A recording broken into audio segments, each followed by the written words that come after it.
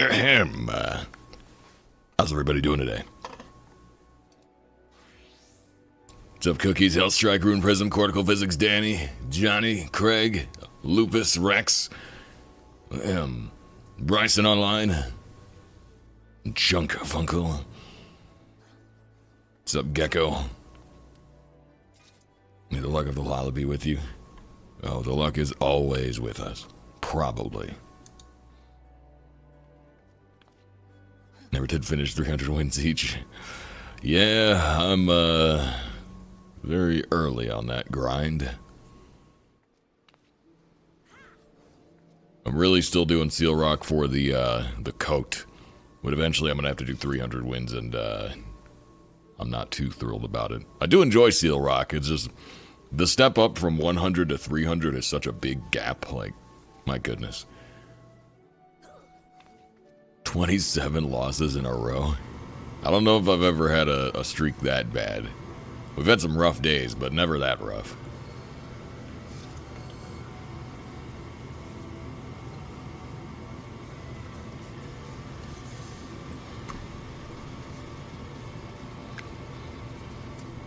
Chevos. Chevos. Minus X, thank you so much for that tier 1 subscription for a 32nd month. It's another month of Mad Babies, a little more cider in your glass. How's it going? Any reason this spot in games where you like to hang out in? I don't know. I mean, Limbs is my main city, and where better to stand?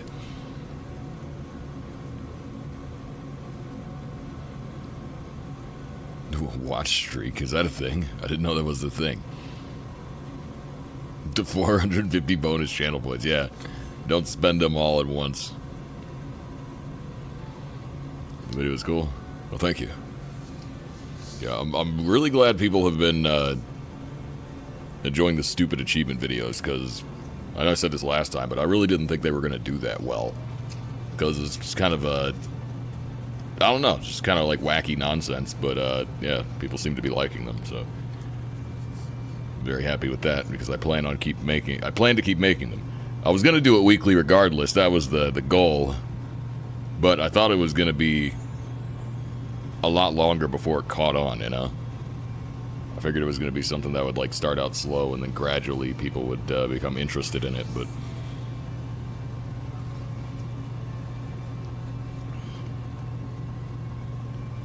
back in a few hours. Alright, Johnny. See you then. Can send them all at once because your 480 channel point redeem is for sub emotes at all. That's your 1 emotes, lol. Better have wins when I return. You said 4 hours? I think we can win at least one game in 4 hours. How's it going, Warmonger? Thank you, glad to enjoy the video. Highlight reel from Sunday events? Kind of, I mean, it's recorded off stream, but... you can get 45, 60-minute videos and not lose a lot of viewers, so you're likely to add chapters. Chapters is a good idea, yeah. But yeah, I'm probably going to keep the video length where it's at for now. 20 to 30 minutes is the goal is like not shorter than 20 minutes, but not longer than 30. That's kind of where I'm aiming for. Just my problem is I'm very long-winded, so it's easy for me to, end up with a ton more footage than I actually need. And even just these first two videos, I cut so much stuff out. So it's like a lot of the parts where I'm explaining stuff, I'm like trying to figure out how to chop it and rearrange it so that I get all the important information, but like without, repeating myself or, adding a bunch of unnecessary lines to it or whatever. And so like, there's a lot of stuff that gets cut.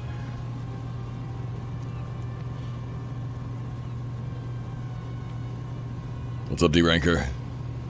65 fates away from 3K fates achievement. Oh, nice. I was going close. 25 minutes, good lunch break type of video. Yeah, I think that's what I'm going to probably keep it at for now, for the achievement stuff. But, again, we'll see. Like, again, it's still kind of experimental. I can play with it and just see, like, what works, what I like doing, what people respond well to, that type of thing. I mean, we can adjust it over time. It's still very early.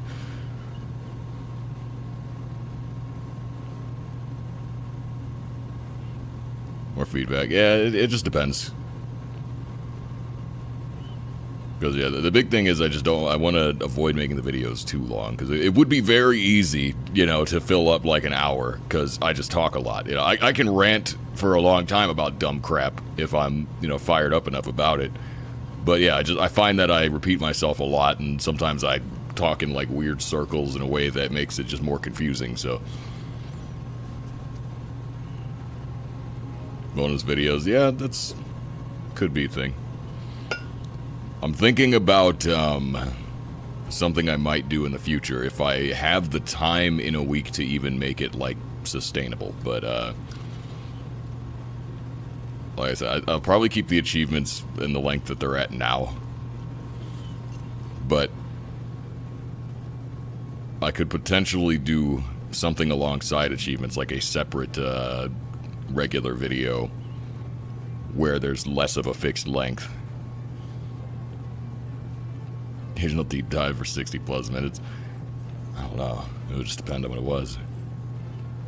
Because at the same time, like, if this is going up weekly, then, like, you know, it's got to be put together on the quick.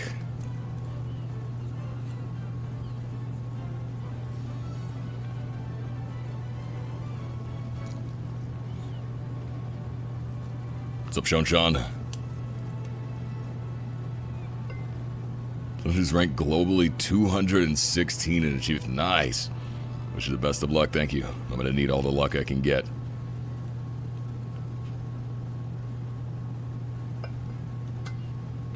I can't wait to start inflating my rank. Right now, my achievement rank is actually it's arbitrarily low because I have a lot of relic stuff that, like, I could cash in at any time, and I just haven't done it. So, like, I'm kind of like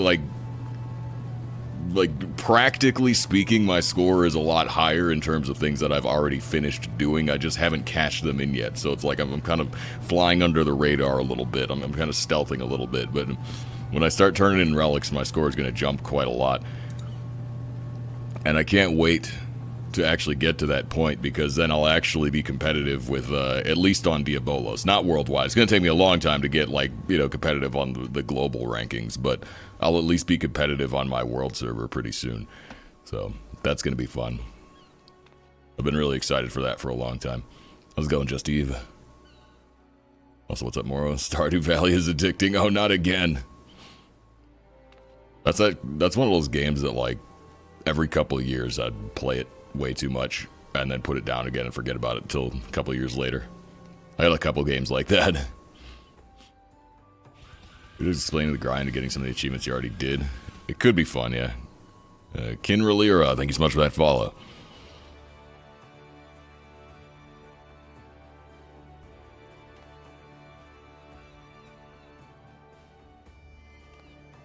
You see a new video on the grind again. Yep, always on the grind. A link to a Google Doc that has tips and tricks for achievement hunting. You could post a link, but I'll tell you right now, I probably won't look at it. Because I'm stubborn and I like to do things my own way. If I'm following a guide, it stops being fun to me. Like, I want to figure it out on my own, so...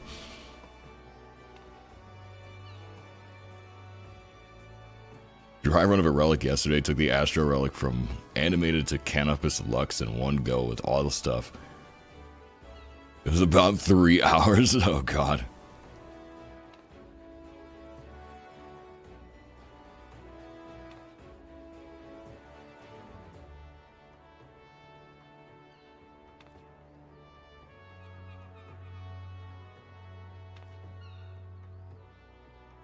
I pronounced it right? Oh, I'm glad to hear that, because I wasn't sure about that one. I saw that name and I was like, yeah, Peachy Keen 711. Thank you so much for that follow. How close are you to mentor status? I'm not too far off. I'm probably going to get mentor in, like,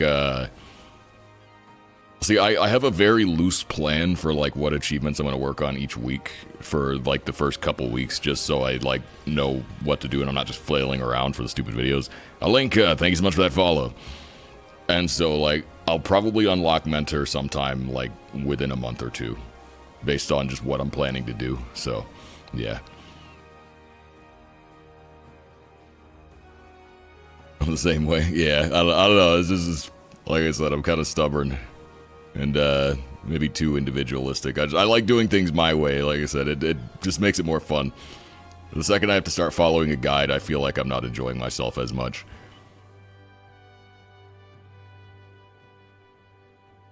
Because then it's like I'm following somebody else's map, you know? I want to blaze my own trail, even if it's stupid and inefficient. I'd rather do it my way.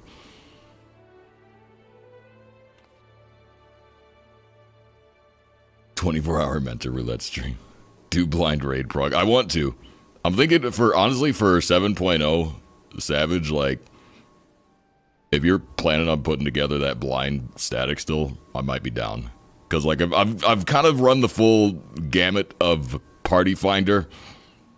And even though I do enjoy Party Finder raiding, you really are just following in the footsteps of the World Race strats, you know? Like, you're not really doing it blind, you're not really figuring stuff out so much as you're just kind of doing what all the cool kids are doing. Whereas, yeah, blind prog, I think, is the most fun you'll get out of raiding.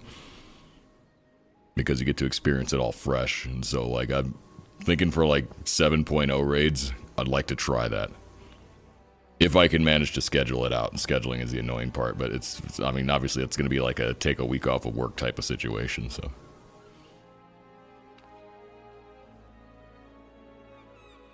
6 Heavensward relics left. Final item. That's 500 poetic for peace. Still need Vaza for achievements and Eureka for 8 relics. I'm catching up, Moro. I'm catching up. You're still sitting at like, what, 18k or something like that? I'm going to get into the top 100 soon. Mentor Roulette is looming darkly. No, I don't think so. I'm looking forward to Mentor Roulette. I'm going to have a lot of fun with it. You can go your own way. Yeah. Close to finishing Mentors. 250 or so left. Oh, nice. You're almost there. Frogging weapons refrain ultimate is nightmare, but fun. Yeah, I don't know when I'm going to do ultimates. Obviously, that's going to happen someday, but like I don't really even have a timeline for it. So. What's up, Dial? I think it would be fun if I could like find other streamers / YouTubers or just pals in general, people that are just fun to play with, that haven't done the ultimates before. Like, even if we're going off a guide for ultimates, I think it would be fun to do them with, like, other gamers that are new to them. But, like, make a thing out of it. You know how, like I've never watched any Nest videos. I need to. Because I know it's, like, a pretty big thing, right? It's like, mostly casual, like, streamers and stuff that just get together and, like, meme around in, like, Savage and Ultimates. I would like to do something like that if I could put it together. Maybe sometime in the future, I don't know. It'd be fun to experiment with. There's like a handful of people that come to mind when I think of like, who would I want to do that with? So.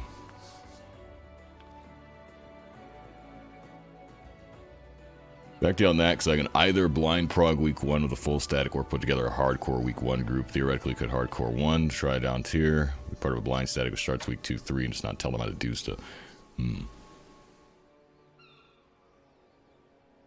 Yeah, I guess hardcore group wouldn't be blind then. You'd be like, you know, sharing notes, following other teams and whatnot. Mentally preparing for Castle in the Sky and everything that entails. I am actually looking forward to that.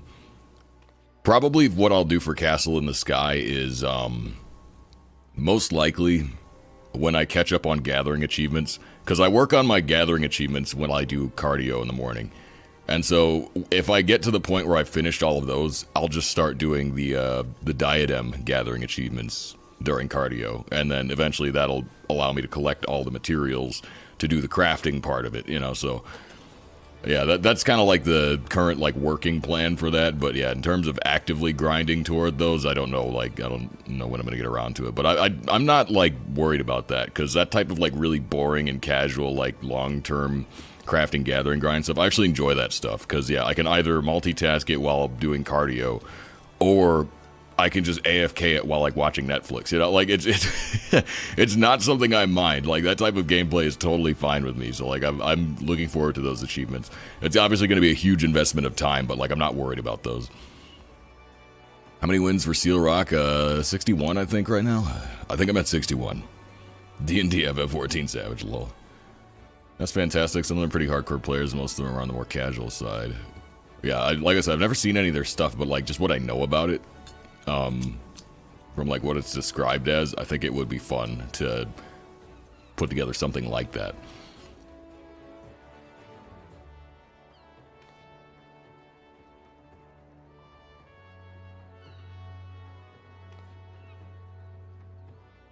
Achievement Discord. I mean, yeah, as long as it's not like, well, that's obviously it's not shady. If it's like a big thing that a lot of people are in, it's probably fine. It's probably fine. You can post it.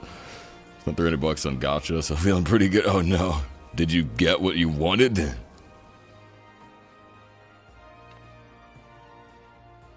Don't have enough vacation time for wearing that, alas. I don't think I can convince 7 other idiots to put in hardcore hours week 1 while also asking them to do fully blind, since that does drastically lower chances of a week 1 clear. I suppose that is true, but yeah, you need like world race caliber gamers for that, and there's only so many of those people out there. Favorite content is running first time through old content and PF mid-eye level blind. Until someone's fudging about being blind, but generally it's fun. Yeah, that's the annoying part, is like trying to do stuff actually blind. Like I've done this on stream before, or like I try to go on stuff blind, and like you realize pretty quickly that half the people aren't blind, and it definitely affects the experience. DreamKitty26, thank you so much for that follow. How's you get all the materials? It's easy. Thoughts on another RuneScape stream?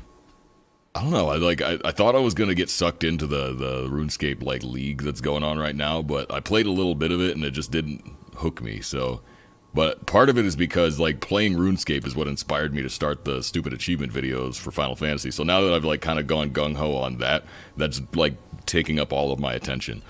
So like another RuneScape stream is not out of the question. It's not something that's really on my mind right now. Build race statics, pull info from other stream. Yeah.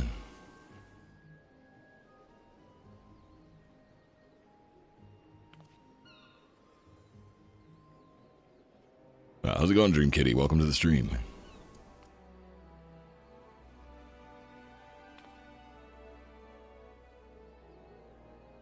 $100 is to finish my second spark, so in a sense, yes, I did.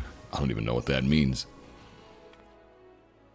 I know the strats will deliberately stand in the bad to debate them. Lol. Yeah, well, there's a lot of people that don't do that. Item grind is the worst thing. Minor botanists are the worst part. I'm not bothered by that. Yeah, like I don't mind gathering achievements at all.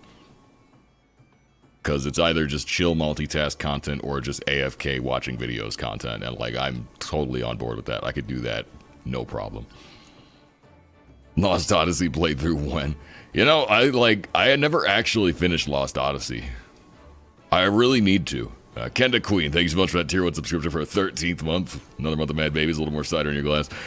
Love it and never finished it. Yeah, same. I got like halfway through the game. I was like at the end of the second disc or whatever. But like every time I like that, one of the things that stuck with me is Kime saying, "What a waste of time." And so every time I say that, I just think of Lost Odyssey. It's just one of those stupid things that's ingrained in my mind, even though, again, never even finished the game. I've wanted to for a long time. But yeah, it's another game on the to-finish list. I think I even have a copy of it as well, like... Because originally I had it on 360, I traded it in at some point, but I think I got another copy of it, and it might be on Steam even, but... My product's double-edged sword. You need people who are friendly enough to bounce ideas and strats off without being offended if their ideas end up sucking. Well, yeah, you need people that are very patient but also skilled. That's the thing. Like, you need a particular type of gamer to make blind prog work.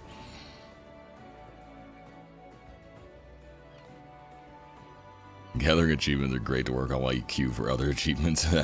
Lol. Item material is quite valuable to sell. Well, yeah, I'm probably going to use so many of them that I don't think I'll have many left over to sell, but...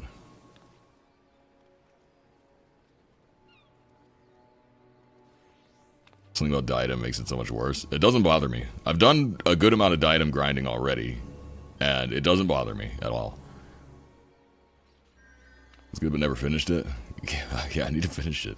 Why does this seem to be everybody's experience? It was a good game, but didn't finish it. Like, that happened to me, too. I got to, like, a haunted house in the middle of the woods with the grandkids or whatever, and I'm like, I just put it down and never picked it back up. It wasn't anything specific that turned me off of it. I was just playing other games. Like, I think that was when I started playing Fallout 3, so, like, that just absorbed my attention at the time.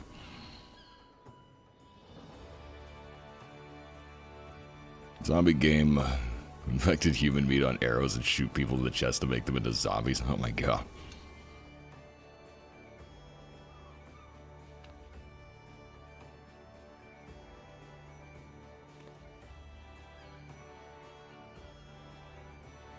Main character not knowing his past and you slowly remember the plot when you replay. Lol. 4 physical copies? Why? I think I do have a physical copy of it, I think, but I can't honestly remember. I feel like I do, though. People with similar skill levels? Yeah. PSR static, I joined, goes in tonight for the first time. We do need healers. Yeah, that's a definite nope. I can't go, like, blind unprepared into DSR. Just on a, short notice. There's no chance.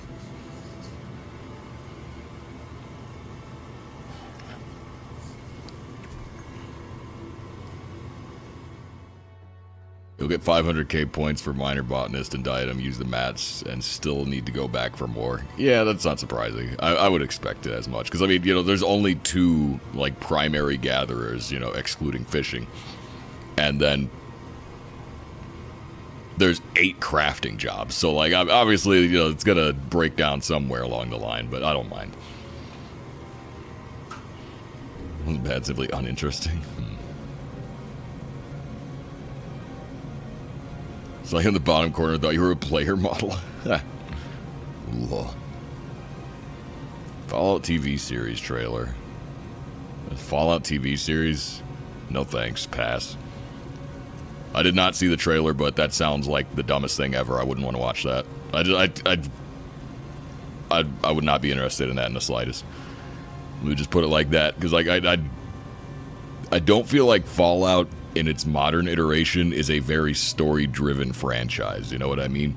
And so it's like, it has a cool world built that you could potentially tell a good story in, but there's nothing like specific about it that would make me want to watch a TV series in it, if that makes sense.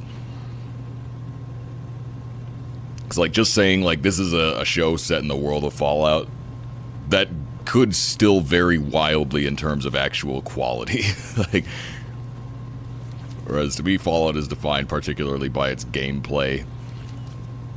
At least, again, in the modern iteration, it's a lot about the gameplay. There's like the weird gray moralistic choices, the freedom of choice. They're not going to be able to convey that same thing in a TV series. But it doesn't mean the show will be bad, because, again, you could tell a really good story in the Fallout world if you tried, but, like, that's not the type of media I would want out of Fallout. Like, I wouldn't have zero interest in a Fallout TV show. Zero interest at all. That'd be like if you made a Final Fantasy XIV TV show. It's like, yeah, this is a cool world that you could tell cool stories in, but, like, that's not what I want out of it. It's not what I want out of it. I enjoy it because it's a video game. 4-disc 360 game, why not? I mean, fair. For $5 from Xbox when I worked at GameStop with their retail reward system.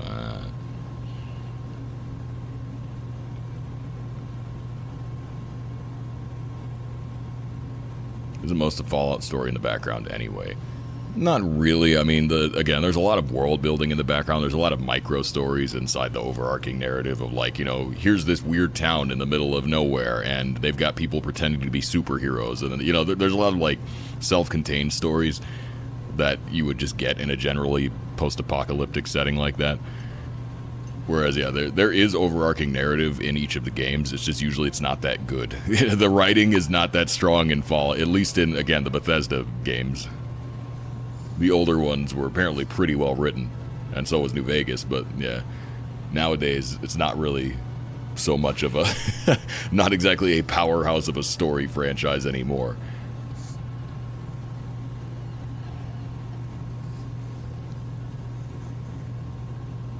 Bethesda writing is the epitome of mid. I'd say Bethesda writing is honestly below mid in many cases, but they still make really fun games. It's just, yeah, if you go into their games thinking it's going to be the story that blows you away, you're playing them almost for the wrong reason. Because, yeah, Bethesda is not like... They make really fun games, but their storytelling, I find, has never been that good.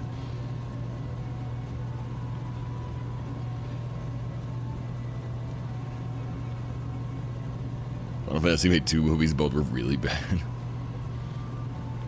Oh, I haven't seen them. Hear about Captain Cyberhawk? I have no idea what that is.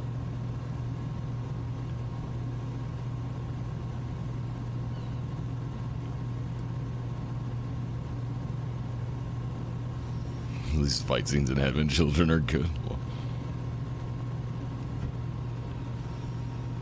Ubisoft's writing's also pretty mid, but you put it in the hands of a good writer and you get a wild ride. Yeah. But yeah, I don't know. For me, like, it depends on the franchise. You know, for an RPG, you definitely want the story to be stronger because that's, you know, one of the big selling points of an RPG. But Bethesda makes, like, open world action RPGs. So, like, they're carried by the gameplay. The exploration, you know, the mini narratives, that type of thing. So, like, the overarching story isn't as important, which doesn't to say that it shouldn't be good. It would be nice, like, it would be better if they had better overarching stories, but the fact that their stories are, you know, not super good doesn't really detract that much from the enjoyment of the game because you get so much else out of it still. But yeah, it depends on the game. Really depends on the game.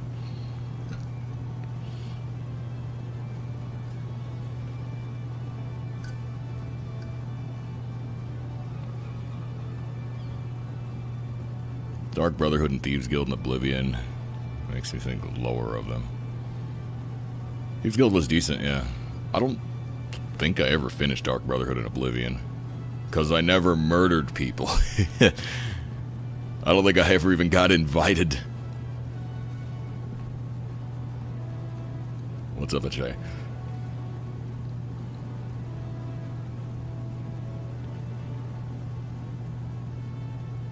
Not your slander on spirits with it. Hey, just because the voice acting was good doesn't mean the movie was good. Dark Souls does a great job with storytelling. No, it doesn't. Like, don't get me wrong. I like the way that Dark Souls has the, you know, story in the background, the story hidden in item descriptions, you know. But I don't think I don't know that I would call that good storytelling because it's not really telling you a story. It's kind of just enabling you to figure out what the story is.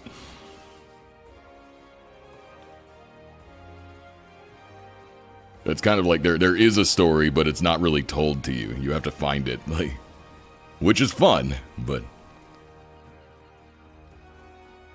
it's not the same as, like, you know, delivering a narrative.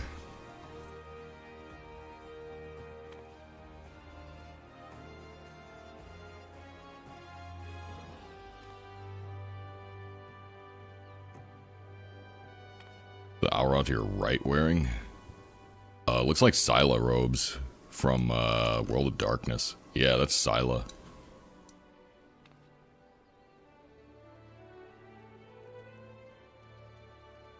Also, I'm pretty sure this is not an Aura. This is an Ellison.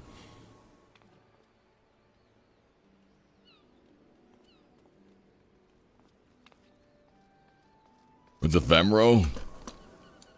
How did I get it so wrong? I thought I saw pointy ears. Yeah, I guess you're right. Yeah, there's a...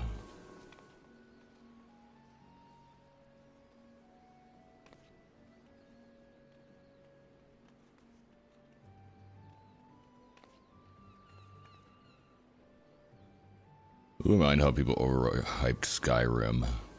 Extra hate for Skyrim because I was trying to sell my friend Circle on Dark Souls and they were busy with Skyrim's gameplay. I enjoyed Skyrim. Skyrim is a fun game, and I sunk a few hundred hours into it. I had a good time with it. I also enjoyed Dark Souls and sunk a few hundred hours into that. But again, the gameplay in Skyrim is different than, like, it's a different focuses, you know, whereas, you know, Skyrim is more like exploration, collection, you know, like number go up style of gameplay. Dark Souls is fast paced and engaging. It's all about, you know, learning the, like, building a skill set within the combat system that it has.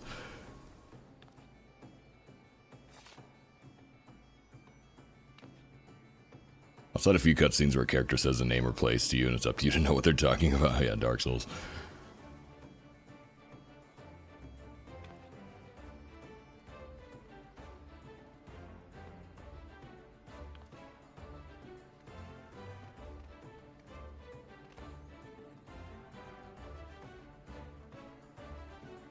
Worlds and Bethesda games carry a lot of the weight in the setting, that is. Yeah, it's just because there's, like, so much there. It's like they're very dense in content. There's a lot there to explore. There's a lot of just little details, and so they're very detailed.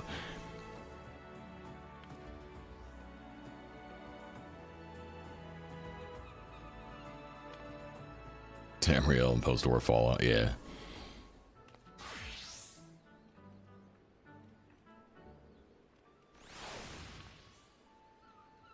Starfield felt so mid. Didn't have a setting that was cool. Yeah, I wanted to play Starfield. I still haven't got around to it, but, like, I don't know. Maybe someday. Never beat the game due to glitches and bugs. Oh, PS3 version. Yeah, PS3 version, yeah. Like, I felt, you know, Bethesda games always have a good amount of bugs in them, but I found that I played originally on 360, and it was perfectly functional. There weren't any, like, major problems, just, like, small things.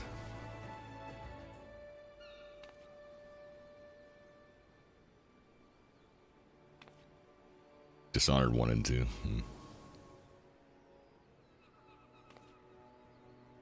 People were trying to say face tanking stuff, meleeing and pausing to eat was peak combat. It was slightly upsetting, to say the least.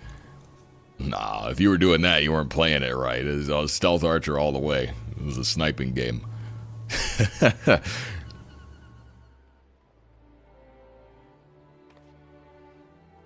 Hi-Fi Rush. I don't know if Bethesda published that. Isn't that the Resident Evil guy?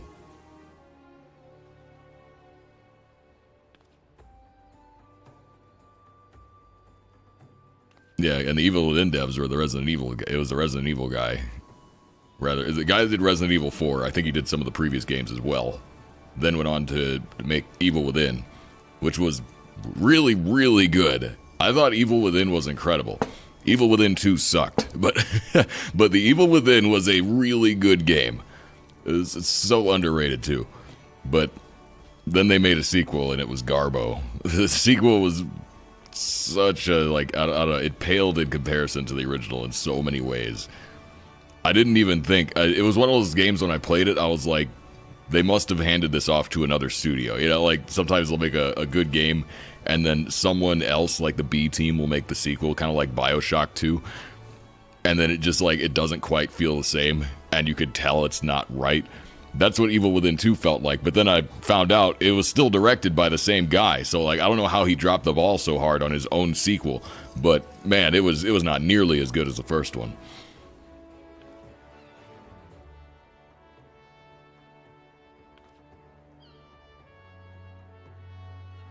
The game on PS3 never got the chance to do the online update. Yeah, that's how they get you. Gotta get that day one patch with Bethesda games.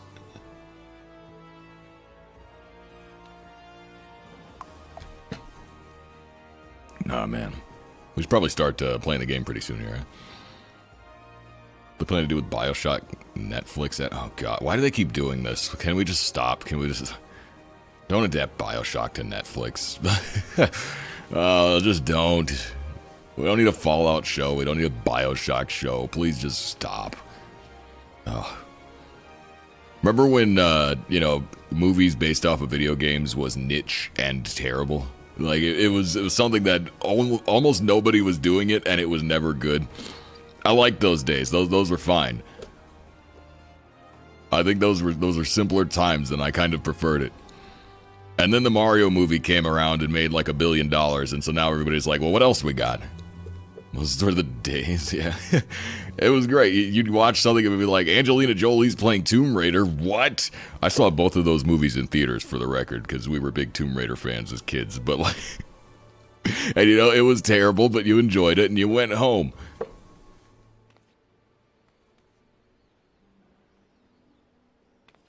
Monster Hunter movie, they made that? I mean, of course they made that, but, like, how do you make that a movie? You know, Monster Hunter? That'd be like making Harvest Moon into a movie. The Alone in the Dark movie. Oh, man, that one was so bad. Nightwish track of the OST, yeah. Yeah, I remember the Alone in the Dark movie, because again, my friggin' parents were Alone in the Dark fans. They were playing through those games, and then like, oh, hey, they're making a movie out of it. First of all, why? I think it was because the Resident Evil movies were doing well at the time, so they're like, well, what other horror, you know, what other survival horror games can we make a movie out of? That's how the Silent Hill movie got made, which that one was actually decent. The Silent Hill movie was surprisingly decent.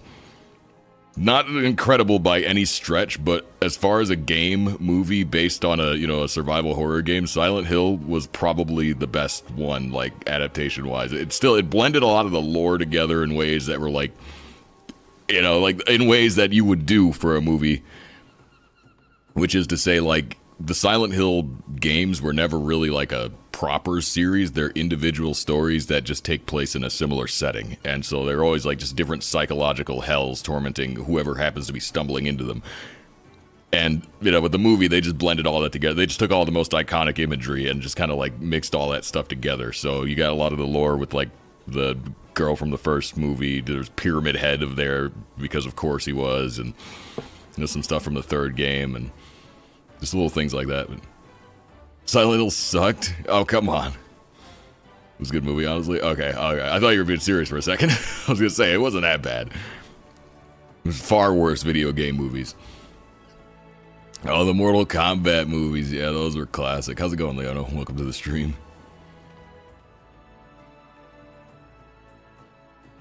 Silent Hill is well designed to be used in multiple formats, so yeah, just because of the way it works. But it's funny how Silent Hill got to be such like a hardcore and serious series. I mean, to some extent, there's still a lot of memes in the, you know, the later games from what I've heard. I haven't played very many of them, but like when you play the first Silent Hill, it's very clear that they were going for like B-movie vibes, and it was awesome. Like it didn't take itself 100% seriously. Second Silent Hill, but I haven't seen the second one. I only saw the first one. Doom. I've never seen the Doom movie. There's a couple of them, aren't there? Didn't like The Rock play Doom guy in like the late 90s or something stupid like that? I don't know. Monster Hunter was Paul W. Anderson, so it was destined to not be good. Lol. First Mortal Kombat movie was good. I remember enjoying it, but I saw it when I was a very small child, so like I don't remember much about it. I just know that Sonya throws a computer at some guy. Every game has sold worse than the last all the way to the end. That's pretty funny, actually. The Achievement Hunting series? Oh, thank you. I'm very glad you enjoyed. I can't wait to make more. A lot of stuff from Stephen King's Mist, which is fun. Even the pterodactyl monster type things are in that book. Huh. Doom movie's surprisingly good, is it? Carl Urban was Doom guy. Oh. Is this filmed in first person? What? Far Cry movie? Oh god. I didn't even know that is a thing.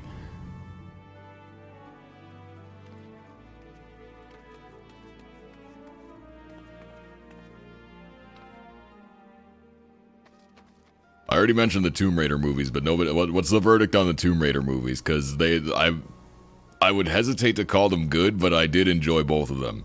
But again, I watched them as a small child, so like I don't know. Maybe they really sucked, or maybe they were fantastic. I don't know. I don't remember the details well enough.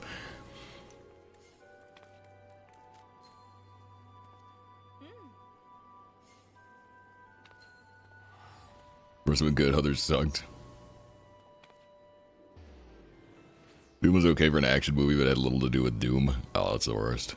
That's what Alone in the Dark was like. It was like Alone in the Dark, I don't know what they were doing when they made that. They were trying to like modernize it and, you know, make it cool and hip, but they forgot that this was a series that was about, detective exploring haunted houses. You know, like they forgot what it was about. They used a lot of the New Nightmare stuff with like the World of Darkness and the dark monsters coming in through the rifts and whatnot. But like that was the least Alone in the Dark lore out of any of the Alone in the Dark games. Like, you know, because the original ones, it's just like there you're in a haunted house. It was just like an elaborate escape room. You know, these are extremely difficult point-and-click adventures with scary monsters designed to sell tip line minutes. You know, like. It wasn't about, you know, the dark world fighting a war with Earth. Uncharted. I've never played Uncharted because I never had a PS3.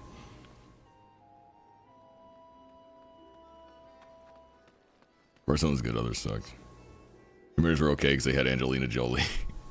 She was a surprisingly good fit for Lara Croft, I must say. Because, like, if you're going to get someone to play Lara Croft, who do you get, you know? Who do you get, especially like late 90s, early 2000s? Who do you get to play Tomb Raider? Master MT, thank you so much for that follow.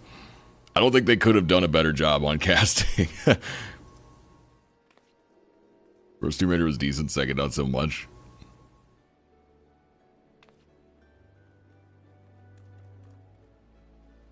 Your movie made the demons just mutant humans because humans have evil genes in them or something stupid like that. Yeah, that's dumb. Why would you, like, fundamentally Doom is Mars is being attacked by hell. If you don't do that, it's not Doom. Like, it's gotta be that. That's the story of the game. Like, it really is that simple, and it has to be.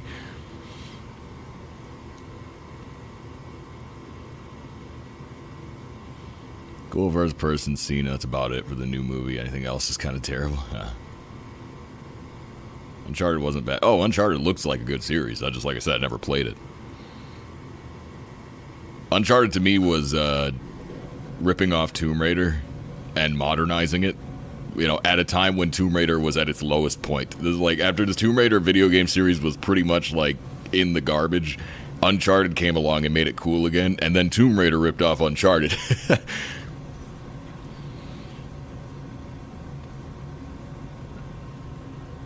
Good translation of Indiana Jones movies to video games still kept the cinematic experience with it.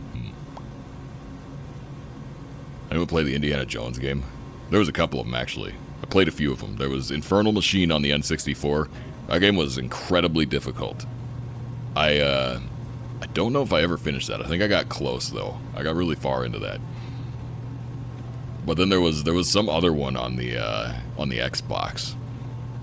And I just remember one of the early missions. You have to, like, you're making your way through some tomb, and you have to swim, because it's a chamber that's flooded with water, and you have to swim across, you know, to the other platforms.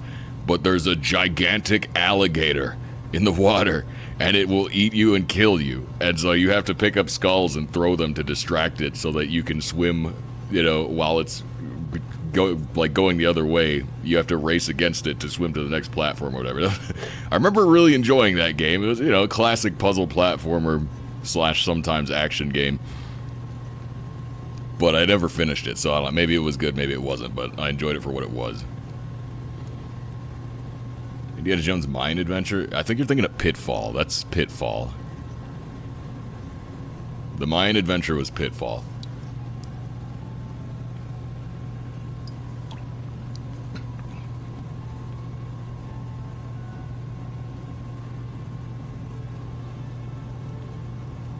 Tom Holland as Nathan Drake was an adequate choice. Granted, I think everyone was wanting a certain brown coat captain as Nathan, though. I don't know.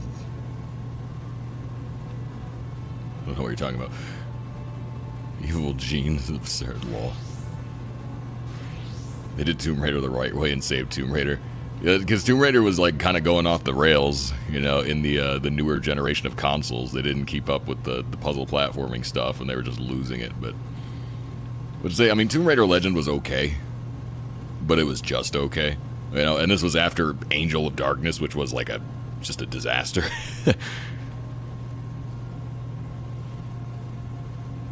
What's up, Pokey? Nathan Fillion. I recognize that name, but that's all. I only know I know his name, but I don't know anything about his work. Guy who played Castle. I never watched Firefly. Castle. Isn't Castle like? Wasn't there a detective show called Castle where there's like a guy who's like just really smart that helps the detectives solve like murders or whatever? That's every detective show I know, but like that, I swear that's a thing. Did you play Destiny? Nope. He's a writer. Yeah, that's what it was. He was a writer. Doesn't he like? He's like a guy that like writes murder mysteries or whatever, and he helps solve them too. Something stupid like that. Firefly, best sci-fi of all time. People always like. I hear a lot of good things about Firefly. I know it got canceled, so like the story never really like got resolved or whatever. But like I've never watched it. I'll have to get around to it. And to tie up a lot of plot threads on the show in ways that didn't make sense.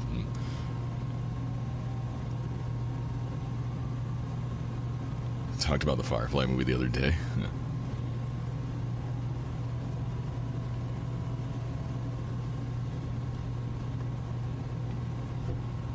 Movie's fantastic. It's basically required watching if you enjoy the show at all. Yeah, I haven't seen any of that stuff. The show, the movie, none of it. Like, I just hear about it every now and then.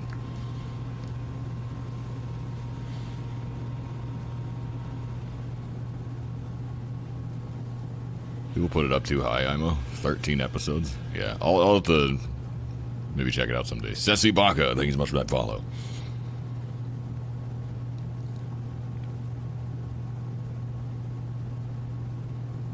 But yeah, I don't know. Who am I standing on? There's my spot. Yeah, my spot. I hate her. Yeah. Space Western. That's what everyone says about it. We have some quotable or memorable bits.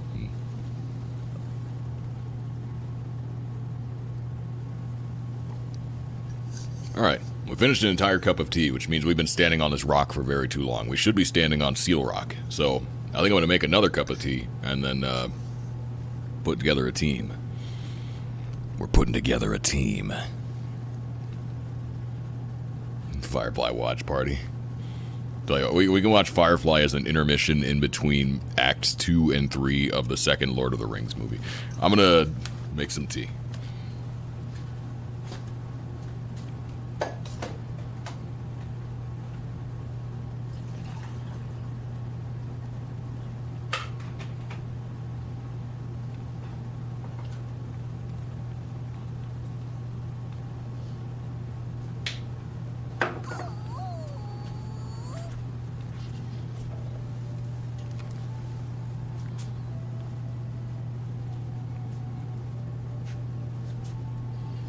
PvP is ranting about what is or isn't good. That is correct. I'm pretty sure. You know how there's the correct order to watch Star Wars in, where it's like episode 4, then episode 3, then episode 5, then episode 6, or whatever. There's like the flex order. Or whatever. There's some like order that you're supposed to watch the movies in to get like the optimal viewing experience with minimal crap. I'm pretty sure the correct order to watch Lord of the Rings in is Lord of the Rings, Septic Man, Lord of the Rings 2, Septic Man, Lord of the Rings 3, then Septic Man, and then you watch The Hobbit. On the full extended version, lol. 4, 5, 6 done. That's really the best. Yeah, that's gonna be the best viewing experience. Yeah, it's just 4, 5, and 6. That's all you really need.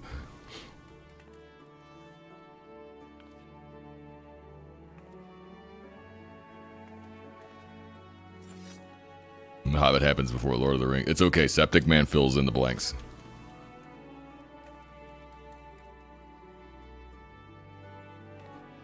I know that The Hobbit happens before Lord of the Rings. I know that much. And the Silmarillion happens before that. Because the Silmarillion's like the backstory of the world or whatever. I know about Lord of the Rings.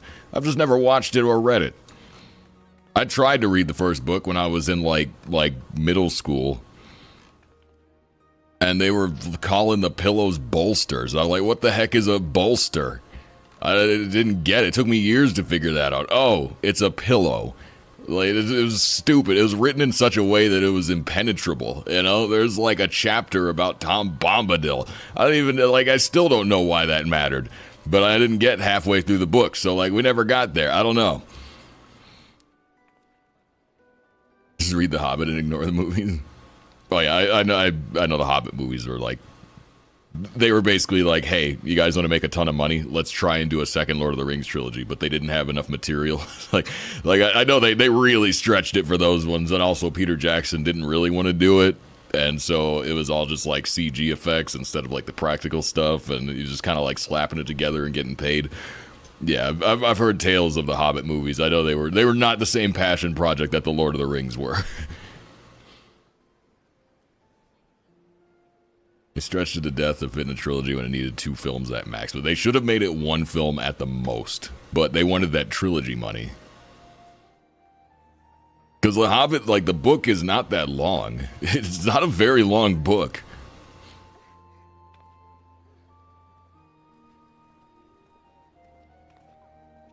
I was vastly prefer the movie for it. Yeah, like I started reading Lord of the Rings again in like middle school, and it was very hard to read. Granted, I don't think it was written for people my age, but like, man, that was like just rough. You know, it seemed like cool stuff was happening, but I just couldn't even really process it. You know, I think I got to, they were passing through some barrows. And Gandalf starts like digging up swords or whatever, and like I'm like, what is happening? Like,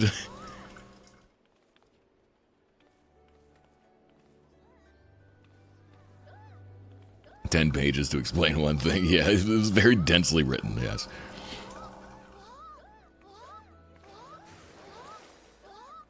Looks at 2 pages.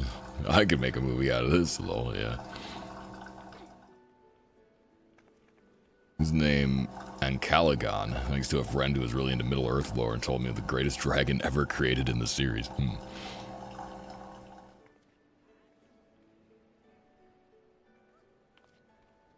What's happening off screen? I don't know. Something. Legolas in the books maybe want to hit him. Well, he's an elf after all.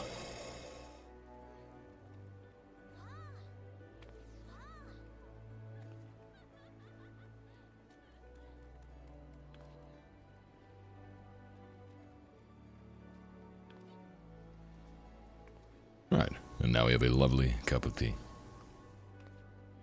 Tolkien wrote The Lord of the Rings purely so he had a place to use the Elvish language he invented. Probably. A true Chad. The guy who, like, perhaps unintentionally invented modern fantasy, and every fantasy has just ripped him off ever since. Like, you know, you gotta respect the guy that writes the first quote-unquote fantasy story, which, like, spawned a whole genre of people just ripping off his work. You know, like, everybody just rips off Tolkien and pretends it's a genre, but really they're just stealing Tolkien's lore, you know?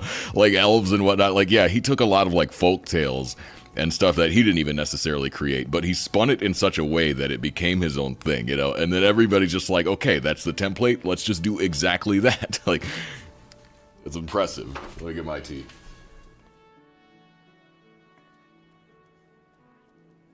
But yeah, it's really always struck me as kind of funny how the fantasy as a genre really is just like everybody ripping off Tolkien. Mithril not being copyrighted means it's everything too, yeah. Tolkien, the owner of elves. Well, like, you know, before Tolkien, elves were the dudes that made toys for Santa Claus, you know? They were like little gremlin things that just like were kind of mischievous. Onion the Okapi, thank you so much for that follow. Heavily into Anglo-Saxon myth and legend. Yeah, like, you know, all of his stuff was inspired by, like, folklore, but, you know, he spun it in a new way. It wasn't, like, one-to-one, you know? He just took those tales that already existed and, like found ways to either adapt them or, you know, draw inspiration from them to create something truly unique, and also, like, putting them all into the same world. Ripping off H.P. Lovecraft? Oh, yeah, yeah, people love to steal from Lovecraft.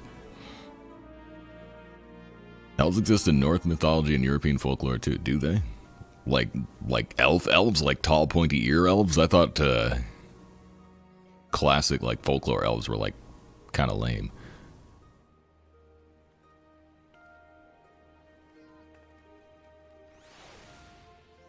Things became the Silmarillion, or him writing history in the manner of old sagas and stories. You know? Yeah.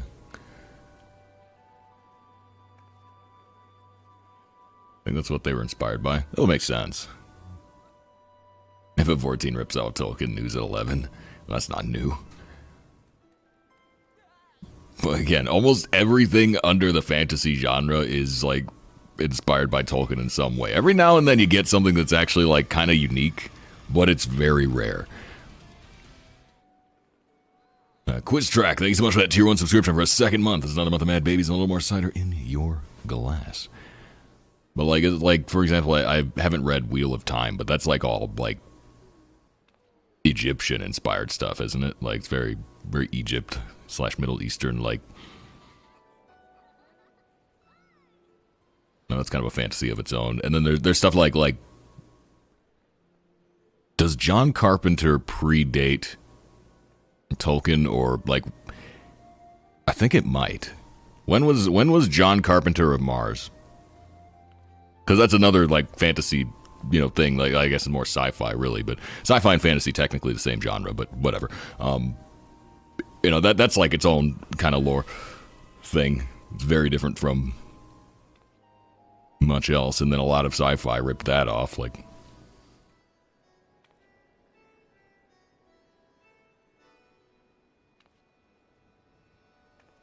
Folklore and fantasy rip each other off all the time. Yeah. Which, I mean, like, drawing from folklore is a good way to write fantasy because it has basis in something, you know? Most folklore is just, like, the same way, like, a lot of, like, older, like, weird paganism or, like, early tribal religious beliefs spawn. It's just, like, people observe a natural phenomenon, don't understand it, and then just attribute something to it. So it's like, you know, cave knockers, you know, was a thing in like early English folklore, where it was a thing where you would hear a knocking in a cave as you were mining, and that was the knocker, you know, and if you didn't throw like a scrap of bread to it to feed it, it would collapse the cave on you. Chances are, you know, it's probably just whatever they were hearing was like some rock cracking or something. Like it was some sound that was indicative of, you know, like the mine not being that structurally sound, and then it would collapse, you know. But, you know, they attributed it to something because they didn't comprehend exactly what it was. It was just like, okay, here's a noise, and sometimes when you hear that noise, the cave collapses on you. And so somebody made up some wacky, you know, mythical monster that hides out in the cave and maliciously kills you if you don't feed it. To see the film of that, of John Carpenter? No.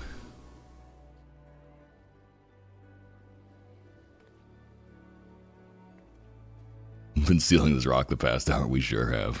What about the Witcher series inspired by Slavic lore? I have not interacted with The Witcher in any way. I haven't played any of the games, read any of the books, or, you know, seen any of the allegedly not so good TV shows. But I haven't really interacted with it at all.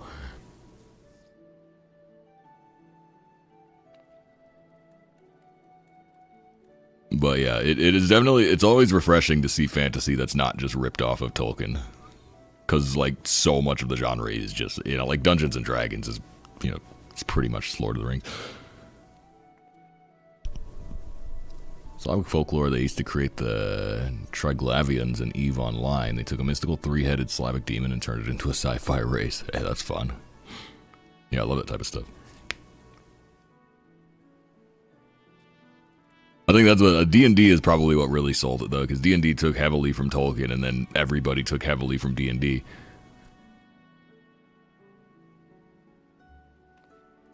All right. Anyway, though, we have been here for a while, haven't we?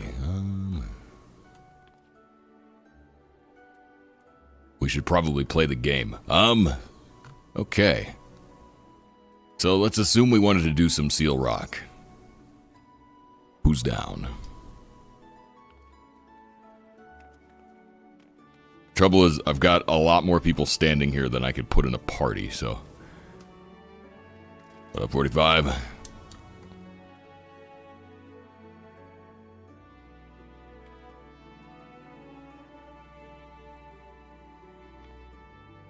For moral support. Alright, let's see. Let's get Red Oak in here. Drugs have been around for so long now, it's usually the first thing that pops in people's heads when you say it. Yeah.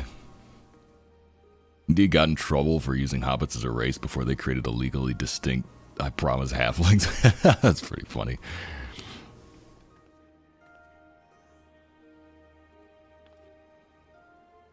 Just reflects my coat. Oh yeah, when did you get the... That was a couple weeks ago, wasn't it? You kids with your coats. We're gonna assume Craig's in, but I don't know for sure. I'll just invite and you can just reject it if you don't want to. Oh, look at that, a light party. I'm going in as alchemist. I'm gonna alchemize the calcified chambers of my heart, where's Black Mage at? There it is. Huzzah! Angry.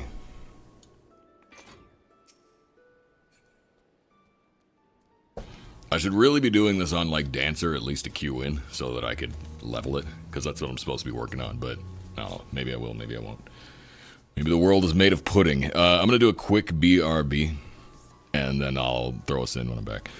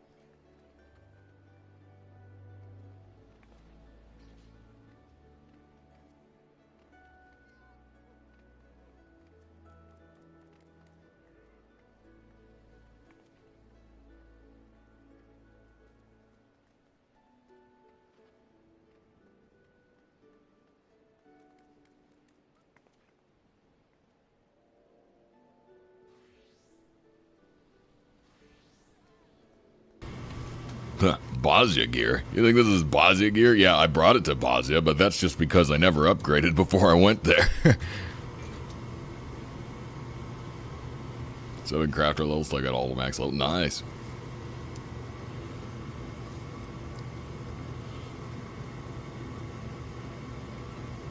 Okay. Before I queue us in, let's make a quick elixir.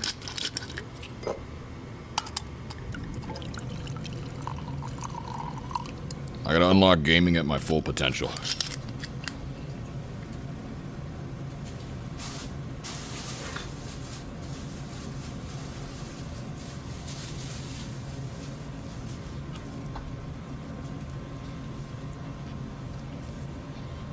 Got there, oh, just, you know, tonic water.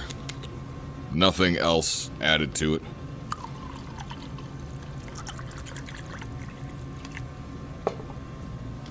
I like my tonic with tonic.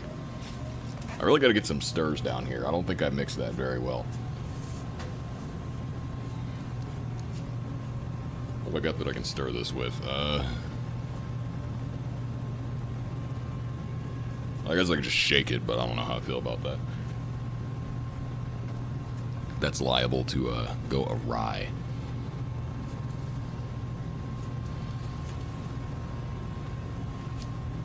Here's a pencil. Let's add a little bit of lead. Graphite. That's probably fine. Oh, hey, you guys want to see something cool? I know I said I was going to queue us in, but I got distracted. I forgot. I wanted to show this off because I'm very, very excited about it. Want to see something cool? Yeah. Check this out. Sometime in the near future, I might actually finally have a modern computer. Look at this guy. Isn't she lovely?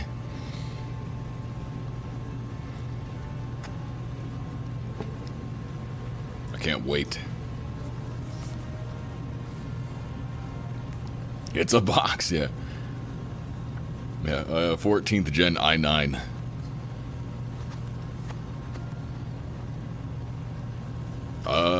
I don't actually know what the model is. Oh, there we go. Wait, yeah. This is a pretty jacked processor. Yeah, this thing is beefy. This is an i9 14900K. Yeah, it's gonna get a liquid cooler for sure. Morisabe, thank you so much for giving that tier 1 sub to Penny Candy Cosplays, who now has access to a pretty awesome Cider Smile emote, several awesome Cider emotes, and many mad babies. Shocked you can go with GPU first, though. I mean, whatever, you know. I can turn on a computer that doesn't have a graphics card in it. I can't turn on a computer with no processor, you know what I mean? Like, I can get the GPU later. I can't start building until I've got the, you know, the foundational stuff. Prime and hounding the rock achievement. How have you been? Been well, Kawaii Jetty. Thank you so much for that Prime subscription for a 14th month. It's another month of Mad Babies, a little more cider in your glass. Yeah, it's like I don't know, I have to make it feel like working full-time again is worth it, so it's like, start breadcrumbing my new computer so that it's like I could see the progress building in front of me. Because let me tell you, like, 40 hours a week don't seem like a lot, but I forgot how miserable it is to be like a normal working adult. Ugh.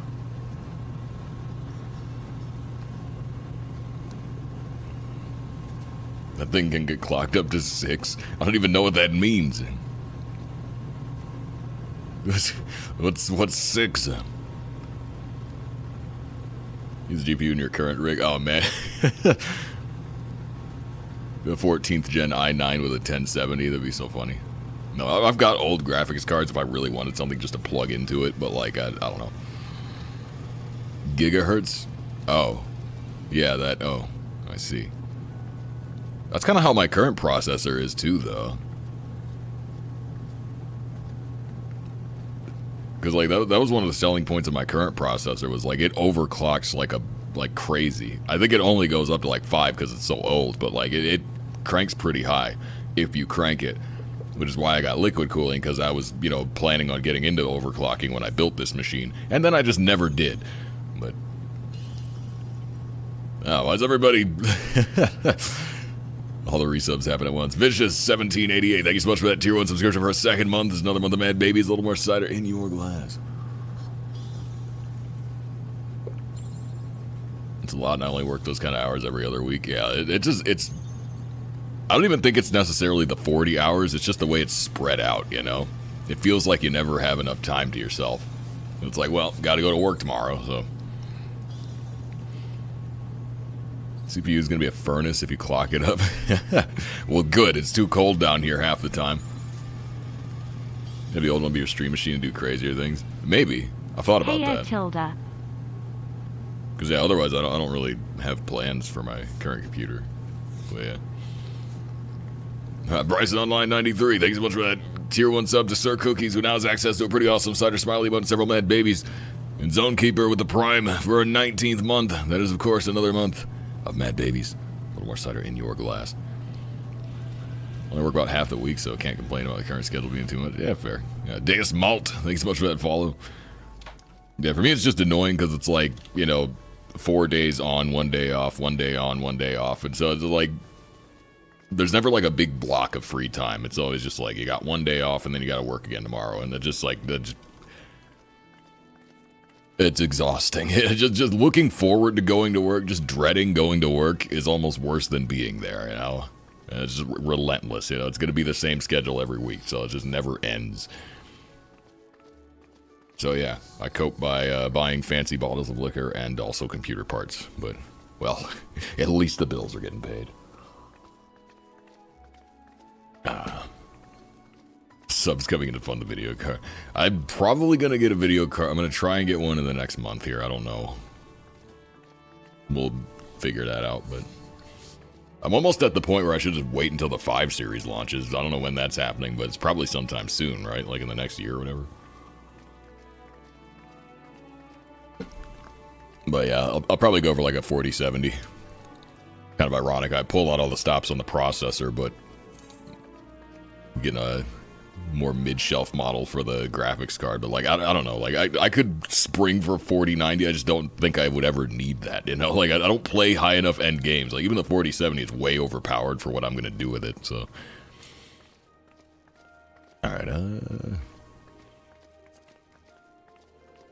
let's do this thing.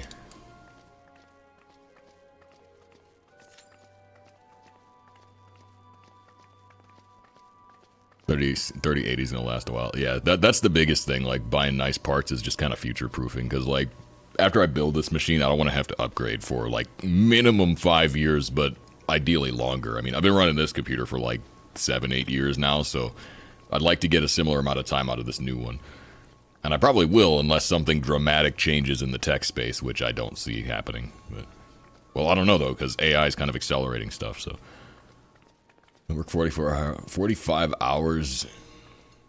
Oh yeah, oh god, yeah, the lunch. Yeah, actually same, yeah. Even when it's Monday to Friday ain't great either. Yeah, but hey, weekends off is nice though. If I could have weekends off, I'd be a lot more happy with my current work schedule. But right now I gotta work Saturdays, so 2-2-3, always have at least 2 days off and a time off. Yeah, well, in the industry, it's a crappy retail job, so that's just not an option. Like,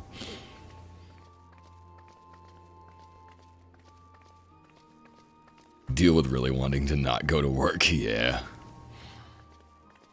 So they used to work 12-hour shifts every day, but you got every 3rd week off. Honestly, depending on the job, I don't know if I'd hate that. I mean, that's like a lot of time at work. If I didn't have as time-intensive hobbies as I do, I'd probably be driven crazy. But having a week off, every 3rd week off, so it's what, 2 weeks of 12-hour shifts, and you get a full week off. That's honestly not bad. I feel like I could get a lot out of that. I wouldn't hate that.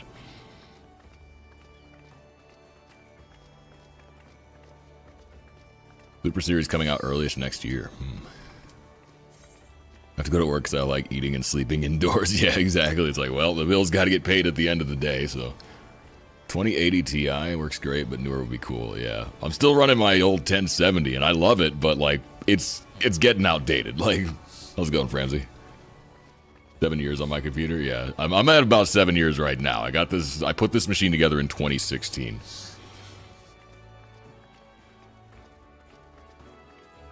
So yeah, it's pushing 8 years now, and it's about due to be upgraded. I'm really looking forward to DDR5 is going to be cool.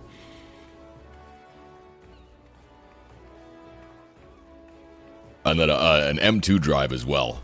We're going full M2 drive, so it's like, I feel like the solid state drive is already so fast, but apparently M2 is even faster, so like I'm really looking forward to that.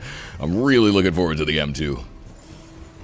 And then I'm probably gonna get a disk drive just for like extra storage, because those go up to like 20 terabytes now, and like I'm gonna want space to put video footage on. So like, what surprised me is that M2s aren't even that expensive. Like, you know, they're expensive in terms of like, it's like $100, right? You know, which it's not a small amount of money. But I would have expected them to cost way more than that. You know, like for $100 you can get a 2 terabyte M2, which to me seems actually cheap. I would have thought it was more than that. You got the bot on your team? Oh no.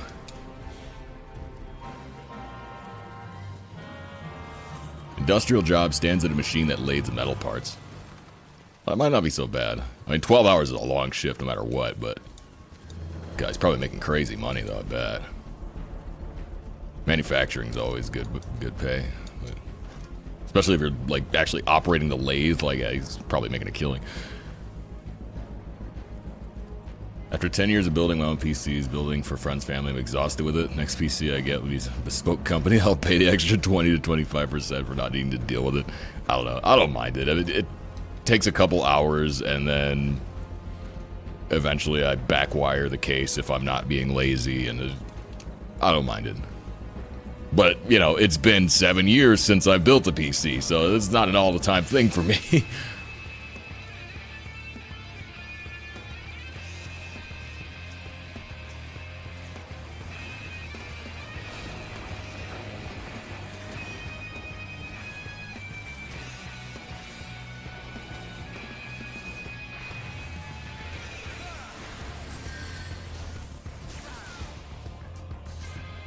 Yay. I don't know why I chased that kill so hard. I really wanted it, that's all. Yay.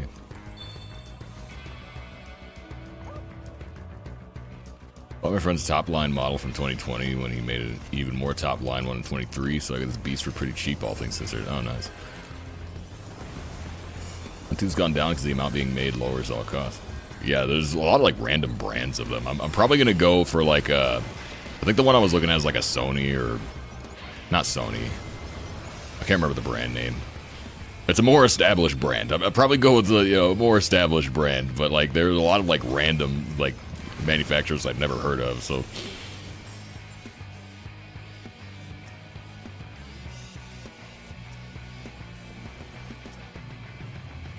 what's up, Ponto? PC changed a good bit, in a good way in the last 10 years, far more accessible. Yeah. It's only getting easier to put them together as well.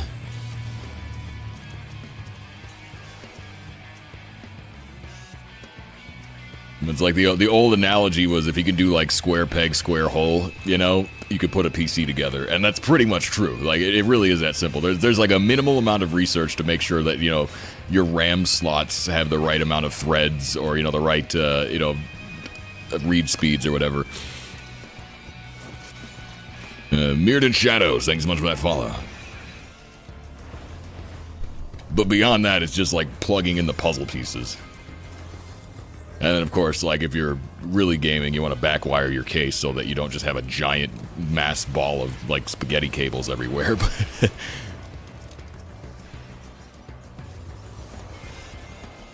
Doing well, doing well.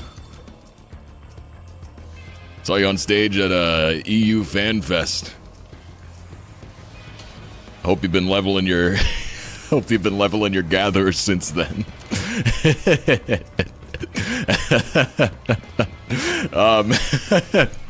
Do you think they knew?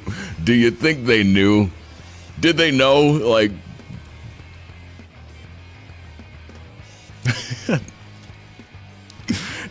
they did know. Oh, it's so good.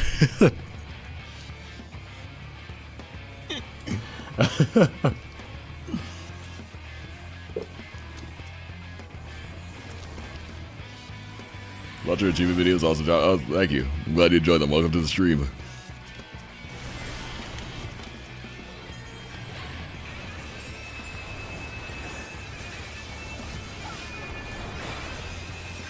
Yeah, that was that was honestly uncalled for. Oh, it's so funny though. They had to have known.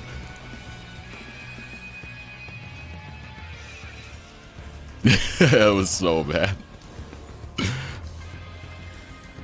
Alista Duranin, thank you so much for that follow. Sorry if I misread your name. I gotta move my alerts so that I can read them. They're in a place where they're awkward to read. Hold on. Yeah. There we go. Oh, I'm getting killed. Ah. Why is blue here?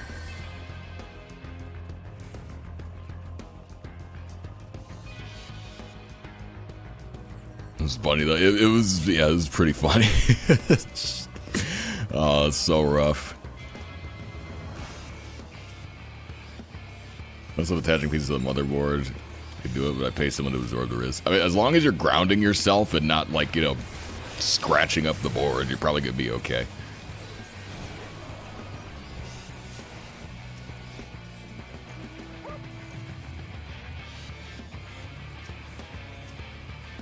How's it going, Mandy? Welcome to the stream. You get to catch it in real time? Yep.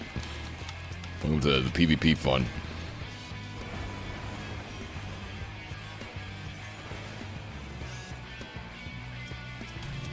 I'm probably gonna have to call that out in my next video. Half of the comments have been like, oh, just wait till you get to the PvP grind, you're gonna hate it and blah blah blah. Like, man, I don't mind PvP that much. Like, yeah, the achievements take forever to get. There's some really long ones.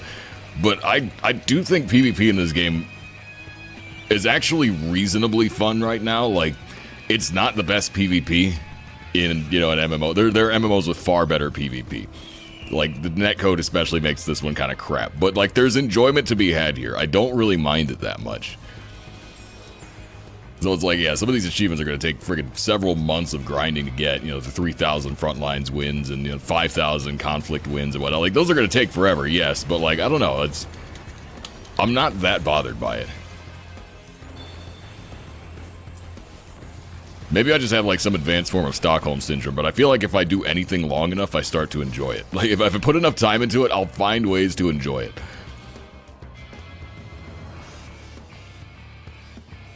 Think about what my next PC is going to be? Yeah, I can't click the link. Give me a rundown. Give me my login details. Roll-line ones are the short ones. It's the conflict ones that take time. Yeah. I don't know. I feel like, because, like, you know, a conflict game can be over in a minute. Frontlines is like, these things get up to like 20 minutes. But the sheer amount of conflict games you got to play, though, is obviously going to inflate it. Currently working on achievement grind. I was curious of where my standing was on Mateus, and I'm 205. Nice. 205 is good. You're going to be breaking into the top 100 soon. Rival Wings achievements. Yeah, it's like 1,000 wins for Rival Wings, and people only play it on like Saturday. That might be kind of rough, but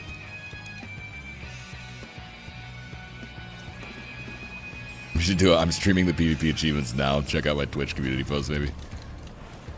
Yeah, I'm not too worried about it. I think shilling the Twitch at least once a video is fine. I don't want to spam people with it too much. I sit glam reward for X amount of achievement points. Like Guild Wars 2, I'd certainly do a lot more of it. I really want that too. I really do. Like more macro achievements, like, you know, get 20,000 achievement points and you get a cool hat. A hat cooler than the, you know, level 90 all jobs hat. Something like that. I would, man. I just realized I haven't LB'd this whole game. I'm throwing, dude. It was perhaps a mistake doing a gin and tonic before going into my first game while also maintaining like 3 conversations, because like I'm just not focused at all. 1k Adder wins, 300 flames, and 100 Maelstrom. Oh man. Just one character as well. Yeah, you and your like 5 characters with the Hand of Mercy or whatever.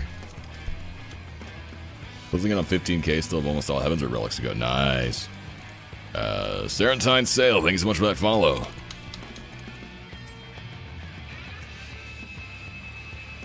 AMD right build? Does it say right? Sorry, the chat scrolled past before I read it. Next Moogle Tombstone event happens. Rival Wings popped off every night. Got 100 mounts in like 4 days. Yeah, Moogle Tombstone is definitely the time to be doing Rival Wings for sure. I'll go overtime. Oh, yeah, the overtime is so annoying. As the 04, thank you so much for that follow.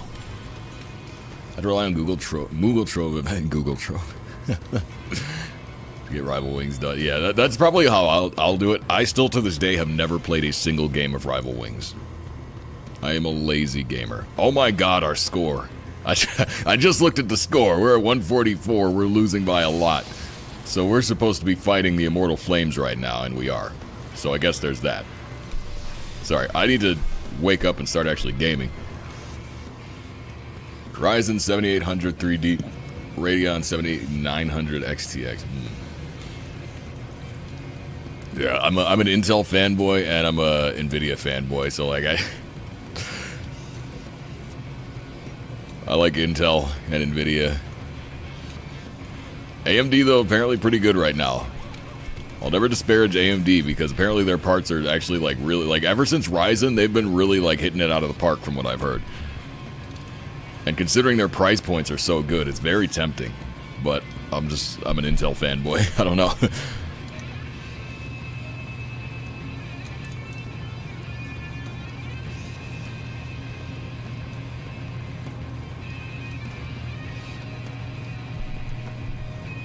haven't been bothered by community posts when I see them. Because I have to be like browsing to be bugged by them videos, which are just, hello, I'm streaming, can be annoying though. Oh yeah, I would never do that. Because it's like, you know, people might think, hey, there's a new video, but then it's just an announcement of a stream. Like, yeah, I would never do that.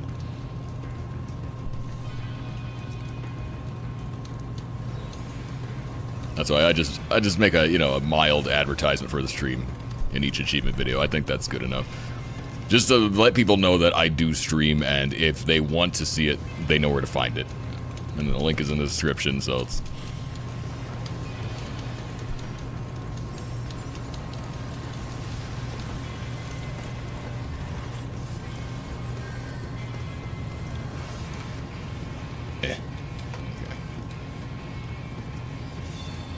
Haven't completed Seal Rock grind, it's the worst. Oh, have completed. I don't mind, I like Seal Rock. I enjoy Seal Rock. I actually enjoy Seal Rock. No need if you got 50% checkpoint, the other team haven't.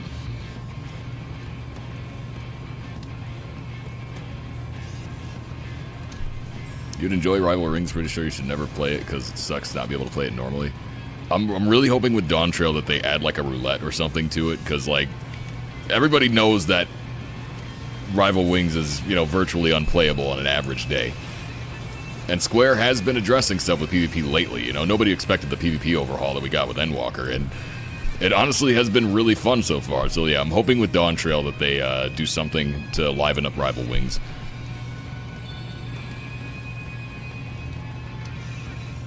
Streams even have achievements. Too bad you can't spend those points on anything. Maybe come up with some new channel point redeems again. Been on Ryzen for a few years and I enjoy it. Yeah, I've heard very good things about Ryzen. Valen, thank you so much for that follow. GPUs are good, but lack some tech ray tracing. They're, you know, for the price though, you can't beat what you get, I guess. Like that's the thing. Like, you know, AMD used to be the budget processors, but they still kind of are, but they're at least competitive now. So, you know, even if they don't have NVIDIA's ray tracing, they still got probably everything you need otherwise. Like, how's your achievement hunting going? It's going really well. Oh, I didn't realize the game was ending. Sorry, I'll try and actually pay attention next game. I didn't die, so I didn't detract from our score, but I definitely needed to contribute more than 260k. Oh, God. Those are disgraceful numbers. As Black Mage, I should be pushing a mil. NVIDIA's resting on laurels and raising prices. NVIDIA has been their prices are getting a little bit up there. But they're just like, I don't know, NVIDIA's still kind of king of the category for now, so unfortunately they have that luxury. I've been hearing interesting things, like I've been waiting to see what comes of the Intel GPUs. Allegedly they've been getting better. Like if Intel can push NVIDIA, maybe the GPU market gets more competitive again, and that'll benefit everybody, but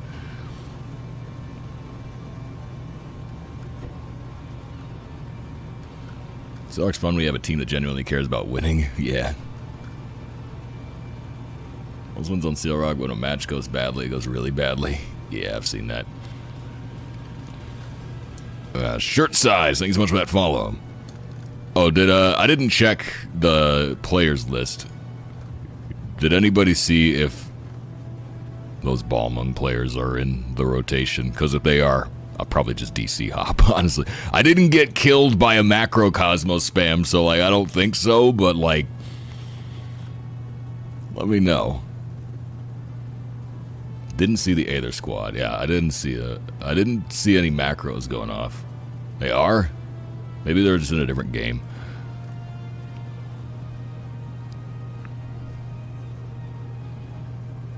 Haven't seen them for a bit. Maybe they're playing on a different DC or like done. Maybe they got the achievement they were getting, like, going for. I don't know, but Deep Dungeon Roulette that skips the save slots and puts a random match party together. That could be fun.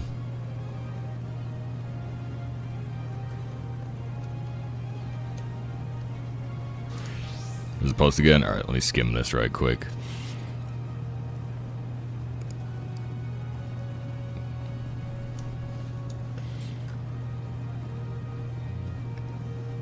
Let's see, we got a liquid cooler.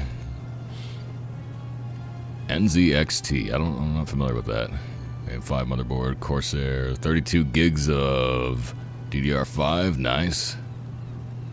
2 terabyte M2, Samsung, that's the brand. Yeah, that's actually, I think that's the exact hard drive that I was planning to get as well. Samsung 980.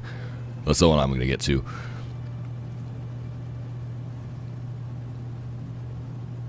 Let's see.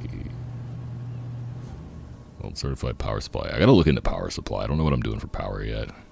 Which is 1200 watt. I got to figure out how much wattage I actually need. Because I'm not planning on overclocking, but it would be nice to have the headroom. And especially if I'm running multiple hard drives for like backup storage, I'm going to need some extra power. And then like, you know, I don't know what the GPUs run these days, but I hear they've been getting up there in power demands again. Because for a while they were getting lower, but I hear they've been kind of getting higher again. I was considering going to the dark side and learning Astro. Yeah. Just a Russian roulette as to whether or not you run into them. What are Aether Squad? There's a 4 stack of people in Crystal that play PvP that do Dark Knight and 3 Astros, and the Dark Knight pulls everybody in, and then they spam Macrocosmos as well as Gravity, and just insta kill like 10 people at a time, and it makes the game unplayable. Like it genuinely makes the game not fun to play.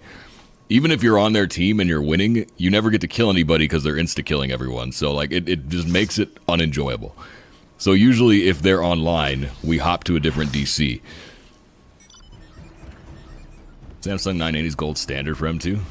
Cool. Then I'm already, like, alright. Don't even gotta worry about it then. It's already settled. Because, yeah, that's the one I was planning to get. So, get 1,000 watts. Better to overbuy than under. Yeah, as long as it's efficient. I mean, it's gotta have, like, that gold efficiency rating or whatever, right? So that it's not just, you know, burning 1,000 watts when it isn't using it. Like, there's another group where they can't successfully do it. Yeah, we found this out a couple streams ago, but one of the people in that group is number 2 globally on all achievements for achievement score. So it's someone that's clearly just like, it's a group that's farming achievements, but they're doing it in a way that makes the game not fun. And so, yeah, we usually hop to a different server to avoid running into them because it actively, like, ruins the experience for everybody else. And I was like, they're not doing anything wrong. They're not doing anything against the rules. They're just not fun to play with or against, so we generally avoid them.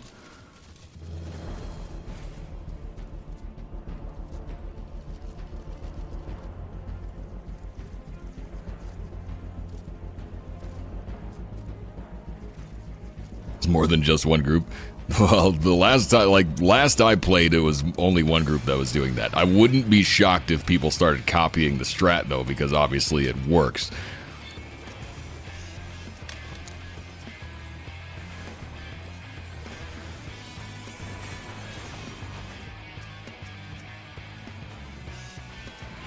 Oh, yellow's here. Oh, there it is. Yep. There it is. Yeah. That was it. That was it right there. It was very out of sync. That might be that other group you guys were talking about, the one that's not as good, but...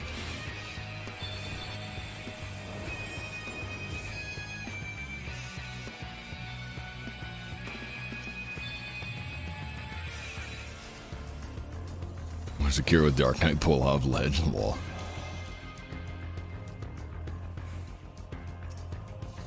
Put with their group and it's so boring. Yeah, because the fight's over before you get there, so you never get to do anything. And yeah, well, we're gonna probably have to go back to, like, we did Primal last time. Primal was decent. Might try Primal again. Because, yeah, if it's just gonna be Astro spam and Crystal like it always is, then there's just no point in playing here. It's not gonna be fun.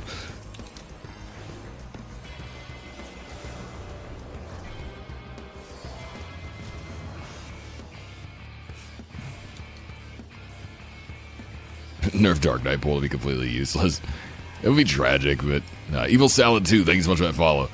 Like, it's a tough situation to fix, because, like, the jobs on their own are not broken. It's just in combination with each other, it's too good. And so it's like, how do you fix that, you know? Because if you nerf Astro, it's going to be useless.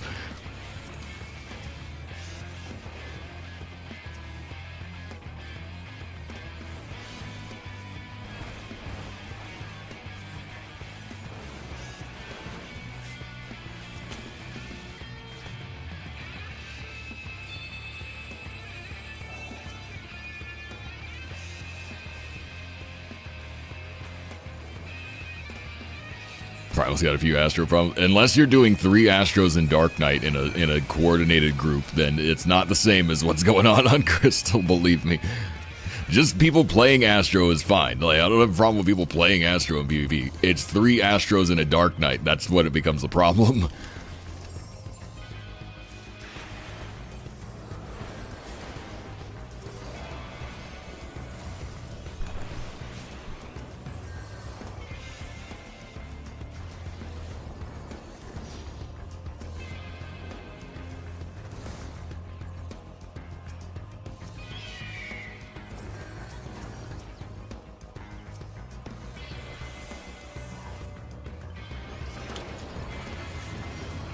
Get frozen, you ding dong.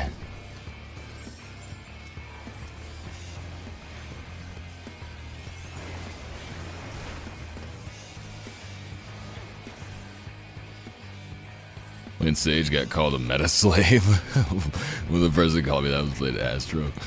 Is Sage even good? I feel like I don't really see people play Sage in PvP. It's got like that invuln field, that's pretty good, but like nobody really plays Sage in PvP. Gravity, quiet. Yeah, the timing on this group, whoever's doing this now, their timing is real bad. Because if they do it right, I don't even have time to shield. It's like as soon as I get pulled, I'm already dead. That's how it's usually supposed to go.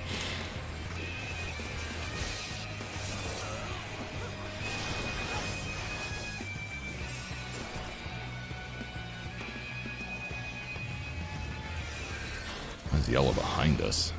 Oh.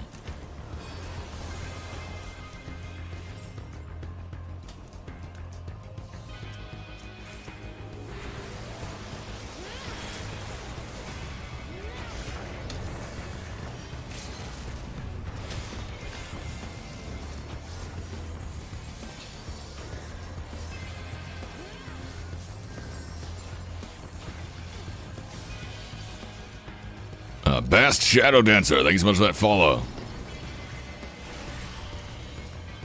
I'm Captain Bast.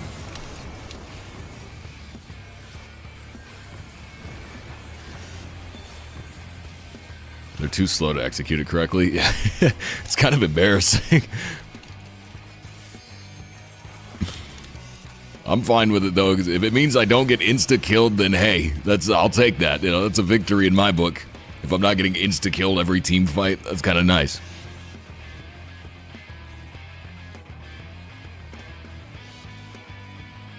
Frontline should get its own balance thing going on. It's gonna have to come to that, honestly, because, like, yeah, when you got people stacking pull insta-kills, like, it really does make the game unenjoyable.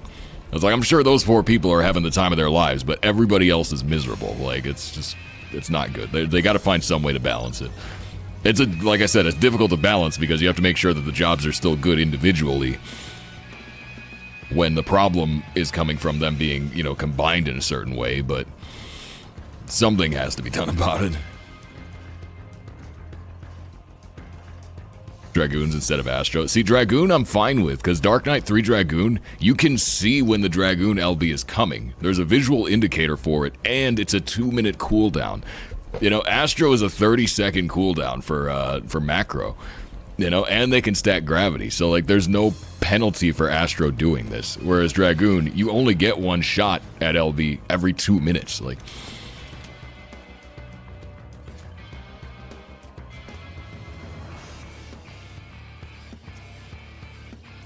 I best make iced tea with normal teas. I want to drink a lot more tea, but drink stuff too quickly for hot tea to work. Need cold drinks. I honestly, I'm the worst person to answer that because I only drink hot tea.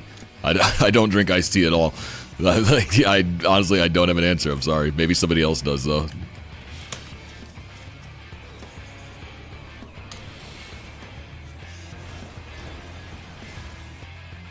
Guard breaking jobs OP.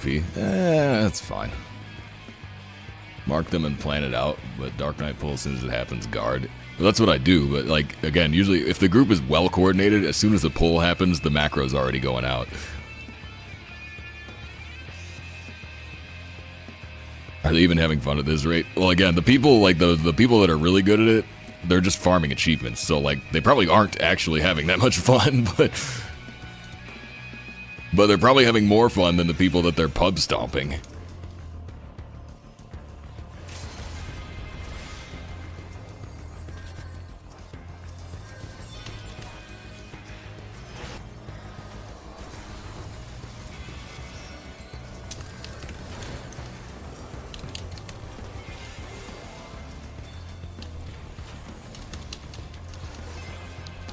Drop an Astro for the warrior. Guard doesn't work with Astro. What? Yeah, it does. Like, if you get Dark Knight pulled and you're able to guard before the macros go out, you will live. It's just the problem is, if they time it right, the macro is going off at the same time as the pull. So, basically, as soon as you're caught in the Dark Knight pull, usually you're dead. Counter is Monk and White Mage. Monk. Why Monk?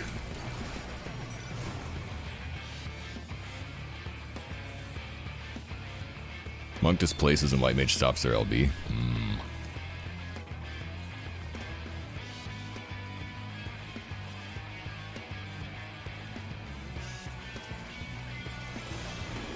Oh god.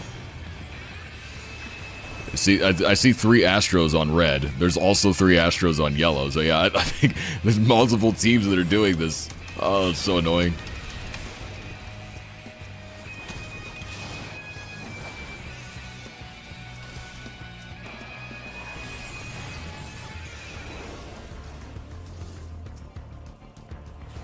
Oh, we ain't winning that. We ain't winning that. We gotta go.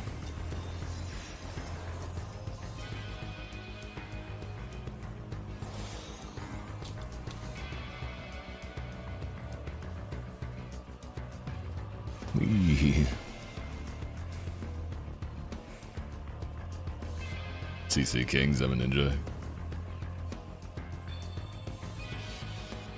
It's gotta be a rough game for Monk though. If your entire job is just CCing Astros, like, because you're never gonna get a kill, you know. It's really hard to get kills on Monk. I've found. Maybe I'm just not good, but like it's a good dueling job. But anytime there's more than one enemy, it's just so hard to get your burst actually built up. But yeah, you can run around and harass people for sure. Tons of kills just don't do much AoE damage. I don't know, like, I found that the Monk combo takes so long to build up your burst that, like, usually you get chased away before you get the chance. If you're picking off, like, stragglers, I can see it happening, but...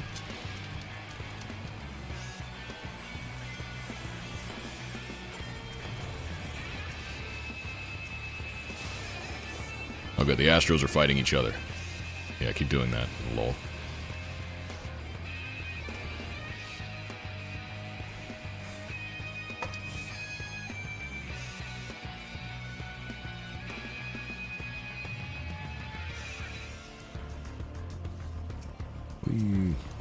Where we at? I totally come to Crystal because we're the best at PvP, right? Well, to be fair, some of the people in that group are just on Crystal. Like, they're not necessarily DC traveling for it, but there are people in Aether in the group as well that, you know...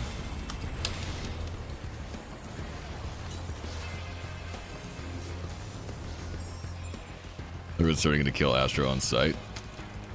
So the trouble is, Astros, like, because they have so much range, you usually got to get through the front line to get to the Astro. So it's like, oh, this guy's DC'd. If you're having Dark Knight problems, though, you got to push past the Dark Knight to get to the Astro, which puts you in the kill zone, so... If a team has 3+ Astros, the whole team is forced to Astro. You imagine 24 Astros spamming macro? Oh, man.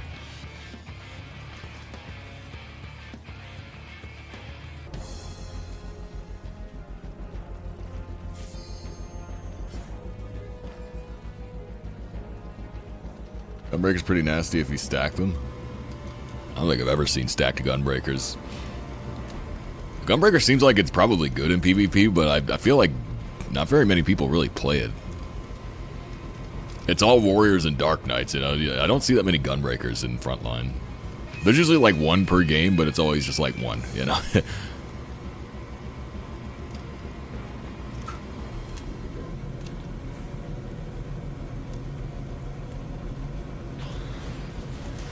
Oh, crap.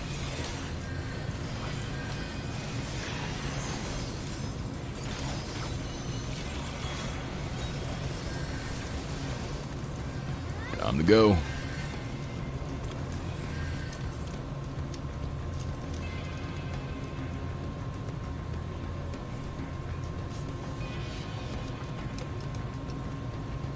Oh, reinforcements arrived. We can actually take that. Cool.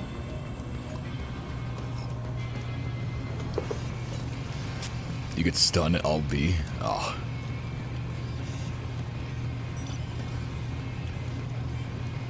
Nebula's a counter. Always top 3 damage is Gunbreaker, even on 3rd place. Tank Nebula counter. Oh man, no, we're still losing this fight. Ah, it's tragic. Yeah, we just don't have enough people. Wait, Twin Adder was winning? Why were we fighting Maelstrom?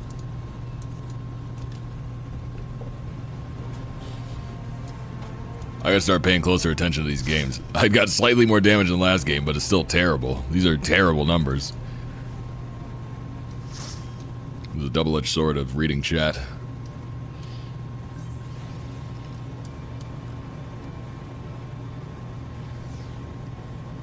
Oh boy, 7 though.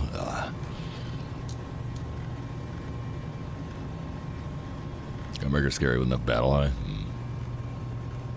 Mad Hybrid spotted. What, in this game? Mad Hybrid's #1 Diabolos, right? He's the absolute mad lad that dethroned Sean Duro. Durex. I don't know how to pronounce it. I've always assumed it was Duro.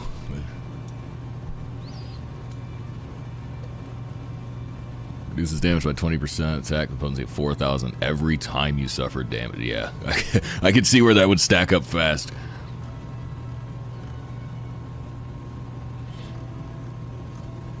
The warrior chain pull, yeah. Alright, I'll do a quick BRB before I queue us in again.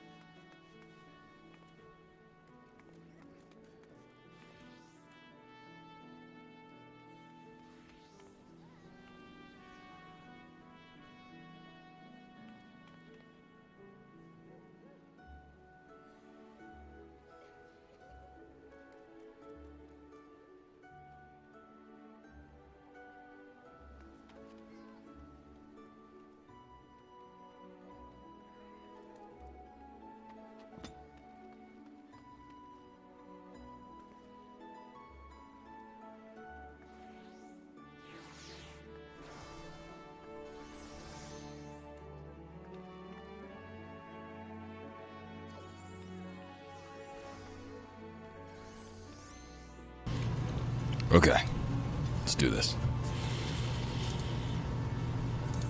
We have to win. I'm trying to actually focus on a game so I can contribute something and maybe we'll win. Wildemir, thank you so much for that follow. Or a Wild Emir, sorry. Win with the power of soup, yeah.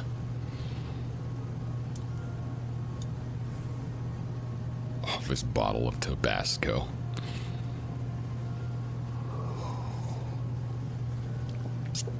Personally, never been a fan of hot sauce.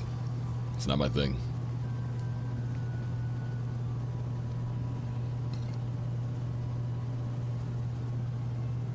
Everyone changed to Astro, yeah. Soup is just wet salad. No, I don't think it is.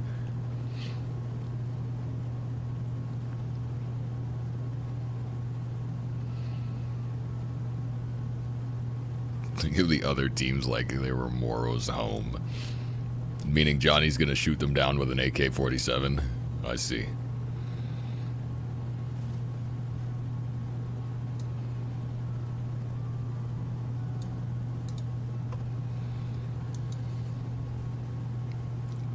Soup is just a hot cereal.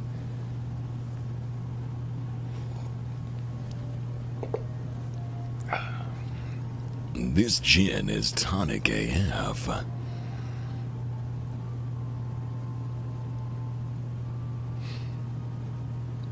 Oh, nice. I gotta say, I've tried a couple tonic waters.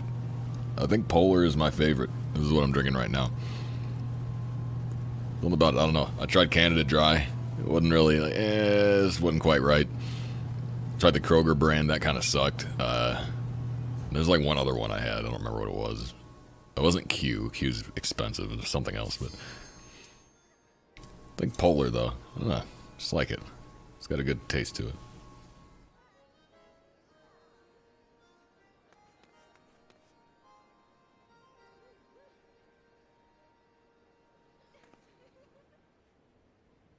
I wonder if they're adding crap to it. Let's see. Oh no! The ingredients. Carbonated water. High fructose corn syrup. There it is. Never mind. Gonna have to find a different brand.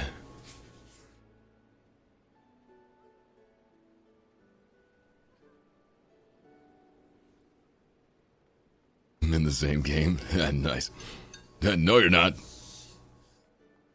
Oh, somebody didn't ready up.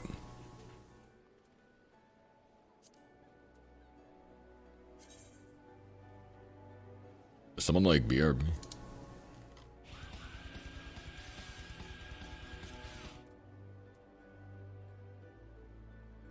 CS Nautilus, thank you so much for that follow.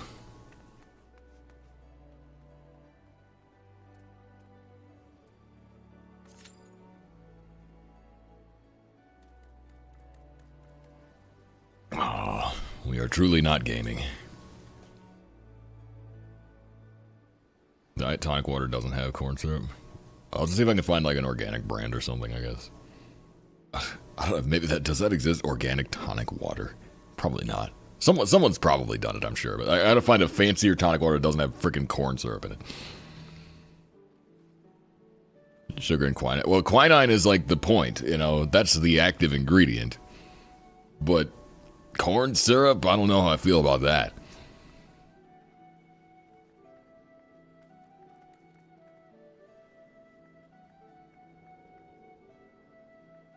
Do you have a poetic sink? No, I don't. Heavensward relics need a barrel load. They sure do. But the thing is, I already have all the Heavensward relic items. I bought every single one of them already. So that's why I don't have a poetic sink. Like, I could dump them into, like, topsoil or whatever, but, like, yeah, that's kind of the only thing I got left. Only a certain set of things I need to do. Not every product is offered for that. For organic, though, generally means there's not, like, random additives and crap. So, you know, there's, like, as far as I know, there's not organic high fructose corn syrup, you know? So it's, like, it's gonna be sweetened by generally something better.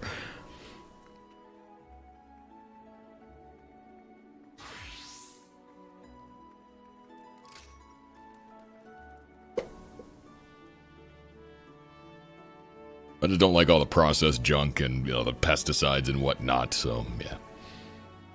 These products my old Poetics gear level crafting decent. I do need to do that, so.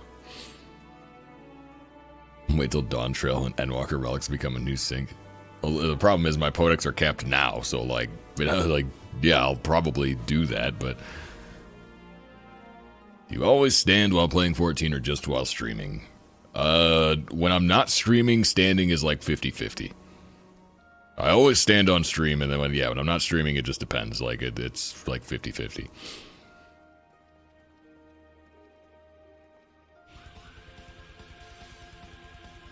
Coffee Vara, thank you so much for that follow. Homemade tonic water. That sounds like effort.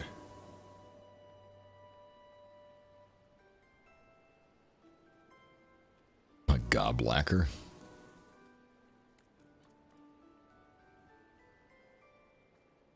I'm gonna get a lot of standing comments. Lol. Yeah, I was raised in a house without chairs. Grow some corn, then drizzle it with sap from a maple tree. Bam, corn syrup. Lol. Unidentifiable shells for soil and cells. Not much better than nothing. Not much, but better than nothing, yeah. Yeah, I know a lot of people do have the topsoil grind, but...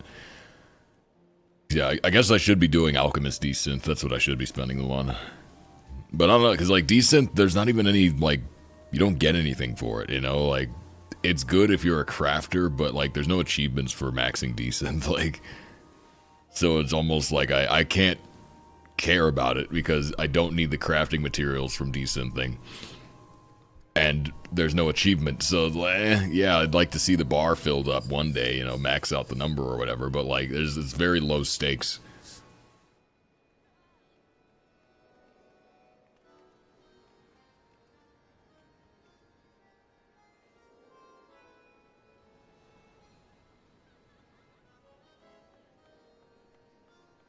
Decent swimsuits for culinarians/fish.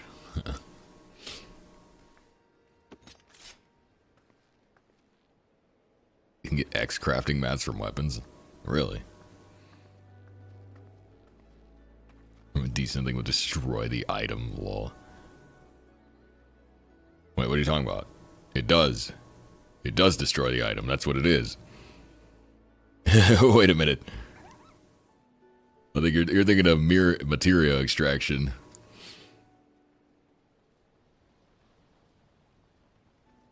What's up, Django? Yeah, you're thinking of materia extraction. Yeah.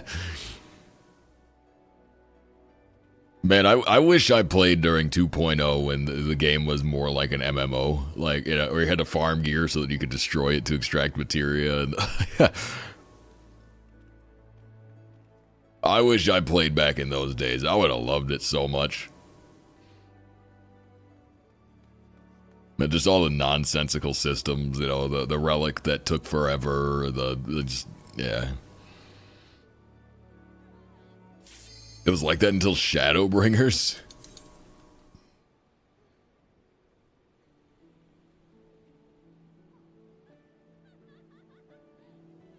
2.0 couldn't meld material into your gear unless it was crafted. Yeah, it was, you know, I mean...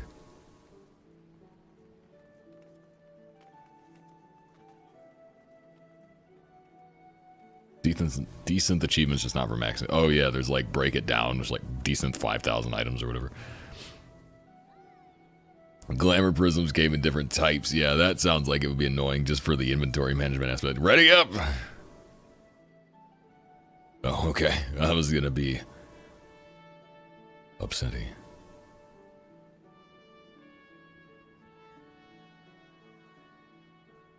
FF11 had that OSRS thing of sideways progression. You could spend a ton of time hunting across the whole world for a specific loot you wanted. Yeah. Yeah, because FF11's old school, and I do, like, really enjoy old school MMOs, you know, back when things were, like, super grindy and very punishing and actually just difficult.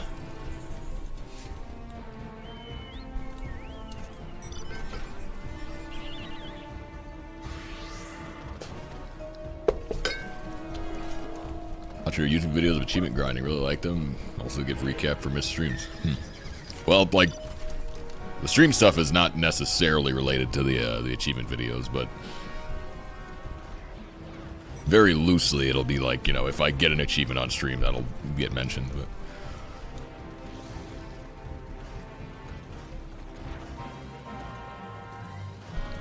yeah.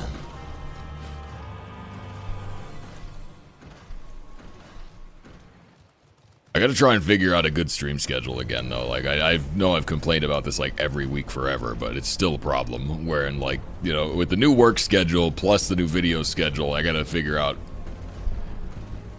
how I can balance that with a stream schedule, because I can always do Sundays, and I always plan to, but I don't want to stream just on Sunday. It would be nice to have at least 2 days in the week, you know?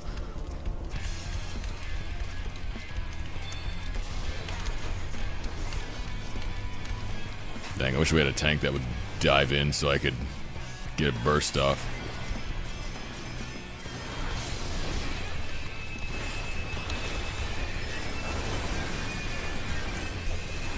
Oh.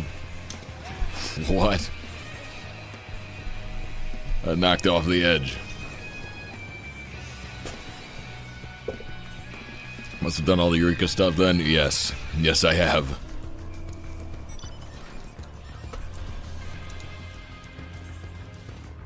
Parani, thank you so much for that follow. Yes, I have done much Eureka. What's up, Shuttinkin?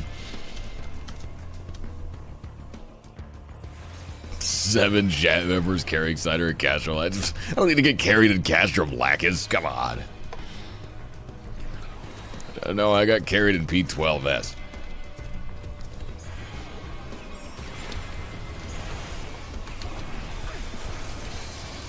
Castrum Lacus is baby mode content. I could sleepwalk my way through Castrum Lacus.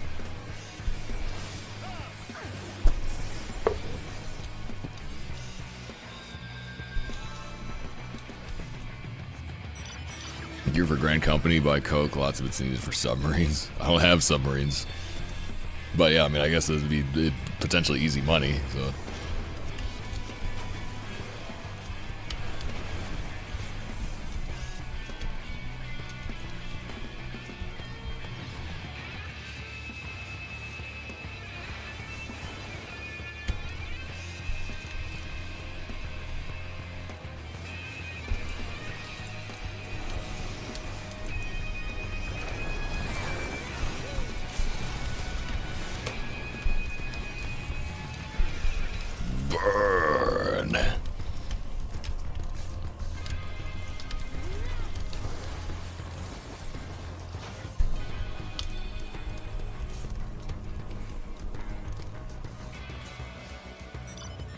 Okay, we're the Twin Adder. We have no points. We need to be beating up the Immortal Flames.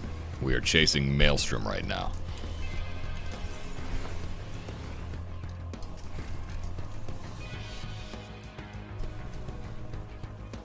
We've done Delrum Savage. Not yet, no.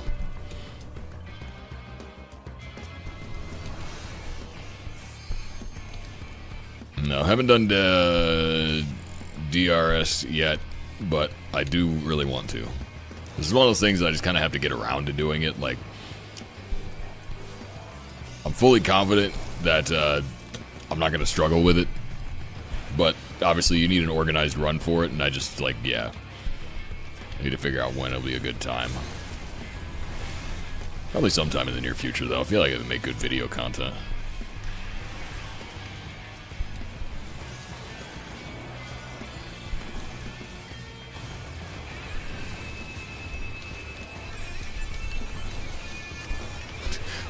We have a lot of black mages, dude.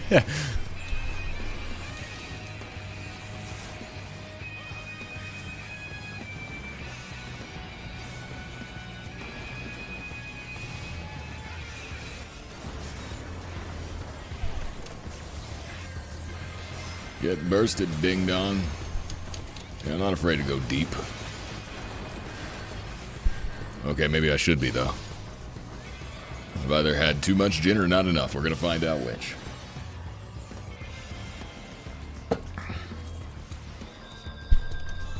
Haven't had any meatloaf yet today, so the gin hits a little bit harder. Breakfast is 4 eggs and a little like, small piece of sirloin.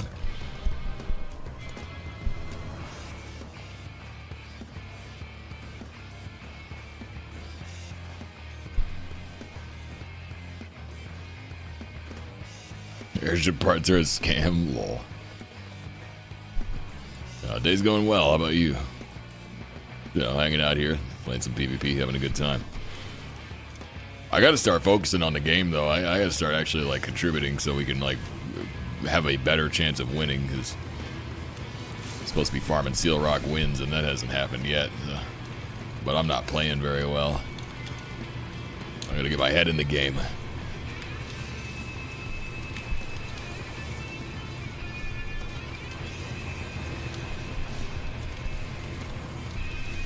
This poor Bard didn't know it hit him. Oh, now Maelstrom's taking it. Not if I have anything to say about it.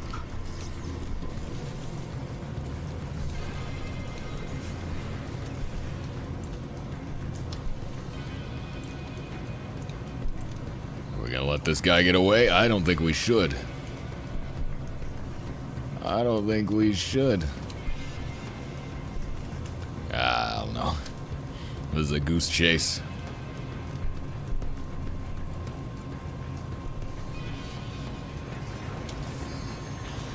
There we go.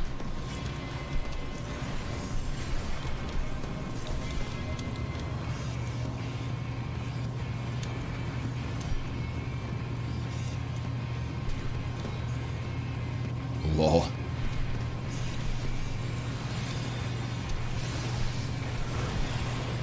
We gotta see this through.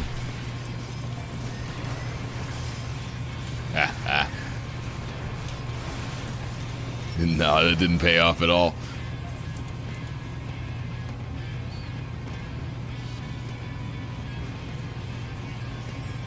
Surprised I've ever had to see where the only member is me. Hey, that means you get to all the profits, though. Bartenders didn't care how much alcohol they put in the drinks. Everything was 3 to 4 times more potent. I've been to bars like that. Man, the friggin' God, what was the hotel at San Diego? I mean, the drinks were way overpriced, but the guys making the drinks, they were very generous with the alcohol at a TwitchCon. Like the San Diego bar, they were making them drinks strong. But mind you, they were charging like $20 for a mixed drink, so it's like, you know, they better be strong, right? Buttercup Storm, thank you so much for that follow. But yeah, they were making them things strong. I ordered a rum and coke. They made it with white rum, and the glass was clear. The Hilton, yeah.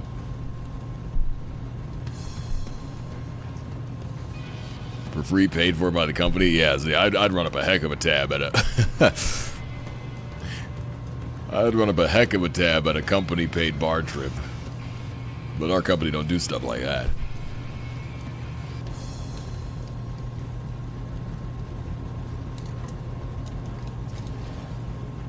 I've been trying to... I want to try whiskey the Japanese way. There's a thing that apparently in Japan it's a big thing that you drink whiskey with club soda. I tried some rye last night because it's the only whiskey I really had on hand. And it wasn't bad, but I have to figure out like how much club soda you're supposed to put in the whiskey.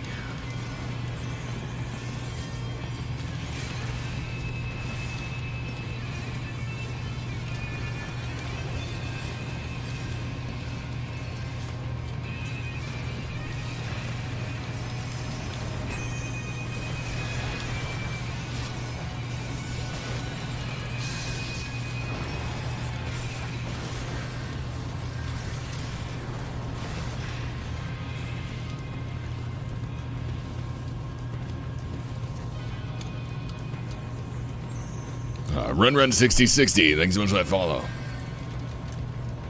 This is our base? It is. Okay, cool.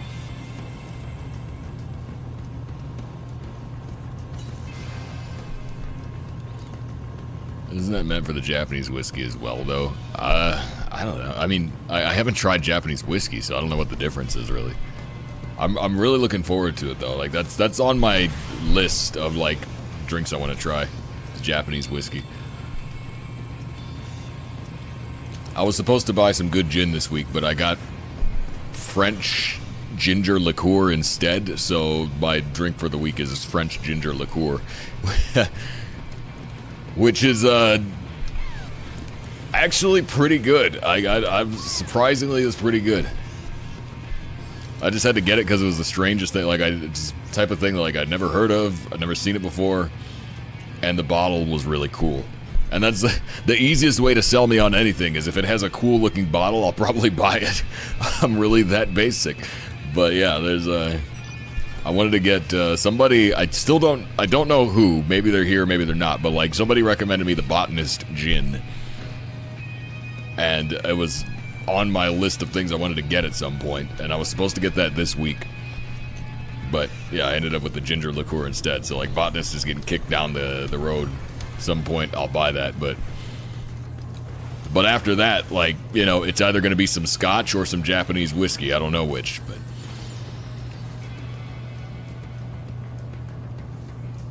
game so popular it skyrocketed in prices years ago.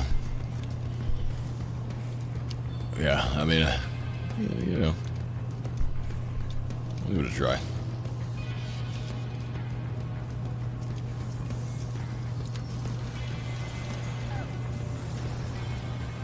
I've got the blessing and the curse of a steady job, so now that I'm full-time again...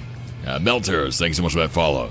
Now that I'm working full-time again, I've got, like, a little bit more disposable income than I've had, you know, for a while. Because when I was streaming full-time, it was just like, I was basically just breaking even. There was no extra money, so I was like, I had to be careful what I bought. But, you know, now I've got a regular adult job. And so there's just like, I can buy random stuff if I just feel like it. And usually I go through phases. I'll just have like this will be my hobby for a little while. You know? And so like at one point it was computer parts. At one point it was like musical instruments. At one point it was retro games. And right now it seems to be like just random liquor. I've been filling up my my bar shelf. My liquor shelf that I don't even have yet. Right now there's just a big nebulous pile of bottles over there. And, you know, I don't even, like, the stupidest thing is I don't even drink that much. I just like trying different things and having a wide, like, selection. So, yeah, I've been trying a lot of different, like, alcohols lately. That's been kind of my thing. Like, there's always, like, a thing I've got that, like, my random, like, spending money goes toward. And right now it's been, like, just, like, alcohol. Get to poke through my liquor cabinet. I'm down. When was that? Was that January, February? It's somewhere early in the year, right?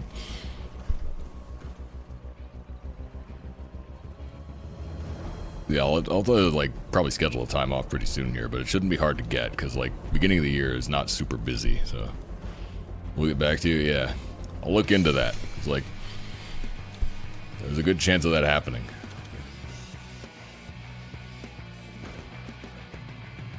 Alright, let's see. We are Twin Adder. We're getting fed nodes like crazy, but we need to be beating up Maelstrom. Looks like we are. That's good.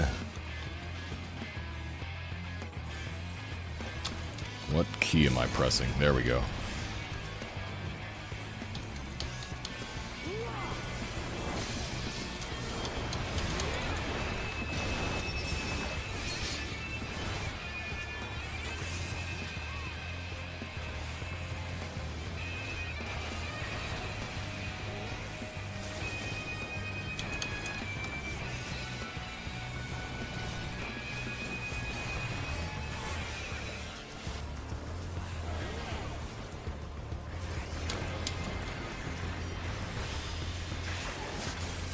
Burst on cooldown, very sad. Always sad when burst on cooldown.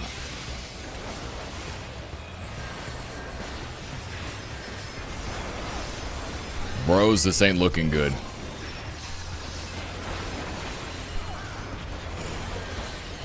We went a little too deep. Man, because PvP. How's it going, Void Screamer? Welcome to the stream. More like mad because G&T. That's where I'm at right now. I'm called Shibu, Shisu, got sesame flavor, it's very forward.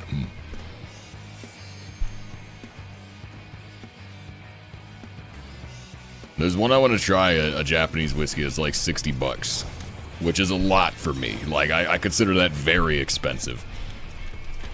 But yeah, I don't know, maybe in the next couple weeks I might get a bottle, but...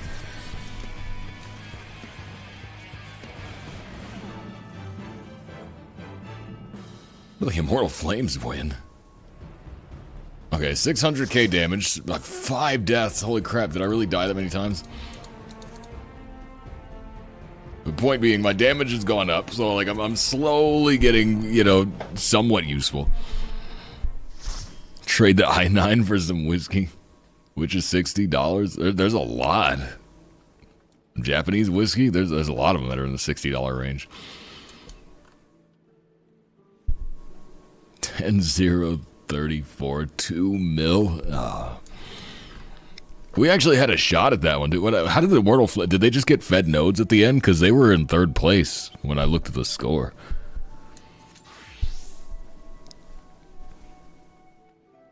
Yeah. Today is more of a mad because G&T kind of day. But the G&T does go hard.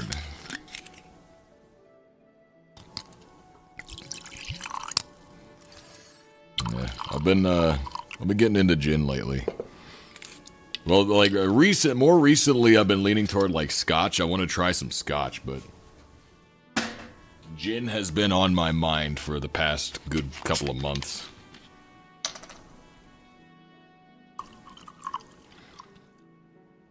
But it's been a while since I've had some like really good rum. And so that's something I've been thinking about too, like looking for more rum recommendations. I want to see what Plantation's a really good brand. I like the Plantation. I want to see if they've got any like fancier stuff. Gin and juice kind of person. Nothing wrong with that. I don't really drink much juice, so like it's tonic water for me, but Japanese plum wine. Oh, umeboshi, not umeboshi, that's paste. Umi is oceans. It's ume's plum. I've had Japanese plum wine before. I have actually had that. There's one called like ume something. Ume just means plum, so like, does the keyboard click clack? It does not. Sadly, this is not a click clack keyboard.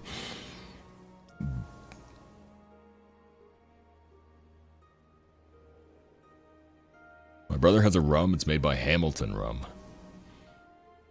Just like umezake, something like that. Umeshu, maybe? I don't know. It came in one of those like those bottles that looks like a shampoo bottle. Yeah, if that makes sense. Like it was like, you know, the really like tall cylindrical bottle with like the cylindrical cap. That's umeshu? Okay, yeah, then I've had that one. Indago, orange juice, and crapple juice. Very good combo. That's not surprising. The Indago, like, it was a good mixing rum. Like, it strawberry flavored rum. It's like, I don't know. Like, on its own, it was not very good. But it did mix really well. I kind of want to get another bottle of it just to have it on the shelf, you know, just because, like, hey, it's Snoop Dogg rum, or Snoop Dogg gin. I keep calling it rum. But fruity notes are drool worthy.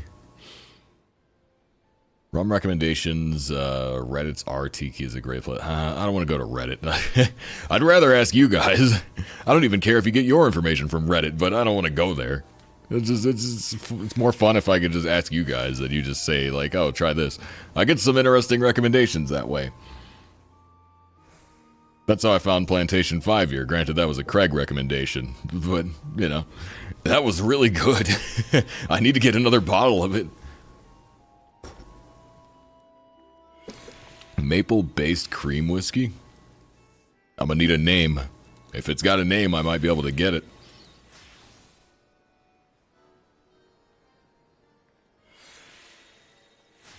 Yeah, the Plantation 5-year was a good rec. That stuff was great. Courveux de Bois. Quebec thing. I'll have to see. I'll have to see if I can find that.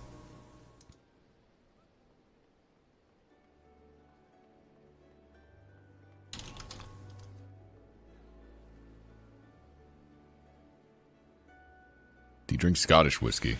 I haven't historically, but it's something I've been, like, trying to get into. A bunch of people together do the bourbon trail. Oh, man. It's a Courveux de Bois. Creme maple.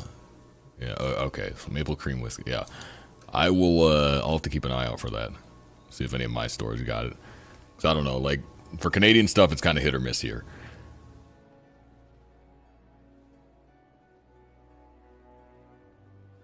Bottle of scotch for Christmas. Yeah, I have a bottle of Highland Park 12-year that I got that I'm gonna break out for Christmas dinner.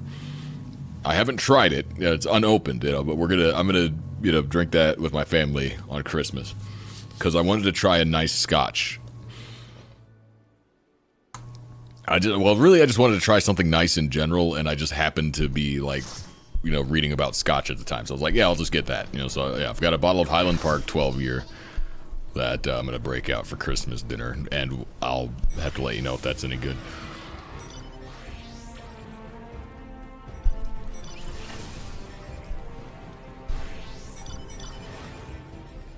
Driving home this year could bring booze. Yeah. Yeah. Yeah, me and my family, we like to drink. We get together every week for dinner, and we have a couple drinks. Lately, it's been mostly wine, you know, nothing too heavy, but, you know. For Christmas, we usually do break out the liquor. Last year, my sister gave my mom some money and was like, just go to the liquor store and just buy stuff. Just get whatever.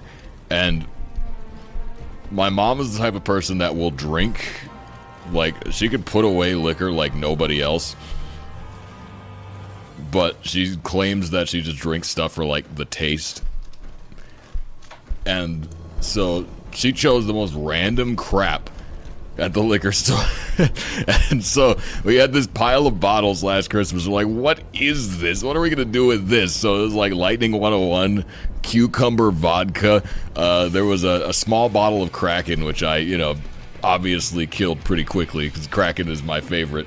You know, it was just like the most random crap though, but the Lightning 101 and the cucumber vodka really stuck around for a long time because just first of all, cucumber vodka was disgusting. I should just put that like right out there. It wasn't good.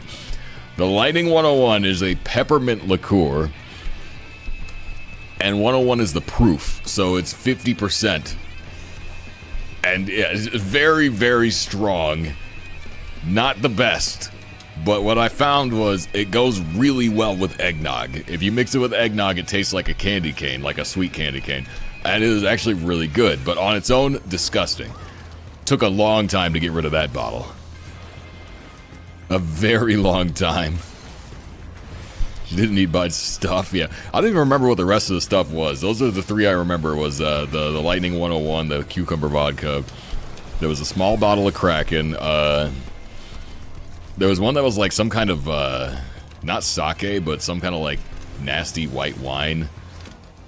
Not rice wine, but some kind of weird wine.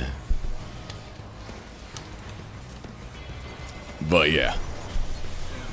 I'll see, if we're doing that again this year, I'll have to see if I can be the guy that gets the liquor, because I think I'll pick a much better spread, is all I'm saying. Vodka sounds like it could be a good mixer, but I don't know. I don't know what you would mix it with to make it good.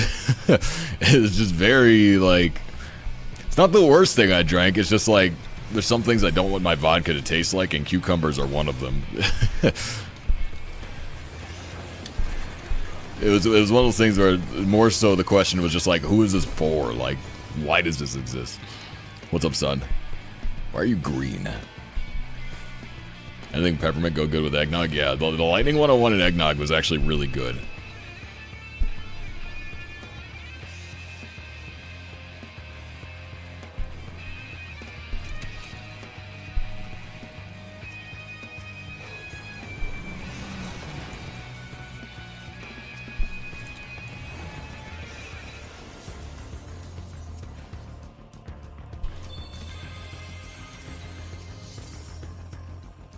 No, yeah, I also, like, I've got a gallon of apple cider in my fridge. I'm trying to figure out a mixed drink for that. There's, like, variations of hot toddy that do apple cider, and, like, I'm looking at something like, I want to make some kind of mixed drink with that, but I gotta figure out how to find a recipe. You can't just ask people why they're green. Yeah, I guess not. Sun 312 has always been blue. Apple pie. Yeah. Is there a recipe for apple pie? Because I thought that was a multi-step process. It's not just put liquor in apple cider. Dark mode made my name unreadable. Ah.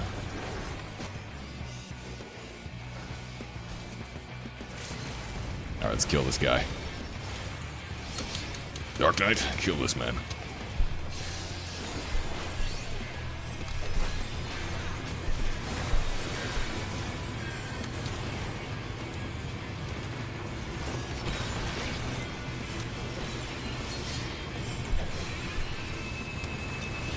Bruh, why did he pull you back in? What's he planning here? What's he up to?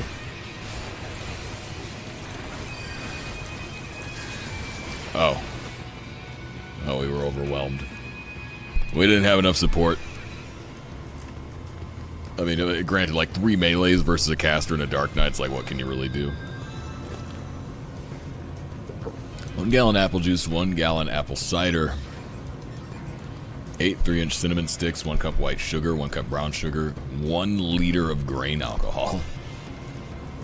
Is that how they make it? Well, Minus X, you're Georgia area, right? Like, cause I've had apple pie around Atlanta multiple times, and I never knew how they made it. But like from the way it was described to me, they made it sound like it was something that like it was hard to make in small batches. And there may or may not have been bathtubs involved in the process. I don't know why, but like it's like I don't know.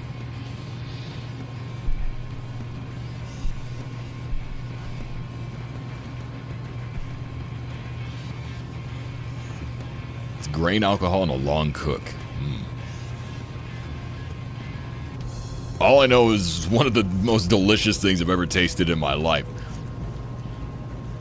But since it's like a homemade thing, a homemade mixed drink, you don't know how much actual liquor was in it. What was that fight? I don't know. The guys on our side, our DPS didn't back us up. We could have easily won it. Peljack, thanks so much for that follow. Large batches because you make a lot of people. You also can't just have grain alcohol quickly. Yeah.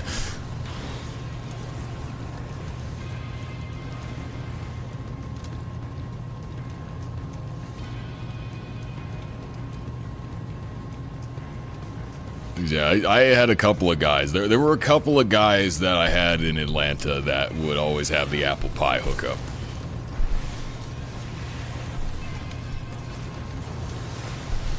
And it's been so long since I've been there, I really want to go back sometime. It's been a really long time since I've been to Atlanta, because I wonder if any of my homies are still around, you know? The people that I would just hang out with at Atlanta cons, like, I wonder if they're still going to Atlanta cons, if I just bump into people that I recognize, because it has been several years and I miss it.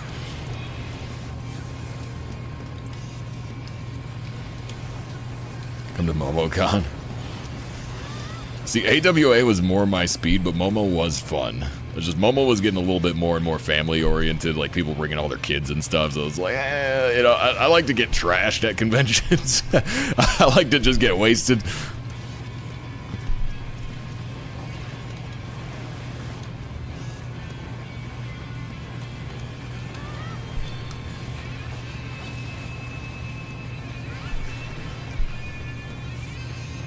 A little north of ATL. Also, what are we talking, like, Marietta, or...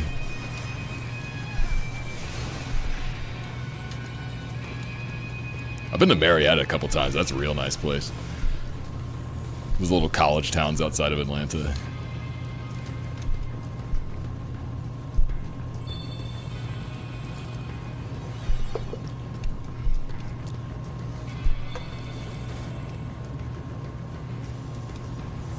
Guy who pours 5+ bottles of alcohol in a fruit punch, lemons, and oranges in a bathtub. Sounds awesome. Still party at MomoCon to all ages, so we count up people who are younger, but they're still drinking. Oh yeah.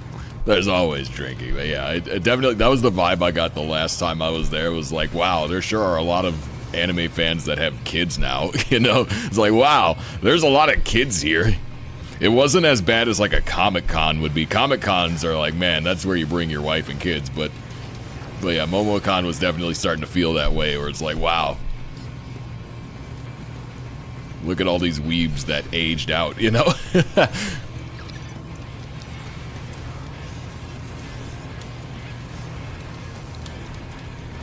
Anybody had its last year in the old hotels here? Where are they doing it now? I feel like we talked about this before. They're doing it in like one of the Dragon Con venues, aren't they? Like, where are they doing it now? We are boomers. Yeah, millennials are getting older. We're getting older. We are having kids now. It's crazy. But yeah, it's weird going into an anime con and people bring their kids, you know? There's something about that's like, wow, I remember when we were the kids, you know? Like, oh man, how did we get so old? Georgia World Congress Center, which is where Momo is. Okay.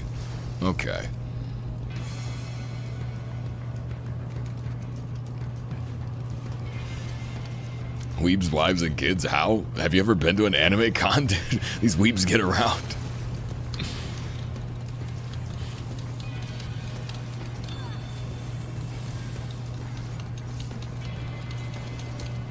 I'm just saying, for every weeb, there's a weebette. Like, they go to more conventions if you want to meet people. They're there. The party cons are especially wild. Like, man, Colossal Con was like practically a frat party, but in a weeb way.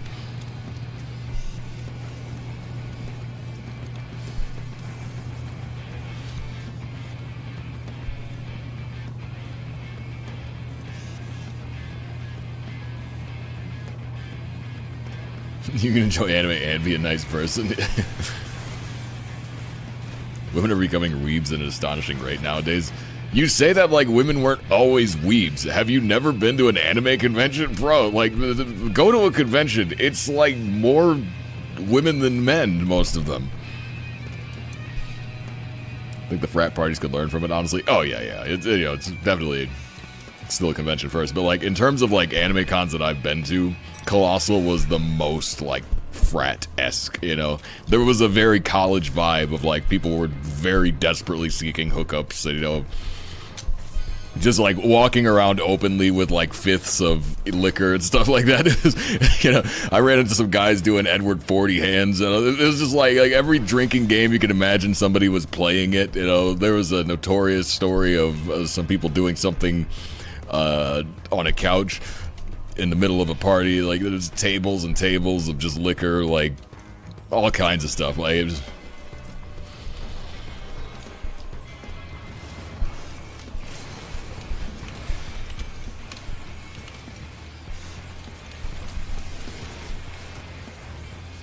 Can't say I've been to a con before, couldn't afford it for the longest time. Well, yeah, it's...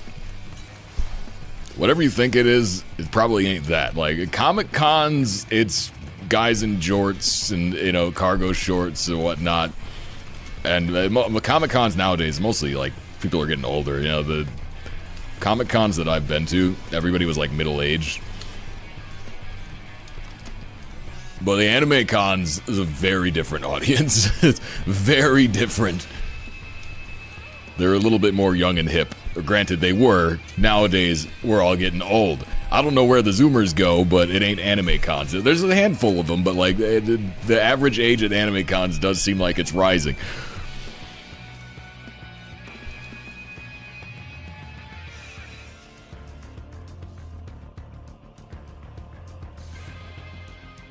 Go online once, please. Yeah, like...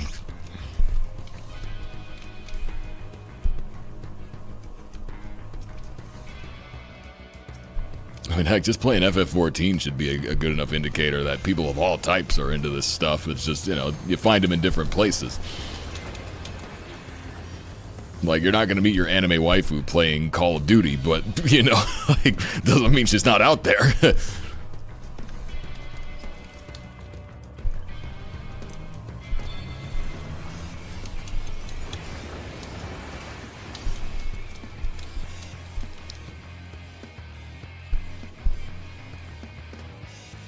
Sorry, the Braves ruined traffic in that here.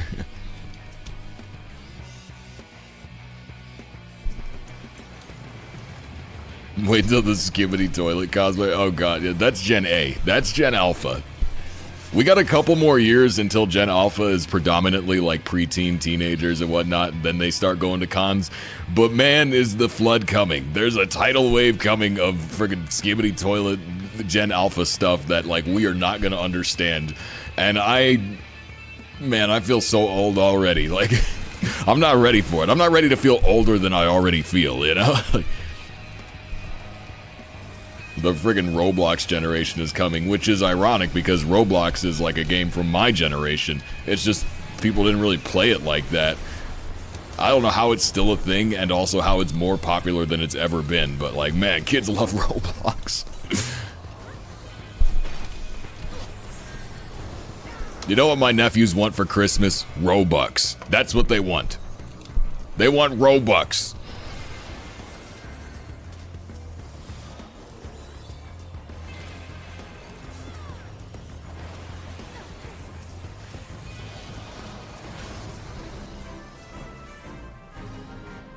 Bang were just so good. Man, my numbers were even worse this round, but we still won, so I guess it worked out. Already in the Fortnite generation. No, Fortnite is Zoomers. Zoomers are Fortnite. Gen Alpha is like Roblox Skibbity Toilet, like YouTube Shorts type generation. And these kids, man, I fear for them. Whatever world they're growing up in is so different from the world that I come from, and I just don't even know how to reconcile that.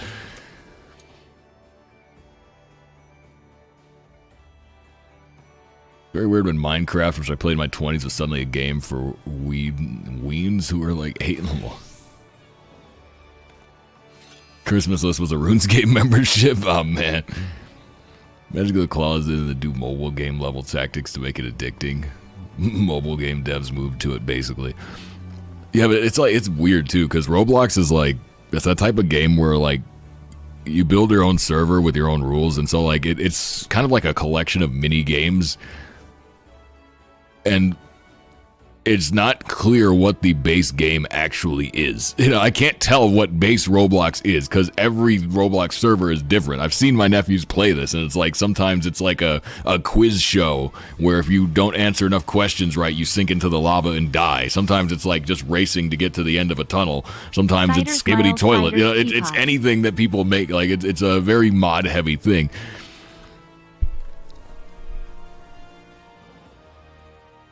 Zero attention span generation. I don't know. I mean, kids don't have a super long attention span in the first place, so I don't know if that's getting worse or not. It's just kind of a little like, we'll have to wait and see how they grow up. But quick whiskey or rum? For me, it's rum.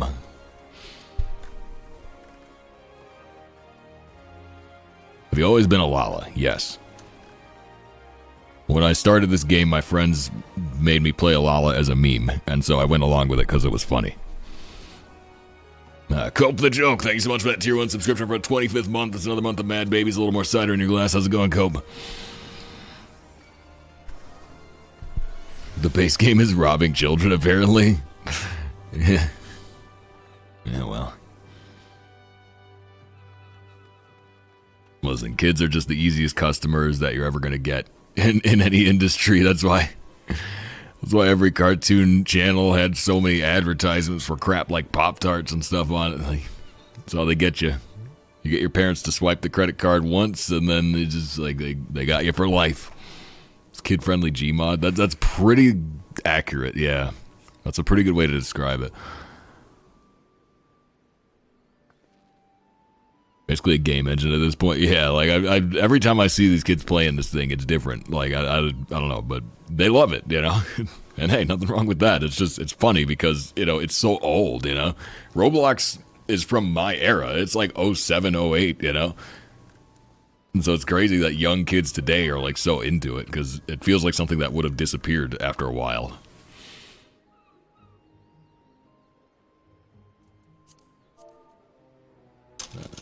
Thanks. Roblox has refined the art of robbing children. Ooh.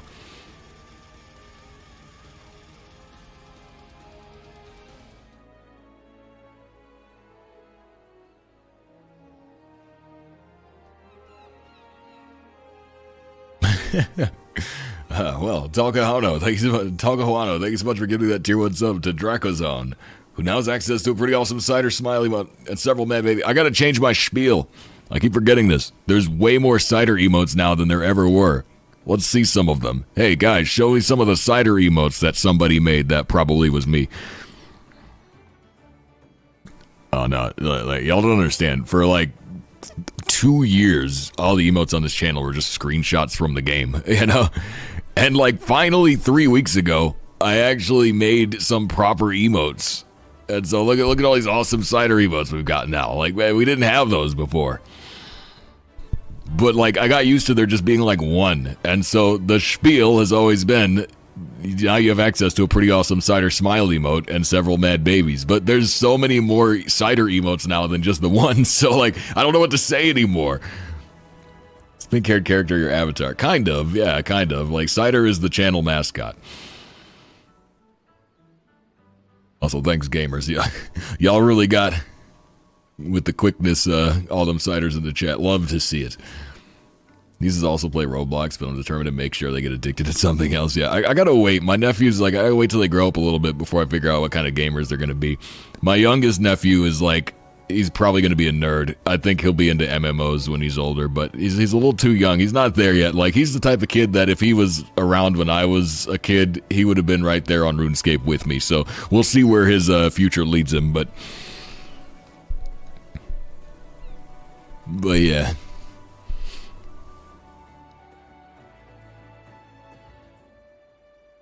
Good mask. Thank you. Yeah, no, Cider just happened to be a character that I already had named Cider, and so when I made the channel Cider Spider, I was like, I should use the character Cider to represent the Cider Spider. And that's how it happened. Bag with rum? What kind of rum? Grand Blue. Is it a gotcha? I can't in good faith get my nephews into gotcha games. Nephew's new obsession is Five Nights at Freddy's. Oh, my nephews are into that too. They know all the lore. They know all the lore of Five Nights at Freddy's.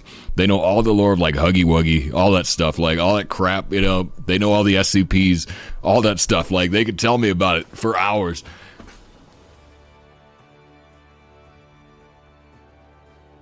Plantation pineapple. Oh, yeah. I have that too. You bought that because I bought that, so. Can't afford to get them addicted to MMOs, but it isn't hard to get them addicted to RPGs. Yeah, we'll have to see. Because, like, these kids are, like, way too young to be watching anime, but their parents don't really care. So, like, they're very up-to-date on, like, Attack on Titan and stuff. And I'm like, bro, I haven't even watched that yet. They love Demon Slayer.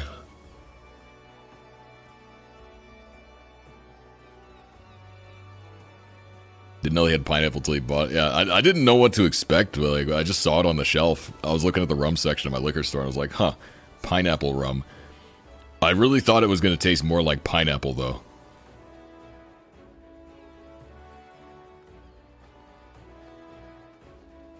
Is cider a spider, or is it just named that because it rhymes?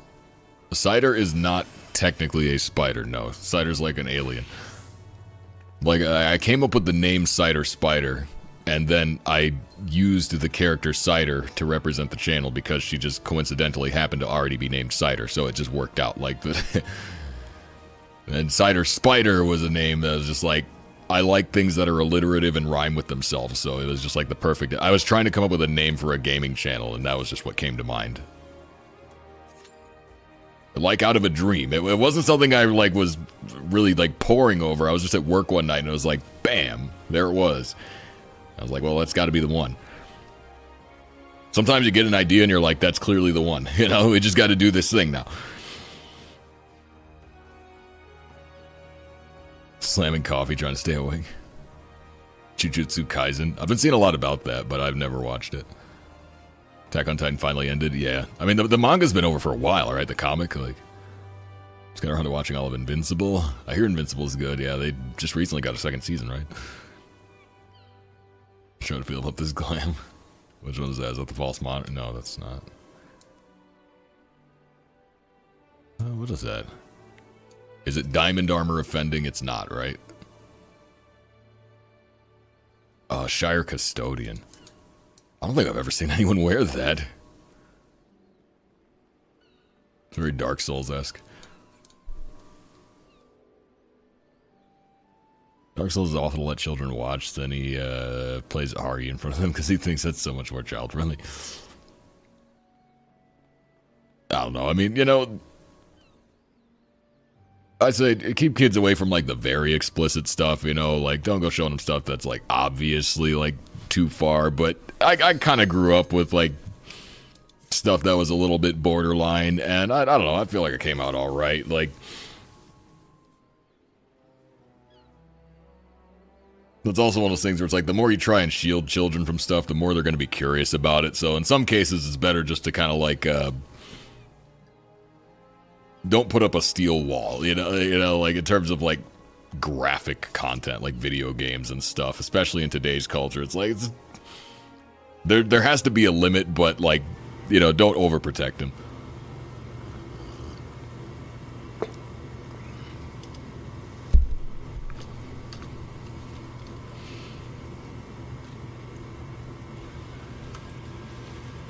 Shoelace, thanks so much for that follow.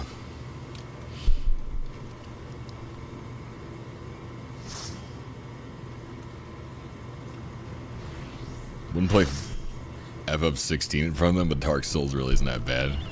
Yeah, I mean, Dark Souls is like... See, when I grew up, one of the first games I ever played as a kid was Super Ghouls and Ghosts. Now, back then, you know, this was fairly new. Like, the graphics weren't that good back then, so you had creepy zombies that, you know, exploded into clouds of blood, and this was considered graphic.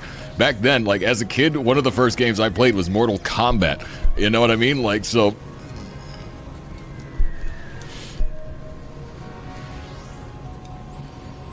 Very little over-the-top gore or sexual content, but lots of violence, but not gore. It is very violent, yes.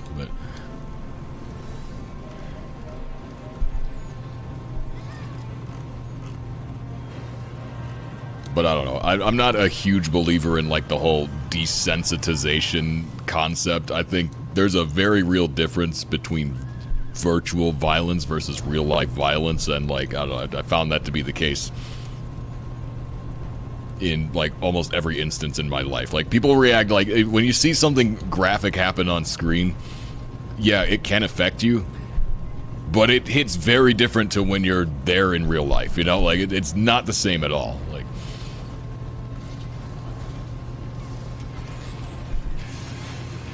got any W's yet? We got one. Parents didn't want me to play GTA 3. Maybe want to play even more. Yeah.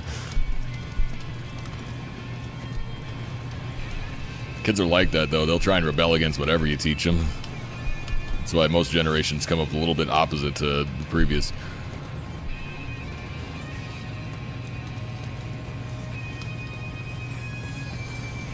Diablo when I was 8 was very creepy but fun. Yeah, games like Diablo when I was 8 would definitely, like, I got that, like, aspect of just being afraid of them a little bit. Like, I was too afraid to play, like, nightmare creatures, you know?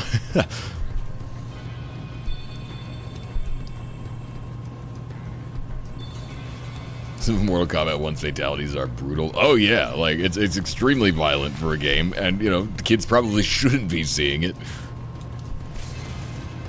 But it's also, you know, it's not the end of the world if they happen to play that game, you know. House of the Dead, yeah.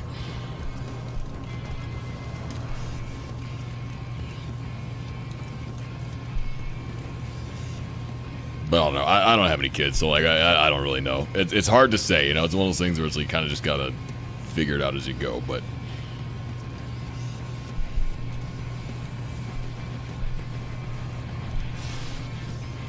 Like, I wouldn't be the most lax parent, but I definitely wouldn't be, like, overly strict, I think. Like, because, yeah, I just think back to the way that I grew up and, like, the way things affected me, and I would apply that experience, like... in determining, like, what's too much.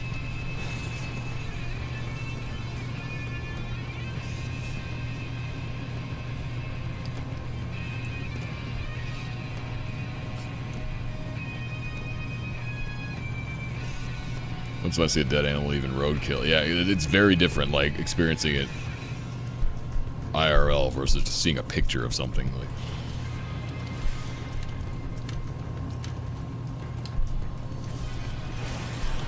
but I also grew up on the old internet, which is, like, very different from the new internet. You know, not entirely unrecognizable, but still very different, you know. And, you know, back before there were, like, big social media sites, you'd get a lot of, like, email chains. People would send each other memes over email, and it would just be a string of, like, 20 just meme images, and you would just add yours to it and send it off to everybody in your contacts list. But sometimes, you know, you never knew what it was going to be, because there was no, like, there were no regulations in place on that. So, like, sometimes you'd just get an email of, like, just extremely graphic gore, and you'd be like, why did I get this? But, you know, it's just, well, I can't unsee it now.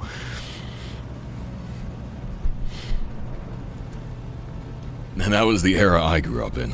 I saw some pretty messed up stuff when I was probably way too young to see it, but, like, I came out okay in the end. Mostly. Oh man, yeah, shock videos, that was the whole thing.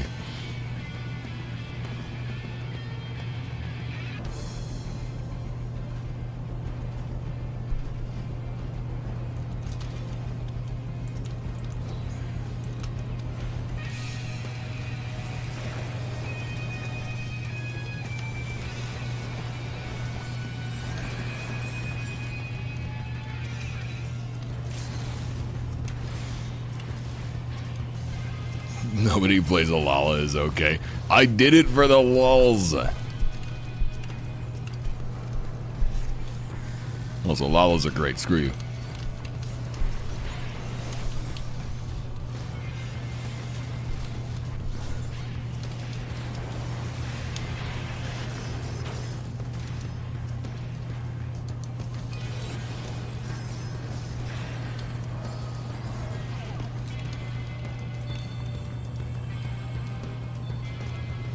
Vantasia, the one to steal people's lunch money.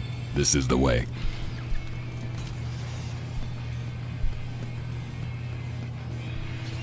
Lemon orange tea. What brand is that? Lemon orange. That does sound good. Is it a sampler? I had a Twinings, or no, I think it was Celestial Seasonings. I had a Celestial Seasonings orange tea recently that was really good, but I got it on clearance, so now like my usual store doesn't carry it, and now I gotta figure out where I can get it. Taylor's? Never heard of that one.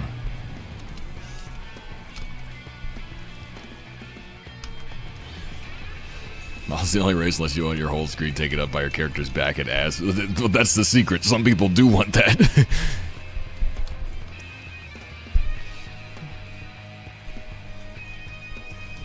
Two-B leggings exist for a reason. And it's exactly the reason you think.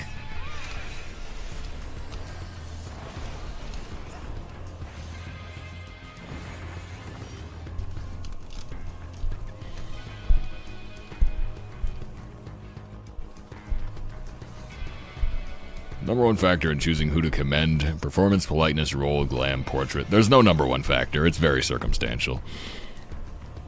There's no number one factor.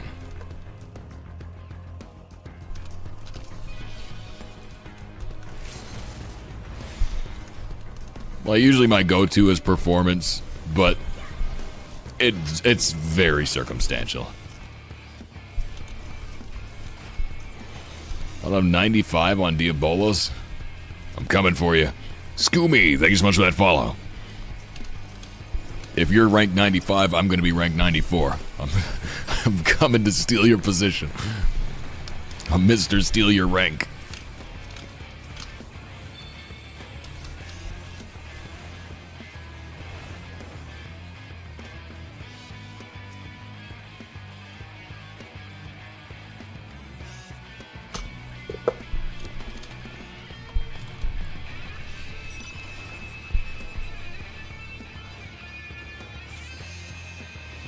$1,001 on Lich. Hey, you're about to drop a digit soon. That ain't bad.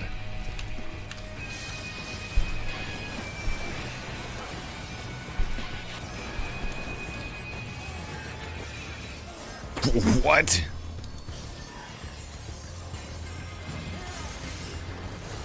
You've been Diadem for a long time? Yeah. Diadem grind is a heck of a grind. Can't gauge performance and roulette content. As a healer, I can. I can.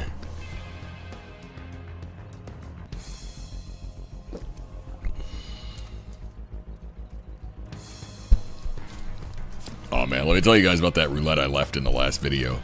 I felt bad doing it, but like it really, like, there was no way. So we queued into that. It was Malika's well. Tank says, I'm having connection problems, but I'll see if I can get through this. I'm like, if you're having connection problems, why'd you even queue, first of all? But okay, fine. You know, so here we have the tank, who's apparently, like, disconnecting and just losing several seconds of gameplay at a time. And so basically the tank was not midding at all, and was also single pulling. And the healer was not good enough to keep the tank alive with no mid, despite single pulling. And so when we got to the boss, you know, yeah, the tank wasn't midding on the boss, but you usually don't need to mitt on a boss because the damage is so spaced out, it's not a big deal. The healer could not keep the tank alive. So the tank died, and then me, being second in aggro list, got the boss aggro and died. And that was where I decided, alright, I'm leaving.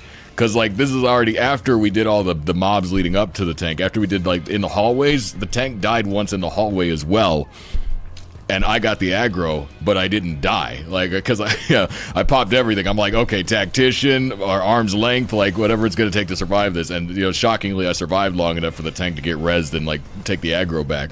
But then we did the boss and the tank died, and I just got all the aggro, and the boss killed me, and I was like, all right, I'm out. Like, and by this point, we're like 10 minutes in. Def Not Mad, thank you so much for that follow. Appropriate name. But yeah, we were already 10 minutes in, and we were wiping on the first boss. And I'm like, okay, so even if we kill this boss the next time we fight it, we're looking at a 40-minute run, Like, it was not worth it at all.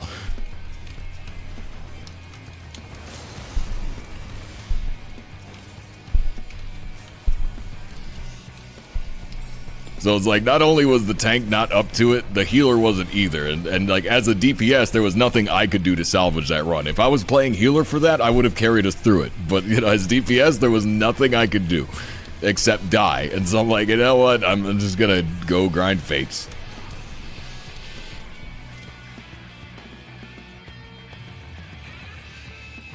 Are they actively not healing because the tank wasn't using it? I don't know. I think they just weren't very good.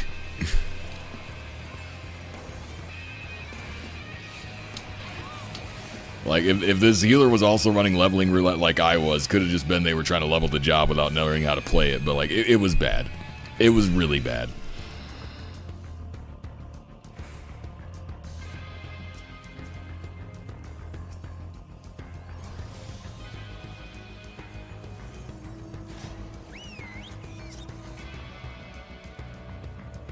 Dang, we're losing really bad. Speaking of which, why are we pushing Immortal Flames? Oh, we're going for nodes. That's right, we're on Crystal, where everybody just runs to the nearest node. We really need to be fighting Adder, because they're winning.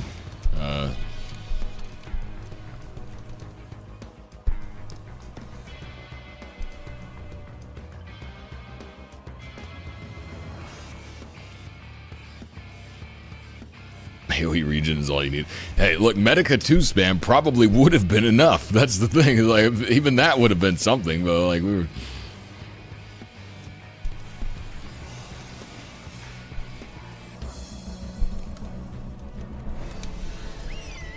But if they aren't, then whoops. Yeah, like you can tank fine if your healer is bad and you know what you're doing. You can heal fine if your tank is bad and you know what you're doing.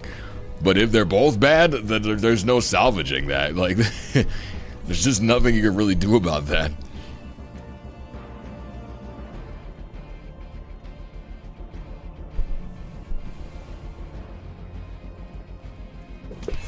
And so yeah, if I was a scholar during that run, it would have been another Aetherfont situation. I would have stuck around and laughed at it. But as a DPS, it was just frustrating.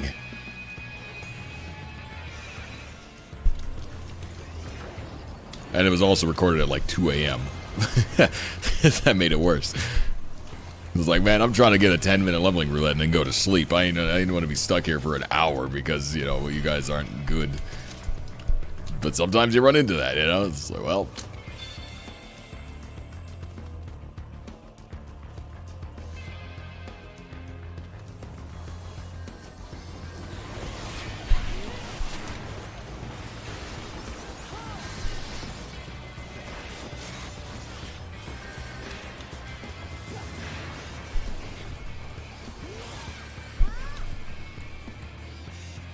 Can't sleep in a large group because tank and healer died. Yeah, if Machinist had sleep, I'd have been spamming that, but no. No, I basically had no options to salvage the situation, and so it was like either, okay, stay in this leveling roulette for 30 to 50 minutes, or just eat the penalty and leave, and yeah, I just wasn't up to it at that point.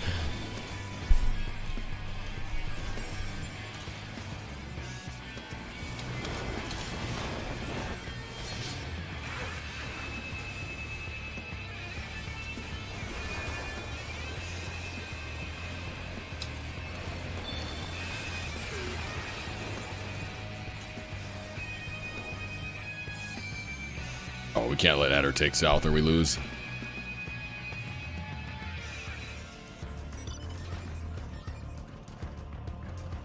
It's hard to show that without making the VOD drag. I think I got the point across well enough. Just like, I think I got the point across. I mean, nobody was roasting me for it, which I'm actually surprised by. I thought people would try and shame me for that. Like, I don't really care if they did, but like, obviously I left it in the video, but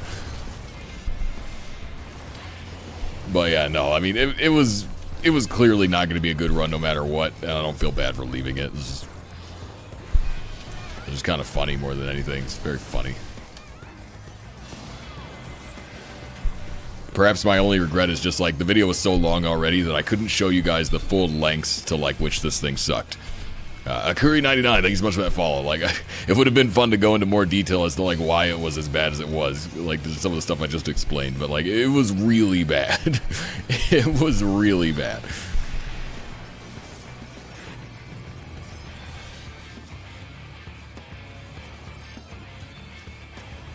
We gotta start killing Adder or we're losing.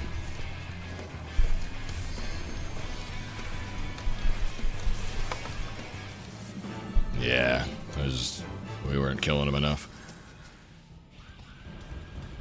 Man, I'm playing like such crap today. I gotta focus.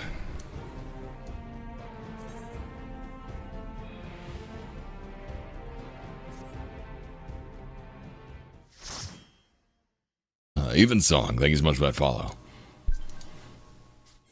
Tried Sage while stoned off my gourd. The tank rage quit on me, and I was like, you know, fair. Yeah, I mean...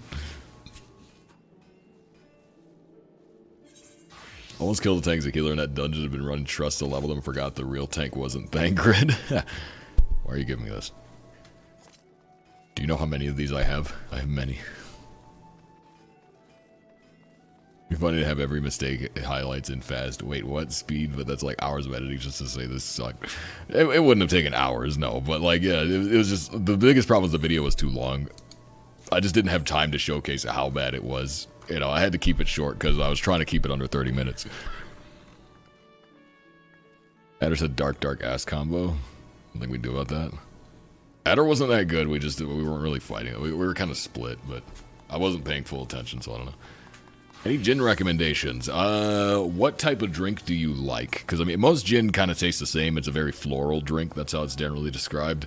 I haven't had very many different gins, so I don't know if I have enough of an experience yet to recommend them. But while you respond to that, I'll be right back.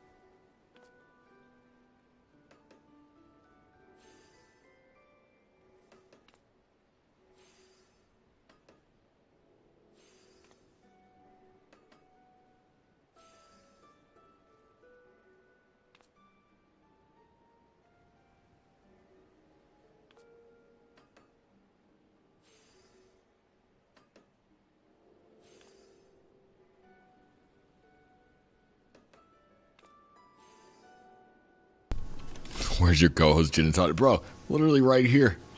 Co-host gin and tonic right here. Right now what I'm drinking is Seagram's Distiller's Reserve, which is a cheap gin, so I'd hesitate to recommend it. It's you know, it's not bad, but it's relatively cheap. You know, it's like a $12 bottle of gin, so it's nothing fancy. But it gets the job done. And then it's mixed with Polar tonic water, which is actually... It's pretty good gin and tonic.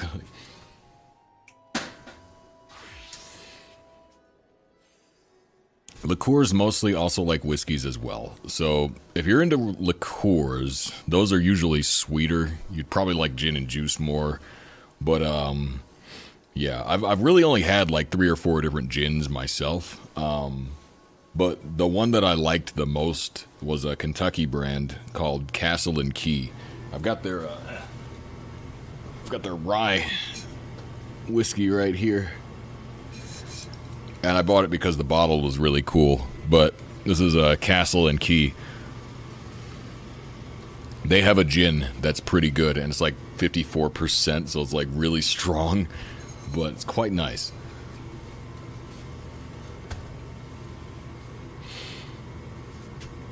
Adelaide, thank you so much for giving that tier 1 sub to Gin and Tonic, who now has access to some pretty awesome cider emotes and several mad babies. Classic Gordon's Gin and Tonic, man. I don't know Gordon's. What is this? Here's your mine cart. Okay. Thanks. I think.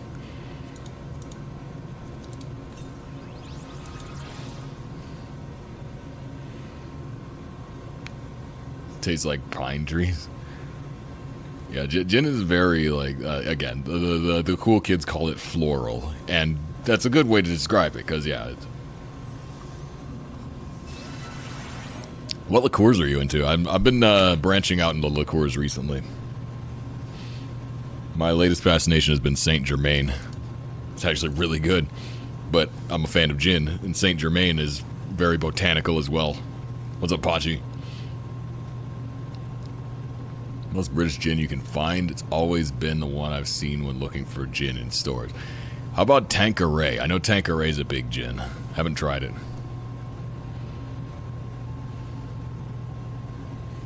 I need to try some Tanqueray. I've got 2 gins on my gin try list. There's Tanqueray, which is like standard, and then the Botanist that somebody recommended to me. Beefeater, yeah, Beefeater's another one.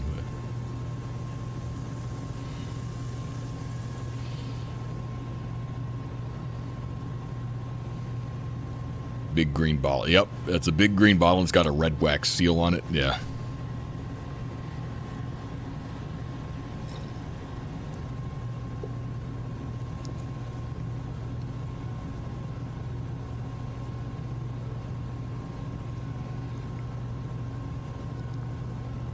Brown smooth bottle. Yeah, Botanist is like a...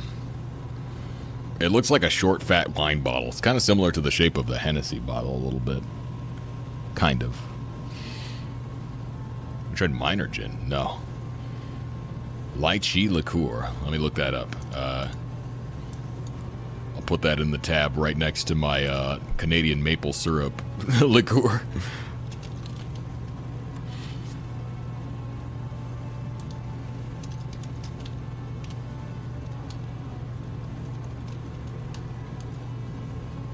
I'm gonna have a field day next time I go to the liquor store. Lychee's so good, is it? Okay, I'm seeing multiple brands. Which brand would you recommend? It's like the Botanist behold a pickaxe instead. Hey, shut up. I'm seeing multiple brands of lychee. What would you recommend?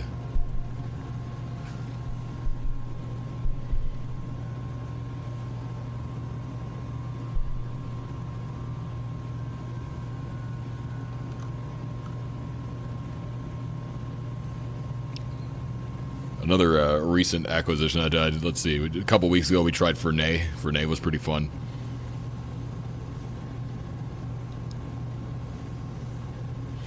Not a gin drinker myself. I barely drink spirits at all, but I know it because my grandma and dad drink it. Yeah, I enjoy a good drink.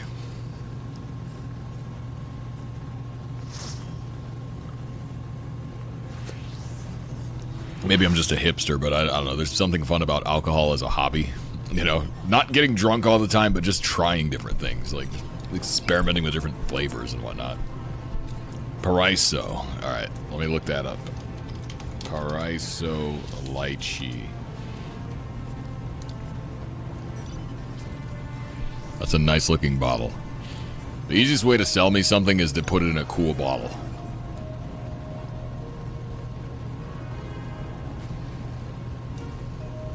I'm a sucker for nice looking bottles.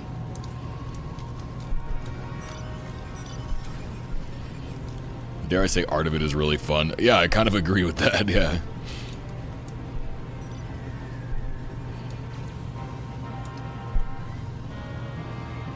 There's like a lot of like weird prestige around like different brands and stuff, and I don't know, I think it's just fun to play with that stuff.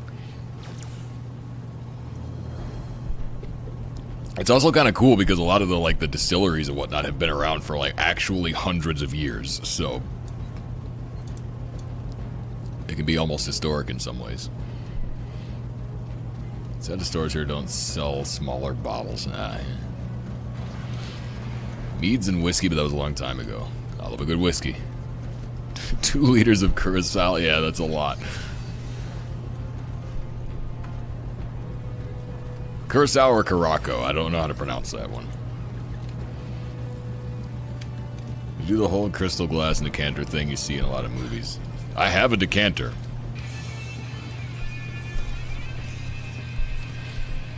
Yeah, no, decanters are fun. I think it's silly because it's like I'm pouring something out of a bottle into another bottle, so it's like, what's the point? You know? I hear it's good for like making mixed drinks. You know, if you want to make a bulk mix of a drink and just have it in a decanter so you can pour a glass of it, that would be kind of nice. But yeah. I think movies do decanters just so they don't have to rep a specific brand, you know? They could just have like, you know, this is clearly a liquor bottle, there's obviously liquor in it, and the audience understands what it is without having to attach themselves to any one brand name. Because then you run into like trademark issues and stuff, so.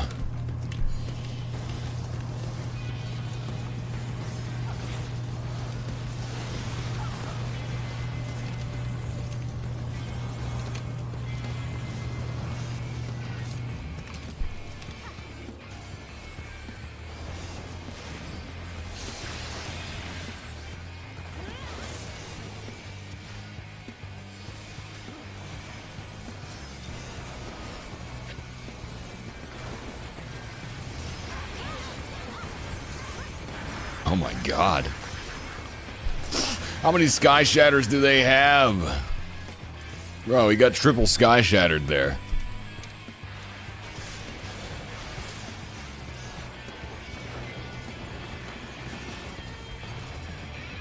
No, he's hallowed ground. I'm just hitting nothing. Allow a set amount of light air while keeping the rest in dark storage. I think it depends on what it is.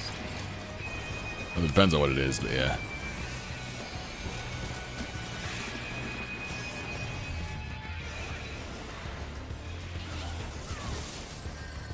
Get killed, did he? Oops. Yeah, it's the wrong button.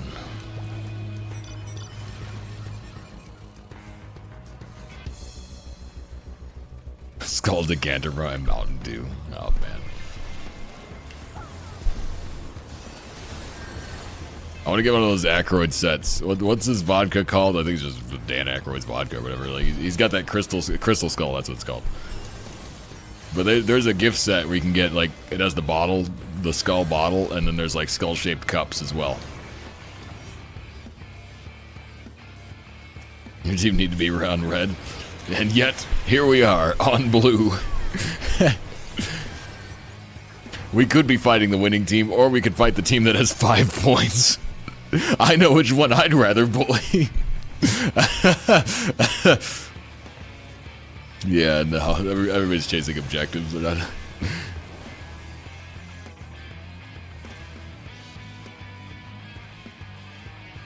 think it's more in the whole drinks as a hobby side of it. I think that's just more of a film device, because again, like people that care about drinks as a hobby, they also like the bottle is worth keeping, you know? You don't get rid of the bottle. That's like game collectors getting rid of the case and putting their discs in sleeves, you know? Like, the hardcore collectors don't do that. You keep the case.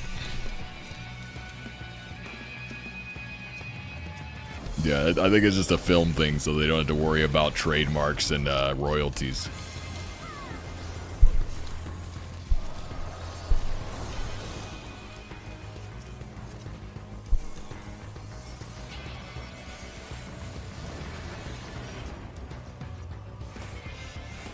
Not drinking gas station vodka walking home.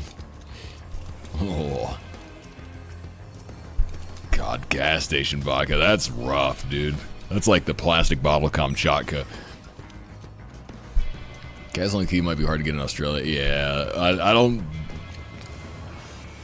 It's a Kentucky brand. Like, they do bourbon and stuff, so yeah. I don't know what the selection is like in Australia. So I assume most of the stuff has to be imported. What type of liquors do they make in Australia? Do they have... Like, there's got to be distilleries there, I'm sure of it.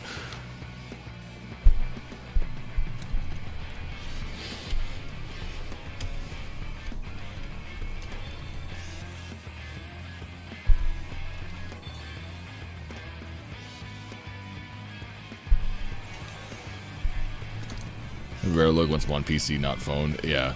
If you're in Australia, you could probably get British brands. Like, you probably get Beefeater, probably get Tanqueray. Like, you probably get all the British brands of gin, I'm sure.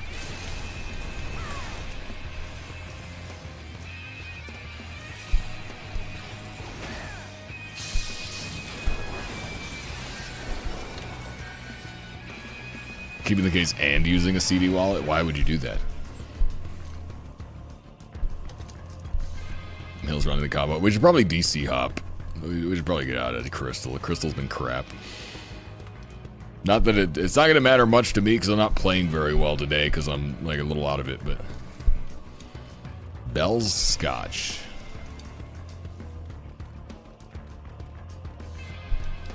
Cheap stuff's okay for whiskey. For me, cheap whiskey is like... Canadian Mist is like garbage tier. Black Velvet, I find, is actually okay.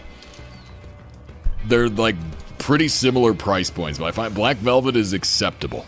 It's not good whiskey, but it gets the job done and you don't hate it.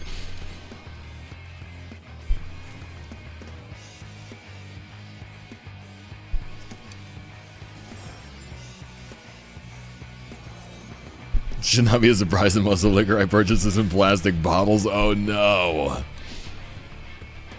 Relatives used to make moonshine. Had a batch that made him blind for 3 days. Oh, I don't know about that. There's a few places where the FDA is actually your friend, and I think, yeah, not going blind is kind of nice. Just get farmer's cider.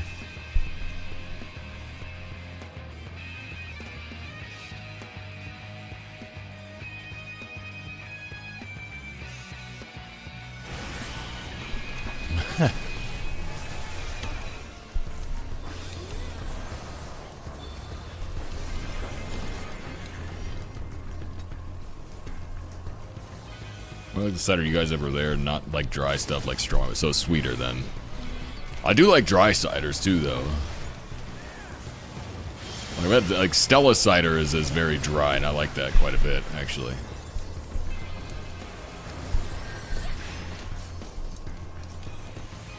That's probably the driest one I've had, though, because yeah, I've mostly had American ciders, and we make our stuff sweet because it's America, so everything's freaking sweet, but... Yeah, Strongbow's good.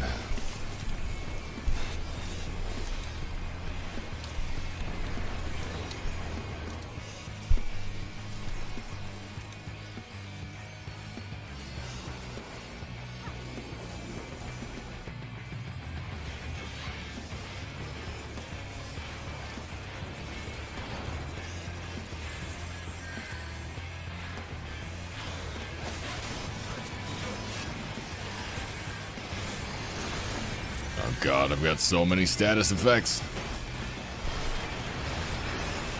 Well, I tried.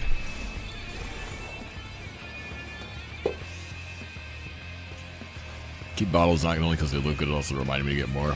Yeah, like I said, I'm a simpleton. I buy bottles that I think look cool, and then I figure out if I like the taste or not later.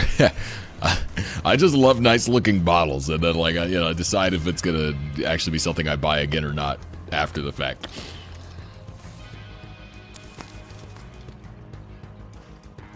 Better a plastic jug of cider, just the handles on the side. Glitch 3D, thanks so much for that follow. What a cheap strategy I use. Yeah, I mean, that is what it is. And don't hate the players, so they say.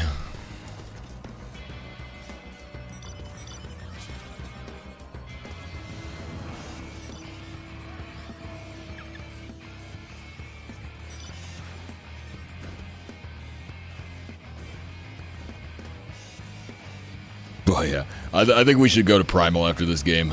I think I'm gonna try Primal. Cause like there have been at least 2 Astro stacks in Crystal today. Simultaneously, and it's like one is already bad enough, so yeah, I think we could try another DC, see to try our luck elsewhere.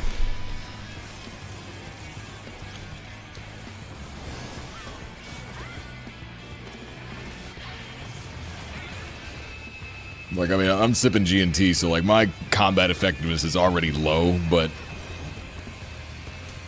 it's more fun if the game is not completely stacked against us.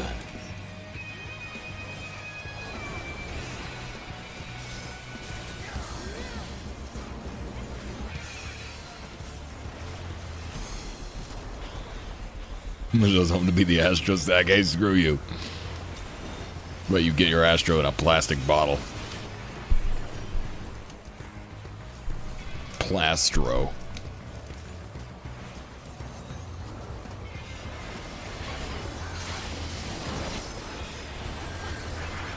Wiping on Lohi?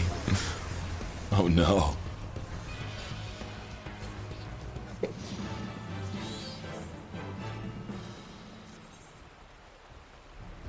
Australia's mostly into wine making.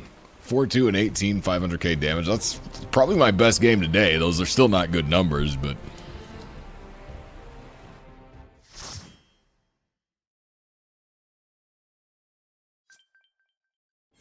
yeah, I'm gonna head to Primal.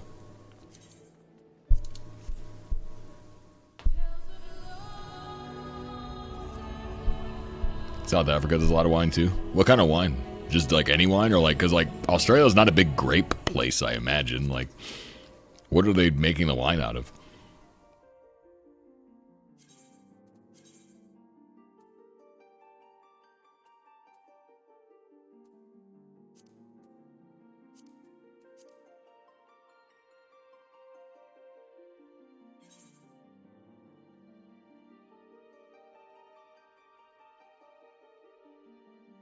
The couple with matching last names that went 1-8 on our team. Yeah.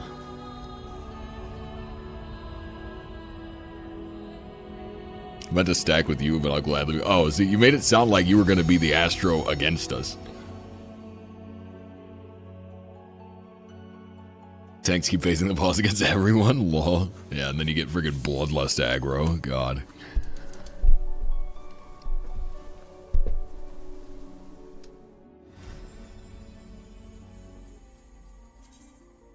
Come to Excalibur and check out my house. Maybe, if I remember. Supermarket brands and high quality stuff. Australian wine is fine, have it on good authority. They no longer use antifreeze to artificially sweeten it. It's now completely safe to drink. Honest.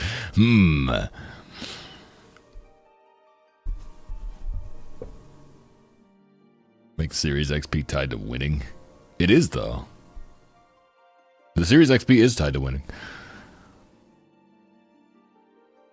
Like, if you win, you get more XP. It's not a big enough difference, though, like, I guess. If you're saying, like, you have to win to gain XP, like, period, then yeah, I could see where that would incentivize people to try harder. Little to no effort in CC, yeah.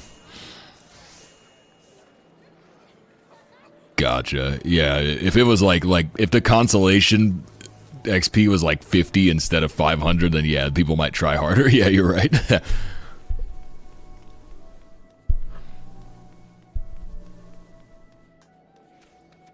Let's see, are the Weeaboo police here? Of course they are. Oh my god. Oh my god. Bro, there's so many of them. Who's doing this? I said before, I'm pretty sure it's some guy. It's got to be like one guy that just has like a server rack dedicated to this. But like, did he just upgrade recently or what? Like, there's just so many of them. Oh man, he's got to be a guy that has a server rack in his basement. I swear, it's got to be a server rack. Look at this. How many? Can we count? How many are there? Let's see. 2, 4, 6. 8, 10, 12, 14, 16, 18, 22, 4, 6, 8, 30, 4, 2, 4, 6, 8, 40. Bro, 2, 4, 6, 8. There's 50 of them. There are actually 50 of them. This is, yeah, it's Famfrit. Alana, thank you so much for that follow. He's got booted from a Discord I'm in. It's honestly impressive. I just want to know how he's doing it. I'm positive he's multi-boxing on a server, but it's just like you know, that's a lot of hardware to dedicate to just trolling FF14, you know? Because, like, think of how much resources these are drawing just to idle in Limsa all day, you know?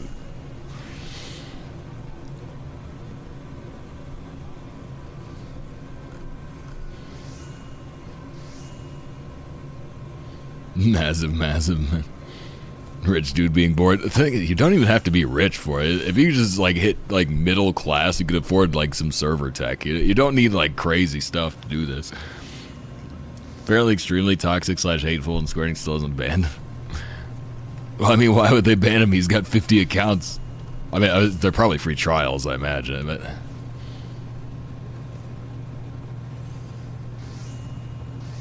Australian wine is made mostly from grapes that were introduced in the 18th and 19th centuries. Okay.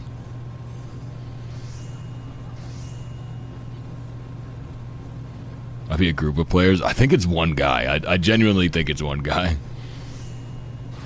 Are they free accounts with wings? Well, where do you get these wings from? Like, I don't remember where you get these.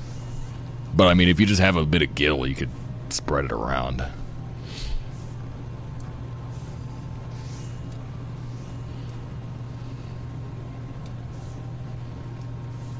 Like, if they have wings, they can't be free trials. If they got traded stuff, they're not free trials, but... Gold saucer? Oh, so yeah, they're probably free trials, yeah. Don't take many resources around if you're just idling. Yeah, I guess we set the frame down to like 1 frame per second or whatever and just...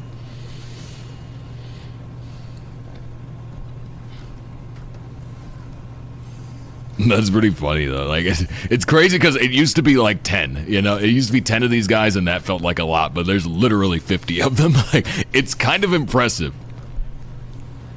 Annoying, but impressive. Like I gotta respect it. You know, like if you're gonna troll hard, at least you know go all in. And this guy, he did go all in. Like this is a lot. Like there was effort behind this. There are more on Sarg? Oh, man. I just assumed they were all here, because I know they do go back and forth to, like, Sargatanas as well. I just assumed they were all here.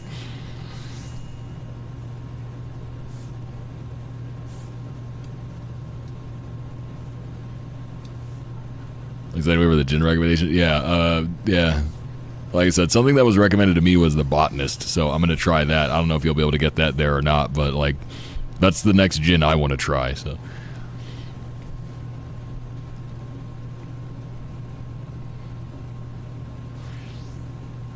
Each day there's one more, soon we find ourselves dominated by them. There's just so many. Like, I didn't think it would just keep scaling up, but like it just keeps scaling up. There's just more every time I come here.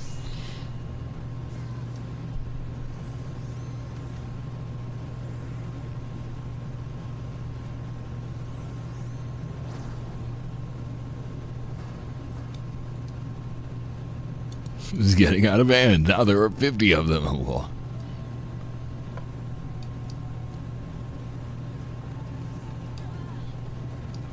Tell the ones in white are free trial again. I mean, the ones in black probably are too. That's just the wedding suit. Like, that's the best man suit. It's like 10k gil. He's got the Fall Guys crown.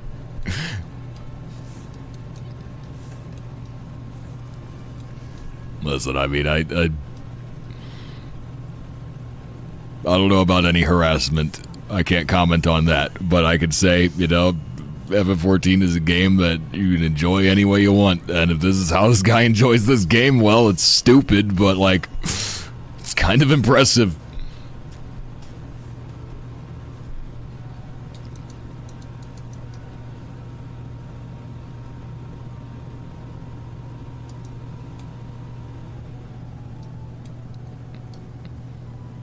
He's gonna end up getting someone harmed. I don't know. That seems hyperbolic, but I don't know the details. But 60 or so cat girls that belong to one person. Well, see, that's what it used to be here. This is Famfrit. It used to be the Jades ran Famfrit, but they're gone now. They got pushed out by the friggin' Weeaboo police. There used to be a line of Jades here.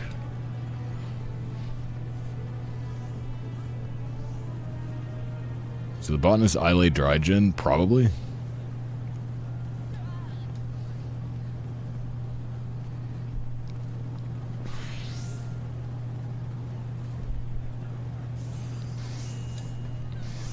What's the lore on Jades? It's a similar situation. It's just someone like made an FC out of like a bunch of random alts, and they just had like 10 Limsa standing Jade alts that would just chill in Limsa here on Famfrit, and they got pushed out, I guess. Jades weren't all one person. Well, most of them were, though. Like they weren't all one person, but most of them were. And then someone like accused them of something, and so instead of just standing their ground, they kind of like dissolved the whole thing. Like I think the FC is still around, but they stopped Limsa standing. I don't know why. Like honestly, if someone comes up to me and says that I did something that I didn't do, I'm not gonna change my life for it. You know what I mean? Like I don't know why they dipped out, but.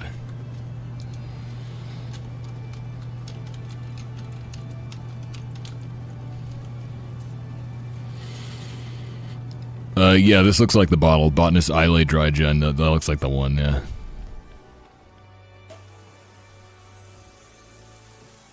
Bottom is Oliver Nexus.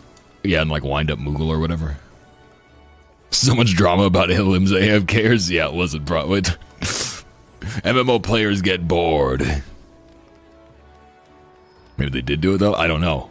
I don't even remember what the accusation was. It's just someone was spreading rumors about them and they didn't like it, so they got rid of the Jade AFKers. That was my understanding of the situation.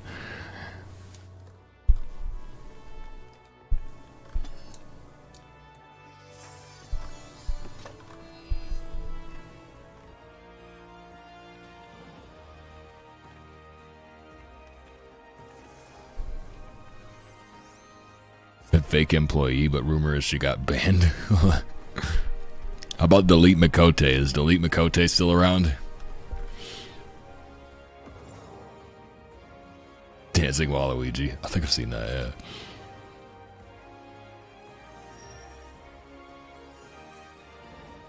How about Dancing Thancred? Is Dancing Thancred still around?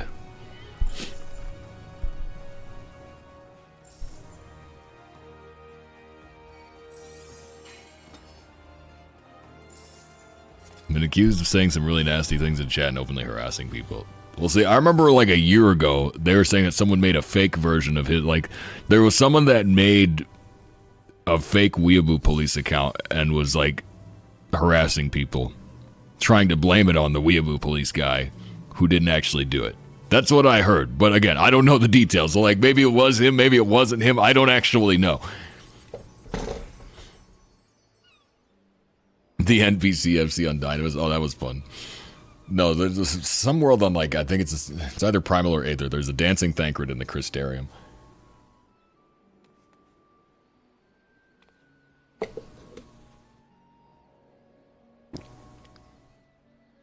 Fake employee was a Miko girl using confirm in the quicksands out of bounds, looking like she's reading a ledger.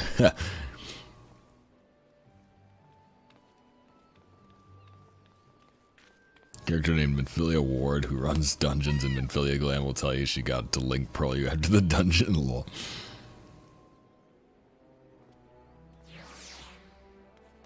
Pregnant anything? Lol. I didn't do the cloud server. It seems like it was fun. Alright, we got any gamers here? We're on Famfrit.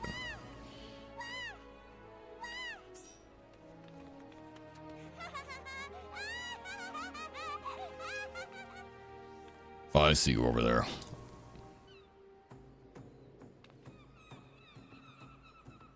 Title Don, like Mahjong Don.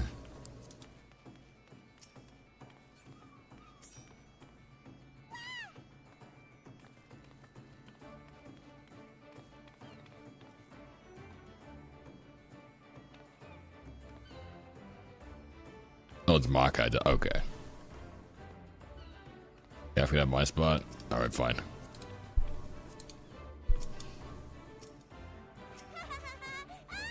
Dancing AFK Pope on Curl. AFK Bees knees and 2B bottoms and 2B shoes. Lol.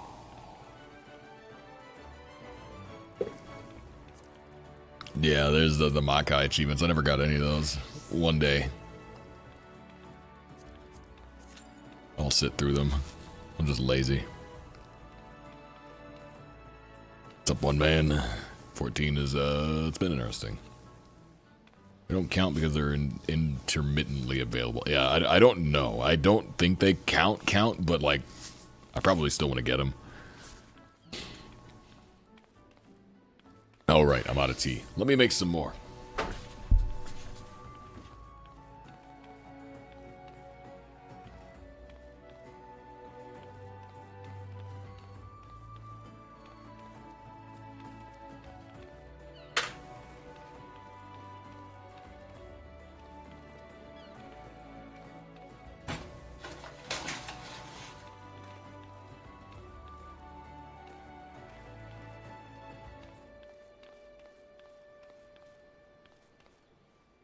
I forgot this is pretty strong gin, actually. Almost lost it. 47%. Yeah, it's pretty strong.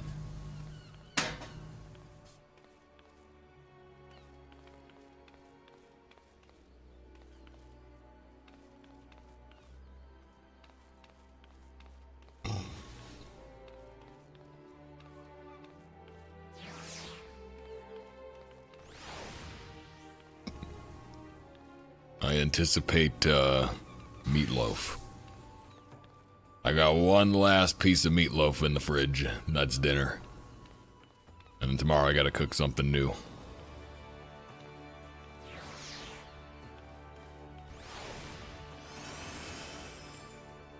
Okay, achievements are just buying a gear set. No, so you have to get a full gear set. And if you get the full gear set, you get the title unlocked. And then you have to win 20 games with the title equipped.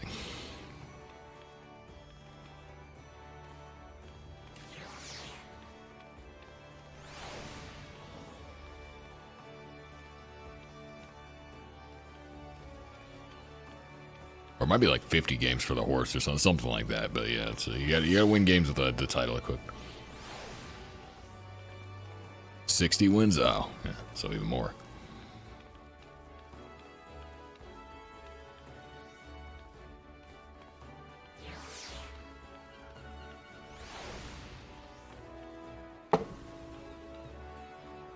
"30 front lines, 30 conflict."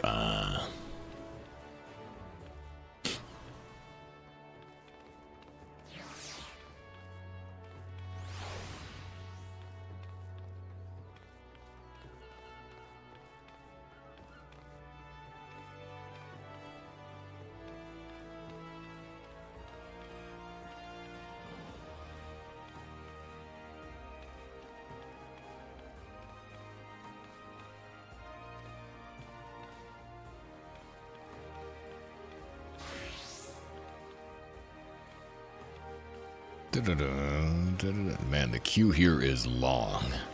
Less than 5 minutes, it said 3 minutes ago.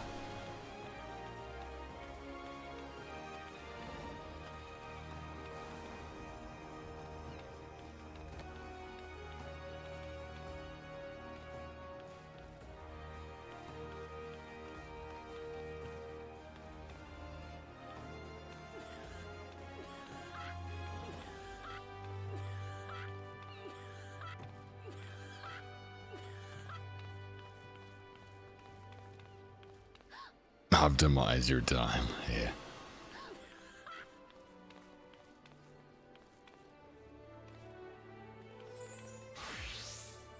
Bro, my time is optimized AF.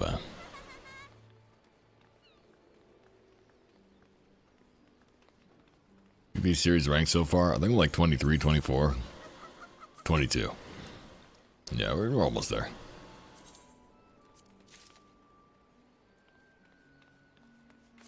Not far away. What is this? Hope you know I'm desynthing all this. Oh.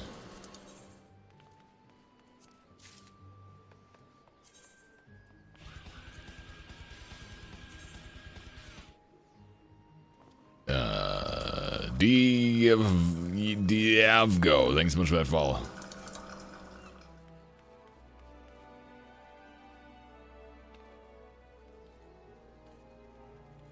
What? Why do you have these?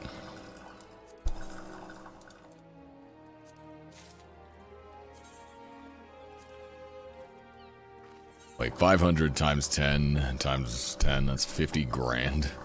Why do you have those? Why? They're already trading me stuff. Stop. I don't have...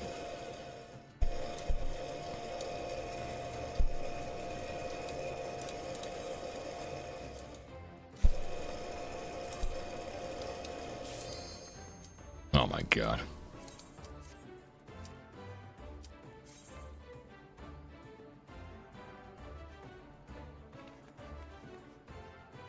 Diego. Oh, it looked like a V.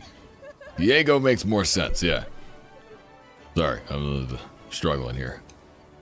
This is a struggle stream. Is gin and alcohol you always mix with something, or can you have it by itself? Yeah, that's really going to depend. I mean, it's got a lot of flavor to it, so you could drink it straight. Just depends on what you like, really. It does mix very well, though.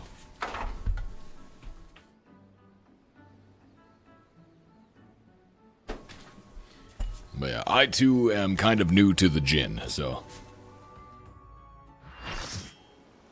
I'm a little new to gin. So I don't have great recommendations one way or the other. I'm still exploring this category. What's up, Altina? Whiskey's neater on the rocks rather than mixed, but prefer rum mixed. So that's funny, because I like rum straight. I also like whiskey straight, but yeah, apparently it's a thing. Like, it's definitely a Japanese thing where you mix whiskey with a little bit of club soda. So I've been messing around with that. But I have to figure out what the ratio is. And they say, like, the true whiskey drinking people do whiskey with just a little bit of water. Then it's supposed to be, like, just a very small amount of water.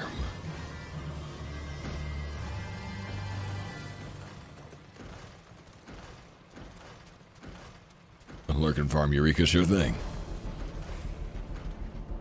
Started watching your Achievement Madness videos, is wild, huh? Yeah, is it ever. Neat whiskey with a water back? What is that?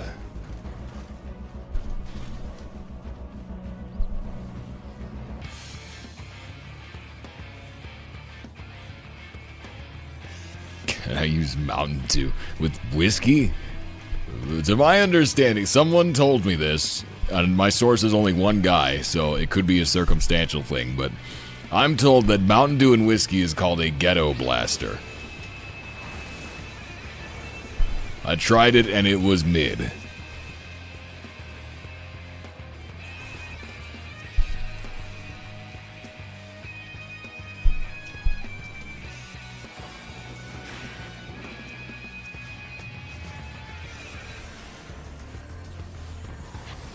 Well, Dr. Pepper. With whiskey? I could see Dr. Pepper and maybe rum, but like with whiskey? Like, why would you do that?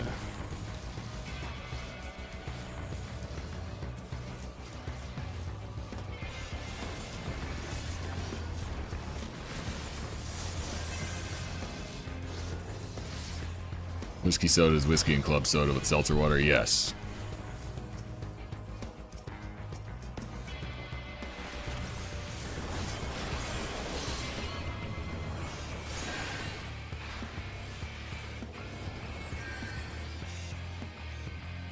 Chat always go to the topic of alcohol.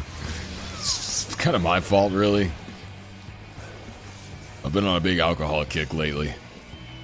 Cheers.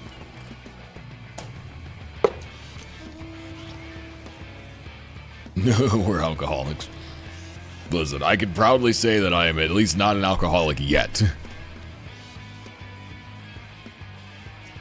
I enjoy a good drink. The difference is I don't depend on the drink. If I had to stop drinking alcohol at any point, I would be fine. Because I don't have a dependency. I drink for fun, not as like a coping mechanism.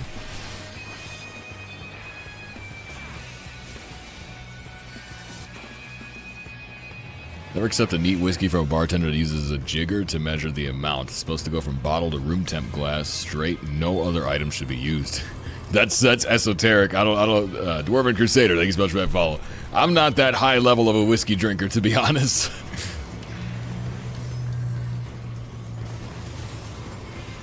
Can't drink like every day. Like if I wanted to drink every day, I could, but like I don't really have a desire to do that. And then like also, you know, I got work, so. I could have, like, you know, a small drink here or there, but I can't be getting plastered all the time because I gotta go to work. So.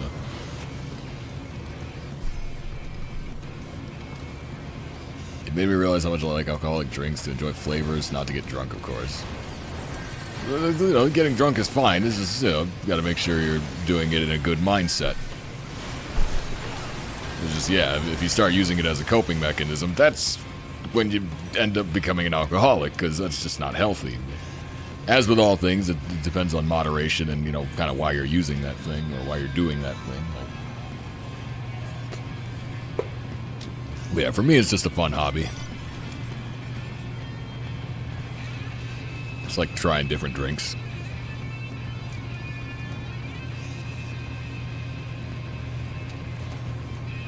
And alcohol plurally, so I drink in small portions. It's reasonable. Drink cider every day. I haven't had cider in actually a really long time. It's been a while. So other things like I do love cider. Quite a lot. But I've been trying to avoid sugar. And cider tends to be heavily sweetened. So I need to find a good cider that's like not very sweet.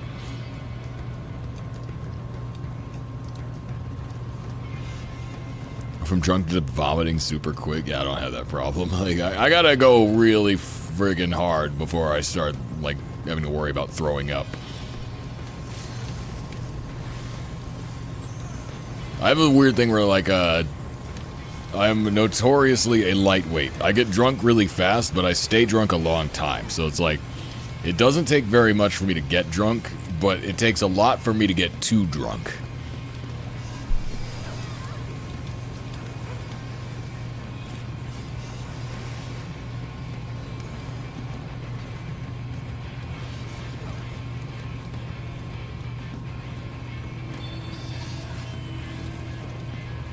Had to make a rule of myself not to drink in response to bad things. Yeah, it's just, for me, drinking is just it's a fun thing. It's a positive experience. It's just something that I do as a hobby. You know, it's like, you know, if I'm just relaxing, it's nice to have a drink, but I'm not relying on it for anything. Which I think is probably better because, like, I find that, you know, if I'm like down about something or if, like, things are not going well, like, drinking doesn't really help, you know? It can numb you a little bit, but in the long run, it's not going to help in any way, so. It's kind of a trap.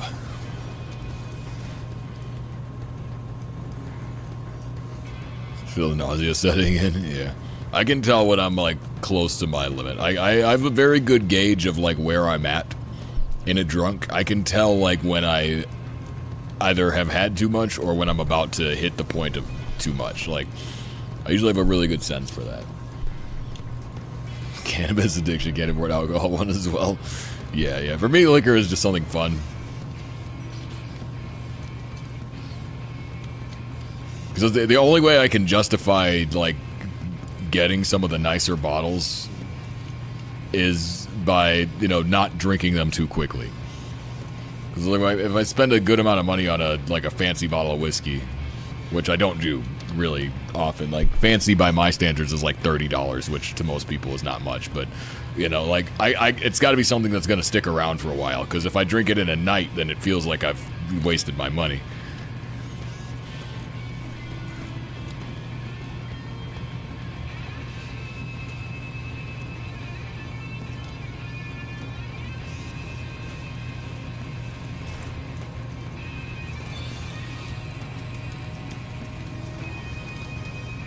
But I also kind of like, I gauge it the same way I kind of gauge video games, where it's like, well, okay, if I spend $60 in a video game and I get 20 hours of enjoyment out of it, then I've paid, you know, $3 per hour for that enjoyment. That's not a bad break. You know, if I get, you know, 100 hours out of it, that's better, because that's like 50 cents an hour. But yeah, the same thing kind of applies. So when I look at alcohol, it's like, okay, if I buy a $10 bottle, a cheap bottle of whiskey, and I get, you know, 10 hours of enjoyment out of it, then I got my money's worth, you know?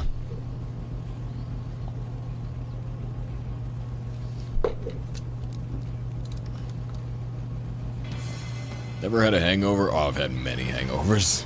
I've had many hangovers. Drinking heavily at a con, doing keto. Yeah, that's a dangerous one. Con mom tend to stop drinking because people are way more messed up and need attention. I'm some weird in between of that. I'm the guy that's like, the more drunk I get, the more I try to make sure that everybody else is okay. But I'm also wasted, so, you know, it's a whole thing.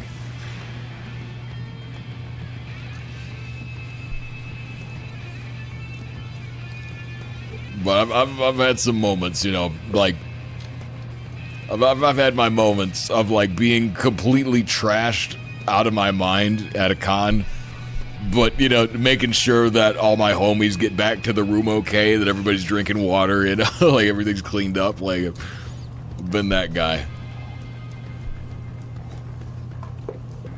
But I am a surprisingly functional drunk, you know. It's like when I get wasted, I still, like, keep most of my faculties about me.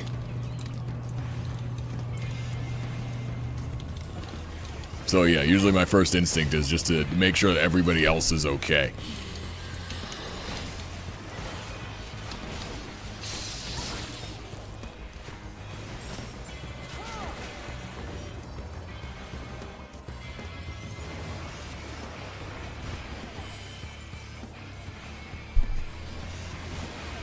Had bottles for years. I know people where it would last a weekend. Yeah, like for me, like cheap liquor, I'll drink in a weekend. I don't care about, you know, if I get like a $10, $20 bottle of like just a generic brand or whatever.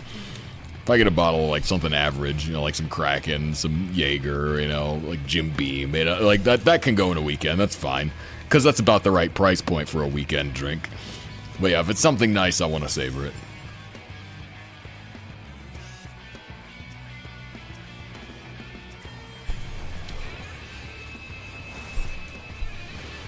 My friends can't finish their drinks, I'll slam it for them, and it makes one friend who's worried that I do it, but I've been able to take it all the time. I've done that before, yeah.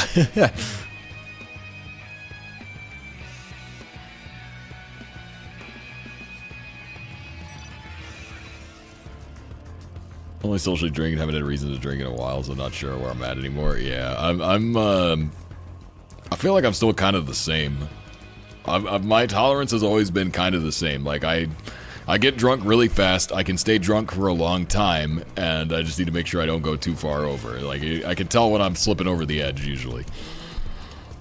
And yeah, that hasn't really changed. Like, I've kind of always been that way. Although, I am a little bit lighter now than I was, so I gotta be careful that I don't overdo it, because, you know, I don't have the extra mass that I once had, but my, like, range is like maybe 10 pounds, so it's not even a huge difference, but...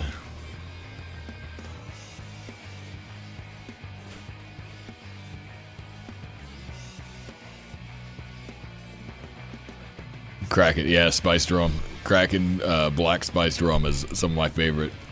It's my go-to drink, like for conventions especially. I get Kraken. I usually get a big bottle of Kraken, and I'll just get like a 20-ounce bottle of Coke. And then you just drink 1/3 of the Coke, refill it with Kraken, and then it's just like, okay, I'm walking around the convention drinking out of a 20-ounce bottle of Coke. Nothing suspicious going on here.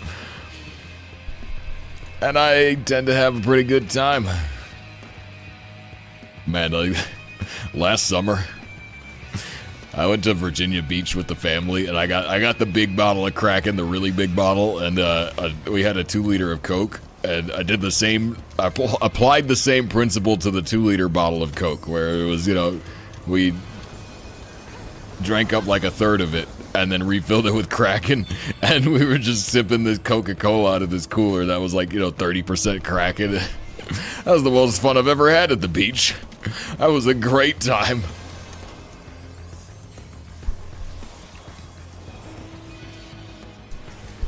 I kind of want to go back. I miss the beach a little bit. Can't go now, it's not summertime, but yeah, it'd be nice to get back out there. You didn't finish the whole bottle yourself? I didn't finish the whole bottle, no, but I had a lot of it. I drank the most of it out of everybody. Like, we were sharing it with like 3 or 4 people. But I definitely had a good amount of it, yeah.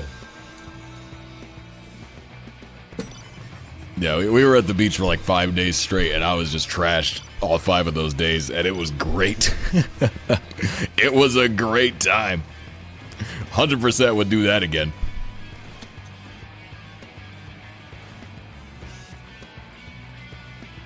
I drink solely liquors like Bailey's, though. There's a reason I only buy a bottle once or twice a year, yeah. That's how I feel about that banana rum cream I got recently. Like, I was sipping that, like, I finished that bottle in a week because it was just delicious. So I would just have like a sip here or there, you know. It's very weak in terms of alcohol content, so it's not really anything to get messed up on, but like, it's just good. It's like, Buzzed easy. Well, I get drunk easy. I can go beyond buzzed real quick, but I stay drunk a long time. Like, my threshold for too drunk is very high. So, like, I have a low threshold for getting drunk, but I have a high threshold for getting too drunk.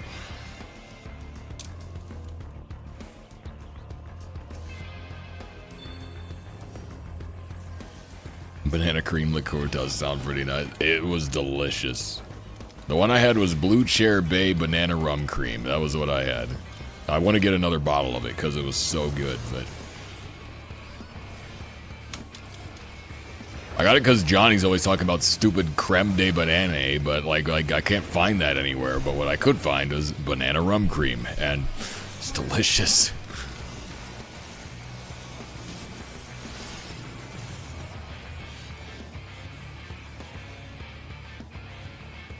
Maple rum cream one sounds really good. Yeah, I want to look around and see if I can find a bottle of it. But again, like it being a Canadian liqueur, it's kind of hit or miss whether or not I'll be able to get it. But I'll have to check around and see if I can find it. Would you recommend it to someone who doesn't like bananas? Well, no. Why would I do that? That'd be like recommending like cherry crepes to somebody that doesn't like cherries. It's like, well, yeah, like you might like crepes, but there's gonna be an aspect of it that you don't enjoy. Like. But the Blue Chair Bay has a range of cream liqueurs, so they probably have a flavor that you might like.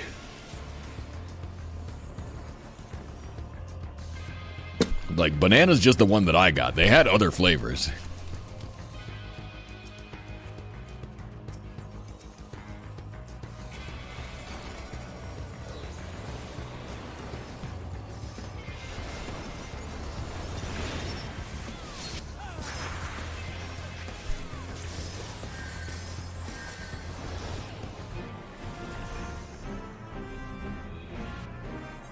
Wait, did we win? How?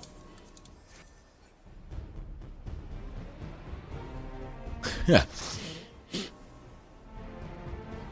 Oh my god, my numbers are so bad, dude. I don't think I can do front lines while I'm drunk and talking to chat. I just, oh. I don't think I can do it. My focus can't be split that far. I'm throwing so hard.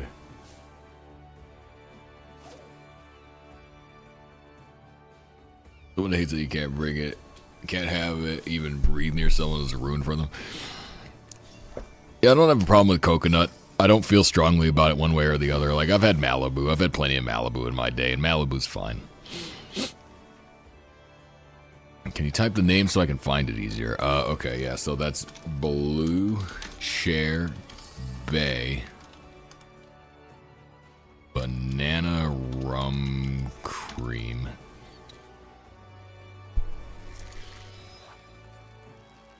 But it's like, I'm pretty sure it's like an American brand. I don't know if you'll have it where you're at, but it seems like one of those brands that's big enough that it's international. But Like artificial banana flavor, but it tastes too much like... it doesn't taste like a real banana, no. It tastes like banana candy.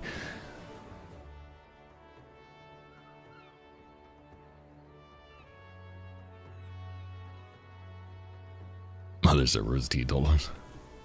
No more AFK than the average frontliner. I'm not contributing as much as I normally would, though. It feels bad.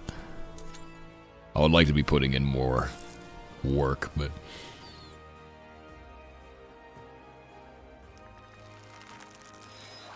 Zero results. Yeah, that's not surprising. I mean... The one Johnny was recommending was Creme de Banane, which I think it's De Cooper that makes the one that he's talking about, but I don't know if there's like another brand of it.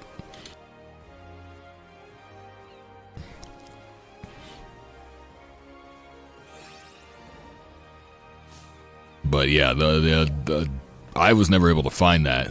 What I can find was Blue Chair Bay, which is freaking delicious.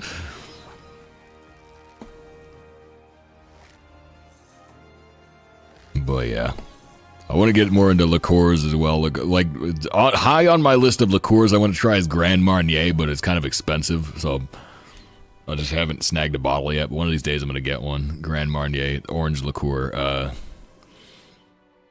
God, there's another one that's also an orange. It's a different one. I don't remember the name of it, but...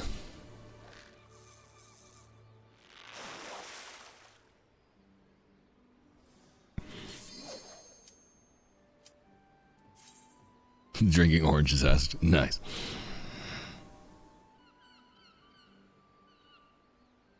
Yeah, I haven't tried Grand Marnier yet, but I really want to.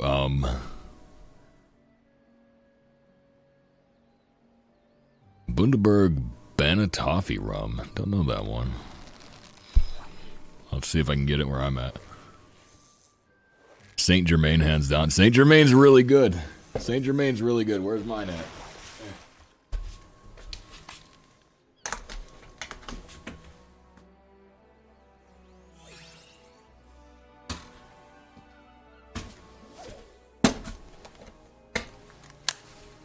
Yeah, I tried Saint Germain recently, and the Saint Germain Royale, Saint Germain mixed with champagne, is pretty good, but it's also good on its own.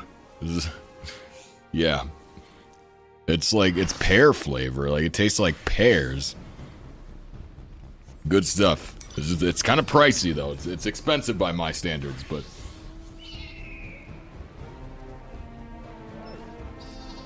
Like tequila the most? I don't feel like liking tequila is that weird. I mean, that's one of like the big drinks.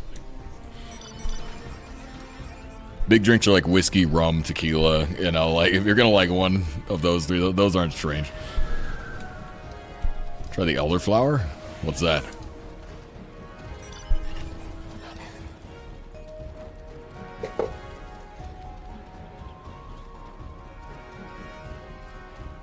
Got flavor? I thought this was made with elderflower in it.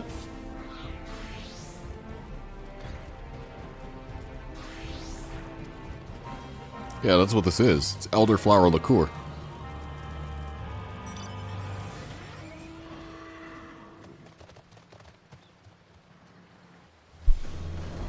Everyone else swears it off due to going too hard on it.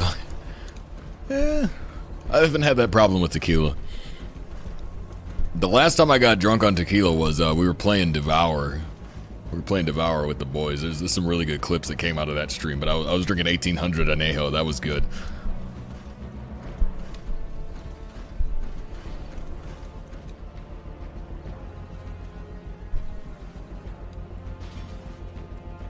I've got some Patron stashed away somewhere. I got a bit of Patron. But you know, talk about expensive, man. That crap really gets up there. Like the small bottle of Patron costs what a big bottle of everything else costs. I'm like, holy crap.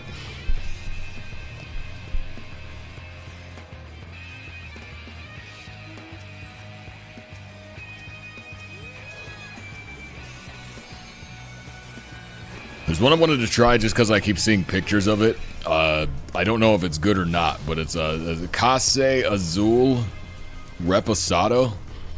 I don't know anything about it. I just know that it has a really fancy bottle and it's very expensive, and I want to try it for those reasons alone. Maybe someday I'll get one of those, because the bottle looks like a vase.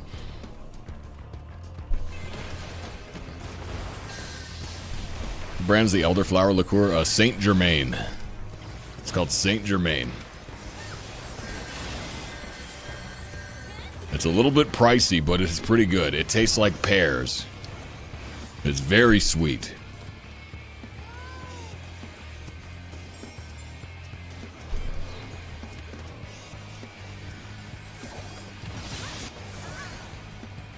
Tequila Ocho. $40. They got Blanco, Reposado, and Anejo. What? Okay, so what is Reposado then? Can drink Saint Germain straight. It's good, yeah. It is good. Yeah, for me, it's like if it was cheaper, I would drink it more. But like, it costs a lot. But like I said, I'm a cheap drunk, so like when I, you know, anytime a bottle is more than $20, I consider that expensive. And Saint Germain is a bit more than that. But Reposado's aged for 6 months. Anejo is for a year. Okay, gotcha. So it's just how long they age it then. All right. Tequila Ocho. Camarena tequila? Let's see. Let me add another tab to my freaking browser window. Tequila Ocho. I'll be real though, I'm not huge on tequila. Like, I don't mind it. I'll drink it. I'll enjoy it. I think I definitely like Anejo probably the most out of what I've tried. I don't know. I kind of go back and forth because, like, at first I liked Silver, like the lighter stuff, but like I don't know. Anejo's pretty good.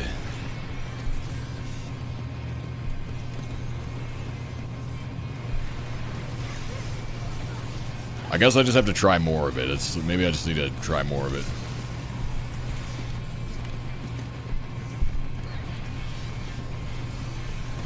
I had MagFest in an elevator, took a huge swig, and it was so smooth. I was like, wait, what is this? It's also cheap for now.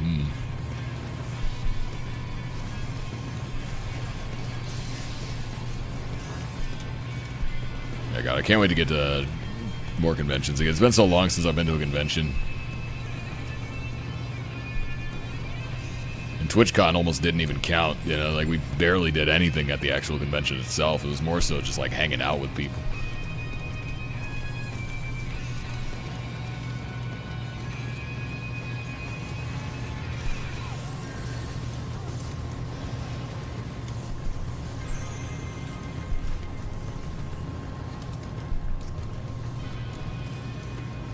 Fine tequilas from Mexico, aged over 3 years. The climate makes the process of absorbing everything the cast has to offer faster.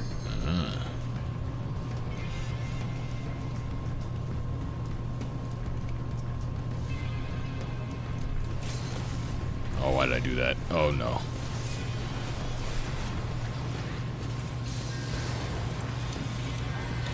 Crap.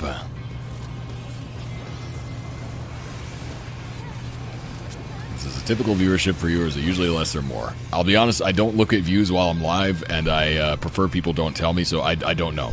I don't know how many viewers I have. I never look while I'm live.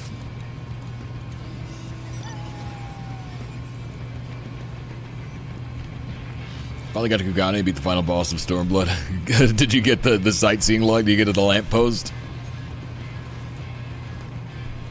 Saint Germain's $78 a bottle? Oh my god. Yeah, that's crazy import rate. You're like, well, I guess if it's Australian dollars, maybe that's different. But yeah, in the U.S. it's like $40. Citrus 811. Thank you so much for that follow. 5 viewers with 30 bots.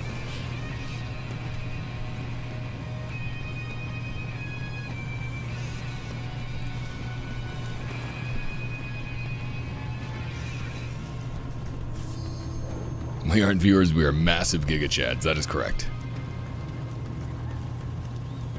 War against the Garleans for whatever this side quest is supposed to be. Ah, yes. That's an Australian dollar. Okay. I don't know what the exchange rate is like on Australian dollars, but I know it's like, it's kind of iffy. But yeah, for context, like Saint Germain for me, where I got it, it was $44 US. So So it's like I said, it's kind of pricey by my standards, but I just really wanted to try it.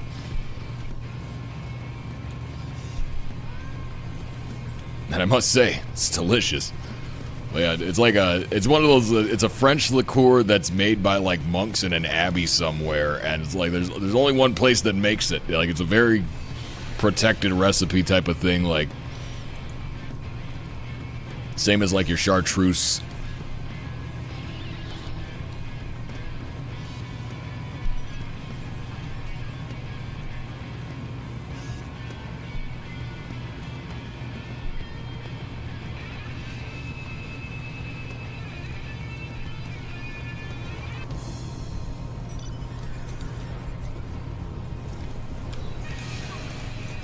Oh, why are we in red space? This ain't the place to be. Or is it? Oh yeah, red is winning. This kind of is the place to be. I mean, not like in their base, but like, yeah, we do want to bully them.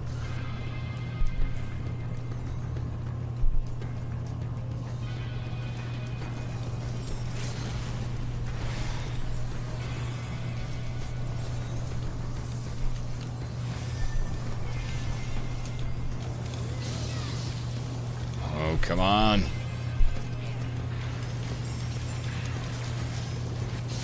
I missed the jump because I got friggin' white mage stunned. Oh my god. How many white mages do they have?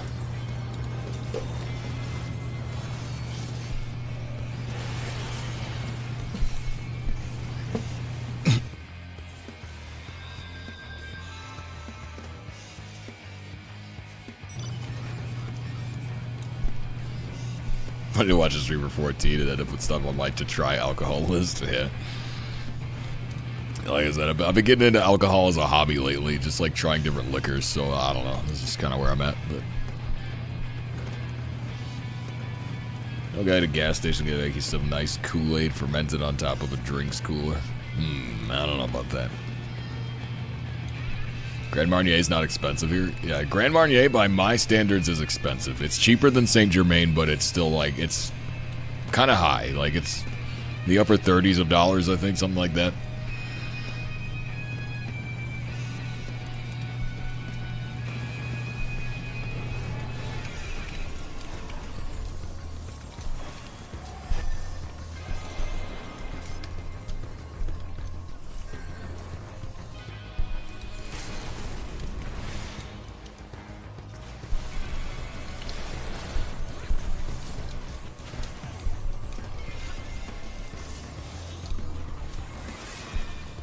Yeah.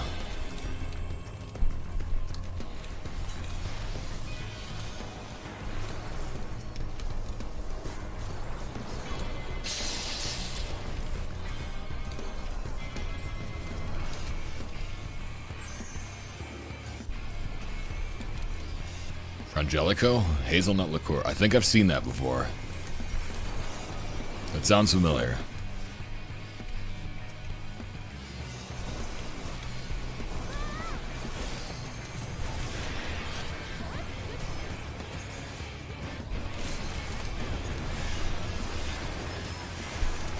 God, there's so many.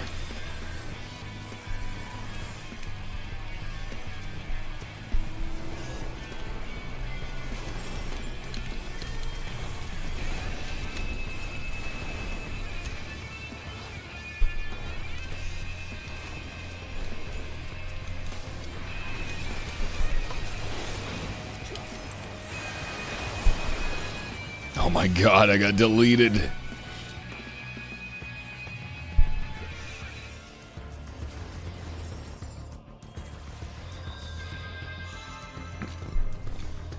Friend worked at a grocery store night shift. He had a coworker that would ferment Kool-Aid and sugar on top of the coolers. But why? Chimoas, thank you so much for that follow.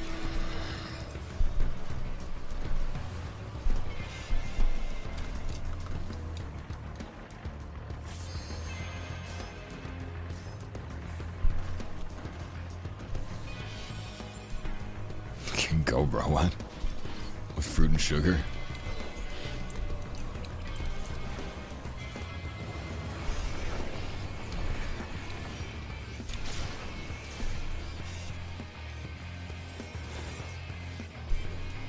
It's like saying $8 a bottle. I can't afford a bottle of drinks. I want to try. Yeah. Yeah, that seems like a lot.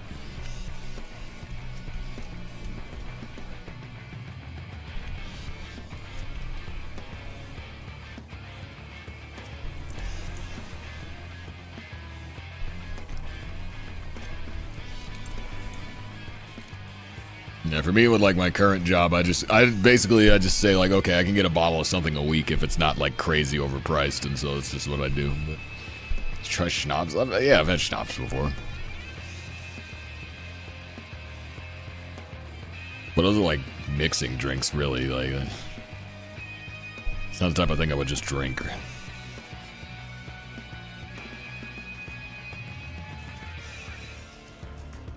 You like them? Yeah, it's fine. Schnapps is fine. I mean, it's just really sweet and fruity. Again, it's like something you would mix a drink out of. It's not really something I would generally drink straight because, like, I don't know. Just...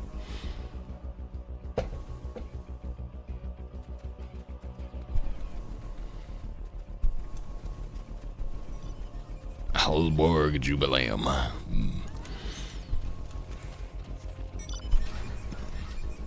Schnapps aren't sweet at all.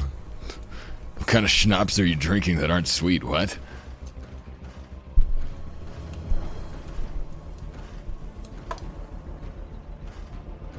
The only ones I've ever had have been extremely sweet. Extremely sweet.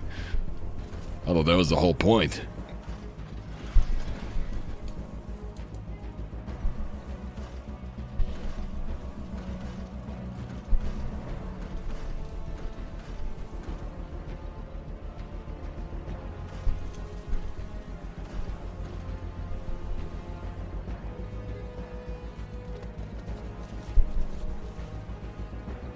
If we take this red node and hold it, we can win the game easy. But our party's going toward blue for some reason. Ow.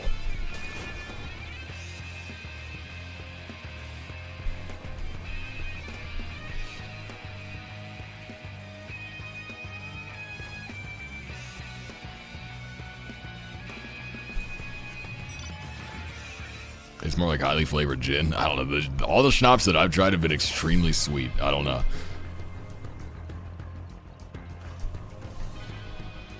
Lemon flavored rum chata. Bro, they had a pumpkin spice rum chata for friggin' fall. I kind of wanted to try it. Just out of like morbid curiosity. Like,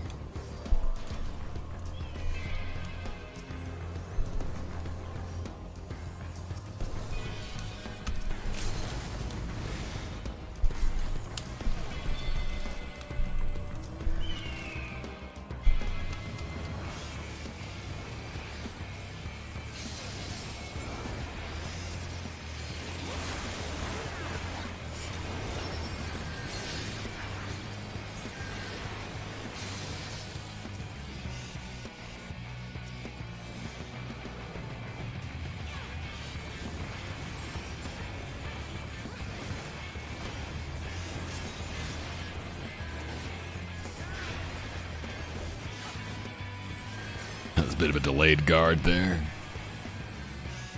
If it had named differently in the US, yeah, I don't know, but like, I don't know. Gotta buy a pair of Uggs to consume pumpkin spice. Lol.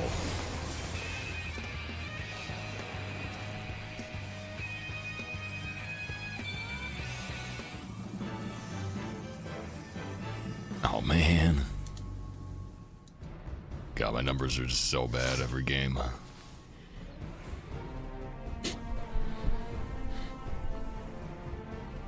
Alright, yeah, thanks for hanging out, Sean Kid. You have a good one.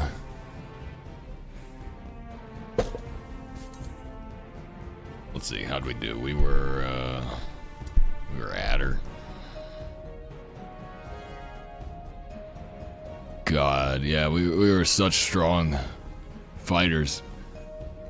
We had the best PvP score, we just had bad nodes. What a shame. American schnapps that have a lot of added sugar and much sweeter compared to German, Austrian, Swiss ones. Yeah, every schnapps I've had is like really sweet.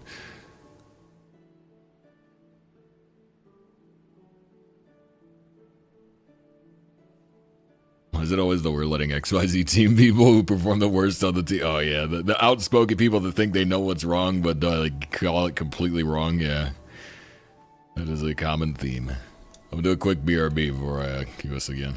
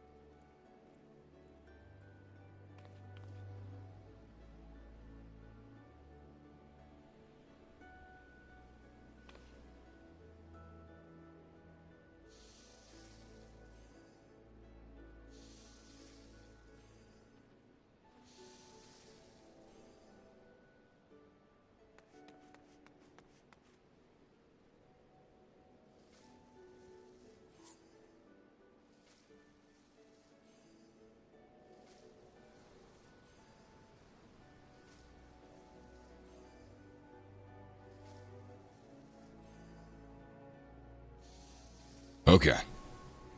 Alright, looks like we got some spots. Anybody want to join? We're on FamFrit right now. American schnapps are about 15 to 20% alcohol compared to European ones. Yes. Yeah, American schnapps are very sweet.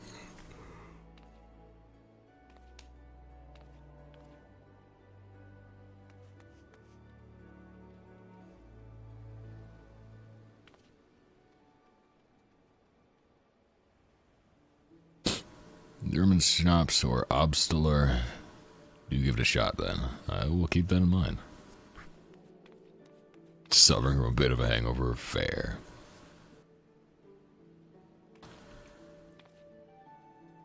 You jump back in? Yeah. Come on over.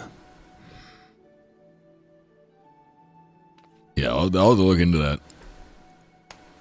I don't know. I got a lot of drinks on my, like, to try list already, so... Probably won't get around to it anytime soon, to be real, but... I will keep it in mind. For now, I'm happy with the good solid gin and tonic.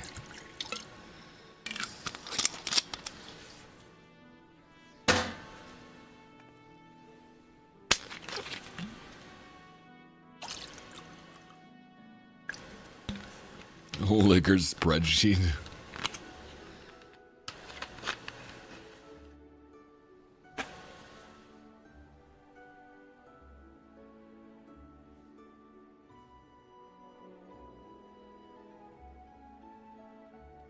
Wouldn't recommend it if you don't like spirits. I do like spirits. It's just, nah.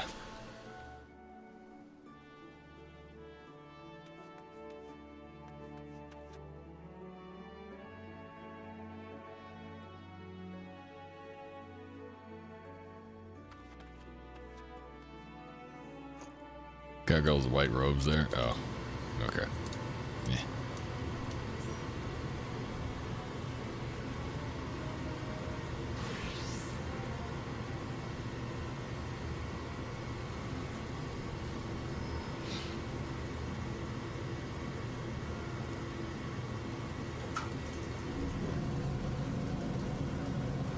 But yeah, next acquisition for me is probably Botanist Gin.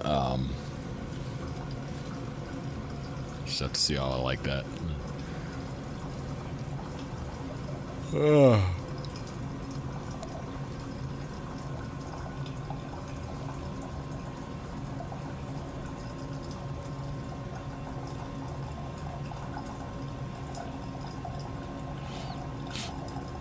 Black cherry and vanilla kraken.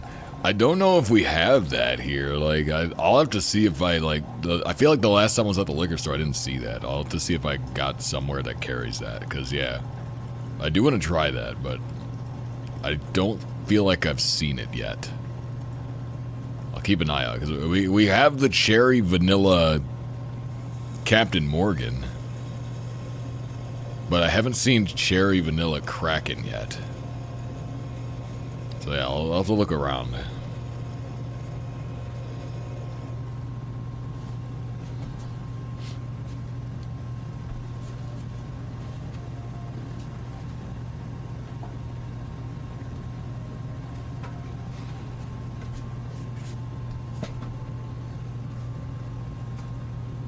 Looking forward to your YouTube video about PvP achievements of LoL. Oh, those might be rough. I mean, we're working on PvP right now, but as far as making a video out of it, yeah, it's gonna be rough. Got any gamers here? We got one more slot for PvP domination. Also, I got a box of, what is this? I think it's also Celestial Seasonings. The Country Passion Peach Tea. It smells delicious, but I want to see if it's any good.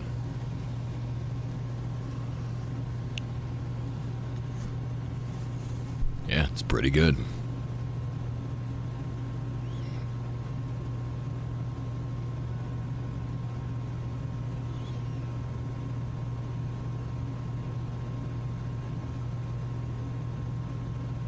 I'm the other cat girl. Alright, get in here.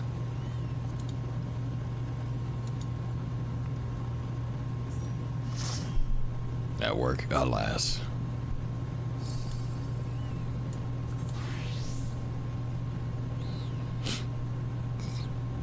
Yeah, just play at work.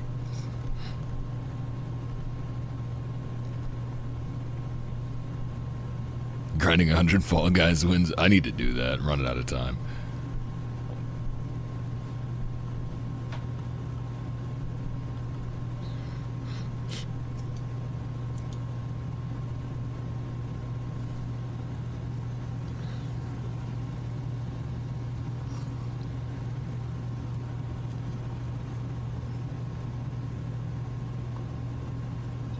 Have you seen the bot for it? I haven't seen a bot for it, but I know people were using a thing that shows you all the, like, the timing and stuff, but doesn't surprise me. Doesn't surprise me. Crazy effort people put into cheating. Yeah, honestly. Calculates the best route and moves your character. Wow.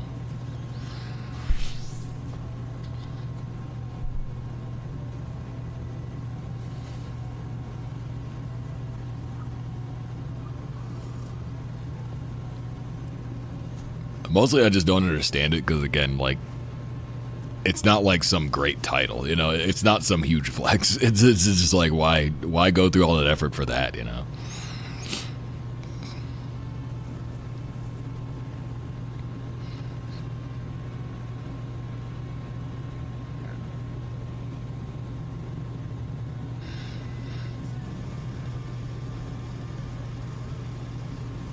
No, finally, Johnny's up. You showed up just after we filled the party. If you got here 5 minutes sooner, you'd have been in. Vampiric Chipmunk, thank you so much for that Prime subscription for a second month. It's another Mother Mad Baby's a little more cider in your glass.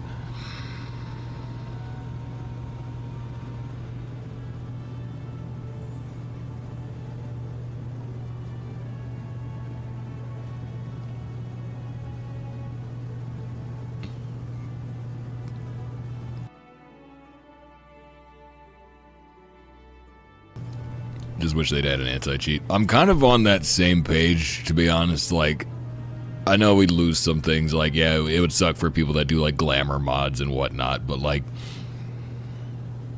I don't know. I just, like, at the end of the day, they got to do something about the people cheating. Like, they got to do something about it. They can't just put it up to the community. Like, they can't rely on trust, you know? Like, that's not gonna work. It doesn't work.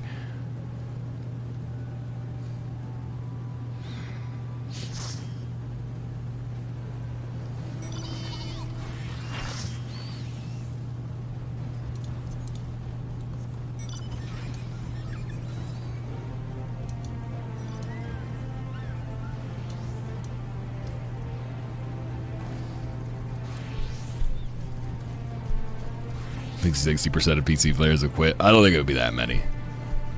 Some people that can't live without their mods, you lose a few, you would, but like I don't think it would be 60%.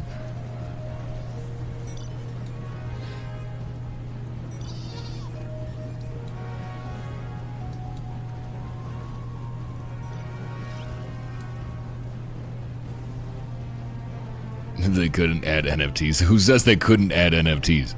If they wanted to put NFTs in the game, I'm sure they could find a way to do it. It's just says they don't want to.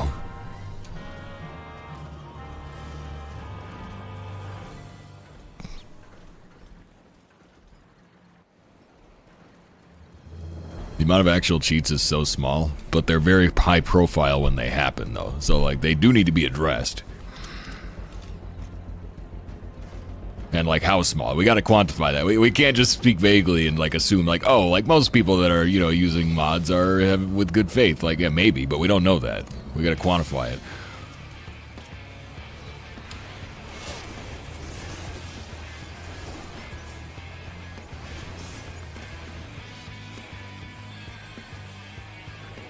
Because, I mean, you consider, like, if just one person cheats in ranked PvP, how many people are getting screwed over by that? It's everybody that plays against them. So, like, that's potentially hundreds, if not thousands of other players getting screwed by one person cheating. So, like, even if it's not even that many people doing it, it's still a problem that needs to be addressed.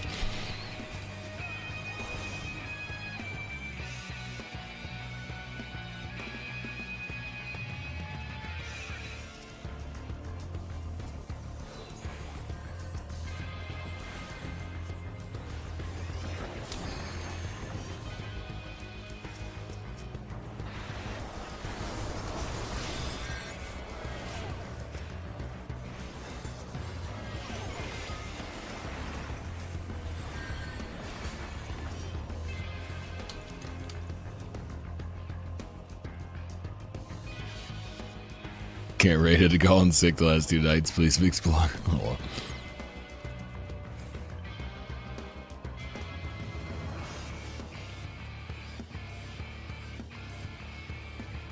now because I play from the UK to NA. To me, like, I will say, I'm surprised that's not something that they don't just implement into the game. You know, like, if a plugin can fix bad latency, like, why can't the game just do that? You know, like, that's just stupid to me. That's one of those ones where it's like, yeah, you know, I don't like mods in general, but there's no reason that shouldn't just be the way the game works. You know, like, if there's a mod that can fix bad netcode, why is Square not doing that? You know, like, there's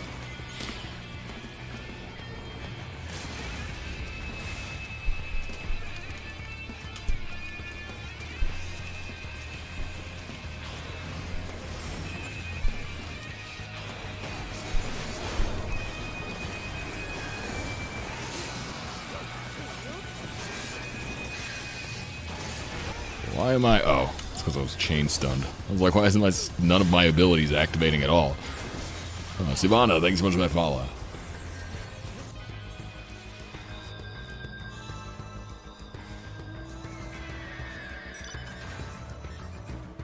Doesn't provide any advantage over a person with an ultra-wide as far as PvP cheats go. I know the bigger add-on client in the game disables add-ons on PvP altogether.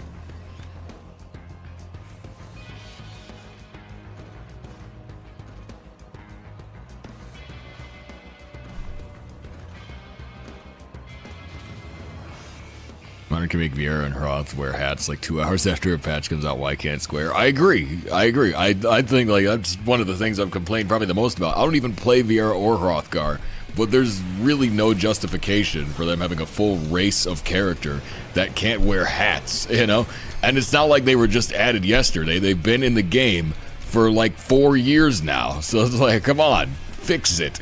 If they don't fix that with 7.0, like, you gotta start brigading that crap, because, like, they need to fix that, at least. Like, yeah, I know there's, like, polygon limits and stupid crap like the PS3 and whatnot, but, like, come on.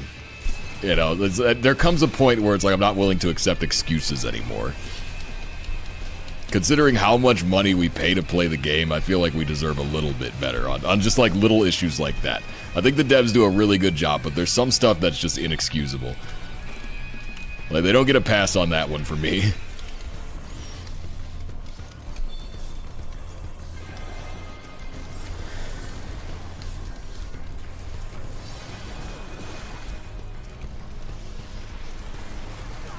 Oh, what's up, Miko?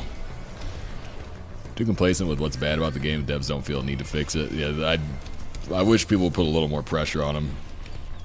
It's annoying that, like, a lot of the things that they've improved quality of life-wise, they've only improved because people were modding it in. You know what I mean? Like, they should have just been improving that stuff anyway. It shouldn't take that.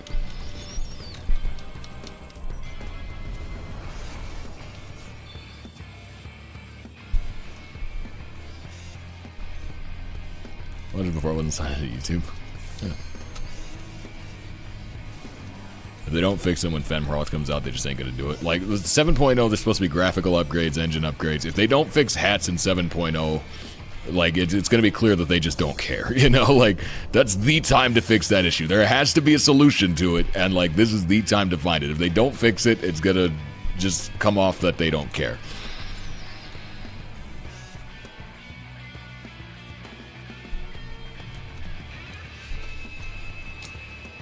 Just want to be able to sit on ledges. That would be cool. Hold for a savage using a Vieira with a hat. Pretty much, like, that's what it takes. And it's got to be a JP team.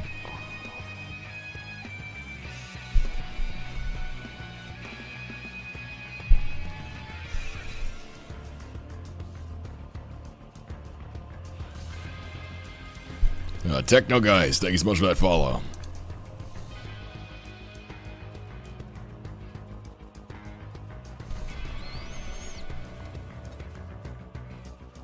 What's going to be HDR in 7.0? HDR. Hope they add RAID X currency to the currency tab. That would be nice. Junko, thanks so much for that Prime subscription. You have access to some pretty awesome Cider emotes and several mad babies.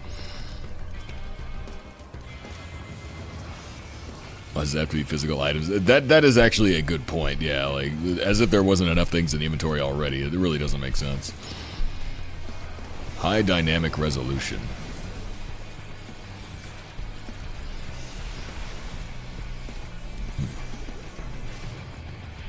GTA has a mod that allows ray tracing. Well, see, I won't knock the devs for not having, like, ray tracing in the game, you know what I mean? Because, like, there's only a percentage of the actual player base is going to be able to run that type of functionality on the hardware they're using. So it's like, you know, it's fine, you know, we don't need that right away. But, like, yeah, there's little stuff that, like, it just, they should have.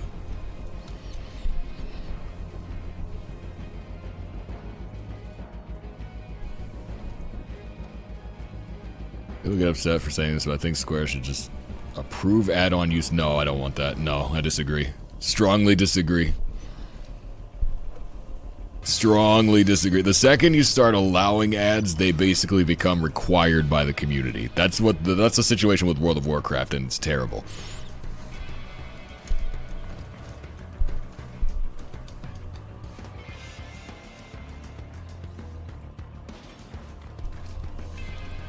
Ray tracing basically doesn't exist in any multiplayer games. It's not surprising. I mean, it's a pretty high performance in it. I think this game looks, when using ultra wide, it actually looks like cheating. That's funny. It's just hardware difference. So, like, hypothetically, if you just had a monitor that could do, like, 8K, even if it wasn't ultra wide, you'd be able to get that same level of zoom, wouldn't you?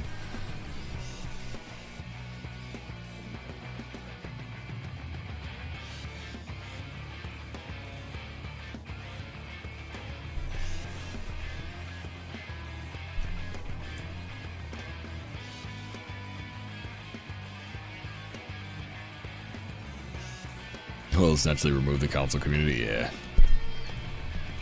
It's the aspect ratio? Oh.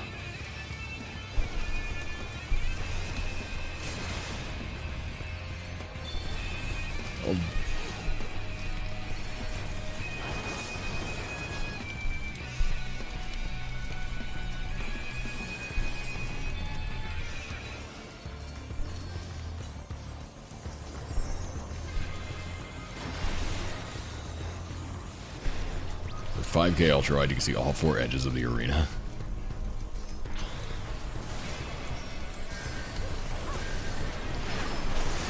Oh, I'm so dead.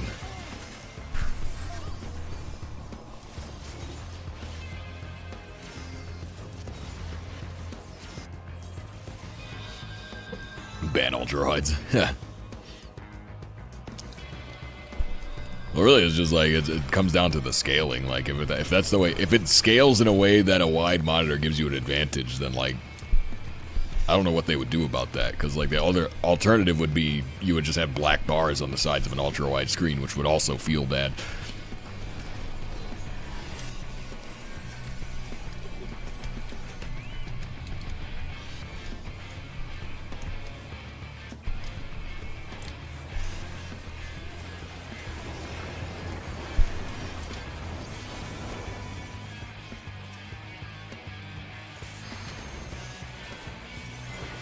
I guess the real solution there, like, is to not design mechanics where a wider field of view gives you an advantage. That's really what it comes down to. Like, visual clarity should not be the difficult aspect of a mechanic, if that makes sense. Like, just design better fights, you know? Like, if being able to see the whole arena gives you an advantage, then that is arguably a poorly designed mechanic.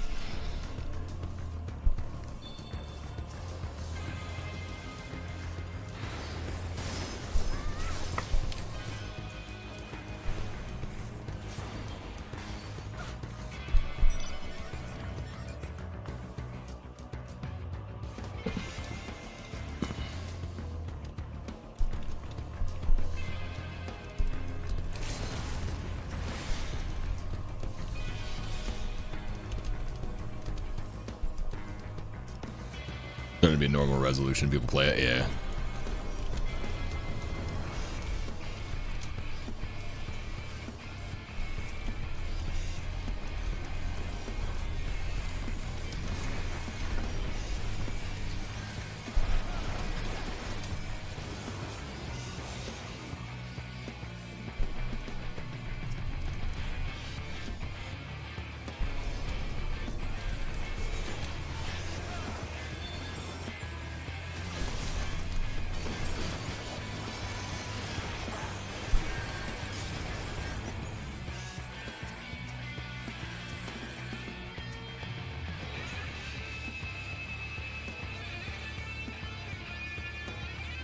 Monks need optimal FPS to do optimal rotation.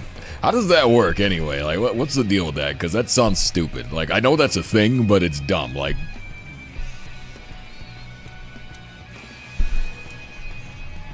something to do with like animation canceling or like frames, animation frames or whatever. Like, because the delay on their attacks, like that doesn't, like, to me it doesn't make any sense. But it's part of the netcode being bad, like requiring animations to finish or whatever. Like, I don't know.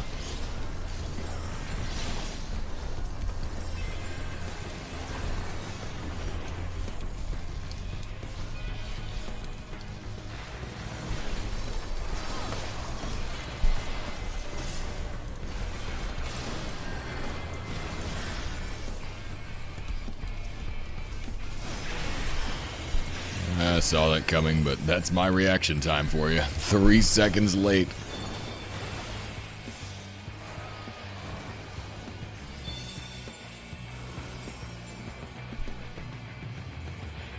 Too fast for their animations or something stupid like that. Like, yeah, like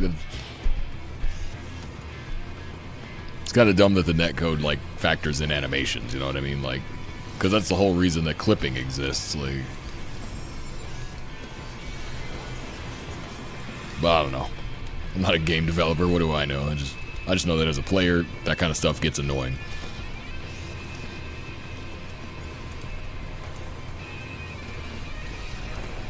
It's like, why changing your FPS on Monk shouldn't make the job more playable or less playable. Like, that's stupid. They need to fix that. You know, whatever it is that's causing that issue, they need to fix that. It's dumb.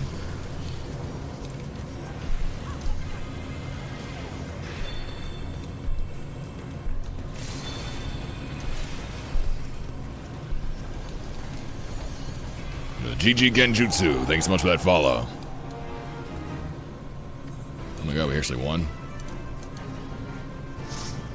Hey, my damage is over 500k now. I'm almost playing the game. Oh my god, I haven't had a single good game all day. I blame the gin mostly, and a little bit the tonic, but mainly the gin.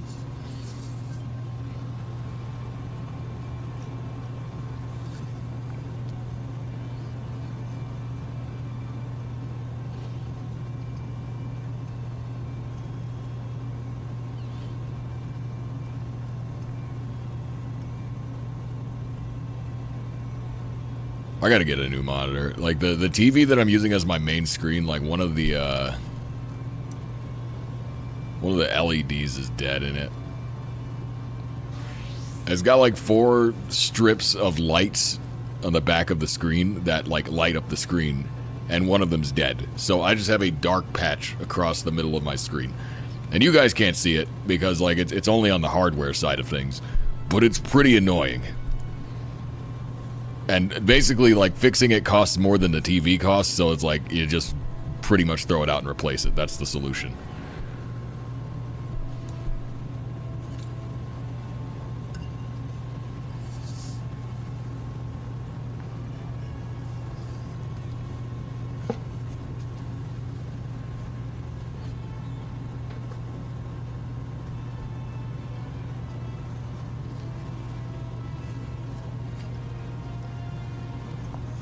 It's just tragic. I've never had a TV fail like that before, but here's this one. And it's still usable, it's just annoying. It's like, yeah, there's like just a dark patch where it just doesn't light up as much as the rest of the screen, and so anything that's on that little, like, row is just a little bit darker.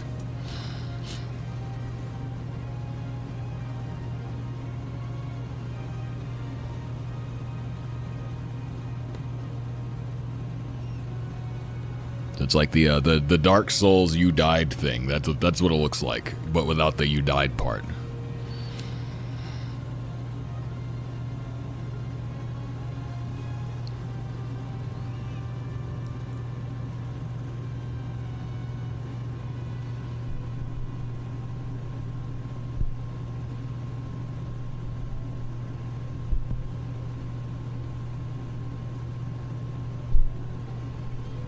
Get a 3D TV and play 14 in 3D.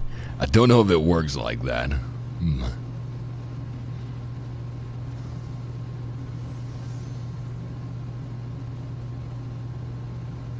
but I'd be down. Whatever happened to that VR mod? Is that still a thing? I remember, like, somebody made that, and then everybody was, like, talking about it for a little bit, and I haven't heard about it since. Is that still a thing? The VR mod? Wrath Games, thanks so much for that raid. How was your stream? Greetings, everyone. Ilio, thanks so much for that Prime subscription. You have access to a pretty awesome cider, emote, several mad babies. Melvina Jones, thank you for the follow. Turn off and was going to sleep and I have to unplug and get it working. What? Oh. Delta Dragon 2, thank you so much for that follow. Holy crap, what's up? How was the stream, Wrath? Wonderful as always. Seal Rock life has been kind of I've had better days of Seal Rock, but I've also had more sober days, so here we are, and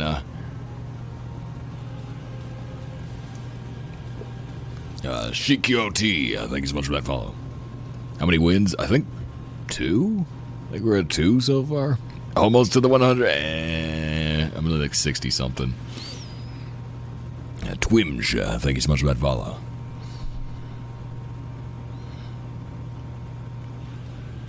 Oh yeah, what are you up to today, Wrath? Noob 1010, thank you so much for that follow. 3, 1, and 5 on the day. Have we really won 3 times? It doesn't even feel like it. What are you drinking? Gin and tonic. X brand. Wait. I failed to read that one. Sorry. I'm doing a bad job of keeping up with these. Hold on. Hold on, we're gonna get it. X brand Stifter. Thanks so much for that follow. Sorry, Crystal Con. Please, no please.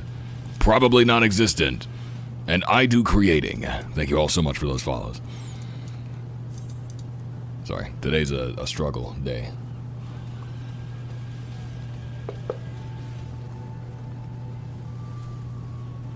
I'm the tallest. We'll see how tall you are without shins. Solo only grinding hit Ravana and he beat me up for a bit. You're on Ravana already?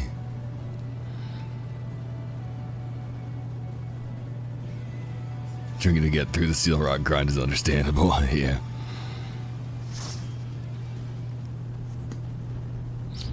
Well, it's honestly counterproductive because I've been, sipping the gin and tonic. I'm playing a lot worse, though, so I'm not contributing as much to my team as I would be if I were, at full faculties, but having fun, though. Catching up on the Chivo vids? Oh, nice. You basically need all the Grand Company achievements thrice. Yep. Tesla Craig, thanks so much for giving that tier 1 sub to Wrath Games, who now has access to some pretty awesome cider emotes and several mad babies. And Moonwitch, thank you so much for that follow. Fields of Glory grind of suffering around the wall. Can't do frontline without a huge stack of fish to descend what? But yes, welcome everybody. I hope you had a good time watching Wrath get bullied by Ravana. Sounds like a good time. And we are, of course, doing some Seal Rock grinding here. Working toward the, I'm trying to get the glam out of here. And I think, I've still got quite a ways to go before we get there. Getting some food. Alright, heck yeah. Enjoy the rest of your night. Thanks again for the raid. I'll make sure to, try my best to keep everybody entertained. I don't know if we could follow that up, but we will try. We're gonna beat up players in front lines. Yeah, so here's the jacket achievement. I am 64 out of 100, so yeah, we've got a little bit of a ways to go, but we're making good progress. Ding ding! Thanks so much for that Prime subscription. You now have access to some pretty awesome cider emotes and several mad babies. Going for the Tomalith grab achievement. Oh, I need to work on that. I forgot about that one.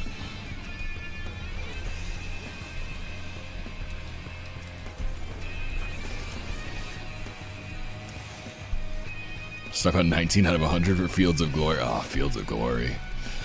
I'm not looking forward to grinding that one. I don't like Shatter very much. I just don't like it that much. Yeah, I started doing Seal Rock because I really wanted the glam. And obviously I care about the achievement points as well, but yeah, my plan is to get the glam before 7.0, and you know, that's not going to be too hard. You know, I need like, what is it, 36 wins before 7.0. We got several months. Like that's doable.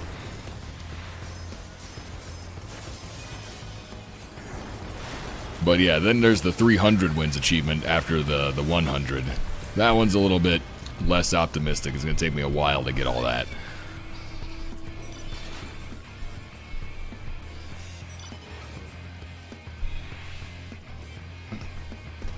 Completely obsessed with anything Allegan themed. Yeah, there's so many PvP mounts that are just like Allegan nodes, and I don't have any of them. Working on Triple Triad, nice. That was my original grind. Warlane's achievements are all disabled at the moment. Do you have a lot of those? No. I mean, I've got like, you know, drone sniper or whatever, like a handful of them, but definitely don't have them all. So yeah, I'll have to rack those up when they turn that back on. I mean, allegedly they're reworking it, so here's hoping it turns out better.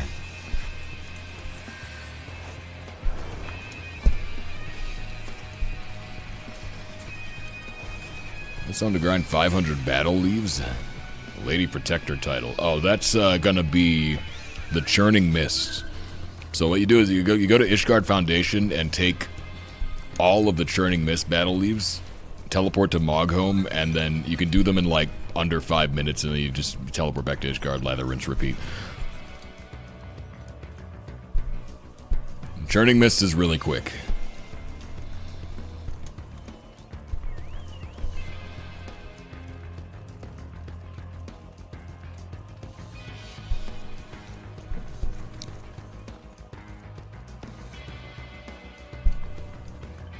Hoping it gets released by 7.1 and doesn't get treated like Rival Wings a little, yeah. Rating hinterlands are not quick. Oh, the hinterlands ones suck, yeah.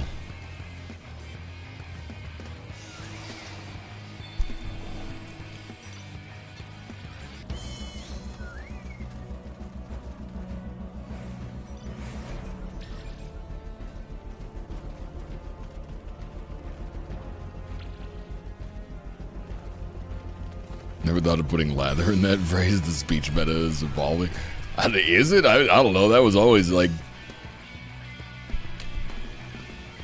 Isn't that what they put on like the back of shampoo bottles? Lather, rinse, repeat? That's what I always thought it was. I don't know.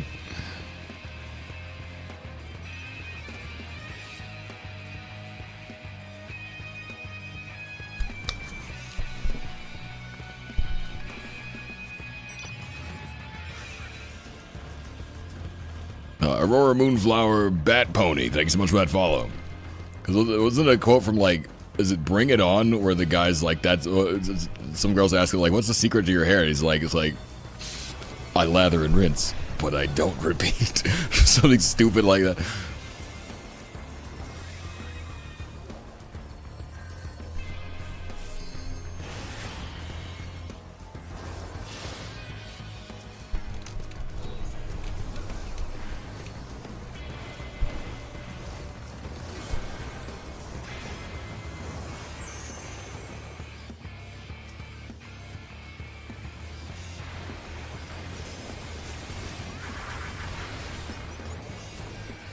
It's from Lizzie McGuire, is it? How do you know that? How do I know that?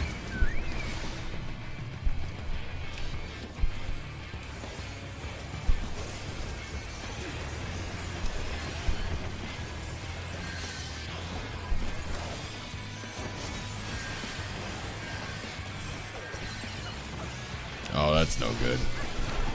Out of one frying pan and into another. Well.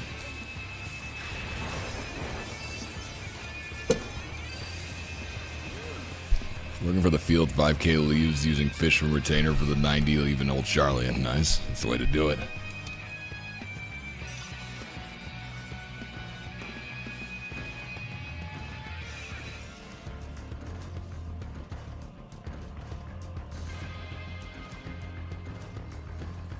Lizzie McGuire mentioned. Yeah, good lord.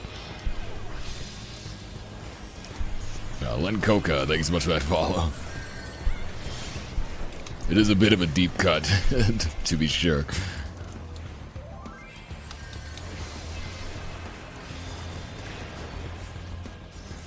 Face Huck, thank you so much for that follow. Isn't that, wait. Who was Gordo? Isn't that where Shia LaBeouf came from? He was Gordo, right? Or was that a different show? I swear that was like Shia LaBeouf's first role. It's friggin' Lizzie McGuire. It was some Disney Channel show, but I think it was that one.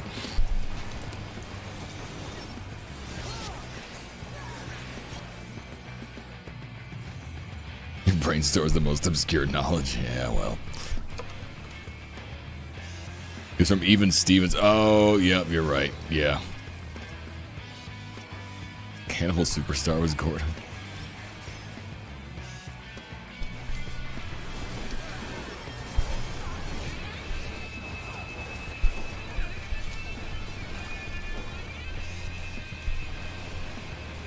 Can a Ned's Declassified guy and a Lizzie McGuire girl fall in love? What?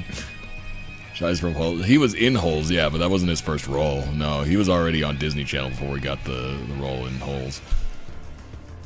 Watched them for a while now? Oh, thank you. Why do you enjoy them?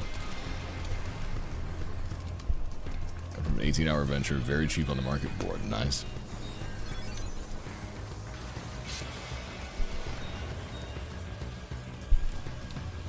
Lalitloth, thank you so much for that follow.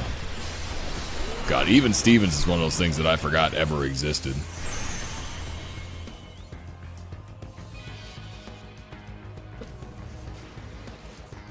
Listen, I was one of the cool kids. I read Holes, the book, before seeing Holes, the movie. The book was better.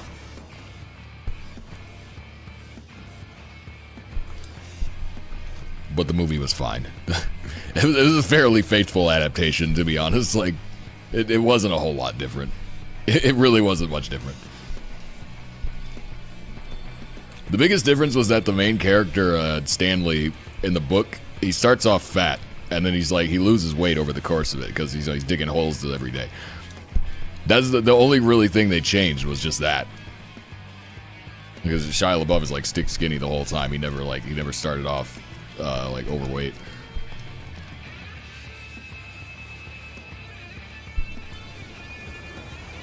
Everything else is pretty much exactly the same. Like,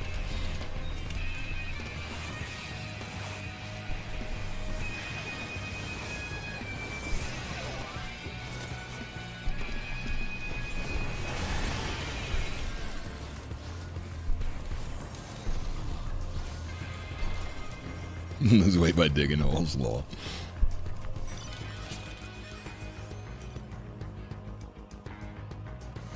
I've ordered trap leaves because it has 6 options, so it's hard to spam the same one over. The problem with ARR leaves is that there are some that, like, have a minimum amount of time that they take to finish, and it's like 5 minutes. And so, if you aren't careful, you can end up wasting a lot more time on them than you expect to. Because he really just wants the ones where it's just like kill something and then you're done. Those are the leaves you want to be taking. So if you're going to a zone that has non-kill stuff leaves, you got to make sure you know which ones are which so that you can not take the ones that take too long.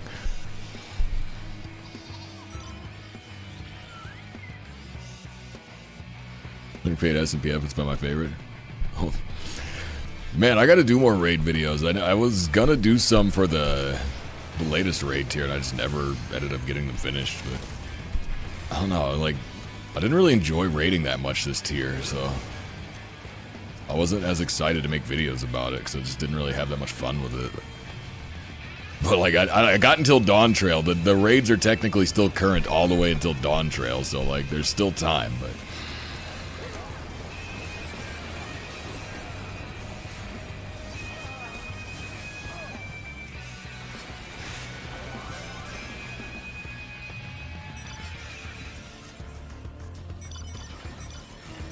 Ponosaurus Rex, thank you so much for that follow. Now, if that's not the best name I've ever seen.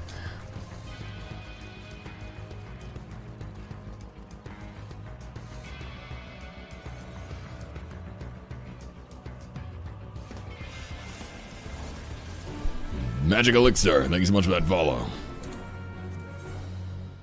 Oh, hey, we won. Did I contribute anything? 0 kills and 2 deaths. Oh, no. That was one of my worst games yet.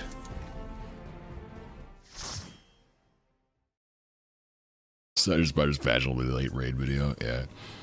Got sick of being killed on Bonds 2.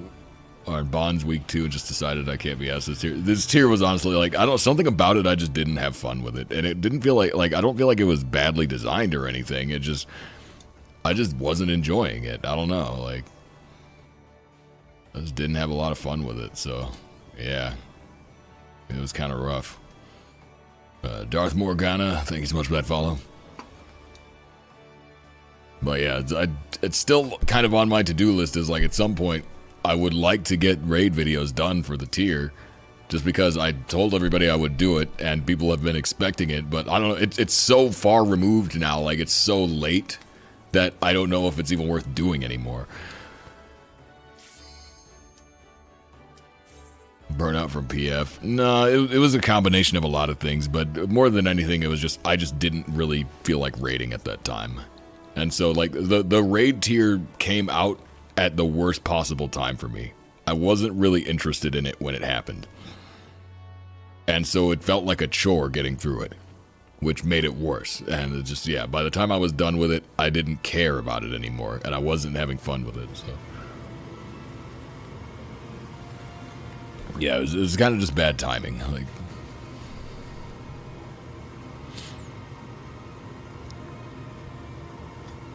11 strike cleanup parties dying to mage phase. Oh, man.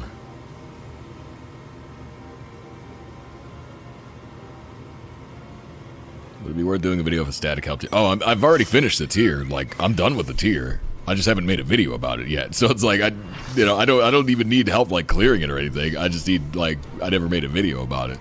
I've already cleared it.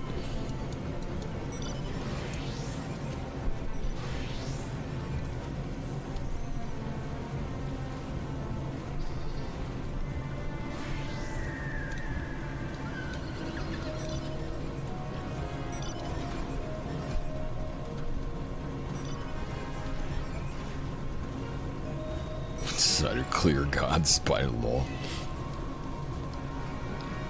I love that lack of motivation to do stuff. I mean, again, I cleared it so late though. Like by the time I got done with it, everybody was kind of done raiding. So doesn't look as cool as P8 does. Yeah, I definitely liked Abyssos a lot more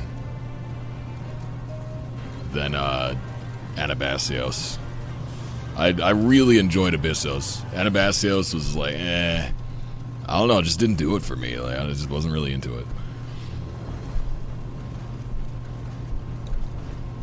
How many 12S books? I've got at least one.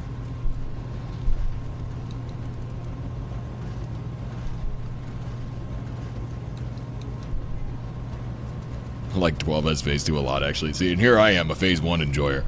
I like Phase 1 more than Phase 2, but I still think P8S was better at both. You know, P8S Phase 1 better. I don't know, actually. P12S Phase 2 is probably better than 8S Phase 2, because 8S Phase 2 was not great. It was just okay. I think 12S had a better second phase.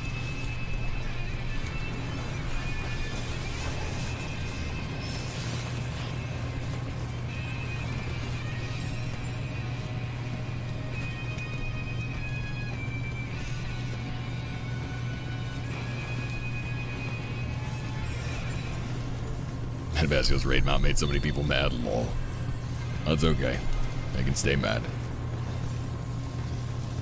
That'd be S tier if it weren't for the turrets. I never had a problem with the turrets. I don't know. Like there were a couple of turret memes like week 1, but I never really had too much trouble with those.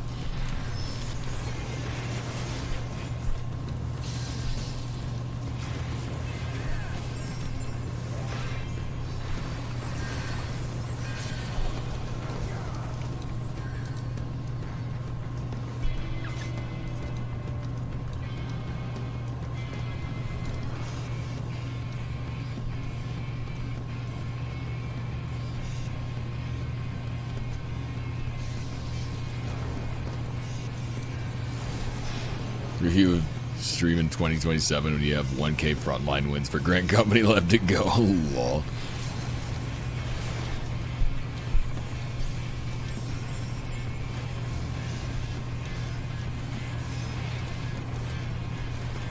You say that, but you never know. They might add worse achievements We got so many expansions to go, so we got 10 more years of expansions minimum. Who knows what they're gonna add? They added 20,000 Accursed Horde in Endwalker. Like, that, you never know what they're gonna put into the game.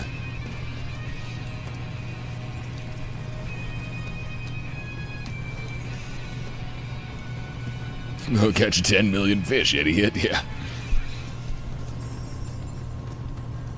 They did what? Yeah, you haven't seen it? With Orthos, they added another achievement for 20k Accursed Horde.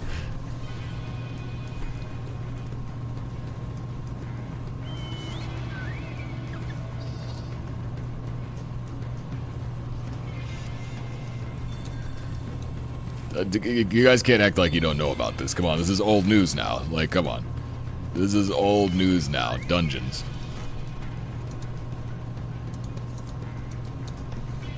Look at this. 20,000 pieces of the Accursed Horde for the Accursed title. Yeah, this is they added this with Orthos. This is like 2 patches ago.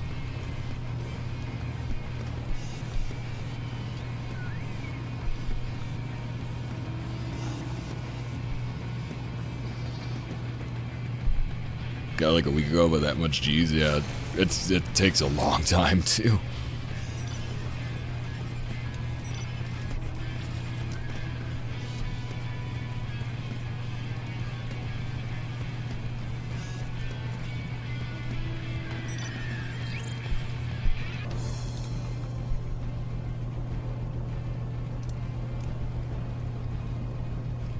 If you farm the achievement, you don't spam solo clears.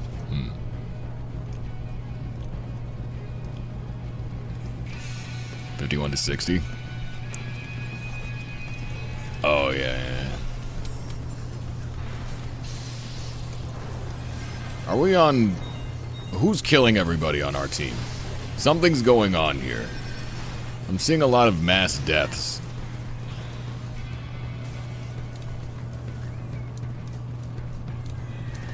Oh, there it is. Why? The Dark Knight Astros are on Primal now? We came here to get away from them.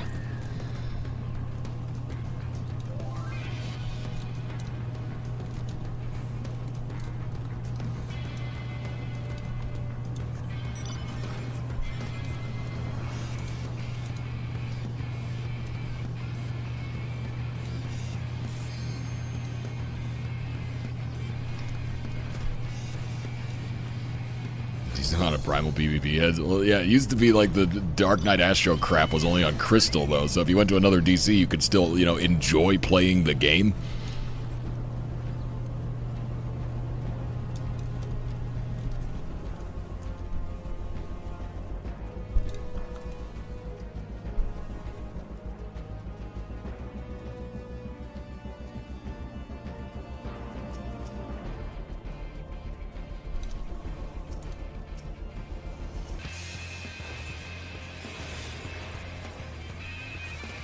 Yeah, these aren't even the same people.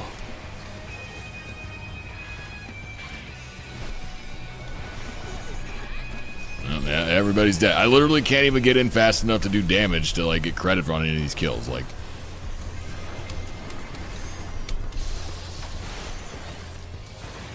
I'm getting sniped. Oh.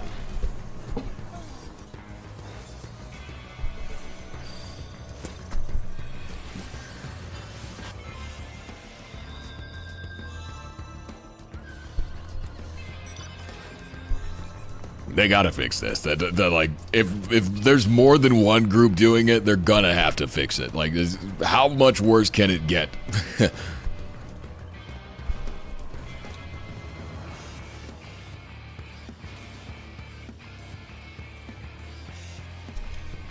Like, Frontlines actually does have the potential to be really fun when it's not trash.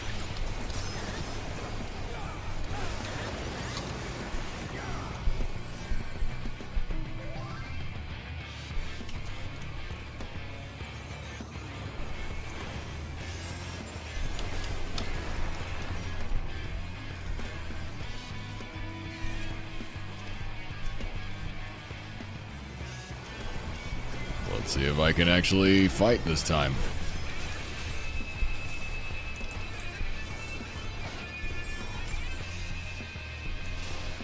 Delete Salted Earth. I would hate for that to be the solution, but it's almost like, what else do you do, you know? Like...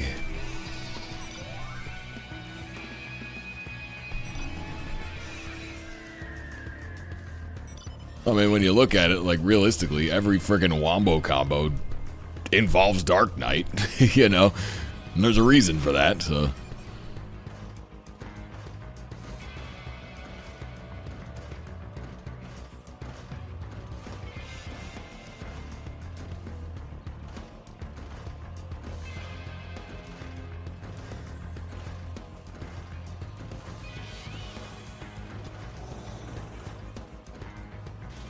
No more crowd control. Overwatch did have way too much CC, though.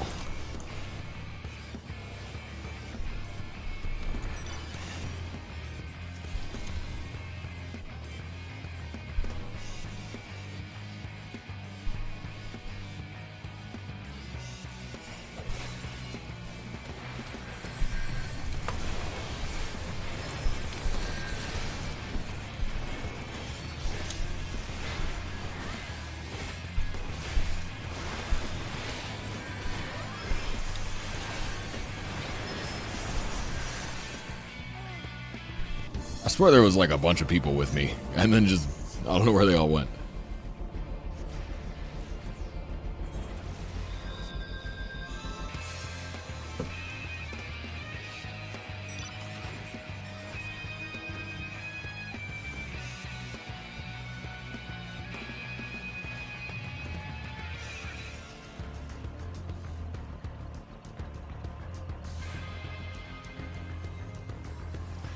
It doesn't seem like where I want to be. Why is our team so split up?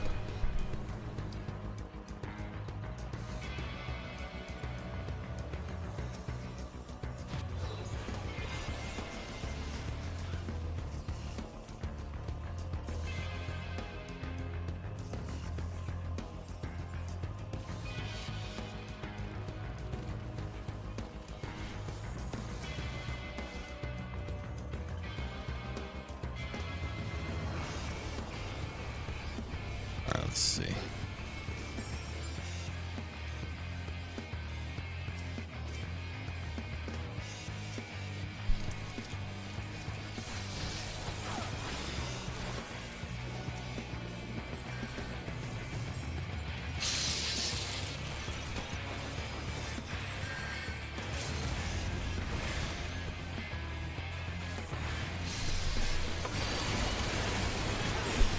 Whoops. That was not the window of opportunity that I thought it was.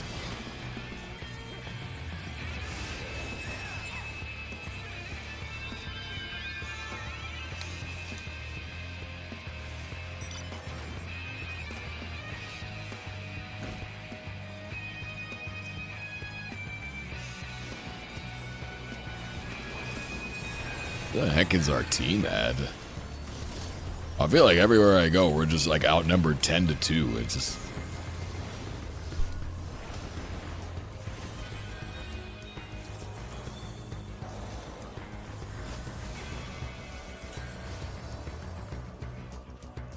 I don't know though, because there already are jobs that feel useless in frontline, so like, wouldn't be the end of the world, you know?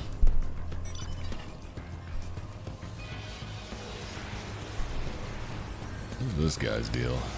Disconnected or yeah.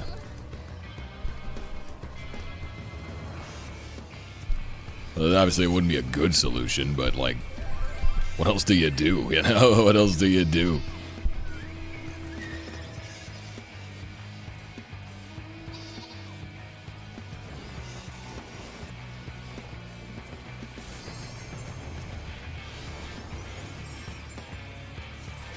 I think most likely, the more like likely thing is like probably macro is going to get nerfed in some way.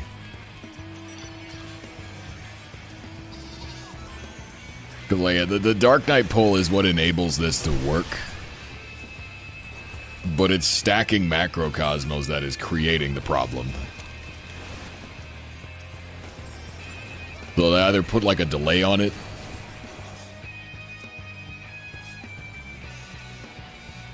or I don't, yeah, like Put a delay on it. There you go. Reduced range is best balance. I'd say turn macro into Earthly Star. You spawn an Earthly Star, 5 seconds later it explodes. And then you end up with a situation kind of similar to Dragoon, where it's like, you know, you see the animation, you can see the little beam of light coming towards you. You know a Dragoon is going to sky shatter you. There needs to be an indication that Macrocosmos is coming.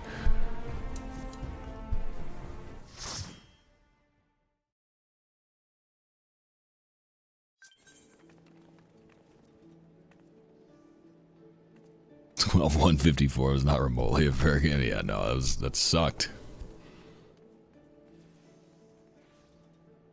Like we already left Crystal to come here to get away from the two people. Like there were two groups doing that same stack on Crystal. Now there's one here on Primal. Like, what are the chances we go to Aether and find like good games? It just seems like everybody's doing that now. Until they fix it, though, it just makes the game so much less fun. Like,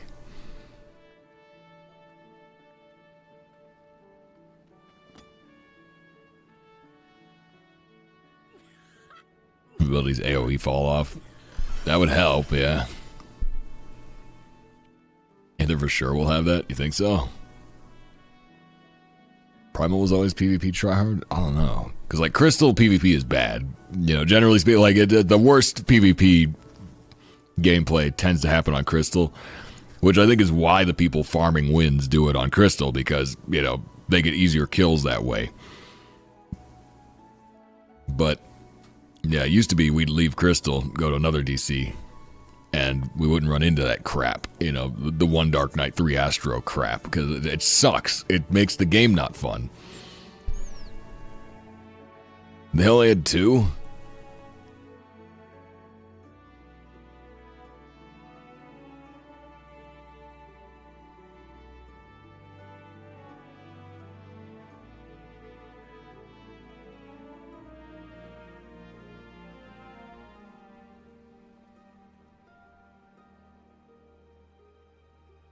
Uncoordinated double pull, and it was still disgusting. Yeah, I kept arriving to fights just to see everybody get wiped, and I was like, well, okay, I guess there's nothing I can do here.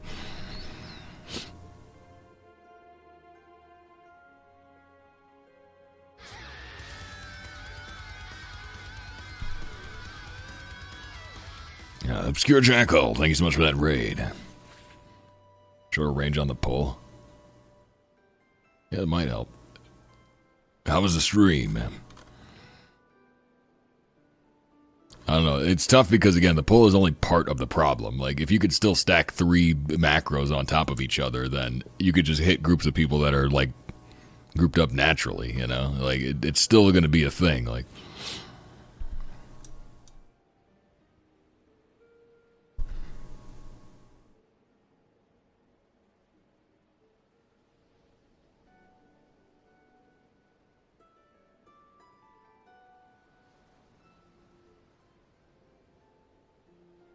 but the trouble is, if your timing is good enough, you could do the exact same thing with burst.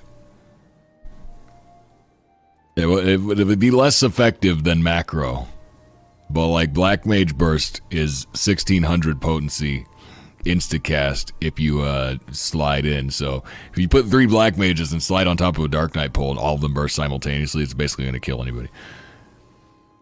Love your stuff on YouTube. Oh, thank you. I'm glad you enjoyed.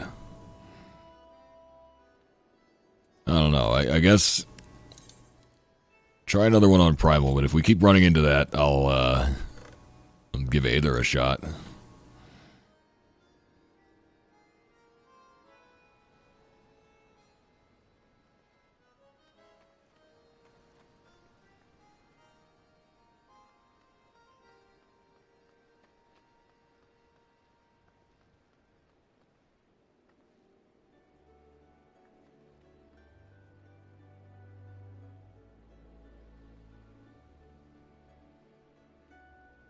Imagine stacking Gunbreaker. I haven't actually played Gunbreaker in PvP, so I don't really know what it does.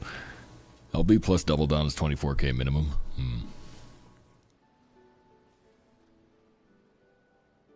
3 of them, that's a wipe. Yeah. But then, of course, obviously that's an LB, so that's why I don't mind. I don't mind one Dark Knight, 3 Dragoons. That was the old meta. That's what everybody was doing before. I don't mind that because, you know, the Dragoon is an animation lock and you can see it coming. You know, it's not an instacast and it's an LB, so it takes like 2 minutes to recharge. Whereas, you know, Astro's 30-second Macrocosmos spam from range, you know, like there's just no penalty on them for that.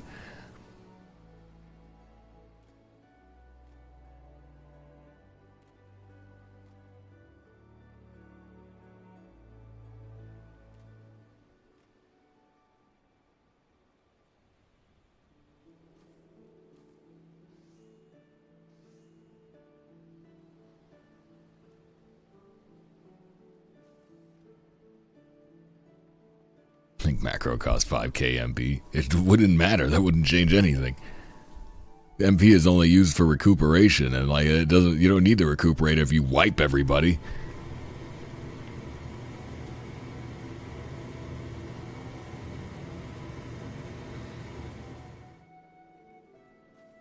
Plays it with Lord of Crowns. Yeah, I don't know. They got to change something. Because it's spreading. It's starting to spread. Like a couple months ago, we would run into like one party that was doing Macrocosmos spam, but we just bumped into the third one today, and it's different people in every group, so it's like, you know, they got to do something about it.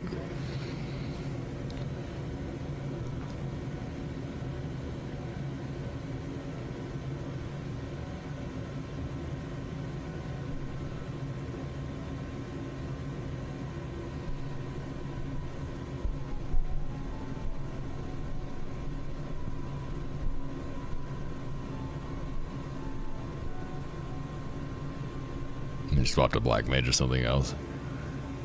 Yeah, Black Mage is like it would be harder to pull off with Black Mage. It would be a lot harder. It's still doable, but much harder.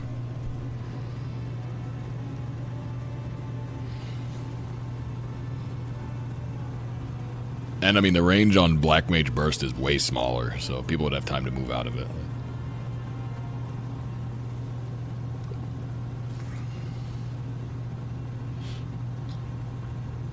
Just gotta have Flare up.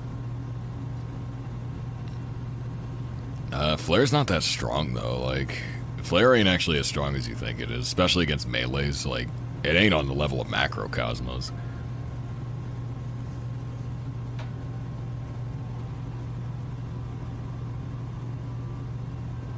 Instead of Vortex killing 12, do the kill for pretty much, yeah.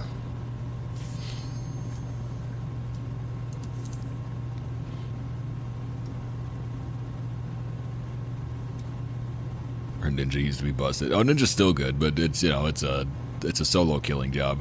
We're not talking about jobs being broken. It's more so combinations of jobs that are broken. So it's like Astro on its own is fine. Dark Knight on its own is fine. It's when you put 3 Astros together with 1 Dark Knight, that's when it becomes a problem.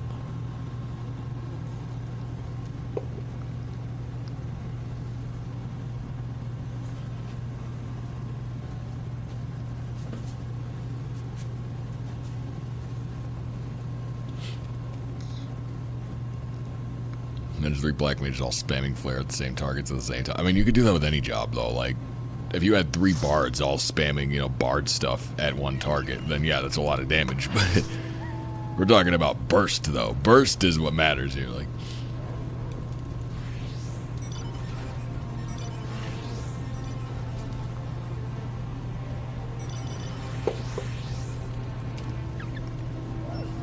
because 3 Black Mages all stacking the same target. Yeah, you'll probably kill that target, but that's 1 kill. We're talking about killing 20 people at once.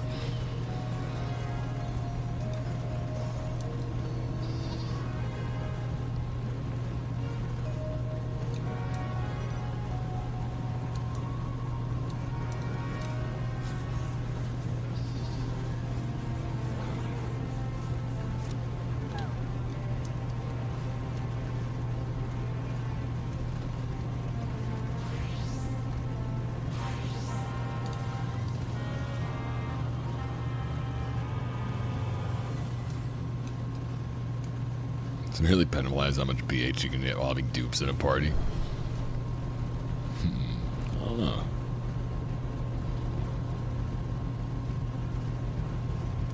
Solution is to remove Astro from the game. Yeah, you're right. It's Flare, not AoE. Flare is AoE, but the AoE falls off. So, like, it... At least my understanding is that it does.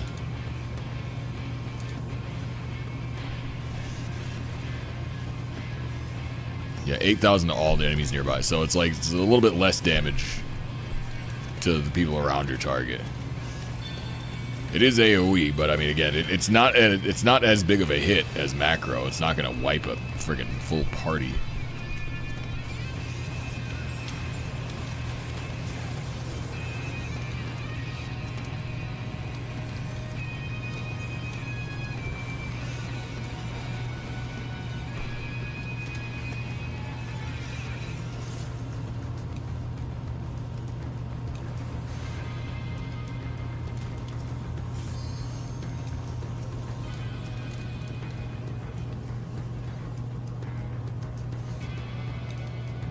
Read about it for Queen Bean. Oh, wow. Long way to go.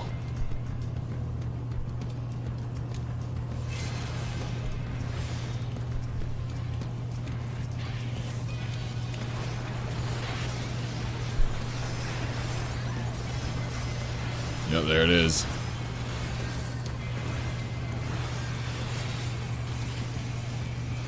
Uh-oh. Oh, come on. Not like this.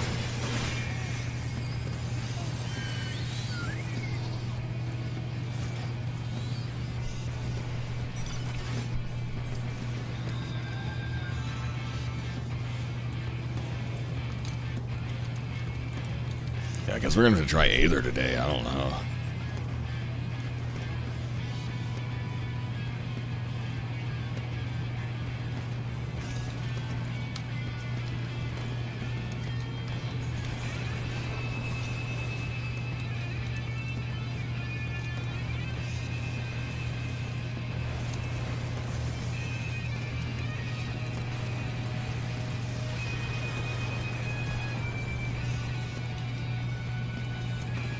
Swap to Astro and join him.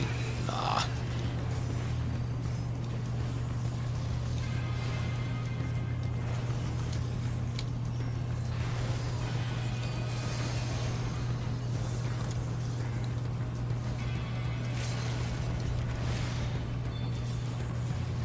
Nah, because I don't want to play Astro. I want to play Black Mage.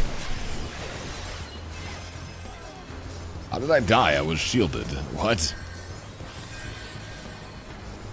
I know there's latency, but like that was like I was shielded before all that damage came in that time.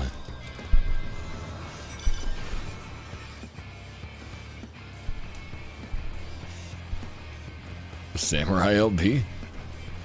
I don't think I hit a samurai, did I? What?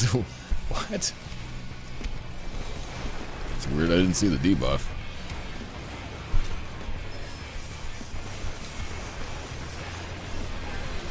Oh great, why am I here? Why am I here?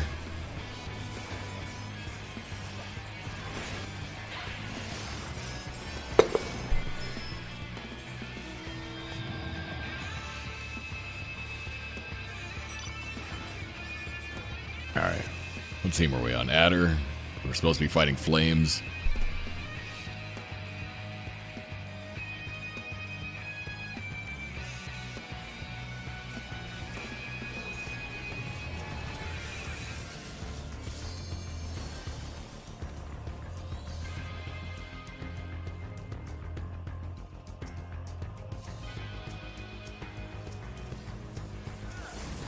Yeah, burst would be better than flare. If you were trying to stack spells and insta kill people, 3 bursts would kill most targets. But the range on burst is way smaller than the range on macrocosmos. Like it's a really small AoE.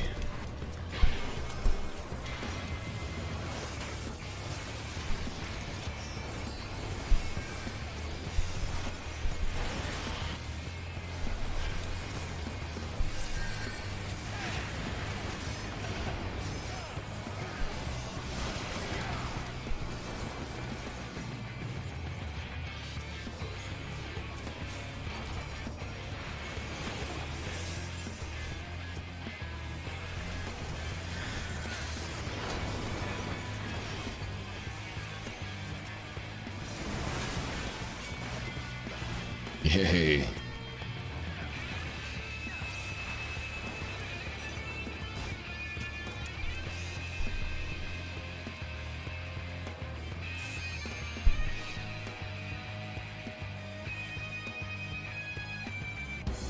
think Astro Earth just makes the next best thing take its place, doesn't fix the problem. I think it does, though. The problem is, like, Astro stacking is too good. Because, again, before Astro stacking, it was Dragoon stacking. And Dragoon stacking is not nearly as good as Astro stacking. Because there's a long animation, you can see it coming. There's a visual indicator that you need to be shielding if you can see 3 Sky Shatters coming toward you. You know? There's no equivalent to that with Macrocosmos. That's the problem. Like...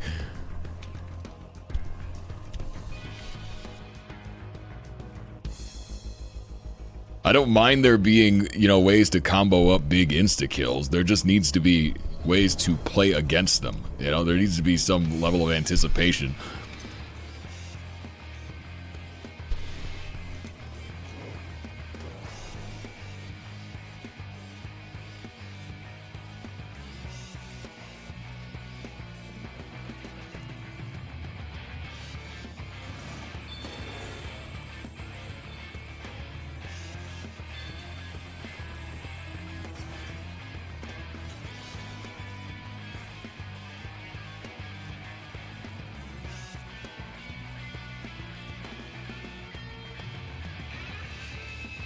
Yeah.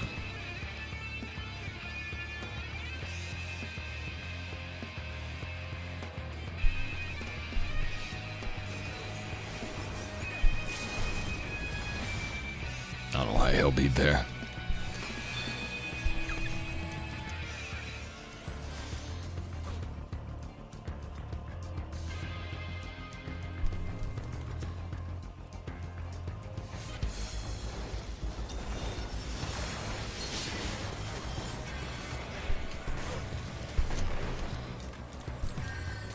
Ow. Don't snipe me. That's mean.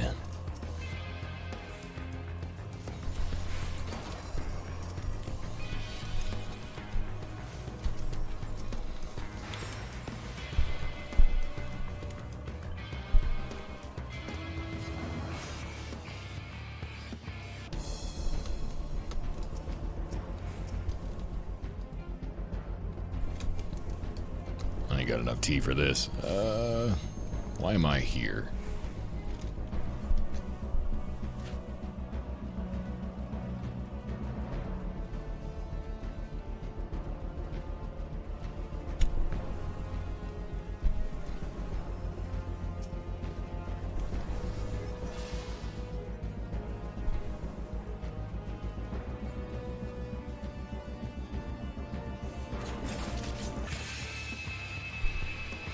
Where is our team at? Why are we so spread out?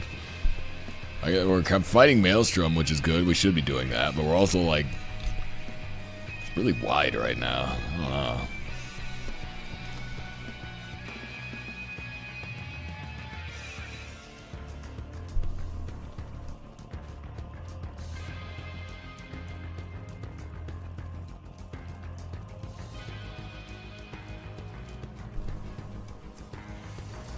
Reaper did exist in FF before it was a spell. Did the spell wield a scythe and make a pact with a void scent to possess you? To make you stronger at swinging your scythe around? Because yeah, that's a stretch. Like, come on.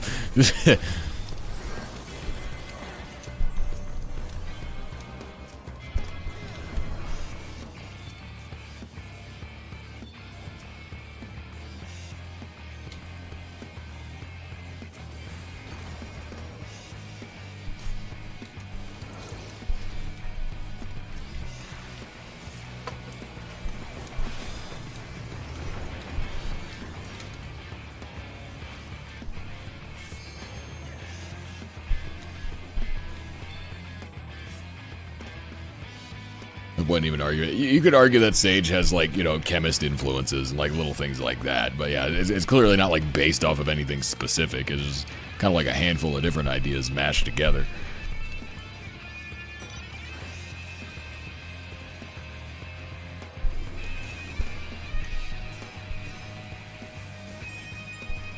Not that it matters. I mean, I don't know. I personally, I don't care. You know, I don't care what the jobs are based on. It's just a question of are they fun to play or not. Like,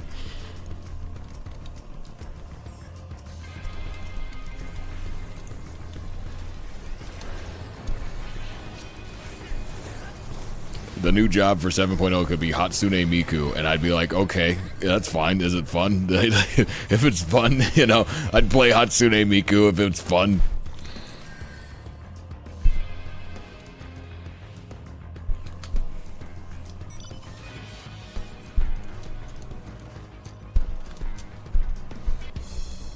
She's delivering pizzas in her, what was the one? What was the car?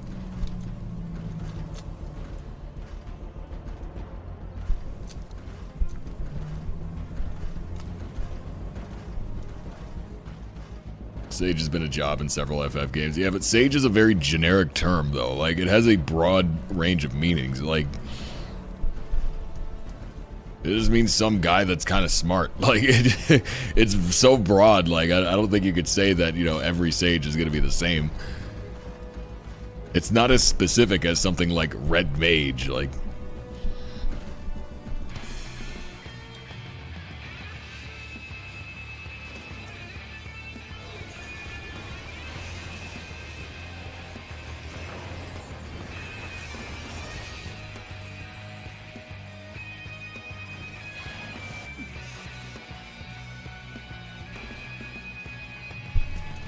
where's Geomancer? I don't know. White Mage has Geomancy.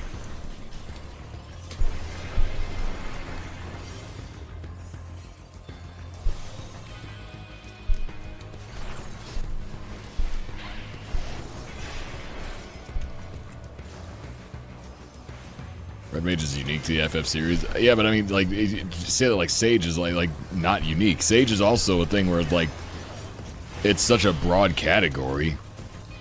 Most would interpret it as wise man that gives you quest. It's not usually dude that has Gundam wings. Like, you know, like,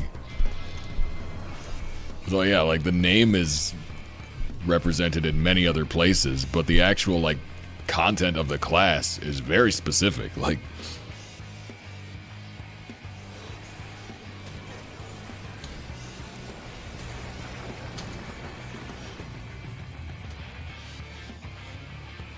Red Mage and Sage are for FF3. Red Mage has been in every Final Fantasy game. FF3, like, I'm pretty sure you could... Red Mage was in FF1, wasn't it? Was it not? Am I wrong on that? I'm pretty sure it was. FF3 is the one where you start as an onion kid, right? It wasn't in Tactics. You know what I mean, though. Like, it's been in, like... It's been around for the duration of the series. Like...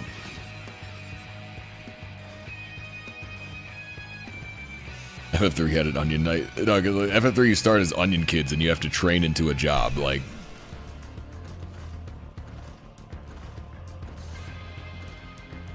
Or is that FF1 I'm thinking of? I think it was 3 that had that. Where you start with a party of 4 onion kids and you gotta pick your jobs, like...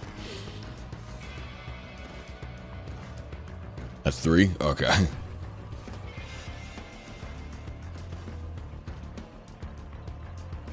Called Louis Sage many times in ARR, though he's a conjurer. But he's smart. So, like, just by nature of him being scholarly and knowing things, like, having passed down knowledge, he could be a sage. Like, because, again, it's not so much a combat job as just a general title. Like...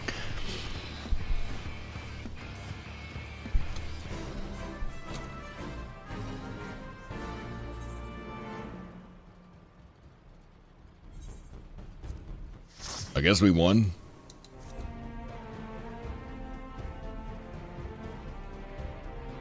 I will say, it does feel like the macro spammers on Primal, they're not as coordinated as the ones on Crystal. The macro, like, we also had that crappy one on Crystal. There's the original, the OGs of macro spamming that were really good at it. And they would just wipe you, like...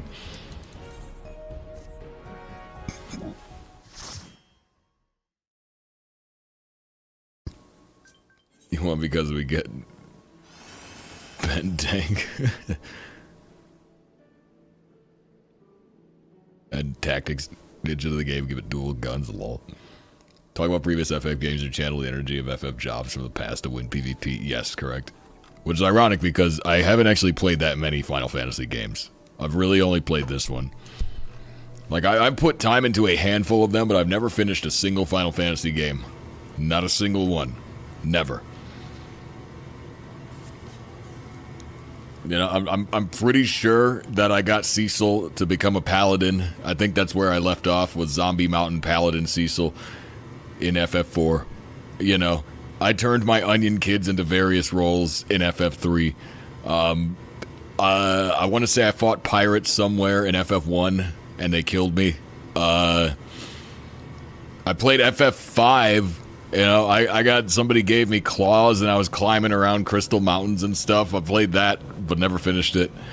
Had some kind of Moogle tower defense crap going on in FF6, never finished it.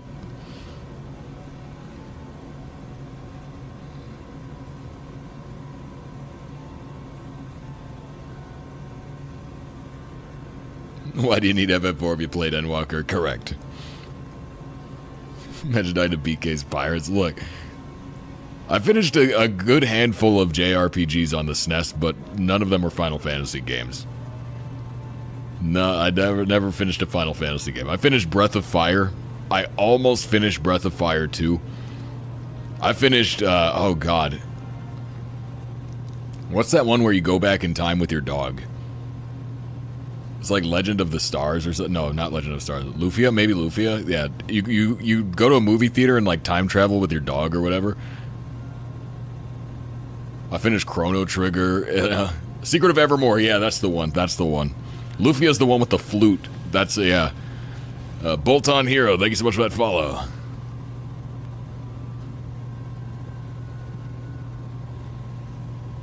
I got a good way into Secret of Mana. I never finished that one. I've always wanted to finish Secret of Mana, but I never managed it. I finished Robo Trek, the precursor to Pokemon, and it was actually a good game. I've never played Pokemon, though. But Robo Trek was good. Do you plan on playing the old FFs? I actually do, yeah. I do want to play through them someday, yeah. Secret of Mana was really good, yeah. I got to, like, the Dark Fortress or whatever. I was at some creepy place, and I never finished it, but I got a good ways into it. It was a really fun game, though. Mario RPG remake stream. I played a good amount of the original Mario RPG. I want to say I was nearing the end of that. I never finished it, but you could skip FF8 and the 13 trilogy. I can't skip 8. It's controversial. Any game where there's like a polarizing opinion on it, same as 13, I really want to play those. You know, like those are the ones I'm most curious about. You know, if it's polarizing, that makes it far more interesting to me. That makes it far more interesting to me. Because, you know, maybe I'll like it, maybe I won't, but I want to know what the conversation is about, you know? Like, 100 super jumps in a row in the Super Mario RPG remake. Oh my god. Would skip 12 over both. Yeah, see, 12 is another one that's very polarizing. Which is why I played it once on stream. We never finished that either, but we played maybe like 10 to 20 hours of 12. We rescued frickin' Pinello from the Agrius, and I think that's where we left off in terms of main story. I know I had a full party of people with rifles and we were running around shooting everything. It was great, but played 12 on stream. Oh, this was a while ago. Yeah, this was a while ago, but yeah, it did happen. Because this was right before it was back before I switched offices, so this would have been the original stream room. The very first stream room. Before Facecam even, I think. Maybe? Yeah. I don't think I had cam on by then.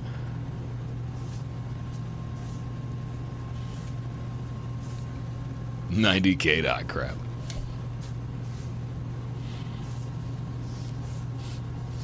Never played 13, me neither.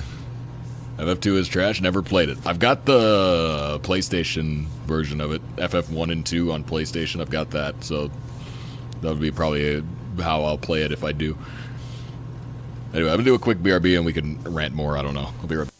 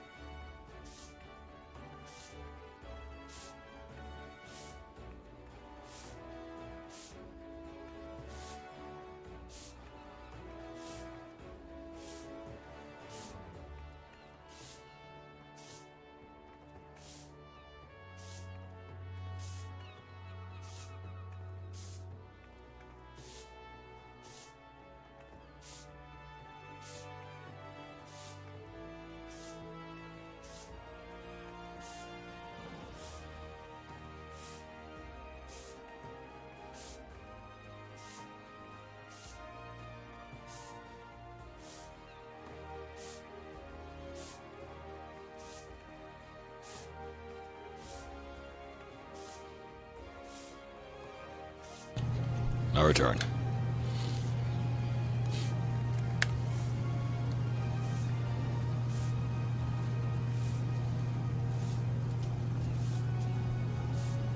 Two is the worst dungeon in the series. Pixel Remaster gives you a map and makes it way less bad to navigate them. I don't know, I'm not terrible at navigating. Oh boy, my favorite sound in the world, broomstick.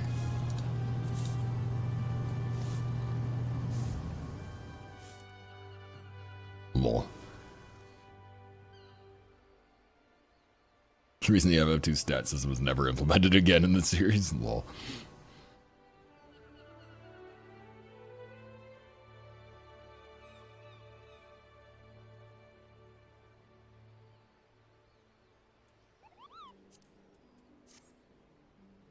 FF2's grindy, but it really isn't. You can grind if you're obsessed with maxing every spell and weapon skill. Yeah, I don't know. I don't feel like I played much FF2.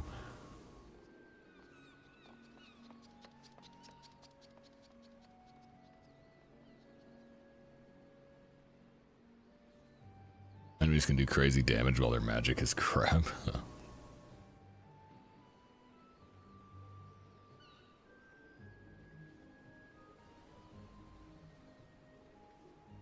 So many floors in the dungeons that look the same. Draw a map level kind of thing. Yeah.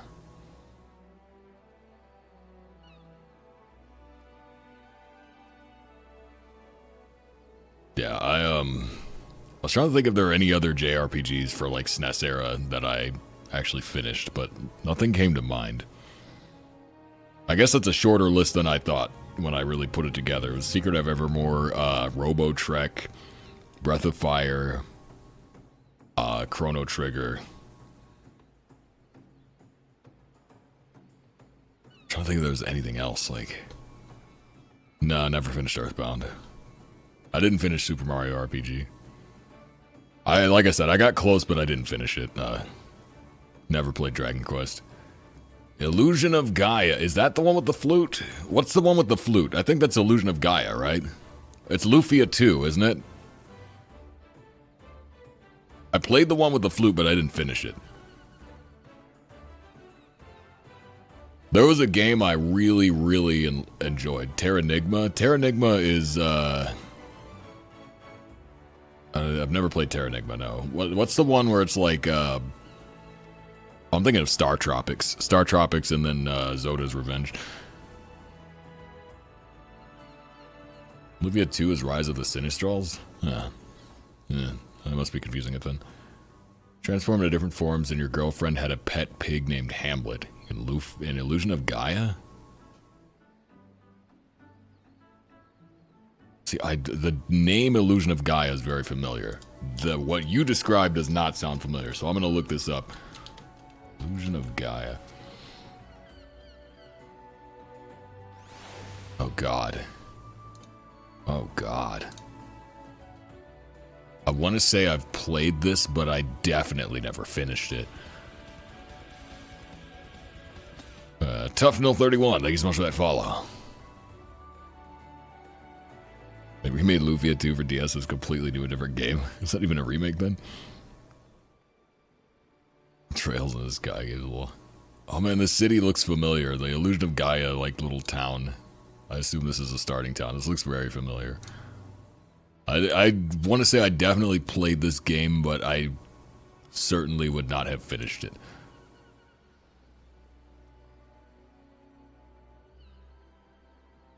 What's the game with the flute? Is this the one? Or is it there's a game where you fight with a flute?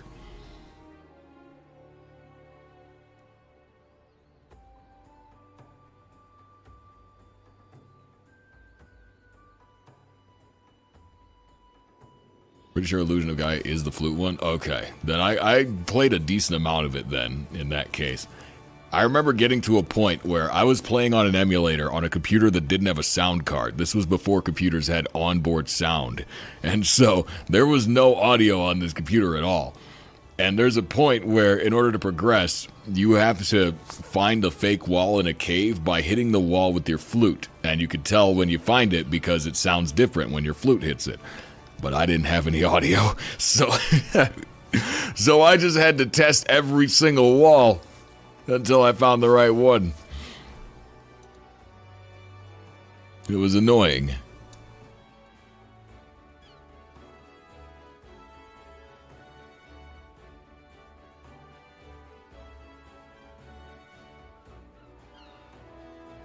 Let's play Illusion of Gaia Part 3 flute bashing. Lol.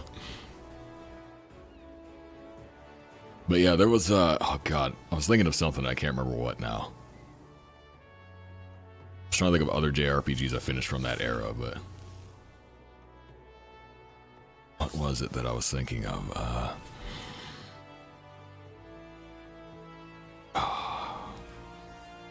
Since I played Secret of the Stars, but I never finished that. Over King Bean title, oh, good luck.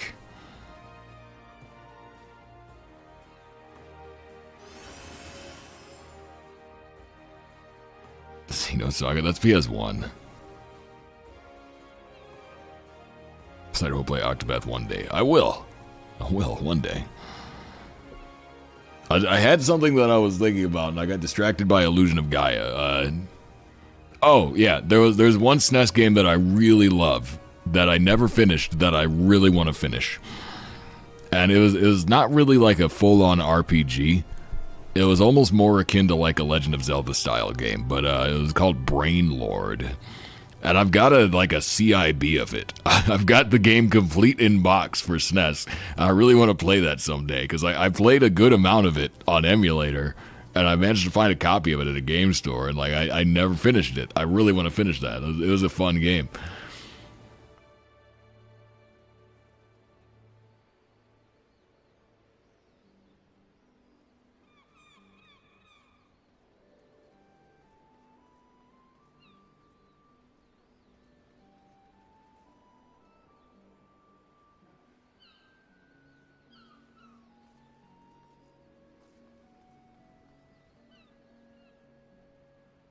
First GTA trailers in 2 days.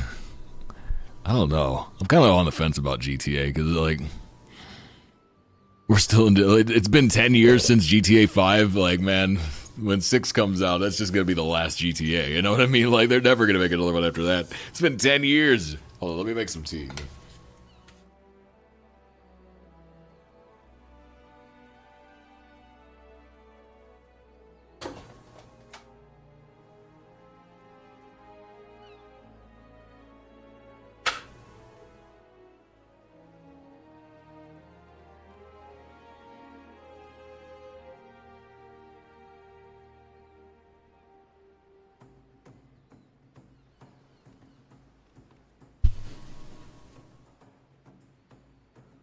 Music 20 out of 10. We shall see. Ever play Lagoon? No.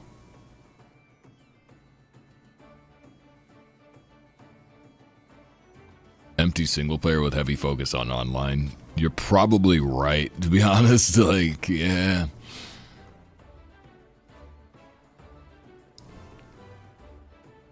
Little drainability, and that's that. You permanently lose like 65,000 XP. That's hilarious.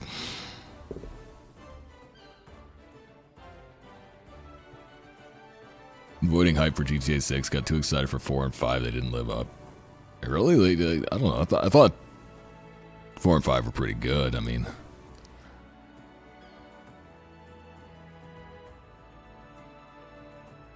I spent countless hours in GTA 4.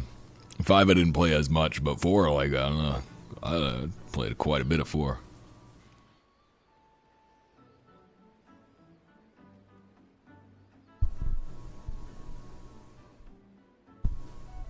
Maybe the box starts with Lakeland has a drinking problem. That should explain the rest of the game. Law.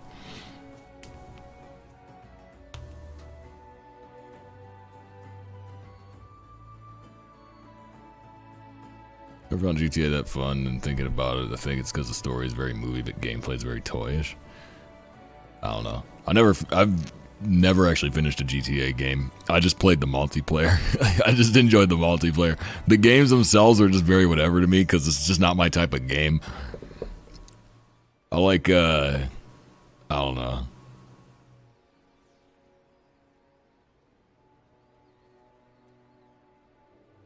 I like stuff with more of like a built-in progression.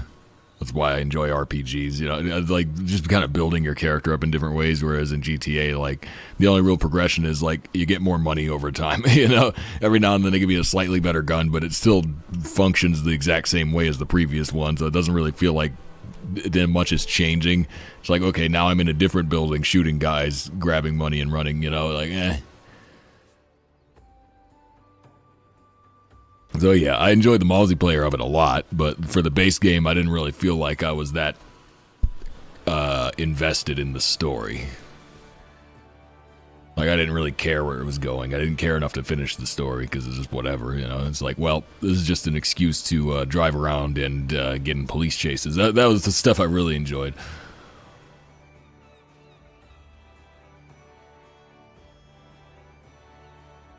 Treasure of the Rudras? Wonder if they'll ever remaster that. Huh.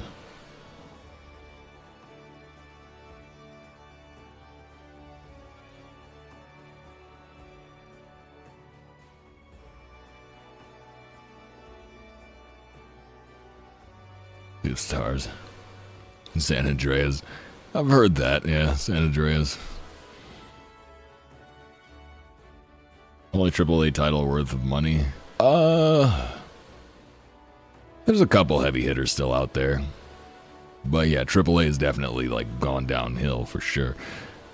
Well, I think AAA is the problem, actually. You know, like I feel like, not to sound like too much of a hipster, but I feel like games were better when they didn't have $200 million budgets, when it was just like a small team making something they really liked. Like, those were usually better products. Whereas it's kind of gone the same direction as movies, where they just throw so much money at it and they just get way too many cooks, you know, way too many hands in the pot.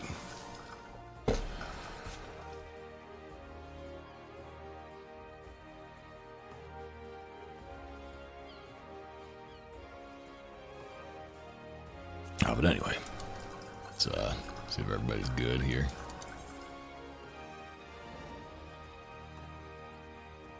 Larian Studio. Yeah, I feel like Larian's been pretty consistent, I would say. I haven't played Baldur's Gate 3 yet, but from everything I've seen of it, seems like, yeah, it's another Larian game. So I don't know whether I would go so far as to say they put every other game studio on notice, you know, because they still delivered a buggy mess like they always do. It just happened to be a really fun game at a time when there wasn't much competition. What they really did, though, is they showed the weakness of Bethesda, I think, more than anything.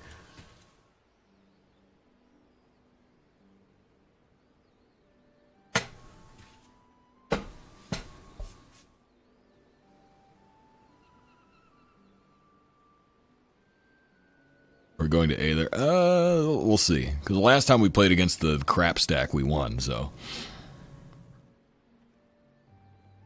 I'm the only person that doesn't care for GTA. I mean, I'm sure you're not the only person. There's probably more.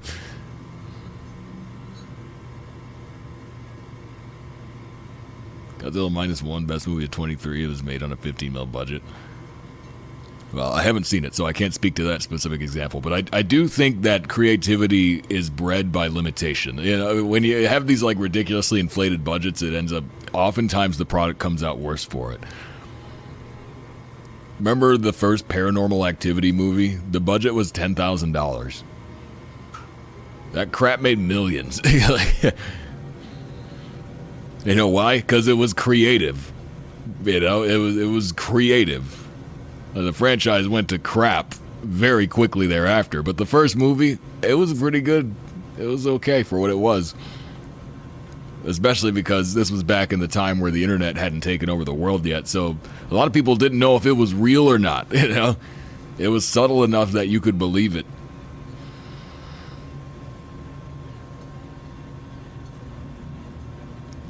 People love BG3 purely because of it has a modicum of effort in it. BG3 is Baldur's Gate in name only. I have heard that, yeah. For like everything I know about it, it seems like just another Larian game. And I like Larian games. I've enjoyed the Divinity Saga. Like I do enjoy Larian games, but yeah, it seems like a different thing from what the original Baldur's Gate games were.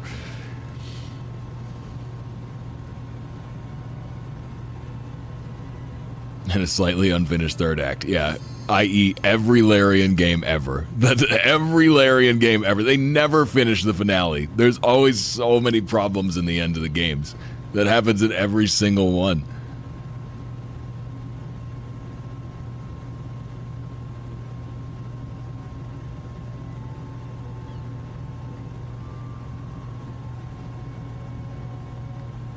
Tears of the Kingdom's the only game to put other studios on notice. That's from the technical standpoint.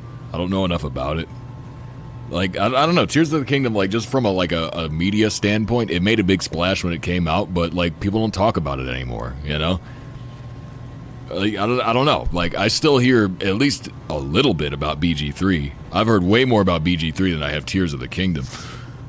But I think it helps that BG3 is PC, so, you know, anybody can play it, whereas you gotta have a Switch if you want to play Nintendo games. That's just the way it is, so.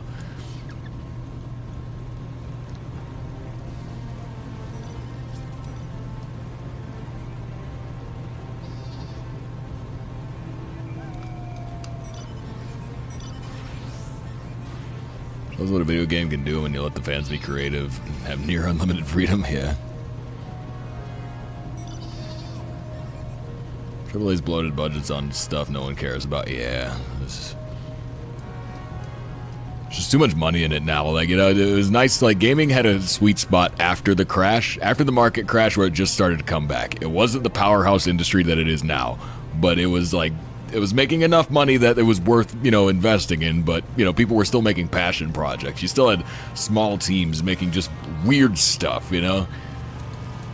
And nowadays, like, that does still exist, but you got to go to indie stuff to find it. You don't have, like, publishers putting that stuff out nearly as much as you used to.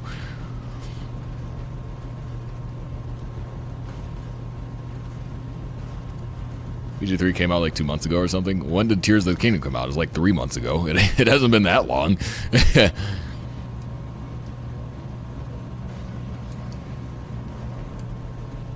It's not much older than BG3. Like, it's not much older.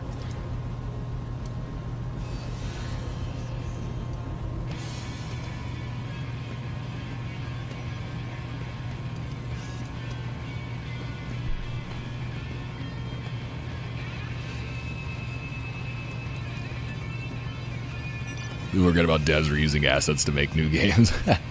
Oh, man. Out for a week or so, but being stuck between BG3 and Armored Core 6 will do that.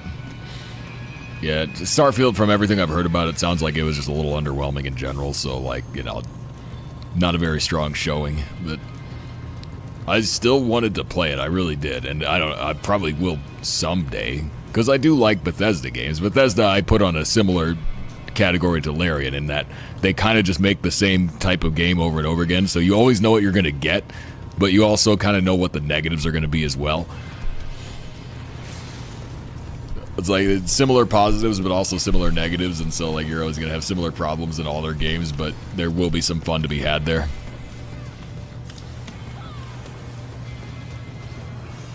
It's a game from 10 years ago. Yeah, kind of like every Bethesda game. Has there truly been a time where Bethesda was cutting edge, like ahead of the curve? Maybe like Oblivion? I think Oblivion was the last time Bethesda had something that was truly ahead of its time.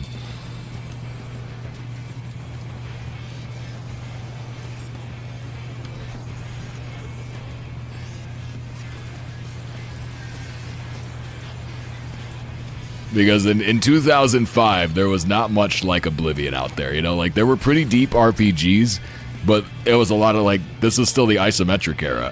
Baftain, thank you so much for that follow.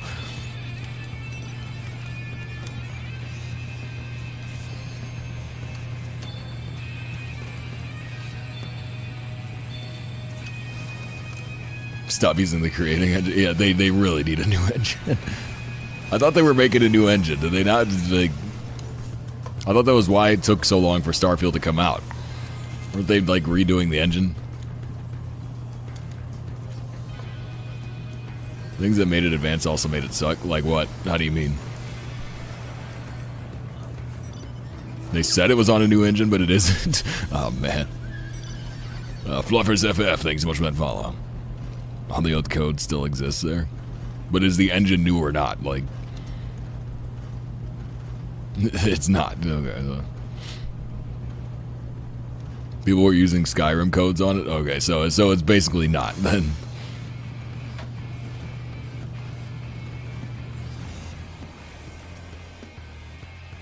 Because Microsoft wouldn't let them release a broken mess. I don't know why. They released New Vegas. This is, I know, pre-Microsoft buyout, but like, you know, Bethesda has released many broken messes in the past. It's they kind of have a track record for that.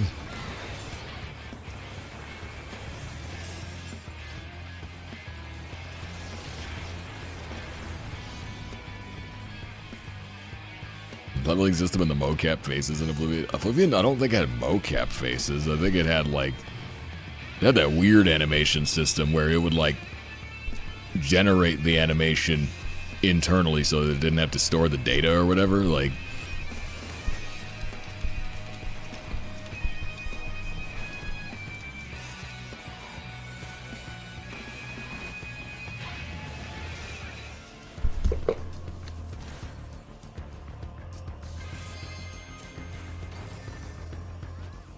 it's some kind of like animation generation, not on the same level that Rockstar uses. You know, the Rockstar's got what was their thing called? There was a fancy name for it. I don't remember what it was called. The engine that Rockstar uses to handle their animations. I think it was like some Spanish name, but.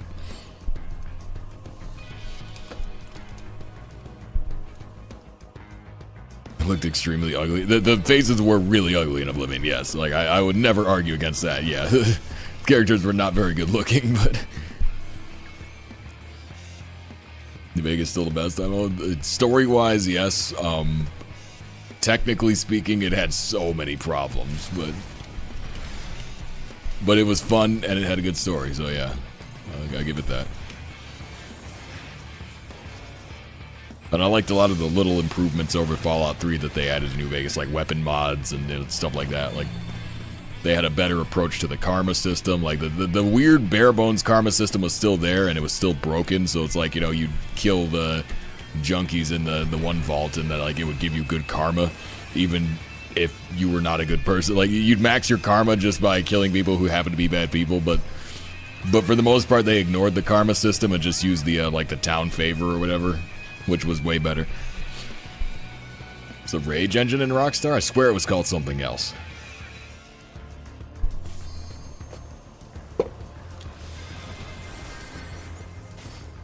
Rockstar Advanced Game. No.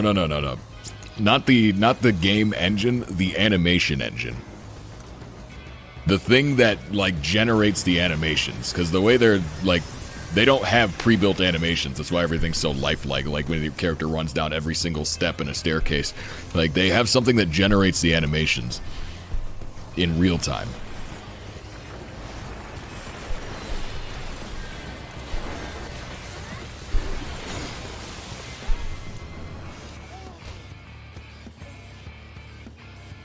Euphoria? Is that what it's called?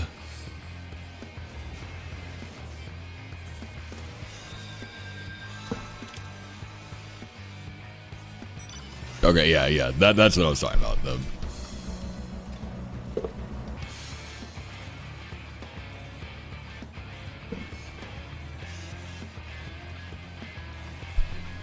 Don't animate enough of the face. It seems like most of us aren't moving that shit. Yeah. I mean, it's not very good face animation, which is ironic because, you know, Half-Life 2 had great face animation in like 2002 or whatever. You know, like when was Half-Life 2? They had great facial animation. That's another game that was like way ahead of its time. Remember when Valve used to do that? They used to just go out there and make games better than anybody else could, and then they're like, oh, we can make a lot of money just by skimming it off the top of other people's game sales, so we'll just do that instead. Oh, man. Remember how good Valve used to be? Man.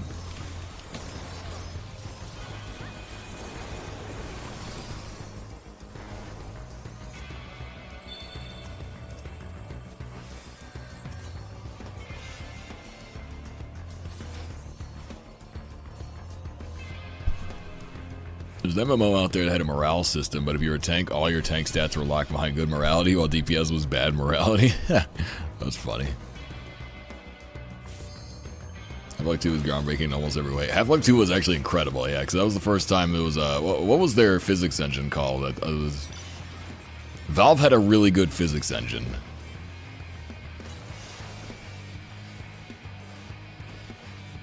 It was one of the best at the time. It's probably the best at the time. Source, yeah, Source. How did I forget Source? But yeah.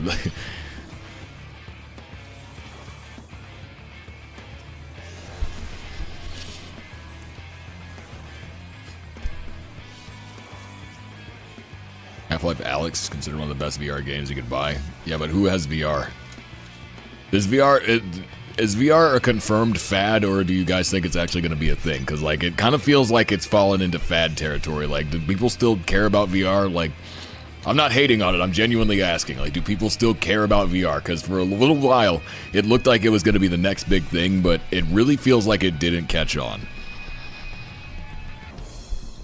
Mostly because it's just too much effort, yeah.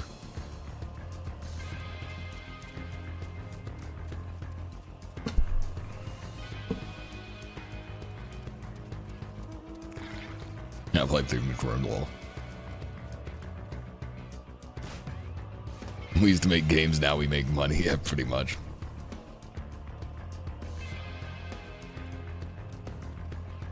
It'll stick around, but not at the stage where it's super common. I want it to be good. I really do want VR to be good. I just feel like it still hasn't really caught on yet, you know? We need like a good, big, like AAA game to go VR that actually convinces people to buy the thing. Because that's the biggest problem is, one, you need a good install base. Two, you need consistency. People need to have consistent hardware that, you know, can all run the same games. And yeah, it's a hassle, you know, putting on a headset and waving around like maracas in order to play video games. It's a lot more effort than just loading something up and holding a controller. And so you got to have a really worthwhile game to sell people on that. Still waiting, like a good VR MMO could really change the landscape if somebody makes it, but like it has to be good is the problem.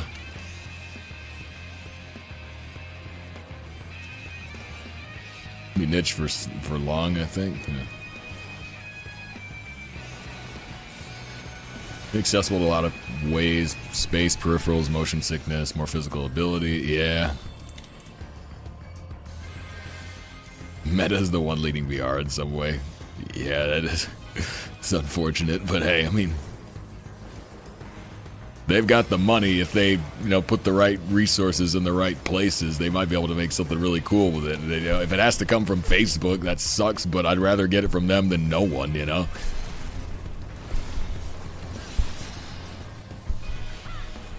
One of the reasons the Kinect bombed. Kinect actually has found a lot of, like, use past its lifespan in, like, really random places. They use those Kinects for, like, people jailbreak them and use them for all kinds of weird stuff that you would never expect. But, like, it turned out to be a really useful technology, just not for gaming.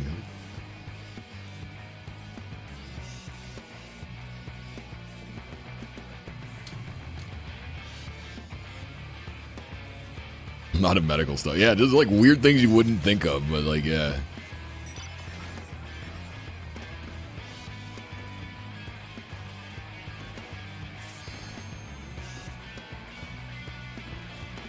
Could have been Kinect 2-level stats, as that's what the dev kids were like. They probably needed to get the price point low, though. I mean, the technology was still pretty new back then, so, like, I'm sure, like, the only reason they would have nerfed it is to make it more affordable so that they could sell more of them. Like, if they could have done it at full power with a good price, they probably would have.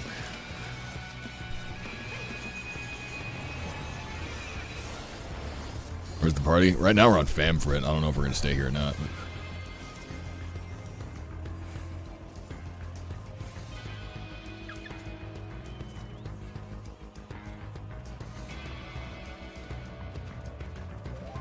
Sony doing big moves with VR on PS5. I hope they do. I would like to see what potential VR may have, because it still feels kind of like an untapped market. You know, I've just been waiting all this time for a really good VR game to sell me on it, and it just hasn't happened yet. You know, Sword Art Online when? It doesn't even have to be like full on like nerve gear or whatever. It's just got to feel like something similar. Even if it's clunky and kind of crap in its early stages, I'm just waiting for a good VR MMO to change the market. Make it happen. Let's see if VR being advanced enough in my lifetime to embrace it personally. I don't know. I mean, how long are you planning to live? Because, I mean, I think given 20 years, the tech will probably be extremely good. 20 years is a bit of an optimistic estimate, but, like, you know.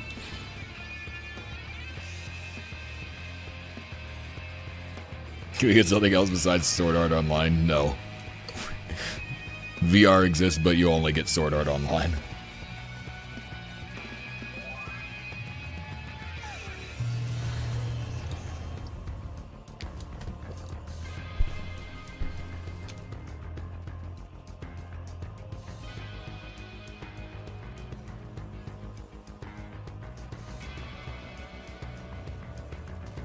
Make people sick with VR MMOs. Like, if they could solve the motion sickness problem, which is, grant you, not an easy problem to solve, but if they could solve that, then, like, I don't know, there's something there. Star Wars X-Wing for VR? They really should, huh?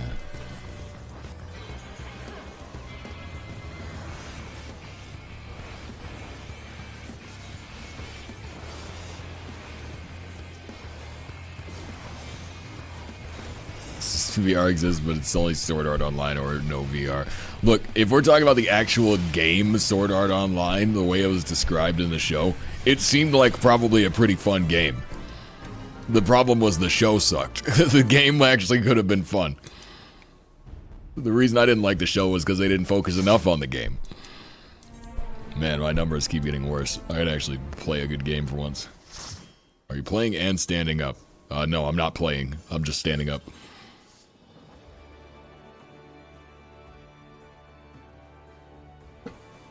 No, I don't actually play the game. What I'm typing on this keyboard is I'm sending messages to, I've actually got a sweatshop over in another country, and I'm sending them messages telling them what to input to play the character for me.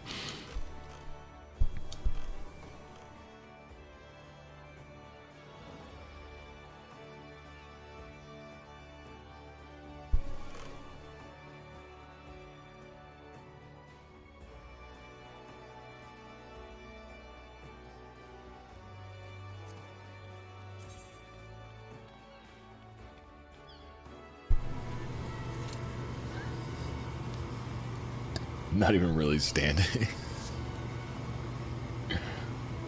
No, actually it's just I have a green chair that I'm sitting on.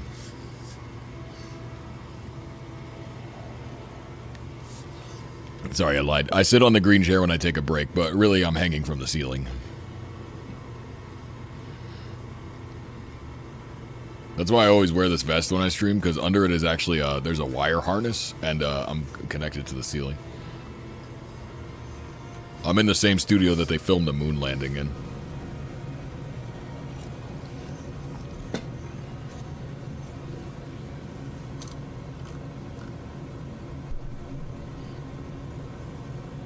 The legs are pre-recorded and synced to be a green screen.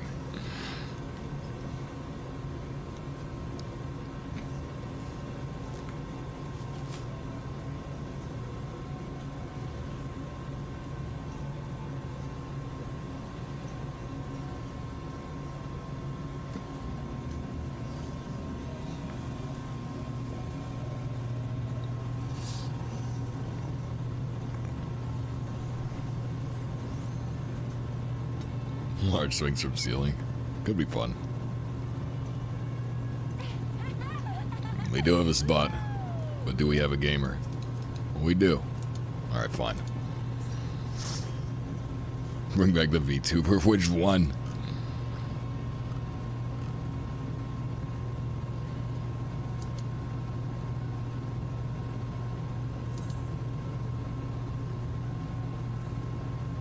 You get sucked into a match? No, I didn't queue. That's not my fault. Do you think I can double dip as a VTuber? You think if I have giant titties and a deep voice, it'll still work, or are these two things, like, incompatible? I'm gonna get a cat girl VTuber with giant bazongas. And I'm gonna talk like this. Welcome to the stream, everybody. Here today, we're playing some Final Fantasy XIV. PvP. LeMayo. Absolute unit.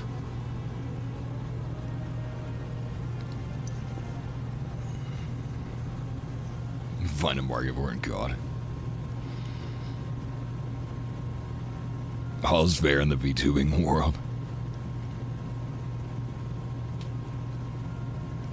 Boobs you get bigger the deeper you get. Oh yeah. We're gonna have to go a little bit deeper, my friends. There is truly no depth to our depravity. Instant double viewer count, lol. Does VTuber like that? This man's stuck in a cursed porcelain doll, lol. Handful of people who are dudes that stream with tittied up cat girl VTuber models. I've seen it. I know it's a thing. Is it a thing, you know, or is it just like a meme?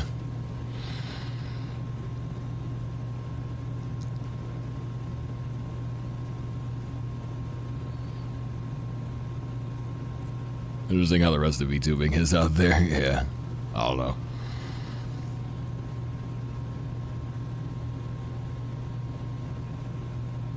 How'd you come up with your Lala's name?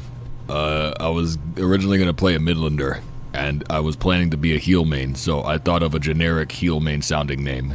That's the whole story. And now, well, I my friends made me play a Lala, but I just kept the same name. So yeah, Charity Nineheart was going to be a male Midlander.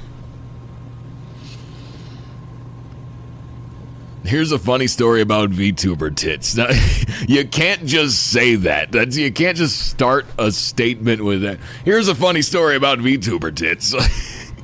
I haven't even read the rest of the paragraph, but you got me. Now I gotta read it. Once opened a random stream for the Twitch drops, it was a VTuber. Every time I tabbed back in to check if the drop, yeah, the VTuber was wearing less clothing. Yeah, that's not surprising. Comrade Raptor, thank you so much for that follow.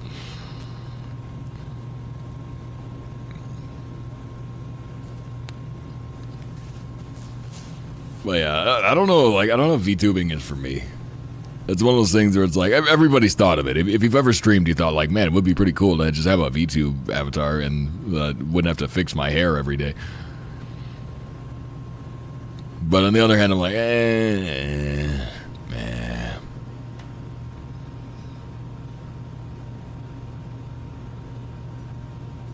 Hard work, so many buttons to press for stuff. Yeah, and it's like, I could press a button to change my expression, or I could just wave my hands around IRL and not worry about it. You know, it just seems like, I feel like I'm kind of winning here.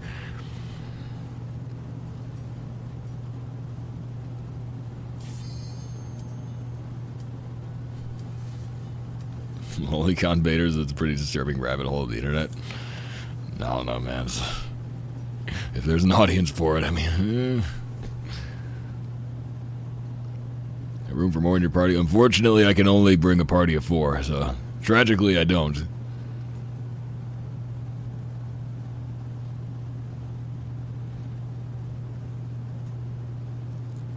If you're not a troll, IRL cam is good. I don't know. I'm not winning any awards in the looks department, believe me. Like,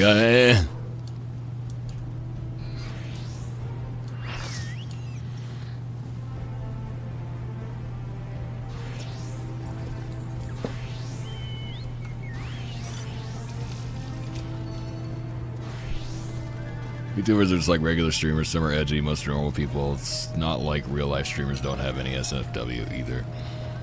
I don't know if I'd say VTubers are just like regular streamers. That's not to say they're in some whole other category or anything like that. No, like it's still a person that is streaming content, right? But the big difference with VTubing is there's almost like a layer of roleplay involved, because you're playing a character more so than you are if it's just you. So, you know, if it's just me on stream, it's harder for me to, like, build up this weird, like, caricaturized version of myself. Whereas if I'm literally behind a 2D character, then I'm almost, like, it feels weird if I'm not building up that character, you know? Like, it creates another level of separation from the real world that changes the way that the actual, like, hosting is done on the stream. It's kind of hard to... I'm not explaining it very well, but, like, it's different. It is different. Because you're streaming as a character that is separate from who you actually are. So it's like a mask you're wearing, like... But, like, to some extent, like, even people that are face camming are doing that same thing, you know? There's a layer of separation. You're not just, like, doing exactly what you would be doing if you weren't streaming. For most people, they're not. You know, there's a little bit of a mask that you wear because you're trying to entertain people. You're trying to host a stream. So you're very conscious of what you're saying at any given time. You're very conscious making sure that you're, you know, constantly speaking, that you're, you know, trying to be entertaining. But yeah, I feel like with VTubing, you go a layer even beyond that because now you've got this extra, like, you've got a character added on top of that. And so you play up the character and you kind of lean into that alternate personality more because it's something that's removed from yourself, if that makes sense. Face for radio, as they say. That I do. Fursuits can run you 80K? Oh my god. And there are furries out there that'll pay that. I don't know where they get the money from, these furries.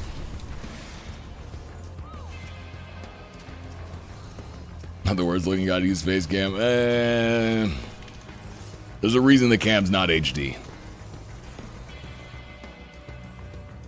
Ladies Jen are way overly sexualized as well. The super, like, sexual VTubers is, like, a little bit weird to me. Like, you know, people are allowed to like what they want to like. I don't really care, but, like, I'd find it weird.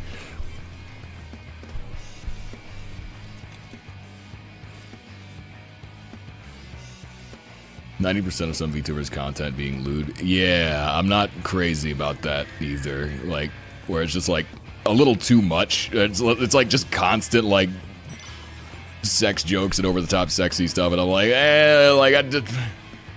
it's just distracting. Like, I don't know. And again, like, nothing wrong with people being into that, but it's not really for me.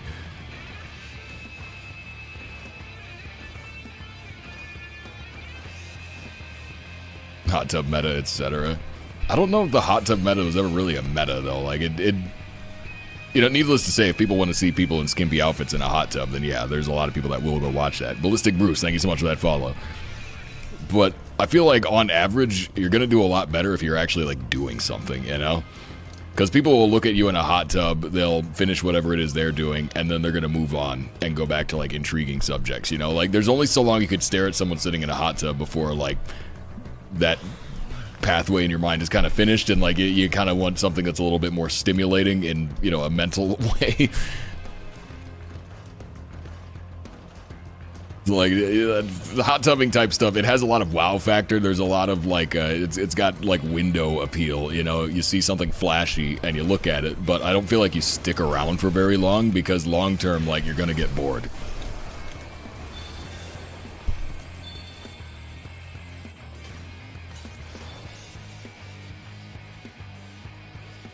Watch on YouTube, and they're more strict in general. Yeah, Twitch does have some, like, there's a big thing with like DGen VTubers, and like I said, like, nothing wrong with that. It's just not really for me. But how's it going, Noctivaga?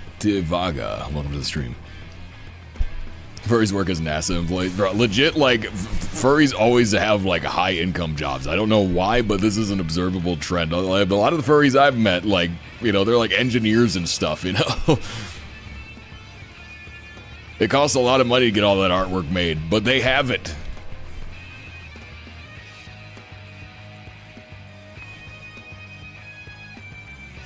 All the harassment women get online. I don't think that VTubers get less harassment than people that just face cam, honestly. I feel like they still get harassed just as much. I guess, like, the difference is it's, you know, like, it's more targeted at a character, but even then, you got the problem where it's like people see a VTuber and, like, their first thought, like, a comment you'll get a lot. If you VTube, a comment you're going to get a lot is, I bet you're ugly IRL. Everybody's going to say, like, that's a common sentiment that people think is true. And, you know, like, it can be, it might not be. You never know. You don't know who's behind the VTuber, but that's something a lot of people say. They say, oh, you're using this anime girl because you're not pretty IRL. You know, so it's like, I think VTubers still get a lot of harassment. It's just, like, a little bit different forms of it, or it's directed in different directions, but PvP on Aether. We're on Primal right now.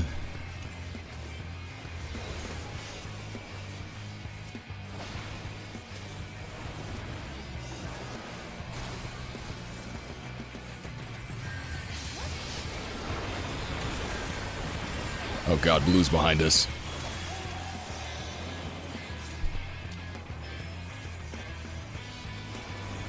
Due to furry community having great connections. Ishi Ketsugi, thanks so much for that follow.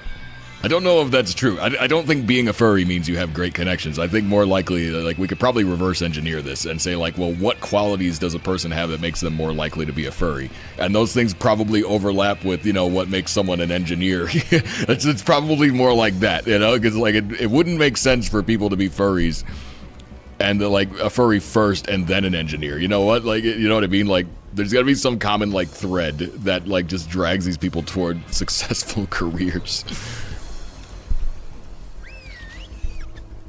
I'd have to see what the correlations are, but I don't know if that's ever been studied.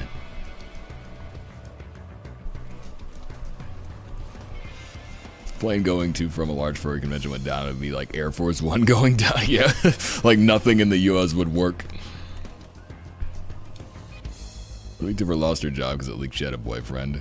I mean, that happens to normal streamers too, though. That happens to, like, pop idols. They're literally, like, you know, it's in their contract. They're not allowed to be in relationships and stuff like that, you know? So that's not exclusively a VTuber thing, getting harassed because you find out, like, people find out you have a boyfriend. That happens to any streamer ever. Because there's friggin' weirdos that watch female streamers thinking that they're gonna someday be her boyfriend. Or, like, even if they don't believe it's true, they might fantasize about it. And so once you remove that possibility, they like, have less of a spark with that streamer. Like, but it's like quintessential parasocial stuff where people think that, you know, them watching someone is gonna make them more than just a viewer someday. But, like, I don't know, that's not just a VTuber problem. That happens to everybody that streams. What's the chance of a stalker showing up at your house and nobody knows what you look like? I don't think that's true. I don't think that's true. Like,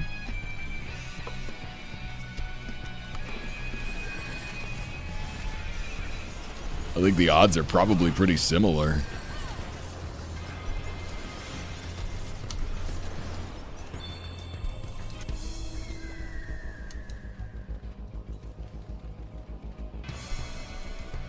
YouTubers get to step away from it a lot more because it's not them, etc. They can go exist as themselves on different accounts, do stuff. I don't know though, because, like, again, like with VTubing, because there's that curiosity of, I wonder what this person looks like IRL, people are almost more compelled to seek that information out, you know? So they're, like, hounding them, trying to figure out, well, what does this VTuber look like? What does this person look like? You know, like, it becomes even, like, arguably it can be worse in that situation.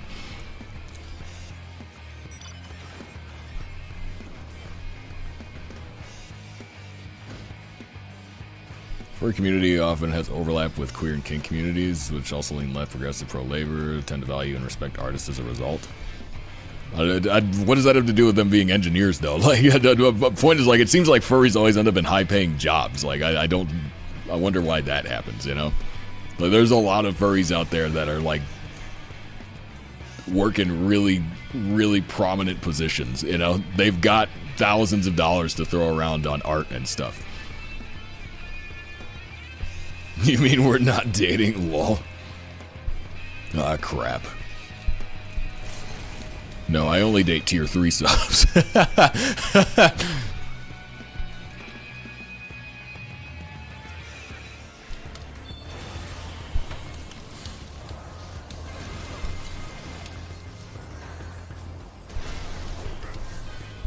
Well, deep into VTubers get more harassment due to being a VTuber. I don't know. The point is, like, I don't think there's a huge disparity in terms of, like, VTubers versus non-VTubers getting harassed. I think it's, like, people get it in pretty similar amounts. Like, it's just usually in different forms is all. Smart and weird frequently go hand in hand. This is true, yeah.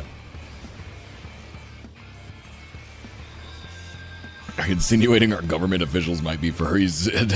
They might be. You never know.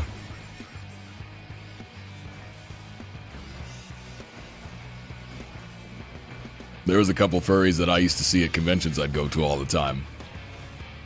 Turned out they were both military.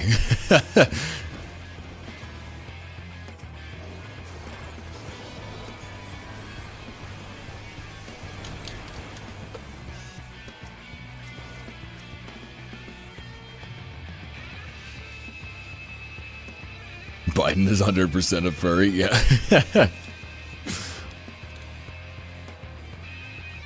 What do you think Joe Biden's fursona looks like?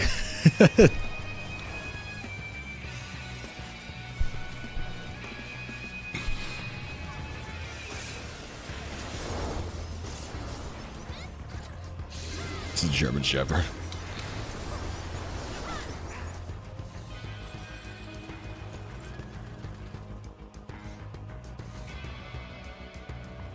The wolf and aviators. I can kind of see that, yeah.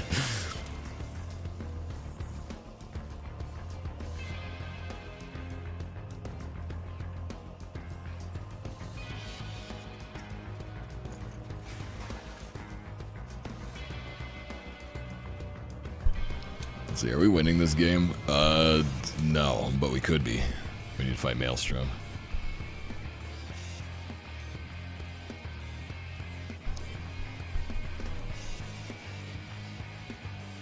Seems like a wolf with a suit with a blue tie and big shit. You're the one that said it! I don't blame this on me.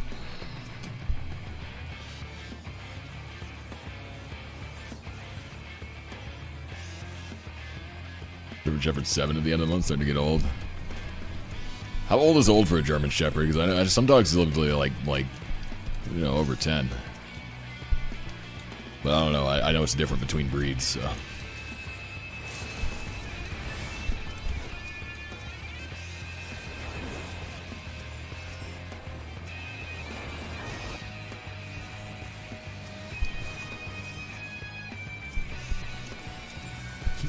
My fellow Americans, there are two wolves inside me.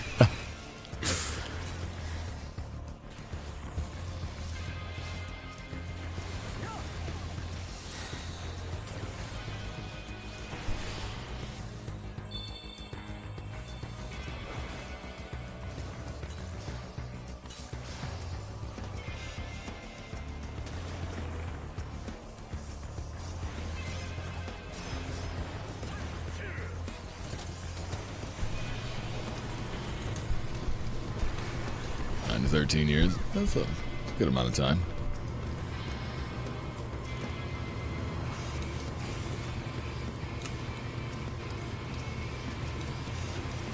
I wish Blue would like go away. I know they're like still trying to play the game, but like they're just distracting us.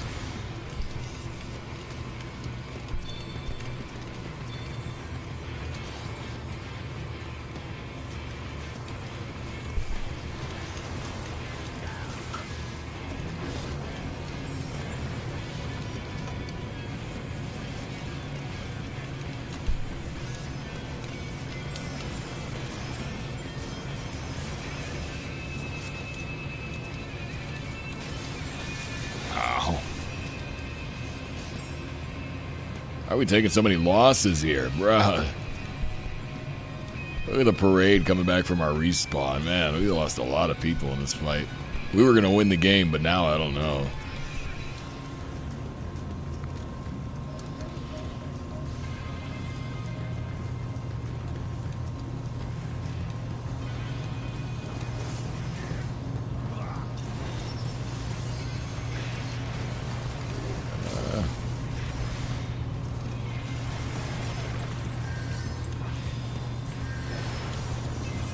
Yep, there it is.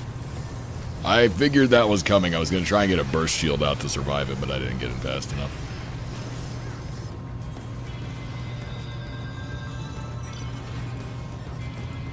Nate dropped crates, alas.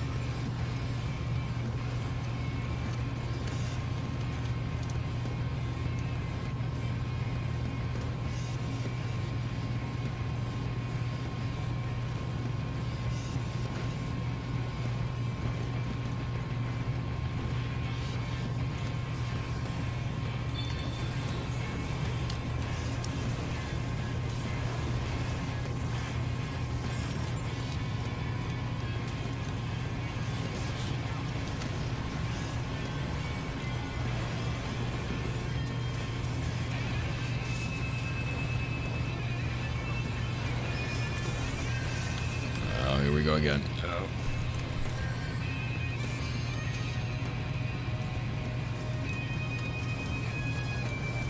I guess Maelstrom's gonna win because Blue for some reason wants to fight us.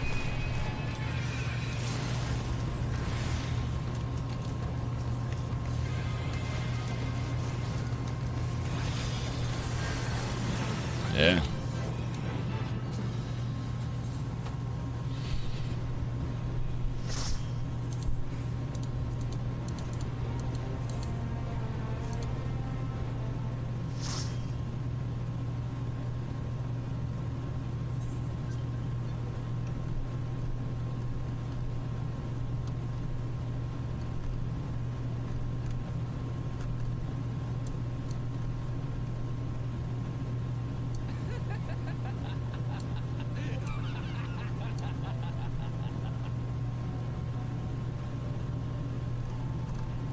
Classic front lines, yeah.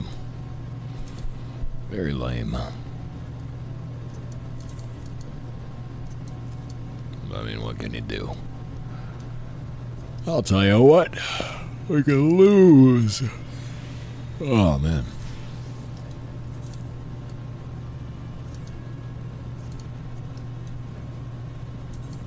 Tired. Well, I'm not tired, but I'm tired.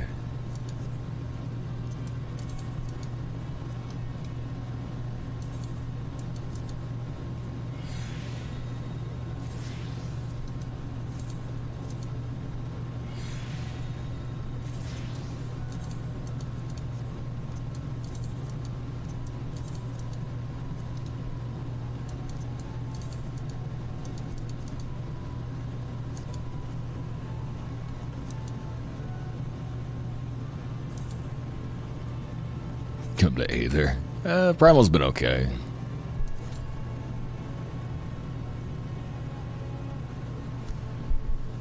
I'm out of tea water, though.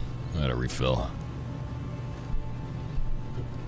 I don't know how I managed to drink it that fast, but it's gone. My water jug is empty. It's gonna be a problem.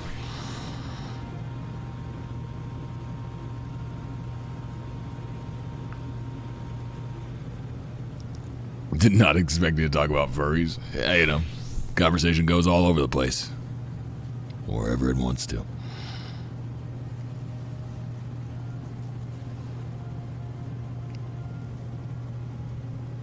Thinking about dinner, that's for sure. Looking forward to that meatloaf. Oh man. Looking forward to that meatloaf. Talk about food or anime yet today? We talked a little bit about anime, but it's food time. It's a loaf of meat, yeah. It's a meatloaf. It's a loaf of meat. What do you want to call it?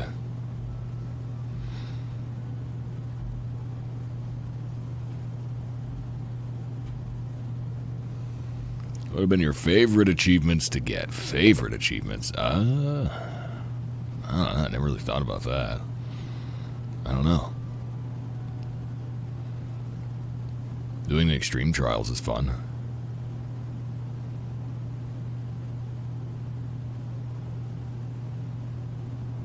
I'm trying to think if there's anything like specifically that was like really, really good.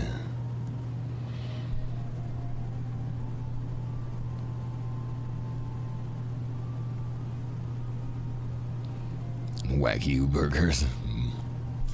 Meat brick, yeah. The current meatloaf is, it's just about 4 pounds of 80/20. And, yeah. Oh, wait, no. No, it's not 4 pounds 80/20, I lied. It's not that much 80/20. It was like 2 pounds of 80/20. And then almost 2 pounds of some kind of like pre-mixed meatloaf meat that I got because it was like cheap. And I don't know what it's made of. It's like beef and like veal and random stuff ground up. It's ground meat. I don't know. And then the usual 12 eggs, you know, the usual bunch of kale, 1 bulb of garlic, 1 white onion. various seasonings, and then I topped it with diced tomatoes again. And there's a handful of like roasted potatoes and carrots on the side. Were you feeding me? And this came out to 5 servings, basically, so... Yeah, the last serving is in the fridge. I'm eating that for dinner today. So I got these little, like, meal prep bowls.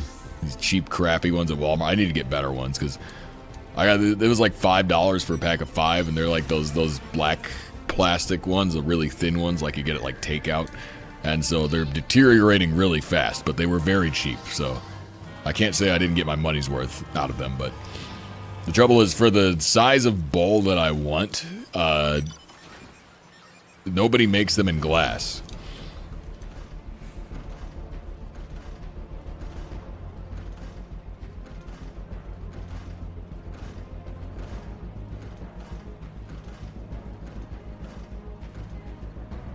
But yeah, so I just I make a meatloaf, portion it up into 5 pieces in the different bowls, and then shove it in the fridge.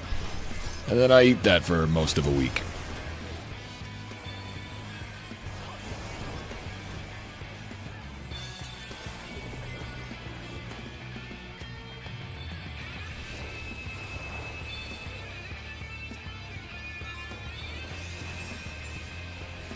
What's recipe you use? I just gave you the recipe.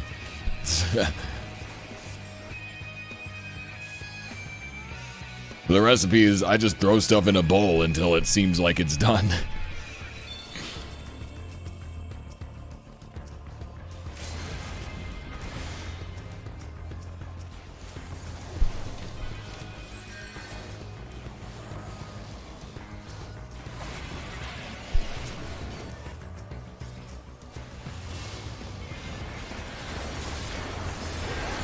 Oh, God.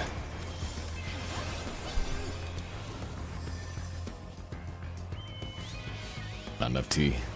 Stranger.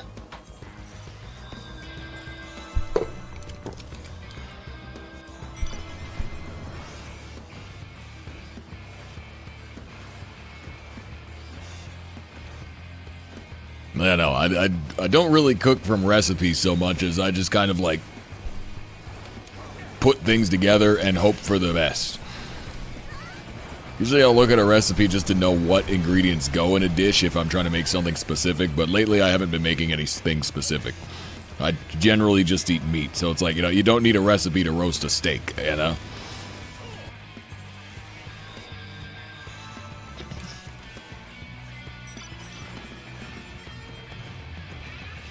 Pyrex and Pyrex are not the same thing, what?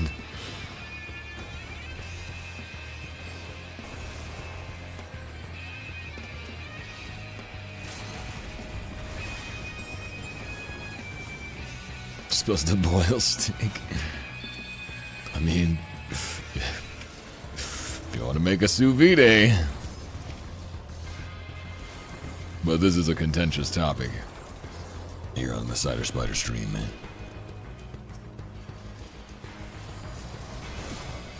Milk steak? What?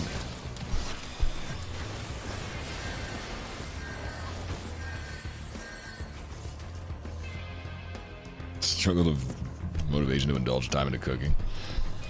I mean, I live alone too. That's why I cook everything at once and eat it for like a week. Because then it's like, yeah, I might spend like anywhere from 30 to 60 minutes putting together meatloaf, and then I've got meatloaf for 5 days. So it averages out pretty good.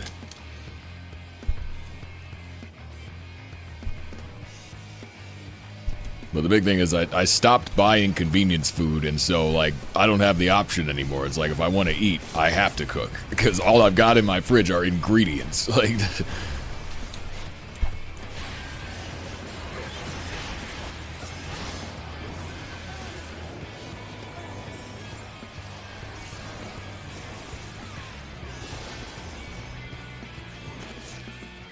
Don't like eating the same thing multiple days in a row. I have zero standards. I'll eat meatloaf every day. I have eaten meatloaf for dinner every day for probably the past month, basically. Now, every time I make the meatloaf, it's a little bit different. You know, I mix it up. I try different things. So it's never quite the same meatloaf every time. But when I make it, I eat it for at least 5 days in a row. And it's delicious every time. So I don't care. Like, you know, I'll eat the same thing multiple days in a row. It doesn't bother me in the slightest. As long as the thing that I'm eating is pretty good. Let's switch up the menu. No. I have the same breakfast and the same dinner. And then for lunch, if it's a work day, I have a tin of mixed nuts for lunch. If it's a work day. On days off, I just don't eat lunch.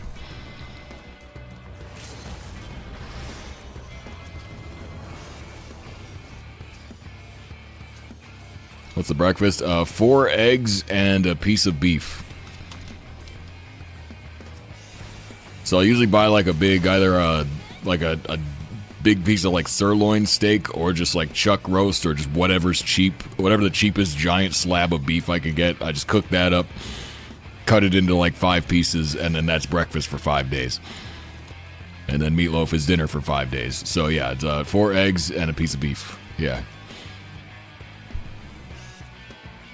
Steak and eggs. Steak and egg is the best way to describe it, yeah. But I mean, like, steak almost is too fancy a word for what this beef is. It's usually like chuck roast. You know, it's not really like steak.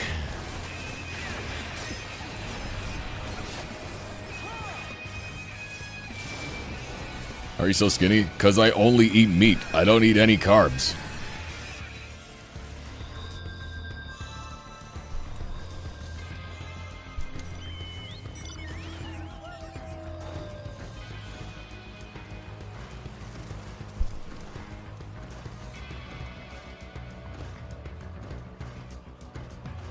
You like 3 times what I do in breakfast in a whole day.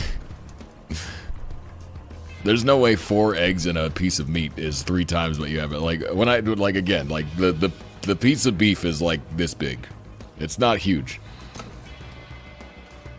And I mean, eggs are small. Like 4 eggs is like, it's a lot of eggs, but it's not a lot of food. Getting your nutrients still? Yeah, of course. That's why there's kale in the meatloaf. And then the various teas that I drink will usually have like random supplements in them. So like I got a tea that I like to make a cup of every day that's got like extra zinc in it, even though I probably don't even need that because there's a lot of zinc in meat, so it's probably fine. But there's a handful that have other things in them, like random like B vitamins and stuff. But for the most part, like all of your nutrients you pretty much will get from meat. The biggest ones like vitamin C you don't get in huge quantities, but there's other places for that. Like normally leafy greens like kale, for example. Kale, broccoli are really good for that. Just discovered the content earlier today. VODs video had me rolling. Oh, thank you. Glad you enjoyed it. And welcome to the stream. And Hachahi, thank you so much for that tier 1 subscription for a 17th month. That's another month of Mad Babies. A little more cider in your glass. Oh, crap.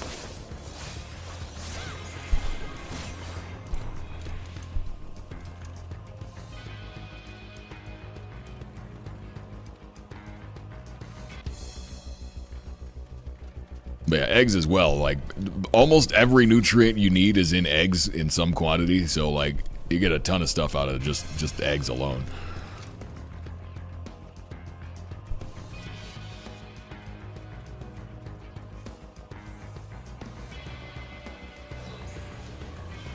Yeah.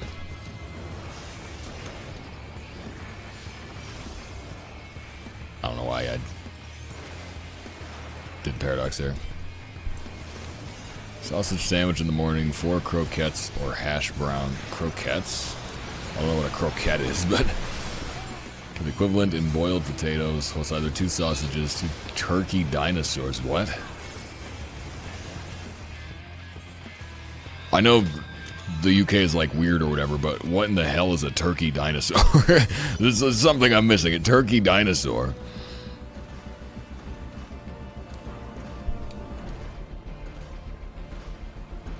Sweet corn, broccoli, or bean spaghetti. Zucchini or asparagus? Asparagus pretty good. I'm just like, asparagus kind of like, you gotta put a little bit more care into the preparation of it, and I'm lazy. And zucchini, yeah, same situation with squash. I'm just kind of lazy. Like keto or something like that, I'm just not a fan of carbs. Just not really a fan of carbs. Like, I don't have a strict diet. Like, what I eat right now would best be described as paleo, but it's not very strict. It's mostly just, yeah. My perspective is carbs bad, I avoid them. Carbs, sugar, dairy, I avoid all those things. So for the most part, I just eat mainly meat and a little bit of vegetables. 2 small meals a day, nothing in between. Just potato with a breaded skin. Huh.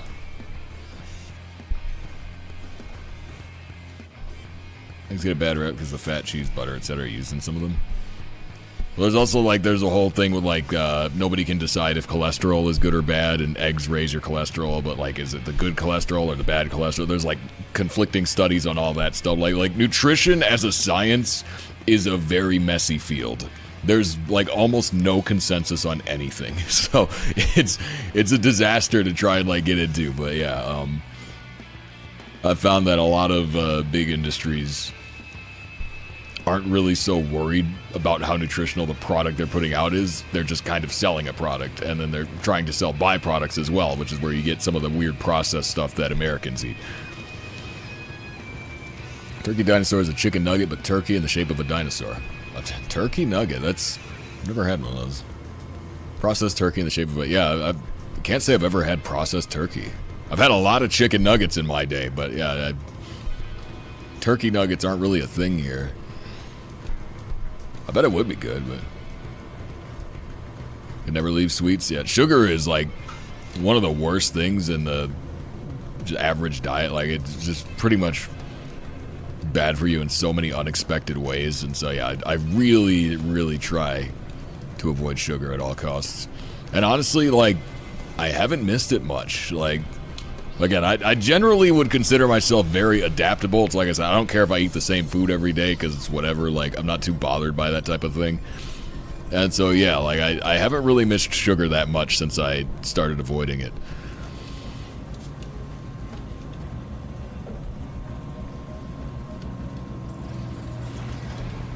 So hard to cut out sugar. Yeah, the only hard part about avoiding sugar is just like, yeah, that it's in everything. And that's part of why I, avoid carbs as well, is because most carbs, when you eat them, they break down into, glucose in your bloodstream. So it's a similar effect to just eating sugar. Like, which if you're already getting too much sugar and you're having a lot of carbs on top of that, then you start to get problems.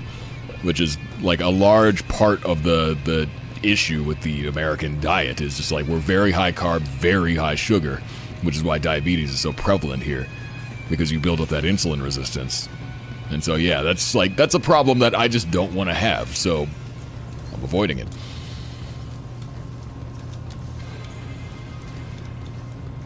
$184 now, gonna keep grinding. Thank you for the swift kick in the butt to get moving out of this zone. You're welcome. You were like 205 before, like at the beginning of the stream. You started like 205, right? Nice. Public misinformation is wild. Same with carbs and sugar. Like, the level of information out there is like it's very messy to figure out like what the deal is with some of that stuff, because a lot of it is I would argue intentionally obscured, because they just want you to keep buying crap because somebody's making money off of it. But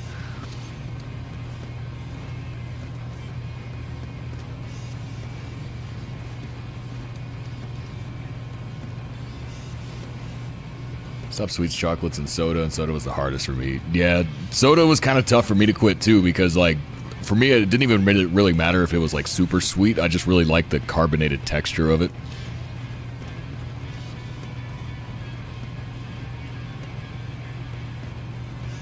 So yeah, it took a while to get away from my crippling soda addiction, but eventually it happened.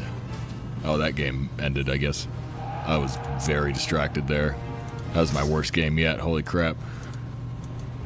I contributed almost nothing there. Wow.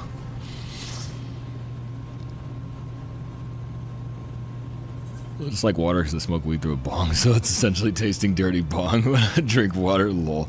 Well, it just makes me feel sick. Trouble with a lot of juices is a little too concentrated, because, like, you would think, like, okay, I could eat an orange, right? And that's not so bad. Eating a single orange, that's a good amount of orange. But there's like 5 oranges in a glass of orange juice. And if you were to eat 5 oranges, that would feel like a lot of oranges, you know? And so, like, it adds up a lot faster than you think with juice. Drinking the bong water.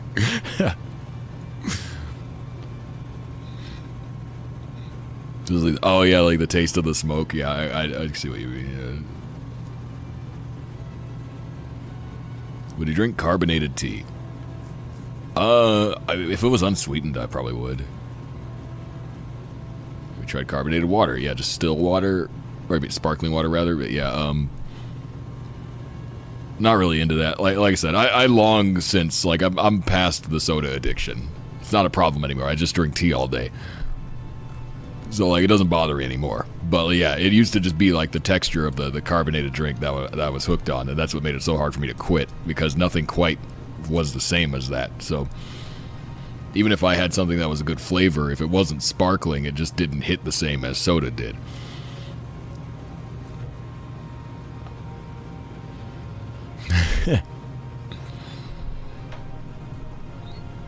Eat 5 oranges right now. My point is, eating 5 oranges is a lot of oranges, though. Like, it's just like, it's not typical to eat 5 oranges, but there are probably 5 oranges in the average glass of orange juice.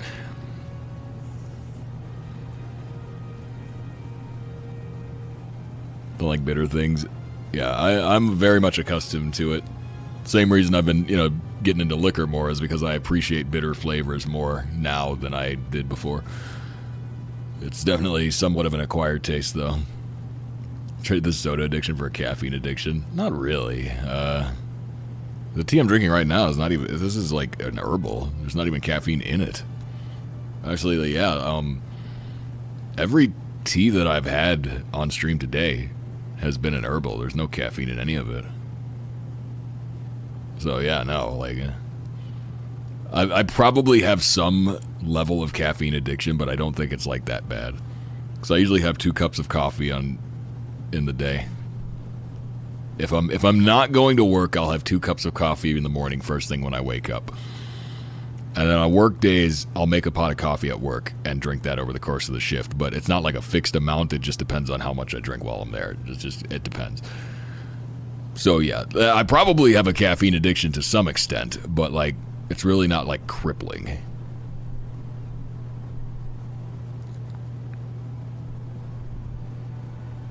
This caffeine so much, but dislike coffee too much. Alas. 5 oranges after playing soccer. What? You can find a cherry or cherry vanilla tea. Yeah, I don't know if I've ever seen a cherry tea. Get food and chill before Alt Prog. Oh, yeah. I gotta decide how many more games I want to play, because, like, let's see, we're at 7 hours, so we got time for some more.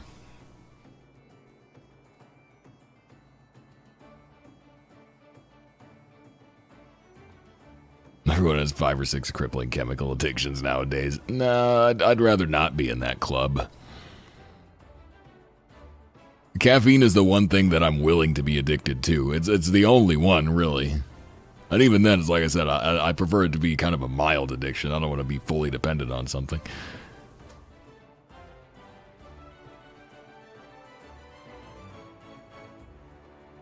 DSR Sunday and Monday, Tuesday, UCOB Wednesday, Friday. Oh my god.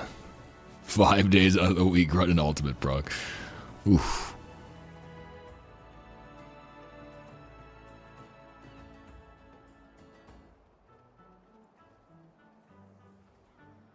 We'll get withdrawal headaches. Depends on the tea. I mean, coffee, a cup of coffee is 120 milligrams of caffeine on average. A cup of black tea is going to be 60. A cup of green tea is going to be like 30 or 40. And so, if you go straight from coffee to green tea, you're maybe not going to be getting enough caffeine to hit an addiction. Like, you might not fill your brain's desire for caffeine with that amount. Because they, like, as you get addicted to caffeine, it affects like your brain chemistry a little bit because there's like a trying to remember the exact explanation for it, but basically it's like certain hormone sensors in your brain or whatever like adapt to the caffeine intake, which you become resistant to it a little bit, and so when you don't have it, you end up getting like your brain like sends way more of whatever this thing is, and it like just overloads the signals, and that's where you get that headache from. There's just something science. I don't know. I'm just some idiot that drinks coffee, but yeah, that's it's like a physical thing where you end up with this dependency on it because of your brain signals becoming more resistant.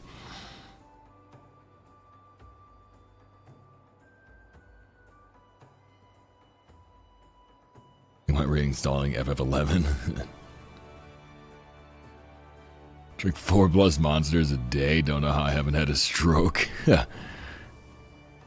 Well, a stroke is a blood clot. Like, be more likely to have a heart attack, but heart attack is more likely.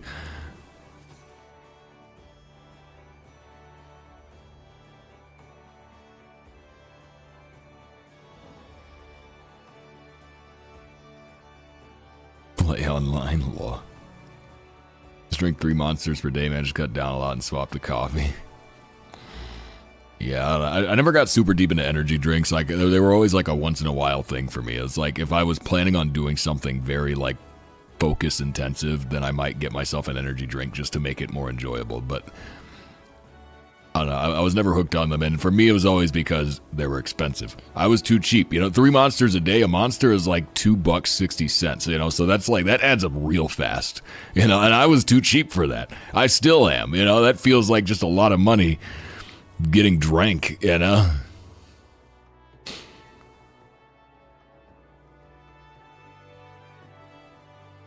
drinks need to be more regulated. They're crazy bad for you.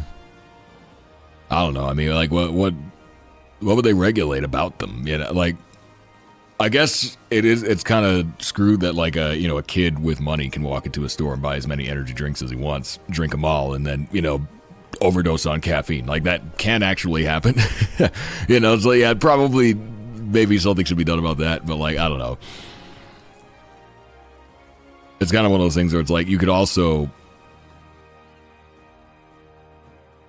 Yeah, I don't know. If you have way too much of any one thing, it's going to be bad for you. So yeah, energy drinks I think would be probably easier to have an adverse reaction to just because they're so concentrated. But is it bad to the level that it would need to be regulated? I don't know about that.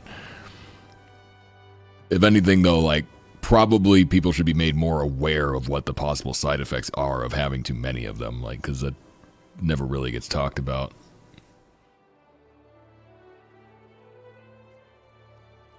Tried Lethal Company with your friends, yeah. Friends. Energy drinks are good for giving you kidney stones. The kidney stones are like one of the primary reasons I stopped drinking soda, because I was afraid of them. I was like, man, I drink a lot of soda. Wait, soda can give you kidney stones? I don't want to ever have to experience that. Let's stop drinking soda. That was the thing that kicked me to finally do it.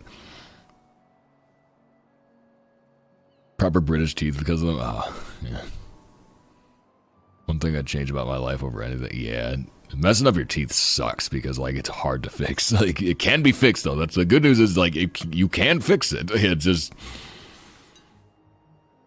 sucks. Because it's one of the more permanent things. Like, like, you can always lose weight, but if your teeth start falling out, it's a lot harder to get those put back in.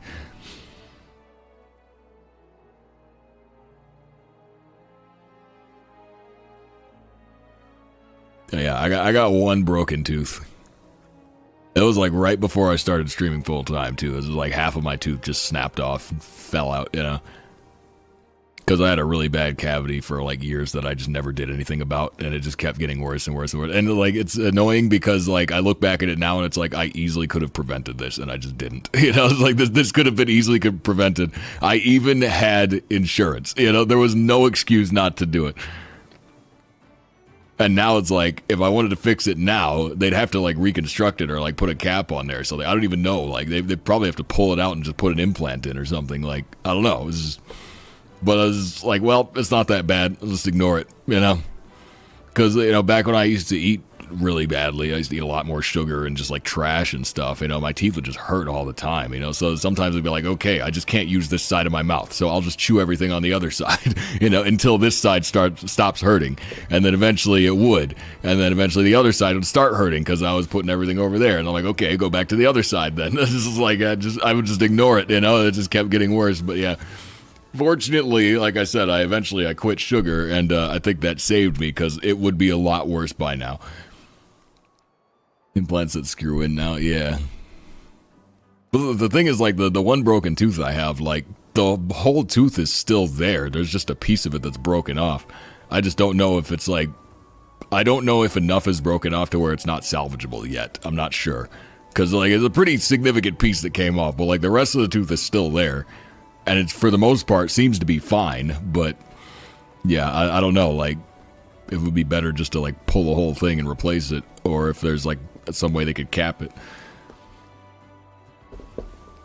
But yeah, fortunately, I could say my teeth are in pretty good shape now, like, I haven't had any trouble with, like, random pain or cavities or anything like that. They seem to be okay right now, but, again, I don't eat sugar, so, like, that's gonna be the bulk of it.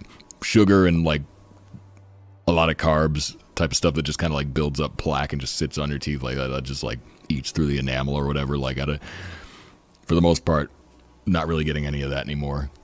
And obviously I brush my teeth, so, you know, they're fine, but I don't know. I mean, I always brushed them. I was just eating way too much sugar, drinking all that soda and stuff, so.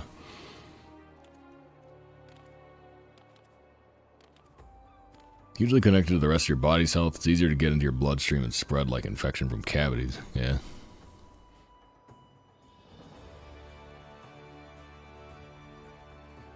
But yeah, I'll probably have to get it looked at some point, because I gotta like be at my job because I just went full time, so I gotta be there for a little while before I get any health benefits.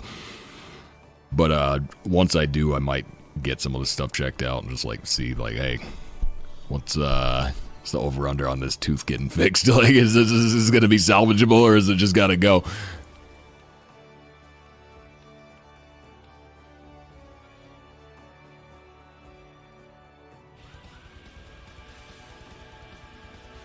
Go Tech, thanks so much for that follow. I probably should get my wisdom teeth pulled at some point, because, alright, at least 2 of my wisdom teeth are also, like, broken all to hell. Because they, like, I don't know. For me, it was weird. I don't know if this is, like, the case for many people or what, but, like, when my wisdom teeth came in, I was, like, 20, and I had 8 teeth come in.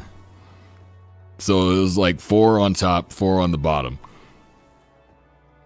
And I thought you were only supposed to get 4, so I don't know if I just had 4 teeth that were just missing all that time or what, but I had 8 teeth come in when I was 20.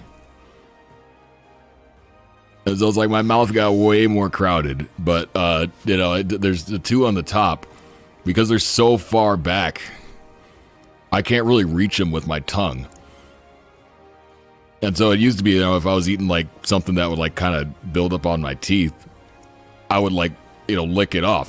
You'd run your tongue around your mouth to get everything off your teeth, but I couldn't do that because I literally couldn't reach them, and so there'd just be stuff like built up that I didn't know about, and so it'd just sit there until I brushed my teeth the next time. And so, like, yeah, 2 of my top wisdom teeth are just like broken in half, so it's like the bottom half of the tooth is still there, but they don't have like tops anymore, so they're just broken all to hell.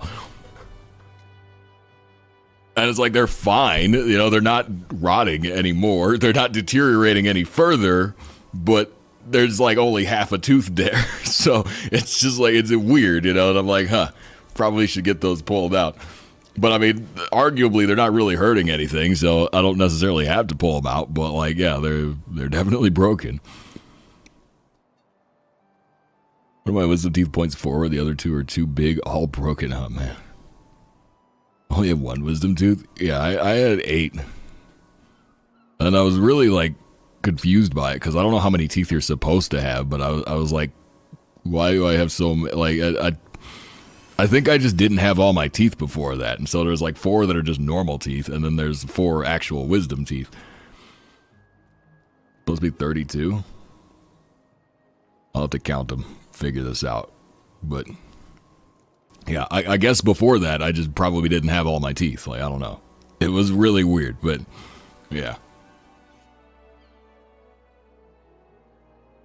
But yeah, the dental health is a lot better now than it used to be. Back when I was a massive degenerate gamer that didn't really take care of his health, that was catching up to me, and I'm glad that I changed course before it fully caught up.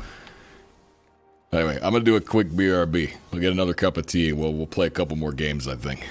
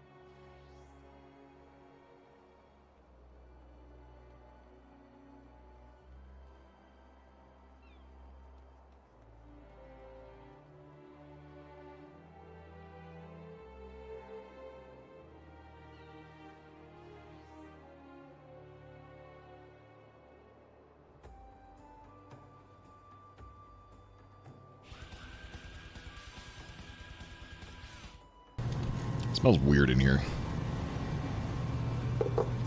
I like a faint scent of mashed potatoes. But I haven't mashed any potatoes.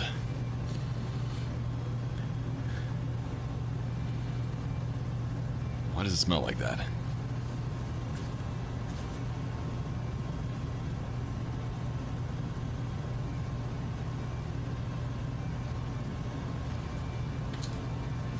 I don't know. That's bizarre.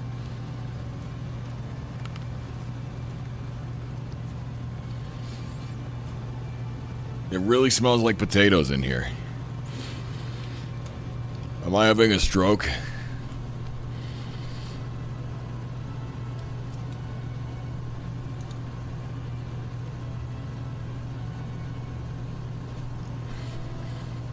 I can smell buttery potatoes. What does that mean? Yeah, what does it mean when you smell buttery potatoes?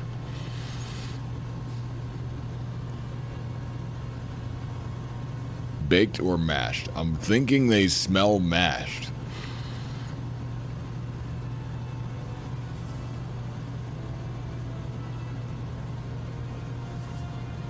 According to Google. Alright, let's see.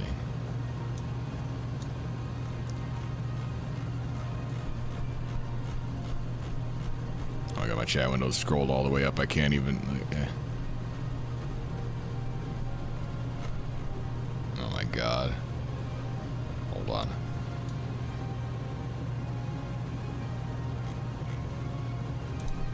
Oh, here we go. Found it. Okay. Keep smelling baked potatoes, but no one's cooking potatoes. I think I'm having smell hallucinations. That's weird. Do you have potatoes in your pantry? No. Similar experience.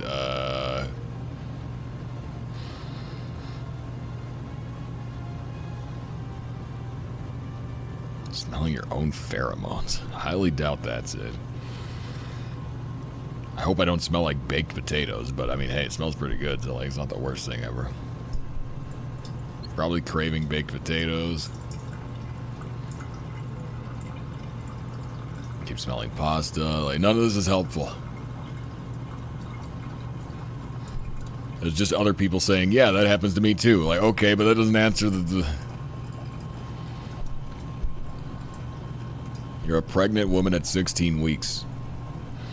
Was it neighbors cooking, maybe? I doubt the neighbors are cooking with their windows open when it's like, you know, below freezing outside. So I don't know. I mean, my windows aren't open.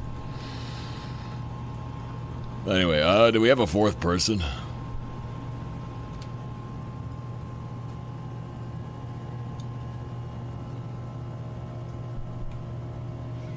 Phantasmia? Fused Nevis, thank you so much for that follow. Sorry, thank you so much for that tier 1 subscription for our 30th month. Maybe I am losing it. That's another month of Mad Babies, a little more cider in your glass. How's it going, Fuse?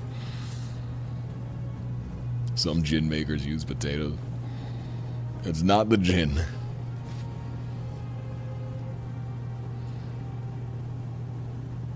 According to WebMD, you're dying. Ah, crap.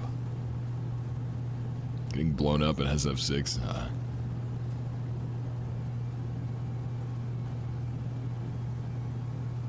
Mikhail Rojo. You might notice there is no one here with that name. So. Smelling things that are not currently present. Google also says you're dying/dead. What? I'm already dead?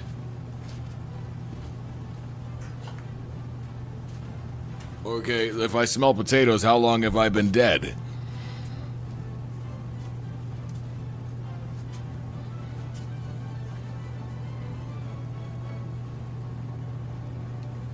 How long have I been dead?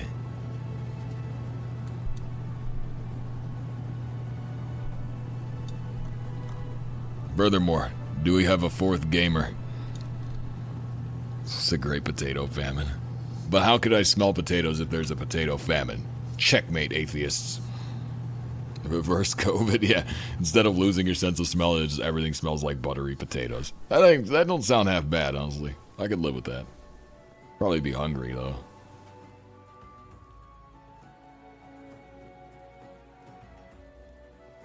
How long have the potatoes been cooking?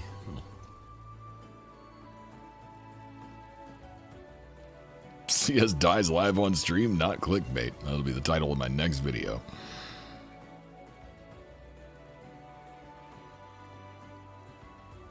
Potato vid.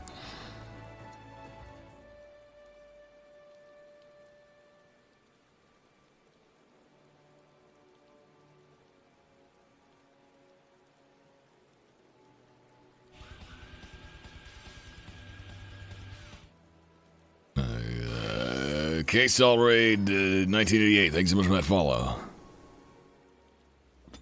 Sorry, I'm bad at reading. Channel points to get you to put a beard on your character. Lol. As if you can redeem channel points here. I guess we'll just queue us in with what we got. And we'll see if we find anybody else. Yeah, welcome to the stream. Hope you figure out your potato mystery. Yeah, I don't know. I'm gonna be eating potatoes like after stream ends with my meatloaf, but those are in the fridge, so there's no way I can smell them from here. Gamers, it's time to cook potatoes. God, that front line's awful today. Yeah, it's been kind of a rough one.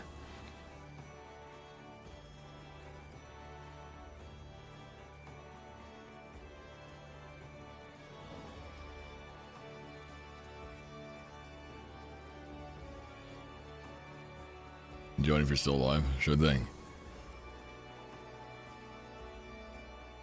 Future smell. Expect a visit from Professor Xavier's School of the Gifted tomorrow. I see. So looking forward to potatoes, you're hallucinating. The thing is, like, my potatoes aren't even mashed. They're roasted potatoes, so, like, they don't even smell like that. They smell a little different. But, I gotta figure out what I'm gonna cook for dinner tomorrow, though, because I got enough meatloaf for today. Tomorrow I need to make a new dinner for the next, like, 5 days.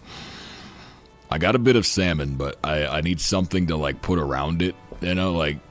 I don't have enough salmon for a week if I just eat salmon, so it's going to need some side dishes, and I might get more potatoes, but I'm still kind of on the fence about potatoes because they are kind of high carb as far as, like, vegetables are concerned.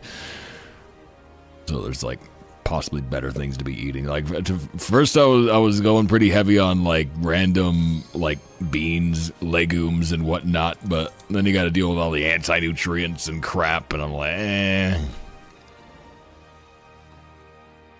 So lately I've been messing around with root vegetables, but I don't even know anymore. Rice is kind of a no-no. Haven't really been messing with grain lately. Anti-nutrient? Yeah, it's what it sounds like.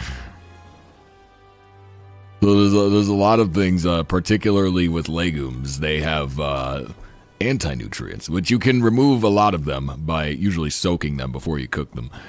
Like, you'll usually soak it, like, overnight, but, basically, it's something like generally on the outer coating of it to where it will, in your stomach, it will take the place of nutrients, which blocks the nutrients from being absorbed. And so it can end up being less nutritious because you've got anti-nutrients blocking the real nutrients if you don't wash them off correctly. And so I figure, well, better to just avoid that whole thing and just not eat things that have a lot of anti-nutrients, which is a shame because lentils are delicious and so are garbanzo beans, but well.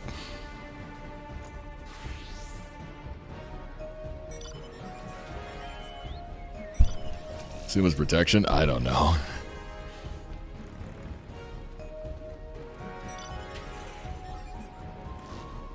I think it's just they have stuff that's nutritious, just not necessarily to humans, and so, like, again, it gets, like, your body mistakes it for nutrients, but it's not.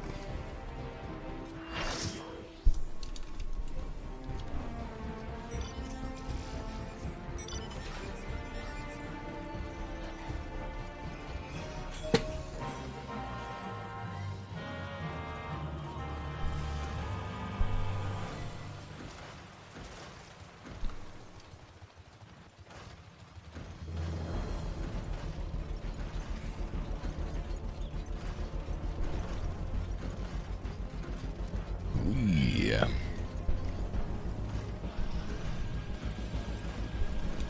Wiznatch, thank you so much for that follow. Vampire vegetables, scary stuff, yeah.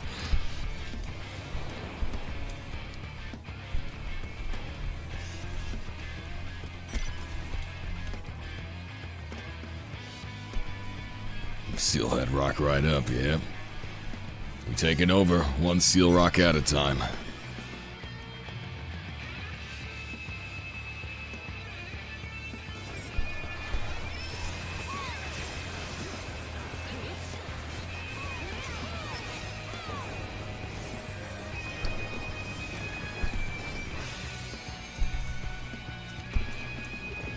Bananas are technically radioactive, what?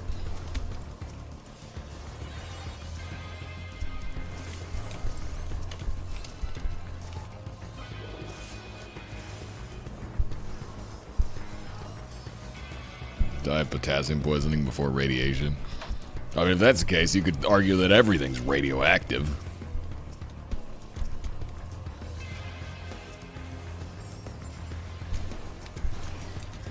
Welcome to the new world.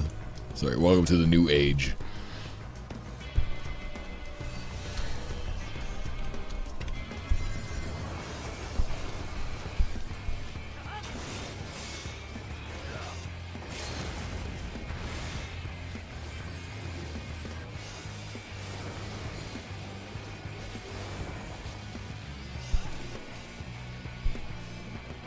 Pineapples, yeah.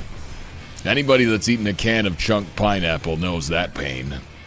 I am that guy. I used to just eat a can of fruit when I was a kid. But the pineapple was always bittersweet because by the time you got done with the can, your mouth was burning. Like, oh man, it's too much. A couple pieces of pineapple, you wouldn't notice it, but a full can, you definitely noticed it.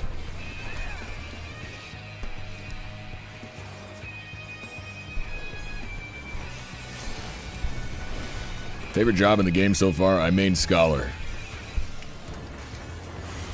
So, yeah, definitely that.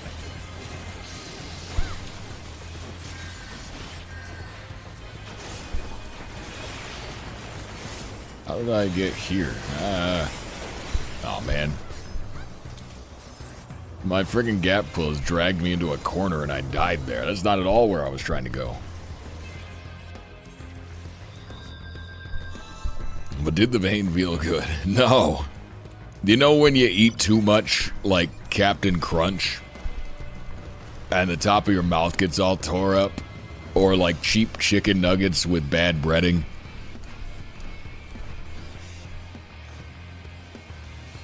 That's what it felt like.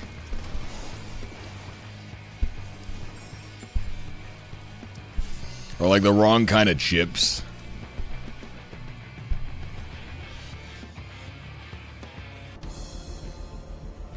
Basically razor blades, yeah.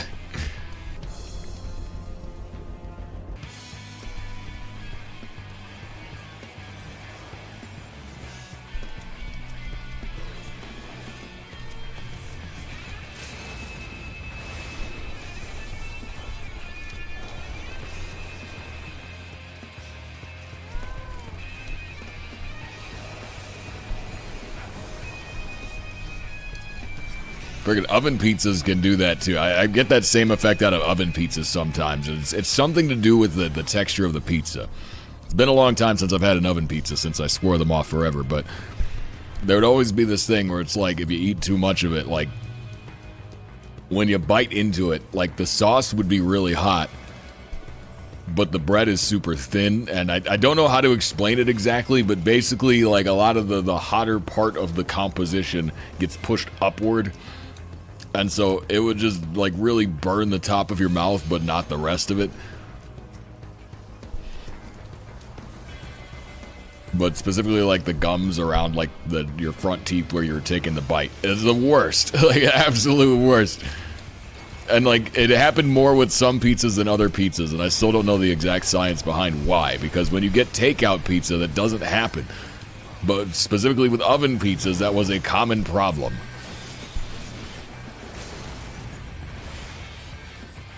And I think it's just because they're a little bit crispier, so you got to bite a little bit harder. Whereas with takeout, the pizza tends to be softer, so you don't have to like sink your teeth all the way in. You can kind of pull it apart. I don't know. That's my hypothesis, but I never tested it.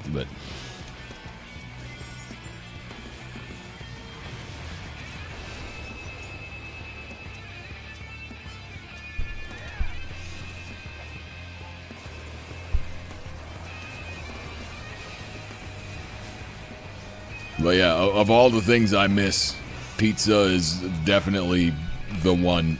Every now and then I just get that faint taste of like I just get that memory, you know, of what it tastes like to just bite into a pizza. It's been the hardest thing to live without. Sugar was easy. Grain was easy. Even dairy wasn't that hard, but pizza? Pizza's an experience, and it's just,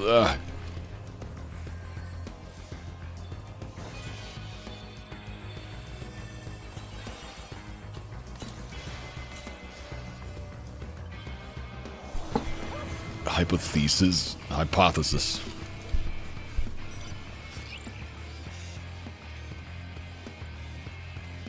Because nobody says hypothetical.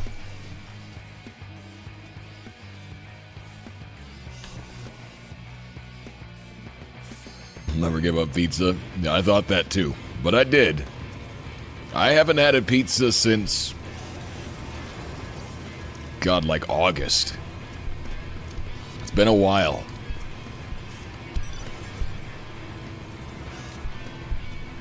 Sugar-free, carb-free pizza. It can be done, but like by the time you've got it like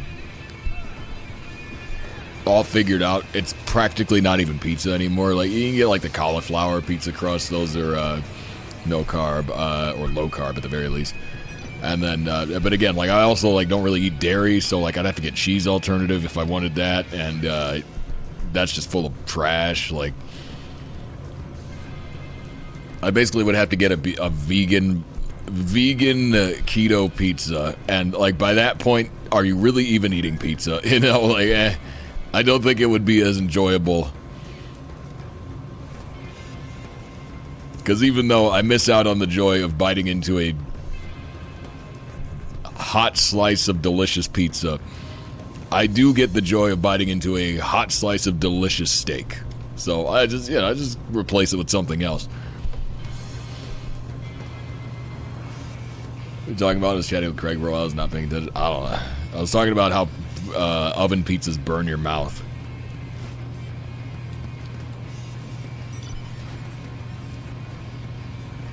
Try to give up candy, but Reese's peanut butter cups are too tempting. You gotta get away from them.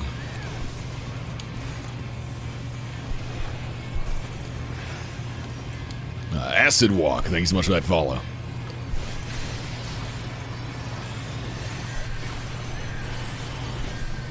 Vegan cheese is why I consume cheese just to eat other stuff. Yeah, vegan cheese is like... To be fair to vegan cheese, it has gotten a lot better over the years. I remember early vegan cheese. That stuff sucked. Okay, it was like rubber. It used to be really bad. It didn't melt. They got it to where it can melt now. Kind of. Early vegan cheese was real bad, though. It's a lot better now than it used to be. But it's still not even close to the real deal. Achievement YouTube series, very enjoyable. Oh, thank you. I hope to produce many more of them. And keto pizza. Yeah, I have not tried keto pizza. And I think I could do it within the confines of my, current, like, diet or whatever. But, like, just like I said, at that point, like, just why bother? I'll just eat something else instead that I know is going to taste good instead of hoping that I can get a pizza alternative to taste good. Because even though pizza is probably like one of my favorite things, there are things that taste better than pizza. Like a well-prepared salmon. There's a few things compared to that.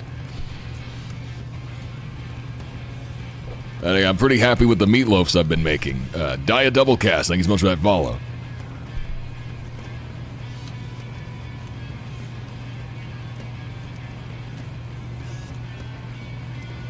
One day it will be, maybe. They might get it there eventually. They once sold the peanut butter and Reese's as a spread and it was terrible. Lol. It's not actually that surprising. How do you guys feel about Biscoff cookie spread? It's made out of cookies.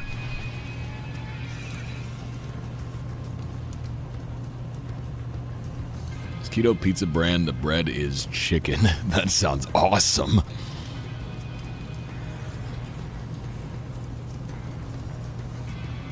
Don't like it? I thought it was pretty good. I had it once. I got it to go along with something, and I was dipping something in it, but I don't remember what. But like, you don't put it on bread. It's a little too sweet for bread, but like it's good for dipping stuff into.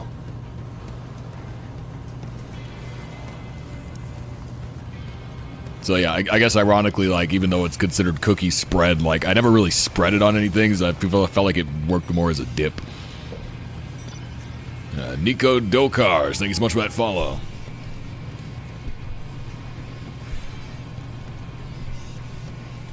Couldn't find something to pair well with it. Yeah, the right type of like cracker or cookie, I feel like. I guess it'd be kind of silly to dip a cookie into ground up cookie, but like that usually was the best result. Like graham crackers go really well with it.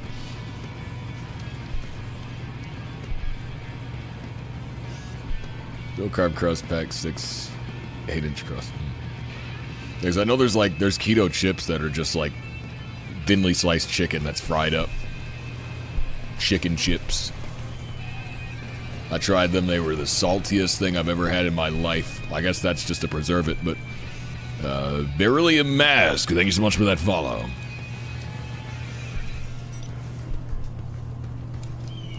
I gotta start paying attention to this game again. Today's been the kind of day where I've spaced out so much because chat has been all over the place. We've just been talking about whatever the heck, so like I've been really playing very poor PvP. This is some of the worst games of Frontlines I've ever played.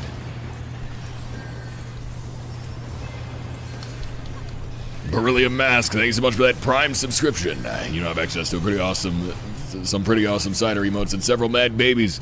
Thanks so much. Pork rinds are just pigskin. Oh yeah, that's another popular keto alternative. Pork rinds are pretty good. I don't have a problem with pork rinds.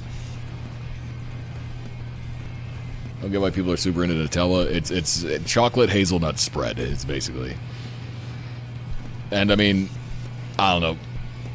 If it was just chocolate, I'd probably like it more. I'm not crazy about the hazelnut, but I don't know. I was never deep into the Nutella thing. It was just trendy for a little bit, you know. People don't really talk about it much anymore, though. Nutella. I remember when that was like the thing. Love hazelnut, but not everyone does. Yeah, I don't have a problem with hazelnut, but I don't particularly care for it. Like, I'll eat it, but I don't feel like it adds to the flavor. Like, if it was just chocolate spread without the hazelnut, I feel like I'd enjoy it more.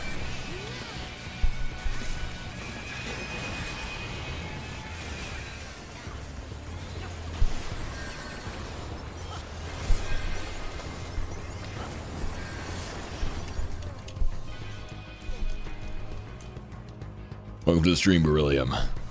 Come see some mad babies. I'm a keto kind of person, just never worked for me, but those lettuce wraps hit different. Yeah, like I said earlier, I'm not like strictly on this diet or that. It's mostly just there are things that I don't eat and I just avoid them. So like, incidentally, my diet would be best described as paleo because that's more or less where I've arrived. But like, I don't specifically seek out paleo diet. I just kind of like landed there. But yeah, for me, it's really just like I just eat meat. That's it. You know, I primarily focus on eating meat, and everything else works out. So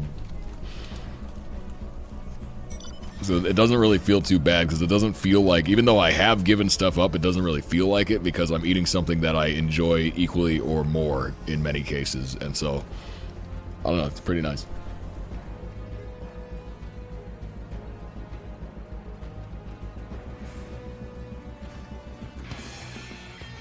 Remember the internet was obsessed with bacon for some reason.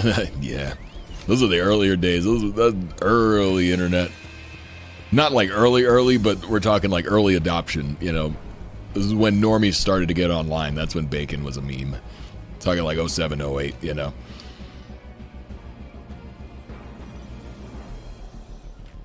One year where everyone became obsessed with it. Yeah, I know. I remember. I recall. Oh, I got an achievement. A Line in the Storm 4. Did we... Oh, we actually won. Front and Center 5. I got another achievement. Look at all these points. The power of bacon has served me this win. Because it definitely wasn't these numbers. Holy crap, what a horrible game I played.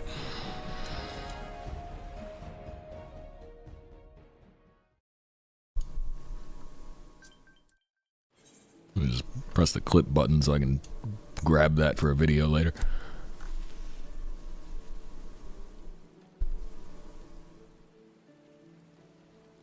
Got to have the actual roasted chestnuts. I don't know if I've ever done that.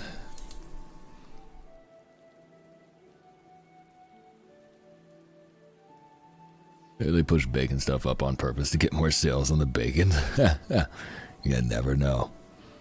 Early 2010s? Was it that recent? I thought it was pre-2010s. I guess it would have probably been early. Well, no, because that was before I moved. Because bacon was big around the time Epic Mealtime was taking off, and that was like 08, 09. Like, Epic Mealtime, Epic Rap Battles of History. This is like the golden age of early YouTube, where, you know, like, there was just like so many stupid shows. And like Niga Higa and all them, and Smosh, Shane Dawson, like this was around that era.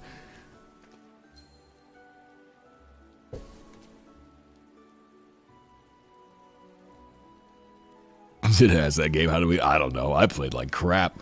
I was talking about bacon the whole time.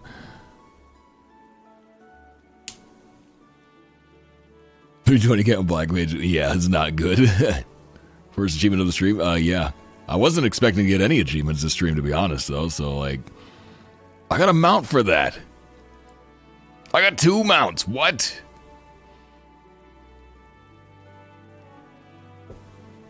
Alternate enemies 90s, I refuse to negotiate. 90s is before my time. I was early 2000s internet kid.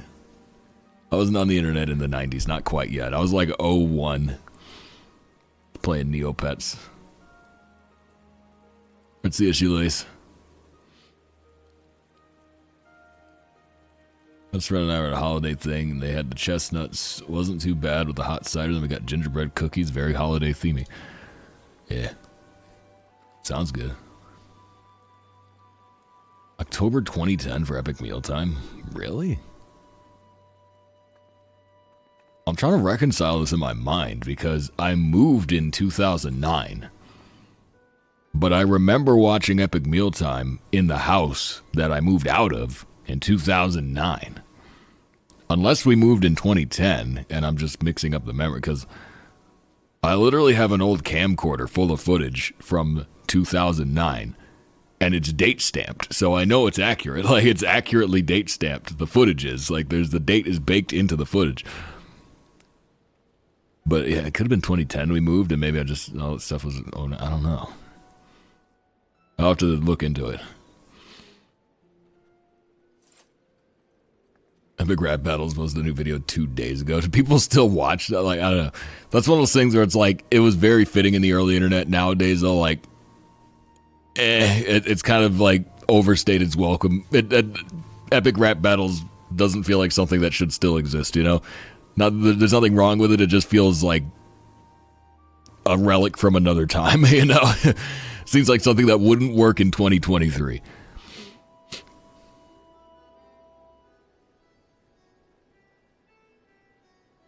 Two mounts in one stream? Yeah, apparently. Shane Dawson good until the 2020s. I don't know. I never watched Shane Dawson. That was not my thing. I didn't watch a lot of the early YouTube guys. I was like, back in like early YouTube days, I was watching a lot of like Red versus Blue, like Machinima stuff, you know. I wasn't big into like the IRL guys, the reality guys, you know. A couple of like dudes that would do skits that were funny, but like that wasn't really my thing. I was watching a lot of like RuneScape videos, you know, like I was more interested in like the gaming side of it. Henry Ford versus Karl Marx, lol. Why the drop rates in this game are so stupidly low. Honestly, this game's got pretty high drop rates. I've played much worse. Got bought by Disney? What?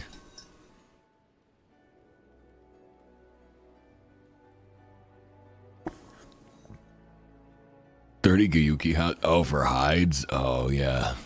If you're trying to do leatherwork, man, leatherworking sucks. Like, trying to get, like, animal hides for leatherwork, that's garbo. Usually the best way is fate events or, like, dungeon chests. There's some dungeons where, like, a chest will just have, like, 10 hides in it, you know? Or they're, like, fate events where you usually get elevated drop rate during fate events. But that would be, that's all I got, you know?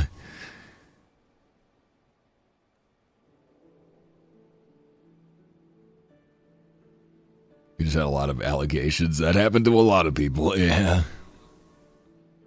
Happened to a lot of people. It turns out some people, when given the platform, abuse their fame. That feels like a RuneScape Newgrounds kid. Yeah, sounds about right. I didn't really do too much on Newgrounds, but... See, we watched a lot of Newgrounds content on non-Newgrounds websites, because like there were a million different websites that would repost Flash videos, so I had a lot of like albino black sheep, you know, there was just random websites that were just dedicated to reposting like funny Flash videos, so I absorbed a lot of Newgrounds content, but not on Newgrounds specifically. Mostly because Newgrounds was kind of sus. There was a lot of suspicious stuff on there, and so it was the type of thing where you wouldn't want your parents to see you on that website. And this was, back in the era of shared computers. The computer was just in the living room, so you had to be careful with Newgrounds because sometimes stuff would show up in the sidebar that was, not ideal.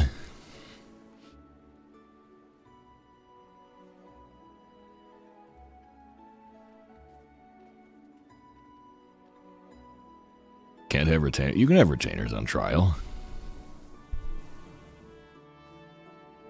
What? You don't get retainers on free trial? I think you do.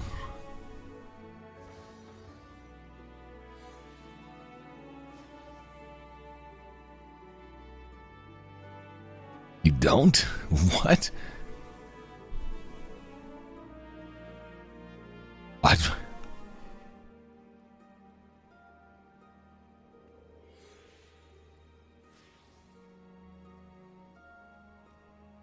Newgrounds had all the come play my lord type ads on the side. Lol.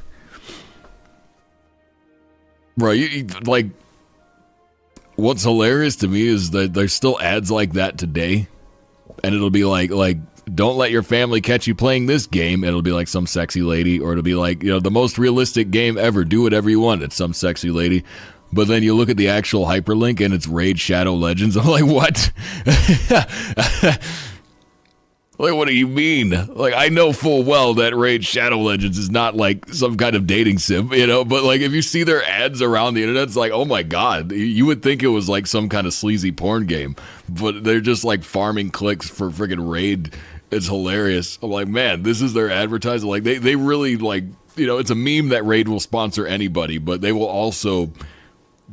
advertise that game in any type of way. Like, they don't care.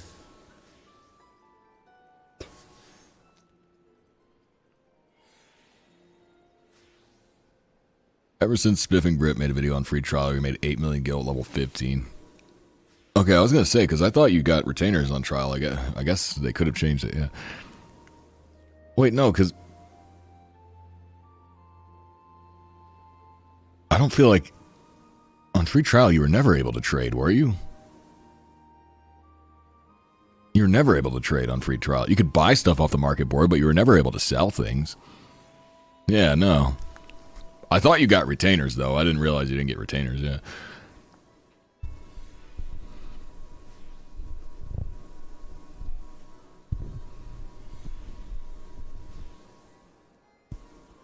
You can't buy stuff from the market board? Are you sure?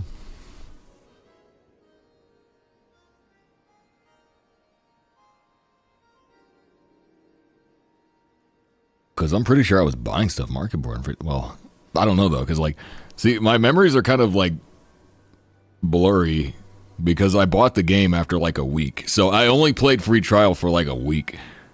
100% can't use market board? Yeah, see, I thought they could, but I'm probably just misremembering that because all my early memories are blended together because, again, I wasn't free trial for very long.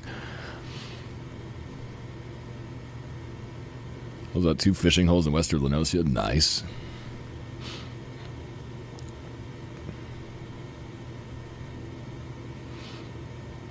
On year 2. Respect.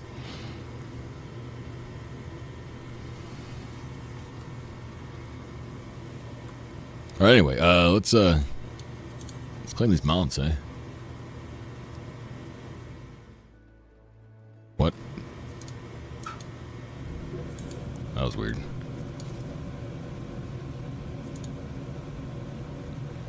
It seems like everybody's kind of like dead now, so I don't know, I might just like chill. We're at 8 hours, and I'm kind of hungry for some meatloaf, so I don't know. I don't know if we're going to do any more front lines. But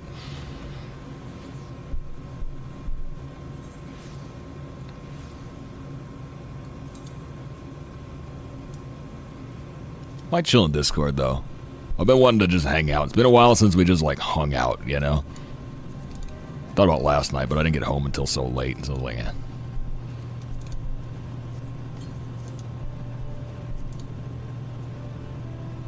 Mount guide. Let's see. That's 2 new mounts added to the collection. We got this.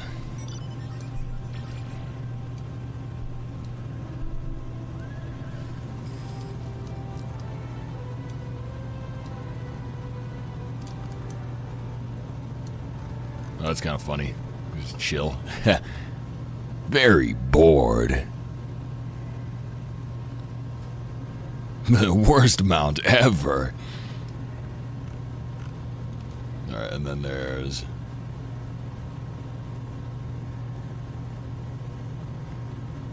Bob, the meatloaf we wanted.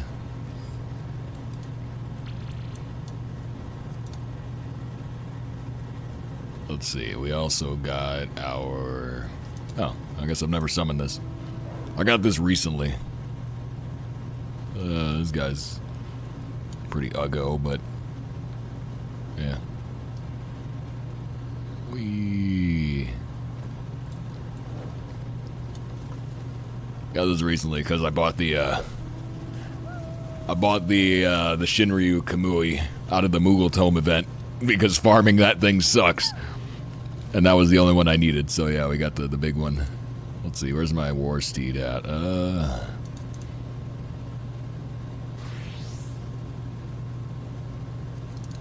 I guess I also got the disembodied head from that same event. Lol.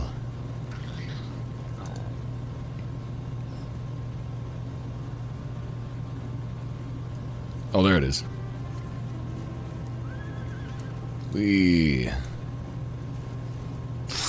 Why is this stupid pony so dumb and small? Worst horse ever. This is my war steed. This is like a donkey. Aww.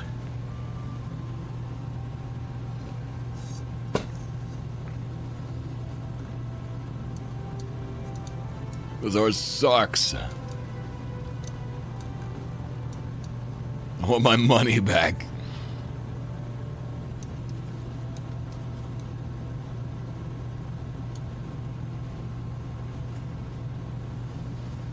Sugiyoi Mound. That's a good one.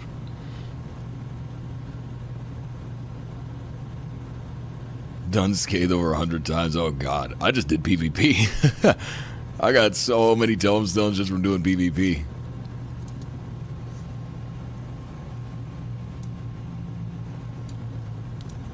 Flame horse. God, yeah, it's like the barding's not even that much different from the Choco bardings, so it's like it just happens to be a horse and not a Choco. But I suppose it's an easy mount to copy and paste into the game in Realm Reborn at a time when they were desperate for content, so there you go.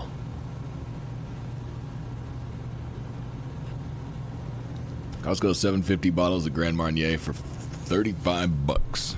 Oh, 25. 25 is a good price. Yeah, 35 is like what it costs where I'm at. Like, 25 is not bad.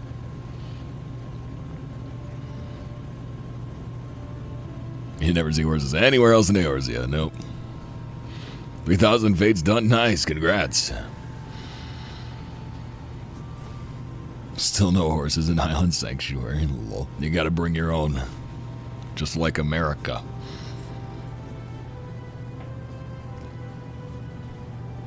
God, I gotta check my island. I might just save that for a video clip at this point, though.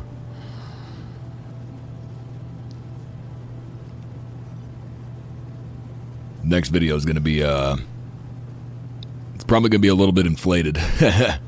I got a fun grind for the next achievement video, but I don't know if it's going to kill a lot of screen time or not. It might end up on the shorter end, so we'll probably have more just silliness inserted. But it depends.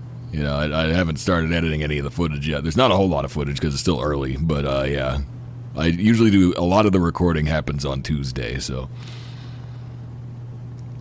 we'll just have to see what we come out with, but yeah.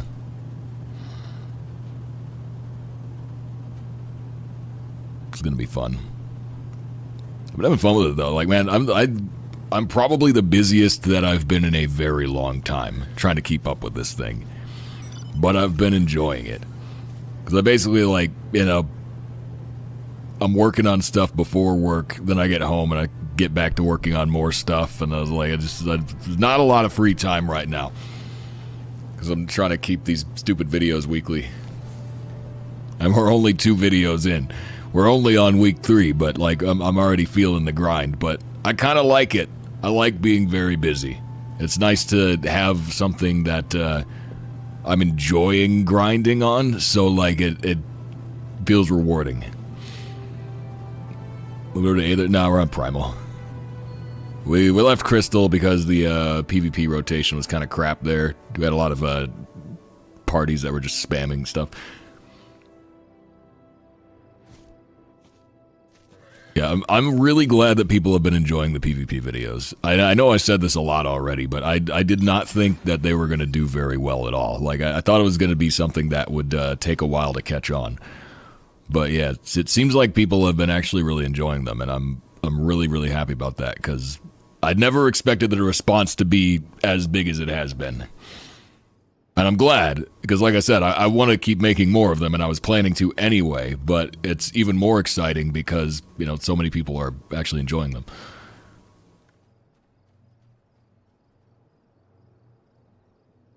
More PvP videos? PvP videos. Did I say PvP videos? Yeah, I've added achievement videos, whatever, same thing. Same thing. Feels a rekindle of that desire. I'm glad to hear it. Yeah, that sounds like something dumb I would say, but yeah. I think it's 150 for a construct mount. Pretty sure it's 150.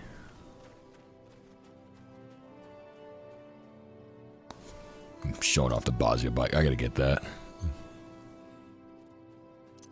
I've only got one Bosnia Flex mount, and it's the worst one ever.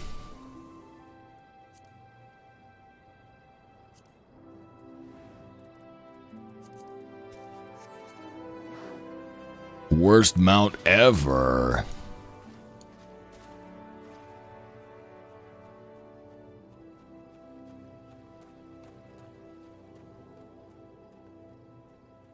$180 for the lion hair?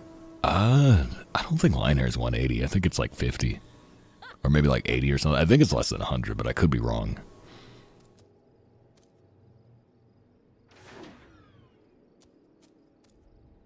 The other day, thanks to inspiration to do it, rolled a 30 and didn't get it.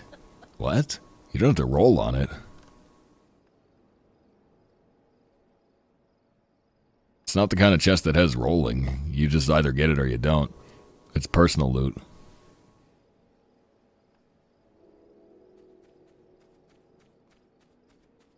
Construct's 180?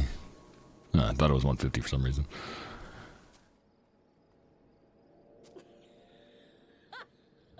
Lion hair's not less than 100? Ah, crap. All my info's wrong. Hey, when did you get this? I knew Johnny had it, but...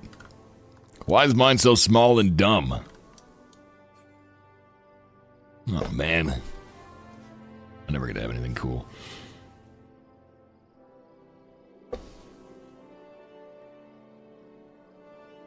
Maybe there's someone else. Yeah, I don't know. There's no rolling on loot in Bosnia, so, like... You must be mixing the memory up with something else. I don't know.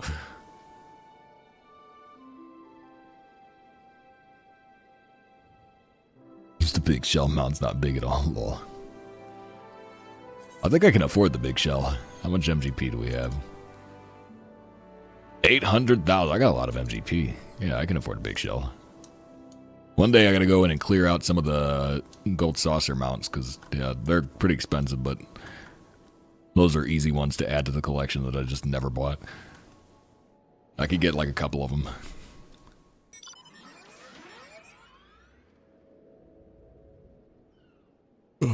You do your lotteries when I remember to.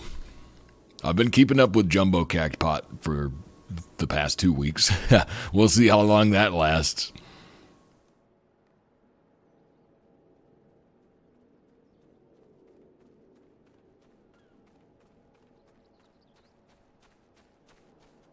Almost capped on MGP. Yeah.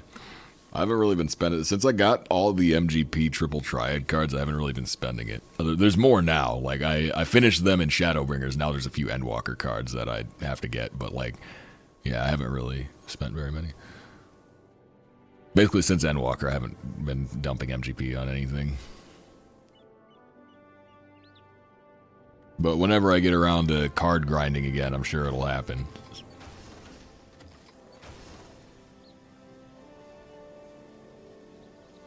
MGP tokens. I wouldn't be surprised if that happened someday.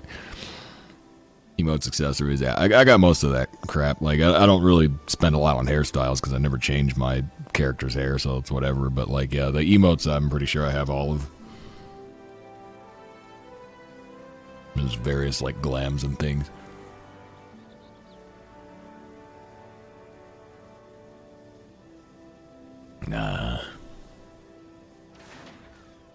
But yeah, a lot of fun achievement grinds still in the future, many that I can't wait for.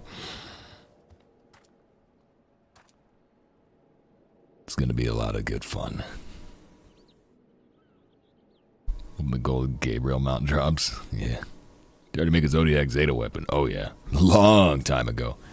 Big fish win, someday. Let's see, I believe I've got my last resort Zeta right here. Yep, there it is. I think I finished this before I was even done with MSQ. I did this guy kind of early. Yeah, I have got my Anabasis Lux, the Jabot Physios, Blades Wisdom,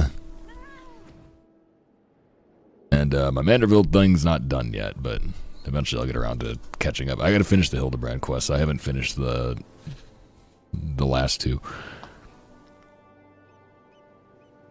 Gonna go for any of the hunt mounts, eventually. Eventually. How many commendations? Not 1,500.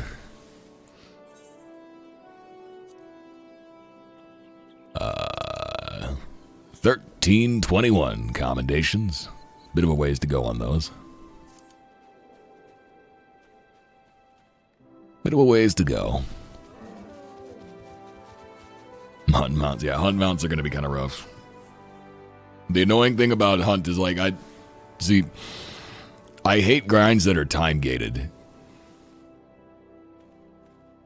And so that what bothers me about hunts is just the time gating thing, because, you know, I can't solo it on my own time. If I just had to kill 3,000 marks, but I could do it whenever I wanted, I wouldn't care. But, you know, I would enjoy a grind like that. Wouldn't bother me at all. But the fact that, you know, you basically have to schedule it out and get on, like, scheduled hunt trains in order to get those achievements makes it so much more annoying to me. Because then it's like I can't do it on my own time, you know. I got to operate on a schedule that syncs up with other people, and that makes it so much more of a hassle. So yeah, not looking forward to the hunt achievements, but well, I got to get them someday. So mentor arc where every sprout hates charity. Lol.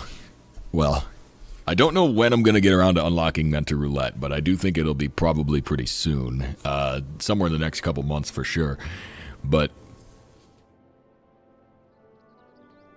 I'll have to see if I have the time or if I can even feasibly keep up with it, but I want to keep doing the weekly achievement videos. I might experiment with weekly mentor roulette videos too. We'll have to see. Like, again, it's really going to come down to a question of, like, if I can keep up with that level of, like, you know, production schedule, because these wouldn't be very high effort videos, but it would take time, you know, and there's only so much time in a week. But I thought it would be a fun idea just to have a more casual thing where it's just like, okay, I'll just do 10 roulettes every week, and it'll just be whatever it is, you know, and that video will just be however long it is. And, yeah, you know, it'll just be like a fun little thing.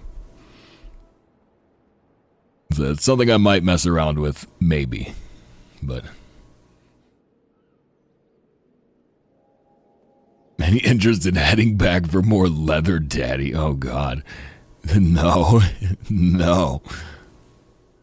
I mean, you know, you never know what the future may hold for that character, but I don't have any current plans, I can tell you that.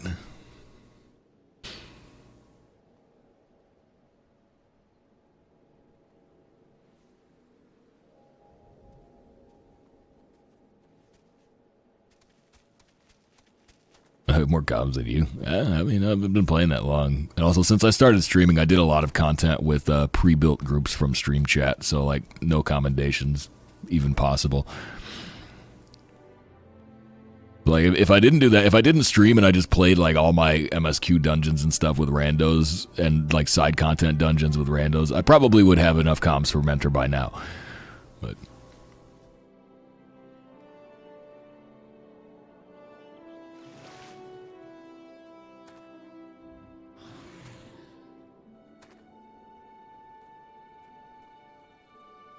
Pretty chill except when sprouts load up ARRXs. That sounds like the best part. Like, I think it would be so fun. 10 guild tests. Getting all the Grand Company achievements and having to do it all again twice. Yeah. That'll be fun. All the achievement videos you've been posting lately. Oh, thank you. I'm glad you enjoy them, and welcome to the stream. We're kind of near the end of this stream. We're just hanging out at the moment, chilling. I gotta go eat soon, but...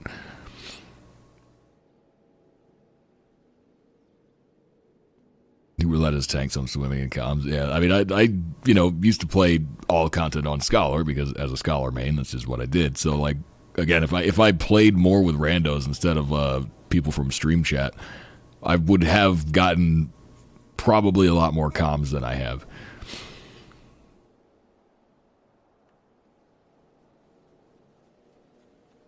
I'm the one who pulled mentors into ARRX trials.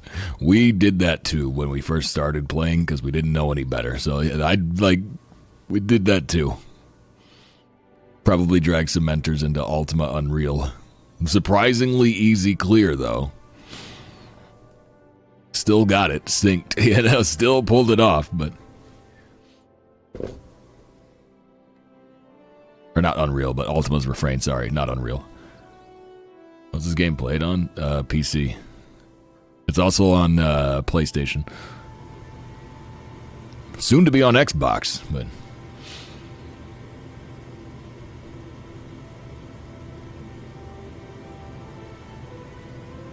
Sorry, might do it again. Oh my goodness. But just lose their marvels when they have to do something other than Sastasha 2,000 times. Yeah, see, like, I would enjoy playing, like, the mentor role correctly and actually teaching Sprouts how to do ARR extremes. I would actually have fun with that.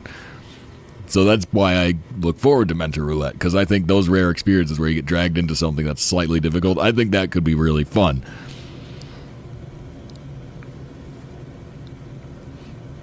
Like, I wouldn't want it to be easy, you know? I'd want to have some of those wacky instances where you never know what you're going to get and, like, you got to coach people through stuff. I think that would be more fun than just having crappy, you know, guild tests 2,000 times.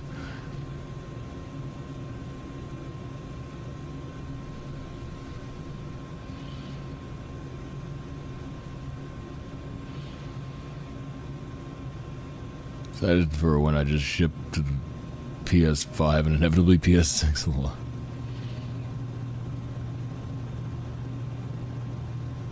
Q's extreme and duty fighter with no knowledge of the fight and expects to get carried. Yeah, I assume like the people doing it want to actually learn. There will obviously be cases where that isn't true, but I'd make myself learn the X's included first. Yeah, same. I'd make sure that I knew it well enough to explain it, but I like teaching people who don't listen. You know, I'm very patient. Good for streaming too? Maybe so. Maybe so.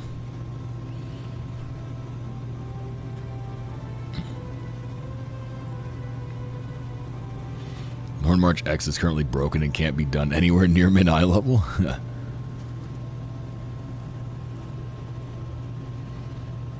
God, Thorn March X, that would be kind of rough.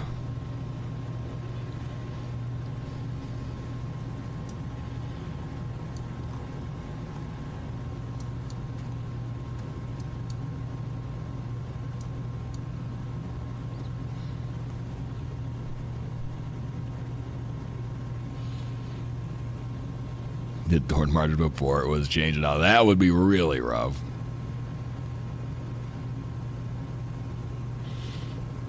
Yeah, we did Ultima Refrain, and like we might have done Odin as well. We did Ultima, I think we did Odin, and I think we did Ramu X on Duty Finder because we didn't know any better. But yeah, we didn't do all of the ARR extremes. We just did a couple of them, then we realized that unsyncing was a thing.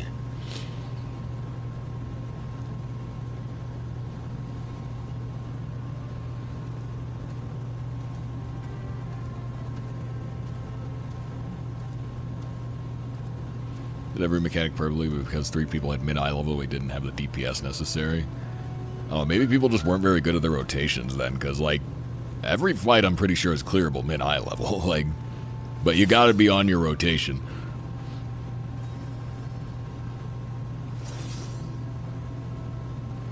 Then kept insta-pulling Ramu. X when we had 7 people and only 1 healer, despite us constantly telling him not to. I think Odin had an X. Oh, whatever the Odin trial was, you know, whether it was X or not, just the Odin trial, you know, we definitely dragged some people into that. There's only one? Okay. So yeah, I guess that one's not an X then, but yeah.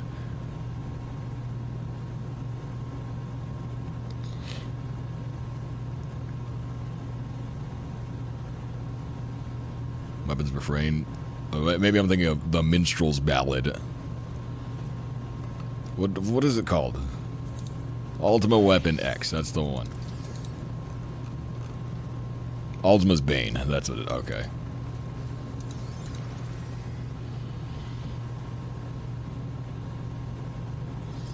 Good King Mog. Good King Mog. All his abilities hit like a truck. Yeah, Odin hits really hard. Like, he can one-shot you in quite a few ways.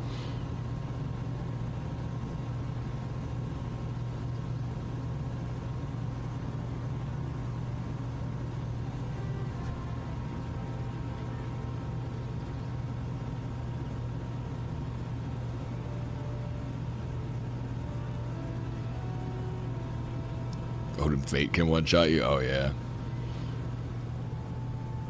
What mount is that? This is the Dino Nykus. It drops from Dalriata.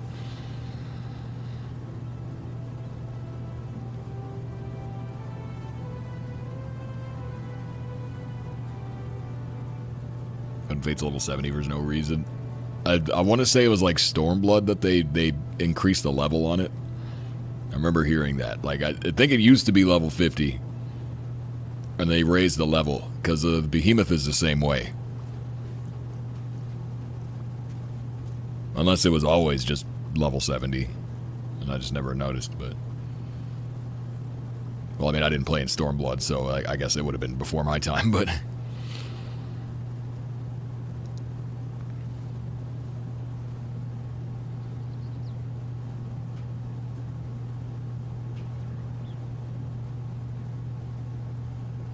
You just stand on the sink near Odin Fate and Mass Rays.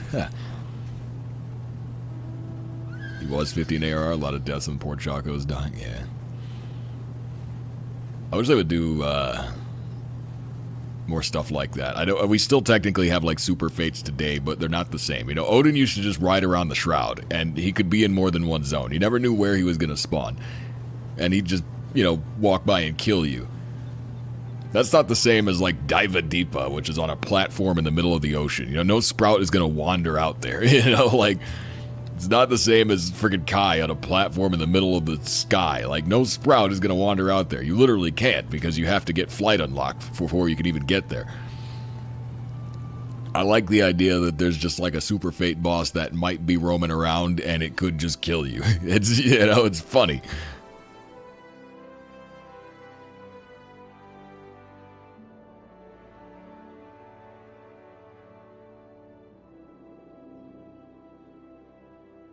Whoever gets the last hit, Odin will look at like that character. Yeah, that's a cool element as well. It would be fun to have more stuff like that, more interactive stuff like that. Because now the super fates, you basically just wait for them to spawn and then... I don't know, you just insta-kill them. There's not really as much mystique.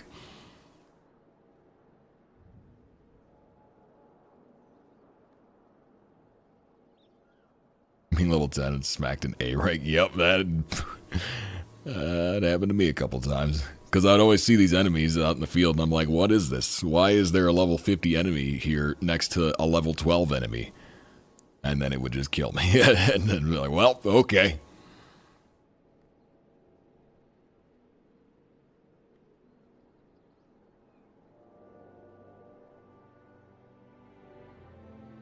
Start using leaves, gods help me. Oh god, well, yeah. You're gonna need all the help you can get. Chai waiting drove me nuts. Yeah, it was rough. 26 hours for 2 characters. I waited a while. I don't remember how long it was, but it was like an all-day thing. It was a while.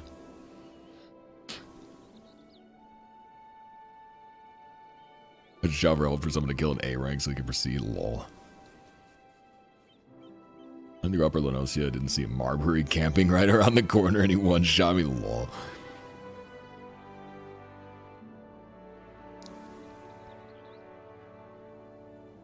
Thought I'd get more XP for beating a rare spawn, but I didn't realize that was 40 levels above me. Yeah. That's how they get you. The worst part is you don't even get any XP for it. 93 allowances. Nice. Yeah, I'm good. My allowances are good. Question is, where am I at on achievements, though?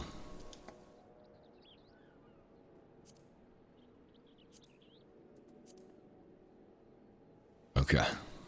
So yeah, this week I'll cross over the 400 mark. That means from where I'm at right now, I'm like 2 weeks away from finishing this achievement. So that's pretty cool. Infrit X, thank you so much for that follow. You have a community Discord? I do.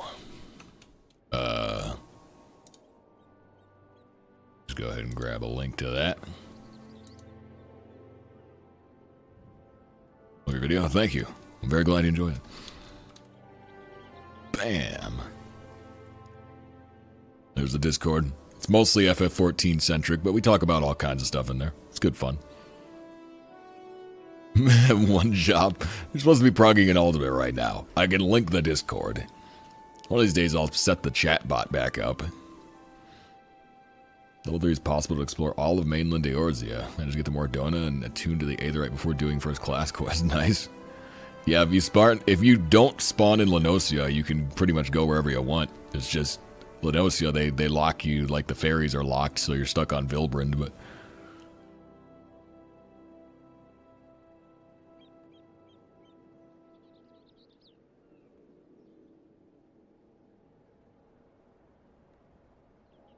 went from Thanalin to Gridania level 15. Yeah.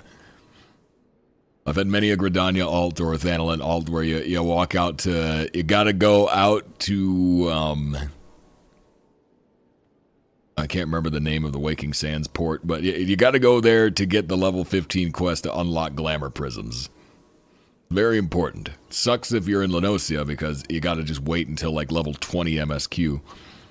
Or actually, no, level 15 MSQ, so I guess it's about the same time anyway. But, like, you know, getting to level 15 MSQ usually takes longer than getting to level 15, so. Talk about the mad bot, lol.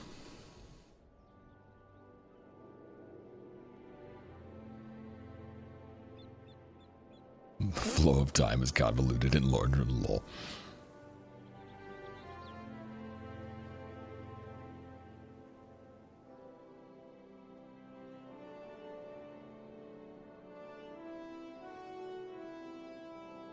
Megworth and Gridania and Ul'dah on foot when they're new to the game. Yeah, I remember because my friends all started in Gridania and I started in Lenosia because I wanted to go Scholar, so, you know, I had to get Arcanist. And I didn't feel like, you know, going through the process of doing some other job that was going to be unrelated later. And so, yeah, it took a little bit before we were able to meet up. And that was part of the appeal of, like, that's where a lot of the original Mad Because Small screenshots came from, because while I was playing through, you know, the early MSQ, I was just taking screenshots because it was funny. And until we met up in-game, nobody else knew what my character actually looked like. And so I didn't show them my stupid, angry baby. And then when we finally ran into each other, I sent them all the screenshots with the captions, which was like the first, you know, minute of the video, basically.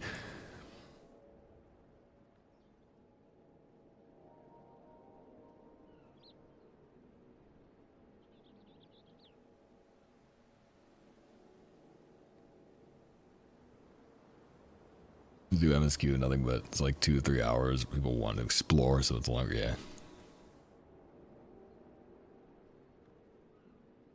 That links directly to the rules channel? I do. I just take the invite people link. I don't know where it goes to. I've never been on the receiving end of it. And level cross class, Mad baby lore. I tell that story a lot, but yeah. Because again, like when I started playing this game, I had no idea I was going to make videos about it. It was just something we were doing for fun. It just kind of happened. And when I started taking the screenshots, I had no idea they were going to be a video. It was just something like, by the time we got to the end of Realm Reborn, I was like, I could probably do something with this. And so yeah, I just collected everything up and put it together. And the rest is history. And now I'm just lazy and I hunt achievements. Eventually I'll get around to continuing the stupid Mad Baby thing, but I'm lazy. I'm very lazy. That's really all there is to it. I'm just lazy. There's no good excuse. Can't create links that go directly to rules since I don't have permissions for that. That's weird. Because, yeah, like I said, I just use the default link that it gives me. I didn't know it, like, went to rules.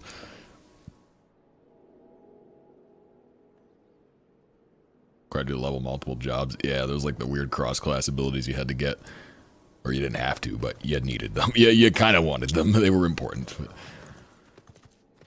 But I don't know. I didn't play back then, so I'm a Shadowbringers kid. And late Shadowbringers at that. Okay, bye. I'll probably log out here soon as well. Gotta eat dinner. Starving for that meatloaf.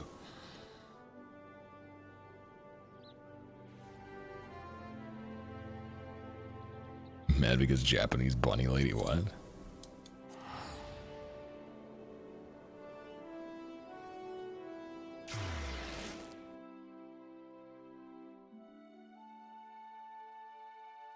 White mage could not raise in battle. Sounds awesome. 200 post-AR quest lines. There were still a lot when I did it. They trimmed it even further after I did it, but there were still a lot.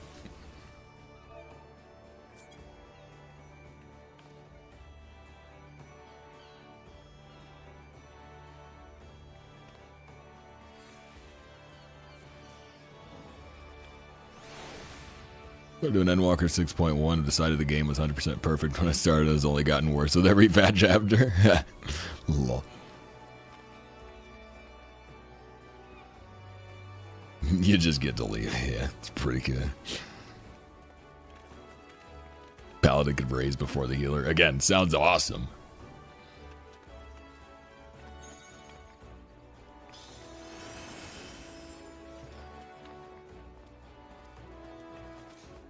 Arrow relics got trimmed from like 1,500 soldier tomes for a Mahatma to 50 poetics. Oh, yeah.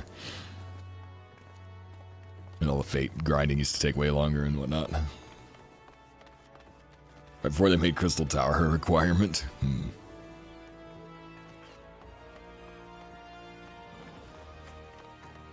Yeah, classic.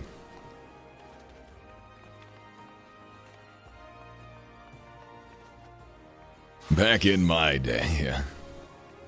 Maybe 1,500 would drop them when they moved to Poetic. I doubt they'll drop it, because 1,500's already not a lot. Like, it's already a small price to pay, so when it goes to Poetics, they'll be super cheap, just by nature of being Poetics, because they're so easy to get.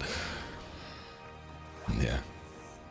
I'm starting to feel old. I'm coming up on 3 years of playing this game. It's starting to feel old. I can't really call myself a noob anymore, you know? It's been almost 3 years. I've cleared savage raids, you know? Like, I don't know. I can't cling to my noob excuse anymore. Now I have to admit that I'm just bad. Summoner Titan could tank extremes. Yeah, I've heard about this, yeah. Celine could tank back in the day. 10 years of playing this game. Wow. I wish I'd started 10 years ago. Maybe I'd be done with the Leave Quest achievements, but nope. No. I'm a 3-year-old baby. It's alright, though. Time marches onward.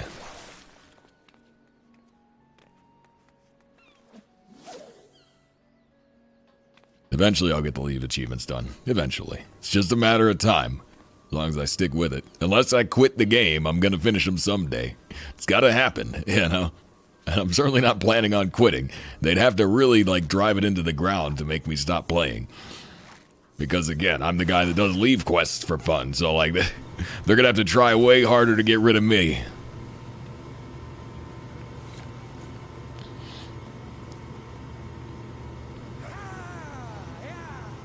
According to 14 community, you're still new at Endwalker patch content. Lol.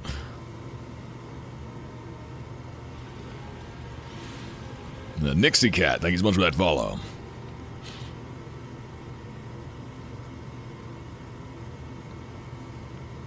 Yeah, one day I'll quit the game and then I'll just make drama videos about it, even though I don't play it anymore. It'll be glorious. Aw, man. But speaking of making videos, like I said, can't wait to work on the next achievement hunting video. I've already got some progress on it. Got some things in mind for it. I know what I'm going to do. It's coming together.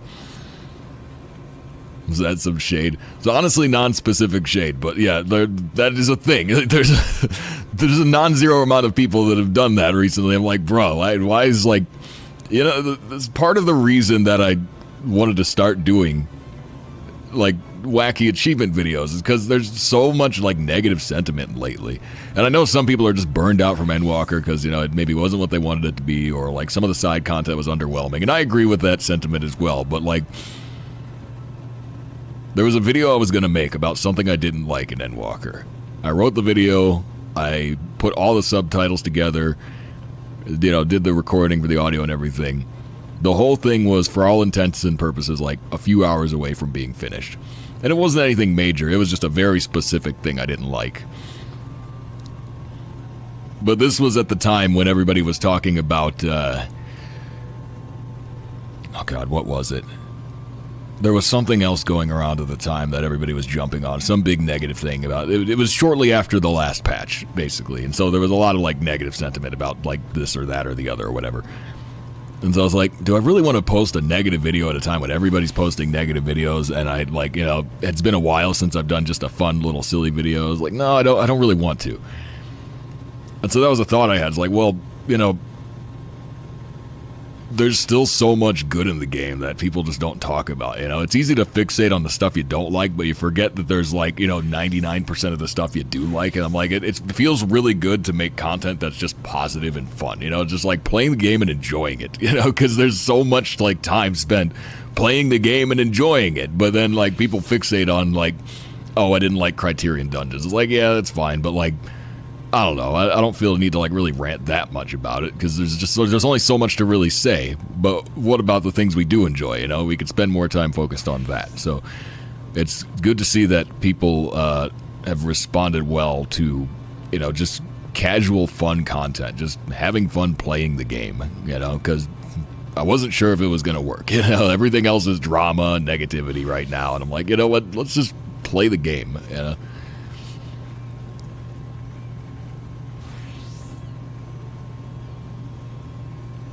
Few years and a few more expansions, you two could say back in my day. I mean, I say it anyway, so who cares, but make the video drink in the engagement law. September 25, patch 7.5, new video. Why is Dawn Trail the worst expansion ever? Yeah. Level 14 is dead thing. Oh god, was that a thing? Anybody who thinks the game is dead is, like, just delusional, or, like, very detached from the actual numbers, because, like, the game's doing fine. It's actually doing great. It's doing better than ever. It's just in a bit of a lull in terms of new content. But we go through this every expansion, you know? It's not like this is new.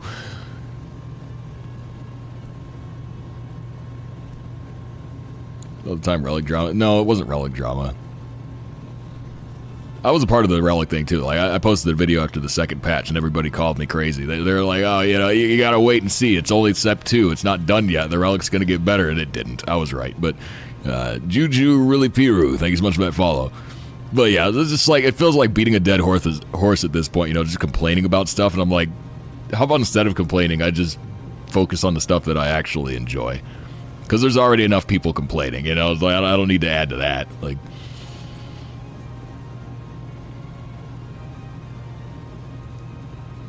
give it a positive spin. Title 14 is a great game, but could it be better? Yeah. And it could.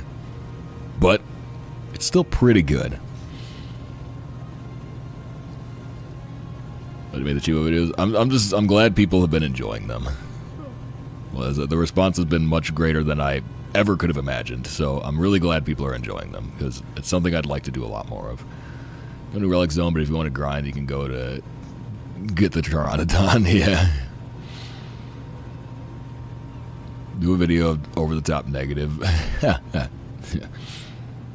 14's community and drama. Some of the drama is stupid. It's like, come on, guys, like, I know that we are actually just milking this for views. Like, there are people that are actually just milking drama for views. And they admit it, so it's not like, that's not shade, That's like, this is the thing that people own up to. But it's like, there's so much game to play, Why are we worried about this stuff? Like, there are things that can also get views that involve just playing the game and having fun. Like, there's other ways to get views. Like, it doesn't have to just be stupid drama about misunderstanding people's dumb sentiments or whatever. Like, we can just play the game. I don't know. Like, I'm not anti-drama. Like, it can be entertaining at times, but, like, it just feels, like, kind of silly. Because we're getting to the point where the drama is getting dumber and dumber. You know what I mean? Like, it's just getting, like, sillier and sillier. It's like, are we really this desperate? Like, there's other forms of entertainment. It doesn't just have to be community drama. Like, if this is, like, this well is dry, we should try something different. Like,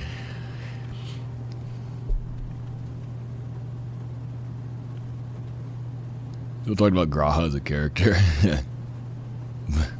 When? Force people to do X's for the last step. That'd be so fun. It would, like, everybody would hate it, but it would be fun. Drama was Pagos, and that's it. Pagos.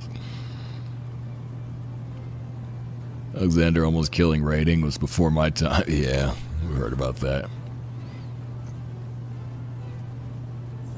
Everyone was excited for every patch, then Eureka updates, able list raids, and Mike's Story 4 Lords. Felt like we had so much to be excited for every patch. Patches and Endwalker felt extremely lackluster. Yeah, I haven't been super thrilled with the Endwalker patches. I really haven't, but I've already, like, we've talked about that many streams now, but I'm kind of at the point now where it's like, we're already on the last patch of Endwalker, so it's like, well, it's already over. Like, we've got through it. There's a few months, and then it's Dawn Trail. Now, if we get to Dawn Trail and the patches in Dawn Trail are similar to the Endwalker ones, and they, like, end up being kind of underwhelming, then it's going to be a big problem. But I'm optimistic that the team will turn it around. Like, everybody blames it on, FF16, and that's probably what happened. It's probably just, like, trying to split the dev team maybe just wasn't a good idea. And while I don't necessarily give Square a pass for that, because, I still would have liked more engaging patch content than we got, I want to see what happens with Dawn Trail. The question is, like, are we going to get a return to form with Dawn Trail, or is this going to be more the norm? Because then we'll know if it's going to be, like, a problem, You have one expansion where it's like, this isn't the best expansion we've ever had. It doesn't mean the world, this doesn't mean the sky is falling. If we have two in a row, then it's time to be concerned. But yeah, I feel like people have complained loudly and often enough that the devs know by now kind of what people feel about some of the content, and like what content was a hit and what was a miss. I think they've got a pretty good gauge of that by now, community sentiment, and the devs have been pretty good about reacting to that in the past. So yeah, we'll see where 7.0 goes, but I think it's probably going to be a big improvement over Endwalker.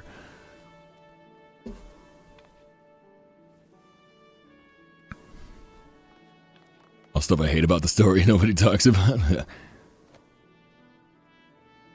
Ryoshi was saying in one of the Shadowbringers letters, very small single-digit percentage of players had actually ever entered Eureka past Pagos. I find that hard to believe. Oh, past Pagos? Okay, yeah, that maybe I could believe. Past Pagos, but like, yeah.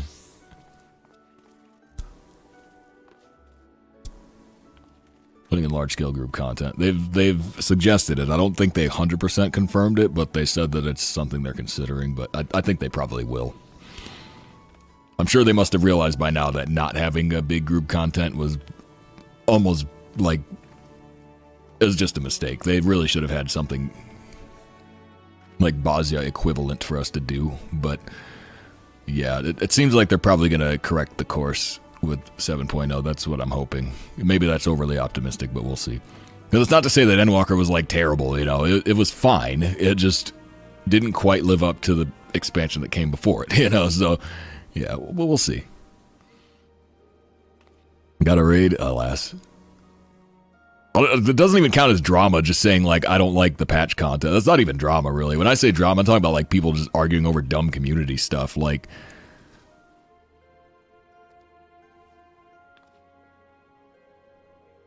Great FF3 content is Catboy-shaped turd in the middle of it.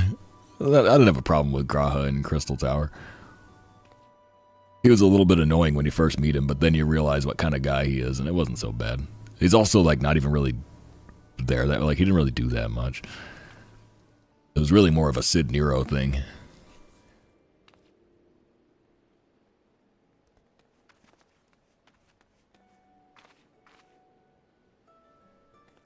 Our core nature of Eureka turned away a bunch. Huh.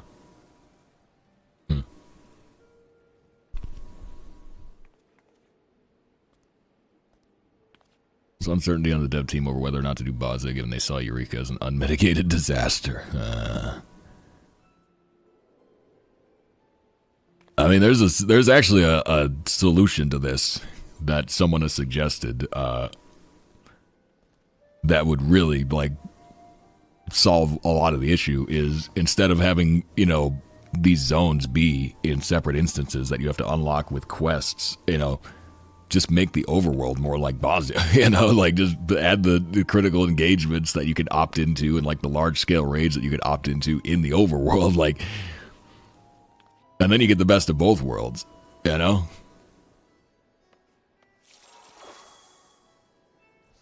It's like if people don't want to do that content, they just don't have to sign up for it, you know what I mean? Like you got the register system for Bosnia, so it's like, you sign up for the stuff, so you do fate events, and then eventually CEs spawn, and then you can sign up for them if you want to. And if you do enough CEs, you get a bigger raid that you can sign up for if you want to. Like, that would be way cooler. Imagine how many more people would just be hanging out in the overworld, you know? Just doing stuff.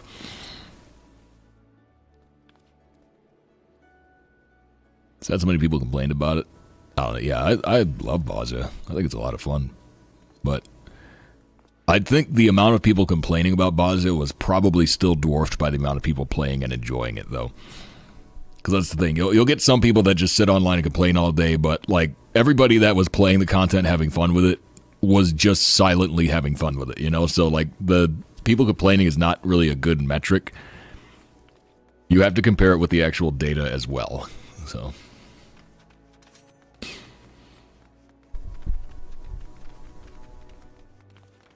wonder if they think about that, but maybe there's some server limitations on zones that are not present in instances.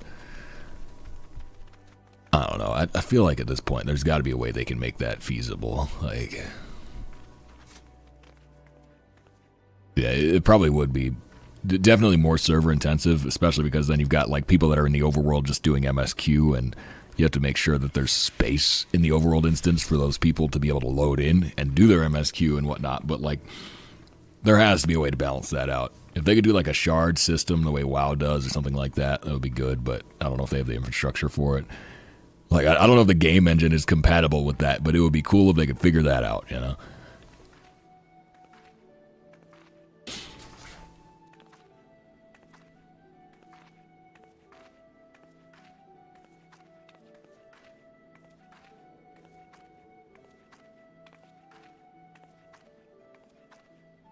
Issue with overworld would be getting enough people in it. Well, the thing is, it's the overworld, so it's like you don't have to go unlock it somewhere, you know? Like, you don't have to travel to Gongos to travel to the overworld. It's just the overworld. So, like, I feel like it would be naturally more populated because you'd have people passing through for, like, you know, either gathering or MSQ or hunt trains or whatnot, and they might see, oh, this cool CE is up. Let's stop and do that, you know? So, I don't know. I think it could potentially be really cool, but yeah, the infrastructure would definitely be an issue. Oh, but anyway, we've gone on a major tangent. I'm actually an hour over past when I was going to go eat, and I am hungry for the meatloaf. So I gotta be honest, I think I'm going to go. and eat the meatloaf. That Rex guy, thank you so much for that tier 1 sub to you later, Adelaida, who now has access to a pretty awesome Cider Smiley mode and several mad babies. Thank you so much, that Rex guy. But yeah, I'm gonna get the heck out of here. This has been a lot of fun. Thanks to everybody that played PvP. And thanks to everybody that's just been hanging out. Y'all have been awesome. So yeah, definitely join the Discord if you haven't already. It's the best way to know when the stream is live. Right now, I'm streaming every Sunday. Might be doing more weekday streams sometime in the future. But for now, I'm just focusing on the Sunday because I'm trying to get a good rhythm with the video editing stuff. So we'll see. We'll see what happens. Trying to balance work life, you know. I functionally, it's like doing 2 jobs. It's just one of them is playing video games, so it's not as bad as a regular job. But Koyer, thank you so much for that follow. Well, yeah, it's hard to balance, but we'll figure it out. Yeah, because I'd like to stream more than once a week if I can. Just got to find the time for it. I want to look at maybe like some of the grinds that might overlap well with streaming, and we can do those on weekdays, perhaps. But like I said, I'll figure all that out. That's just stuff I'm thinking about. I'm just thinking out loud, and if I keep doing that, we'll be here all night. I'm going to go eat dinner. So yeah, it's been a lot of fun. I'll see you all next time, which is probably Sunday. New videos are going to be every Friday for achievement videos. Every Friday is the plan. We'll see how long I can keep it up. And yeah, that's all I got. Y'all have a good evening. Try to stay warm out there. It's freaking freezing here. Good night.